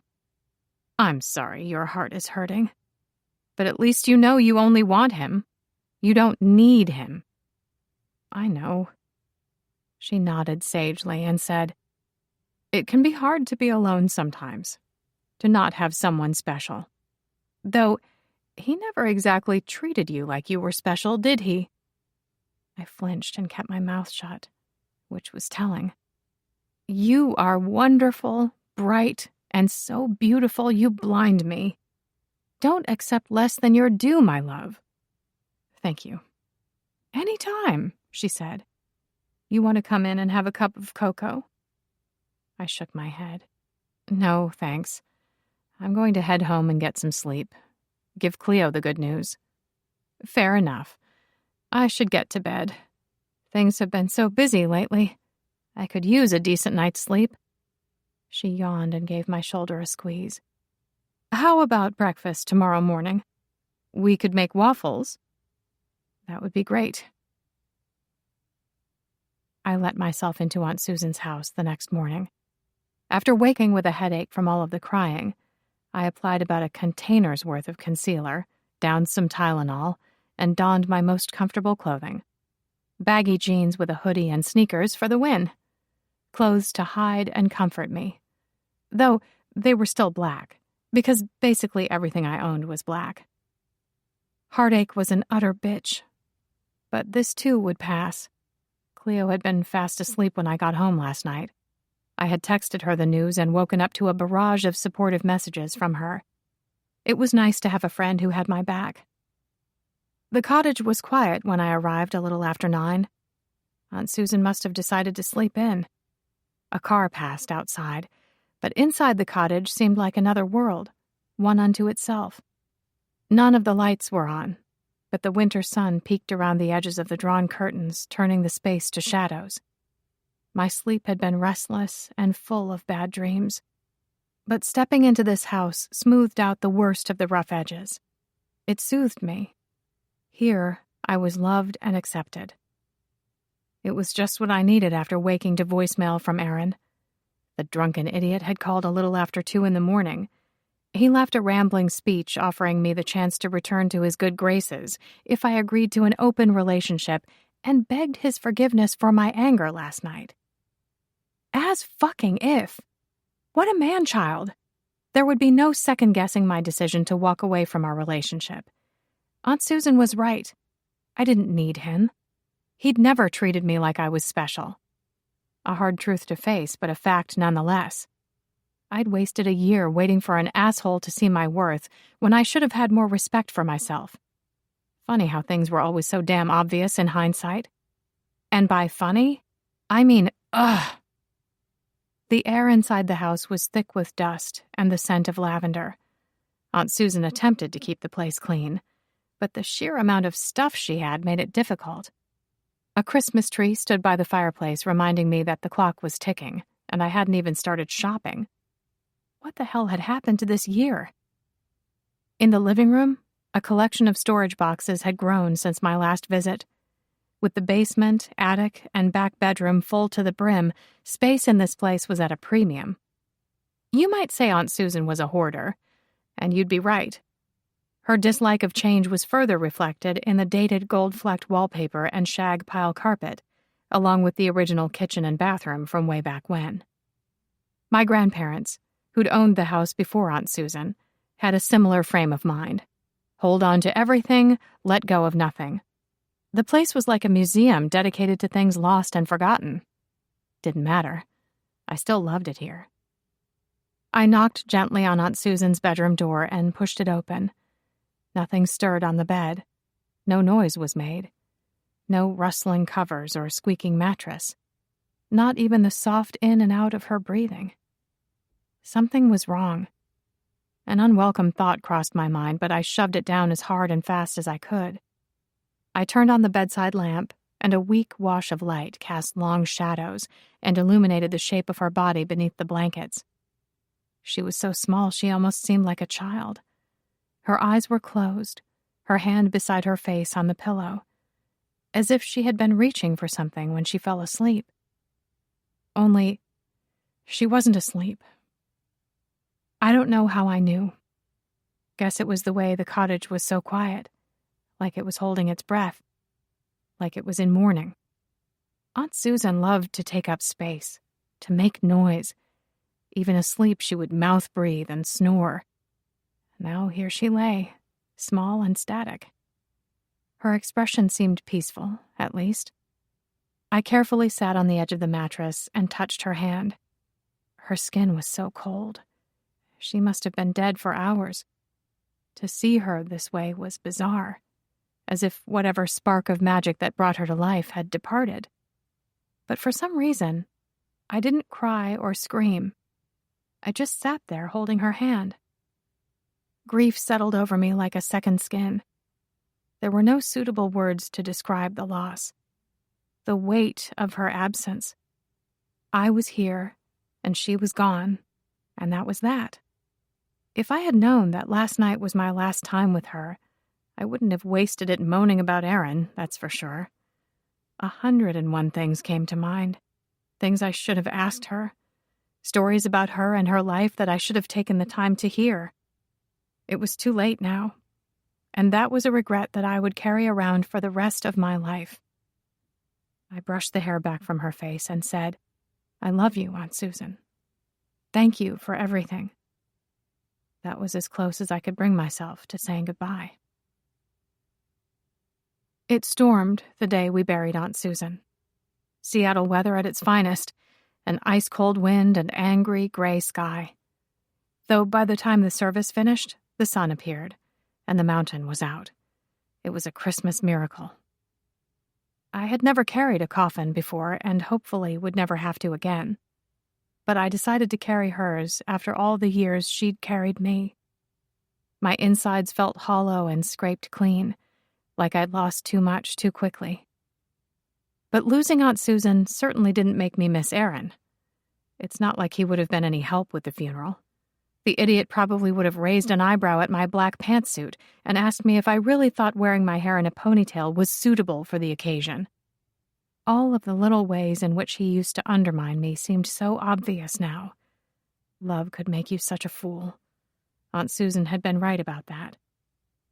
We had the wake at a neighborhood bar near her house. She'd played Scrabble there every Monday night with a group for years, and they had a small room for private functions.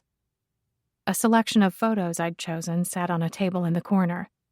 Aunt Susan as a baby, playing at the beach as a child, the bad perm and organza extravaganza from her 80s prom. "Hey," said Cleo, bumping her shoulder against mine. "How are you doing?" "I'm okay. Thanks for coming." "Of course." I took a sip of beer and glanced around the room. Some of Aunt Susan's friends sat around a table with lit candles in the center. They appeared to be quietly praying or chanting. My aunt had been active in many local groups, including a pagan group. It was good that there was room for everyone and their beliefs. People told all sorts of stories about her, ones that made me laugh and cry. Funerals were so weird. It was odd to stand around chatting and drinking to commemorate the sudden absence of linchpins in our lives. But what else could we do? The medical examiner had confirmed she died of a stroke, that it would have been fast and pain-free. Though, I don't know how much of that was said to put me at ease. An old song by Heart suddenly blasted out over the stereo. Miss Lillian, a friend of Susan's, gave me a thumbs up from the bar. She had obviously put a request in for some volume. People seemed to perk up, and the general air of sadness lifted just a little. Now it felt more like a party. "Aunt Susan would approve," said Cleo. I nodded. She loved a good get-together. This is much more her taste. My brother fussed with the knot of his tie and gave me a brief smile. We were not particularly close. Like our father, Andrew was a workaholic and didn't leave much time for family and friends. The last time I saw him was when Mom and her new husband had been in town a few months back. "I have to get going," he said. "But we should make time soon to talk." "What about?" "The inheritance," he said. "When are we seeing her lawyer?" "I saw her lawyer yesterday." He narrowed his gaze on me. "Susie, why wasn't I told about this?" "Because it didn't concern you?" "What?" He recoiled. "Why would our aunt's estate not concern me?" "She didn't leave you anything, Andrew. You weren't mentioned. I'm sorry." I tried to be kind, but I doubt it came out that way. The entitlement in his voice was setting me on edge. "I'm surprised you thought you would be. You were never close to her. When Dad used to make us go to her house, you always took off to a friend's place instead." "She was still my aunt." "When was the last time you even saw her?" "That's beside the point." Cleo shook her head and said nothing. A whole lot of it. "She left you everything? The house, too?" he asked, his voice rising to a shout. It kind of stunned me, to be honest, which was stupid. Andrew reminded me of our father for all sorts of reasons. When Dad didn't get his way, he was more than happy to get loud. A classic bully maneuver. The kicker was what Aunt Susan had said about my dating proclivities, how I went after men with similar asshole traits. Ouch and gross. As soon as we were done here, I was going to sit myself down and have a serious discussion with me about changing my ways. Stat. "You're selling the house and giving me half, of course," he insisted. "Aren't you?" "Are you seriously yelling at me about money at a fucking funeral?" "Susie, this is why you're here today? To get your hands on her house?" I let my head fall back and stared at the ceiling. Wherever Aunt Susan was, if she could hear this, she would have been furious. Today is about celebrating our aunt's life, hearing stories about her, and taking a moment to be thankful that we knew her, that she was a part of our lives. Dad said the estate should be evenly split between us. I don't care. Mom thought it would be best too. I repeat, I don't care. Our parents can think whatever nonsense they like, and throwing a temper tantrum will not get you what you want here. His face turned ruddy with anger. She was my aunt too. It's only fair. You thought she was a flake. You had no immediate use for her, so you deemed her worthless. Susie, I am talking, I interrupted in a loud voice. And it's so sad. It really is. You missed out, Andrew, because she was great. Wise and funny and just so wonderful to be around. She had so much love to give, and she cared about us. She really did. When Mom and Dad were too busy, she was the one who made time for me. If you had just given her a chance, taken a moment to get to know her, then you would know what a loss it is to no longer have her here with us. But all today means to you is a chance to try and get your hands on something that isn't yours and that you don't deserve. You're being ridiculous. Get out. Now. Susie, if you had any idea how sick and tired I am of entitled men disapproving of me and getting all up in my face with their self-righteous bullshit, this isn't finished. His chin jerked up, and he gazed down at me, like he could glare me into submission. Then he marched his idiotic ass out the door. At which point my shoulders slumped, and I hung my head. Well, said Miss Lillian, her abundance of silver bangles clinking together with each move she made.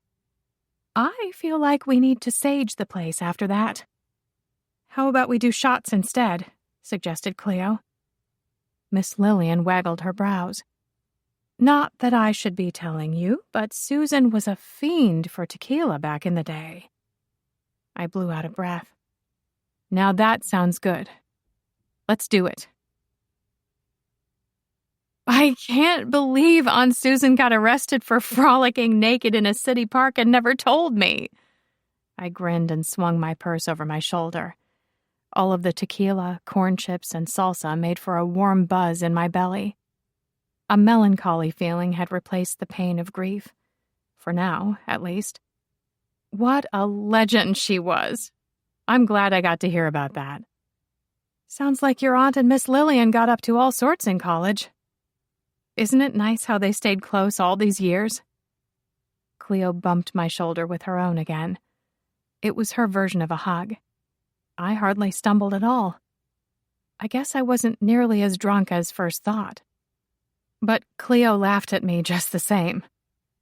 It had been kind of the bar to let us hang out in the function room drinking and telling stories past the designated couple of hours we paid for. My first ever time playing drunk Scrabble. I think Aunt Susan would have approved. Stories had been told, and songs had been sung. While a few tears were shed along the way, it had been, on the whole, more about celebrating her life than commiserating over her loss. There hadn't been a lot of people, but the folk who had been in attendance were fun and kind and full of love for my aunt. You couldn't ask for more. I think she would have liked it, said Cleo as we were getting ready to leave. I buttoned up my black woolen coat as we headed for the door. It was almost 8 o'clock, and the main part of the bar was crowded with patrons. An old Soundgarden song played over the speakers, and many sang along. My eye caught a familiar face down at the end of the bar. Lars was hard to miss, all tall and blonde.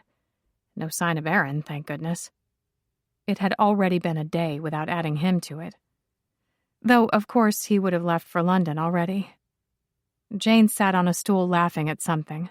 Lars smiled down at her. He looked besotted, totally engrossed in her.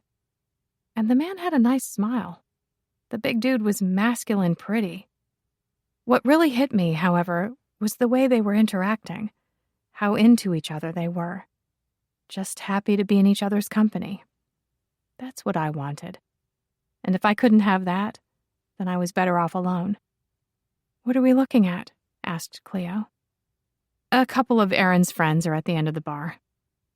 She licked her lips, probably still dealing with the remnants of salt from all of the lip-sip sucking we had been doing. The big dude? He's handsome. Do you want to go over and say hello? No, I shook my head. We always got along okay, but let's go.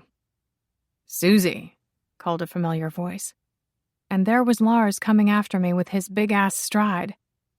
Hey. Hi, I said. This was not awkward at all. I'll just be over here. Cleo wandered off to stare at the jukebox and give us a moment's privacy. As much privacy as you could have in the middle of a crowded bar. And his face. He looked so sincere. How have you been? Fine. You? Good. I just nodded. It's good to see you, he said. You look... yeah, great. Seriously awkward as awkward could be. Jane was giving me a finger wave, and I smiled back at her. The people you lost after a breakup was a lot. These two I had definitely liked. Jane was fun, and Lars was... well, he was Lars. Thanks, I said. You two look like you're on a date. I'd better let you get back to it. Right, he said, and stood there and stared at me. Guess I'll see you around, Susie. Sure, see you around, Lars. I hooked my arm through Cleo's, and we made our way through the crowd to the front door. Outside, the sky was clear, the stars shining brightly. A whole universe of them sparkled above our heads. The air was crisp and cold. Holiday lights filled the bar's front windows. What did the big guy have to say? Asked Cleo. Not much. He's Aaron's best friend. What could he say? True.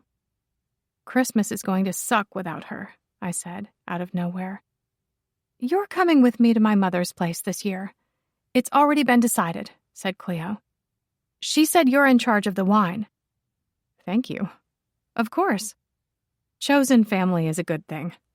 I'm so lucky to have you. She just smiled. A woman wearing reindeer antlers walked past arm in arm with a man. They looked happy. Before she left, Miss Lillian had told us we had a responsibility to go out and be in love with the world, to live our lives to the best of our abilities, because Aunt Susan no longer had the opportunity to do so. And honest to God, I was going to keep trying, starting with no more men, at least for a while. I needed time to deal with recent events, to figure out myself and why the relationships I chose to be in kept combusting, to show myself some love and understanding, all of which would hopefully lead to me making better choices. A girl could only hope.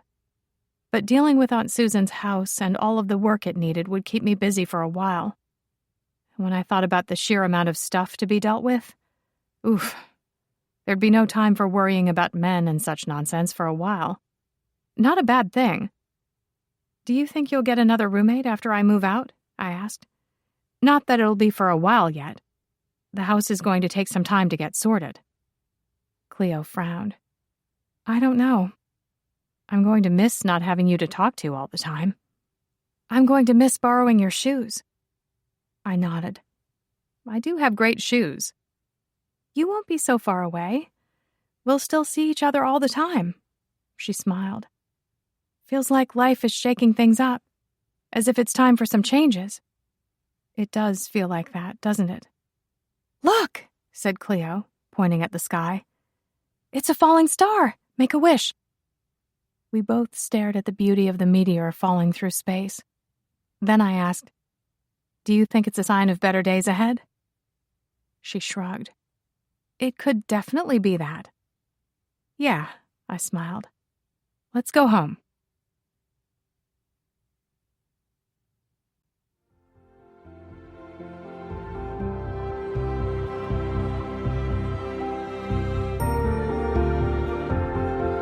One last reminder.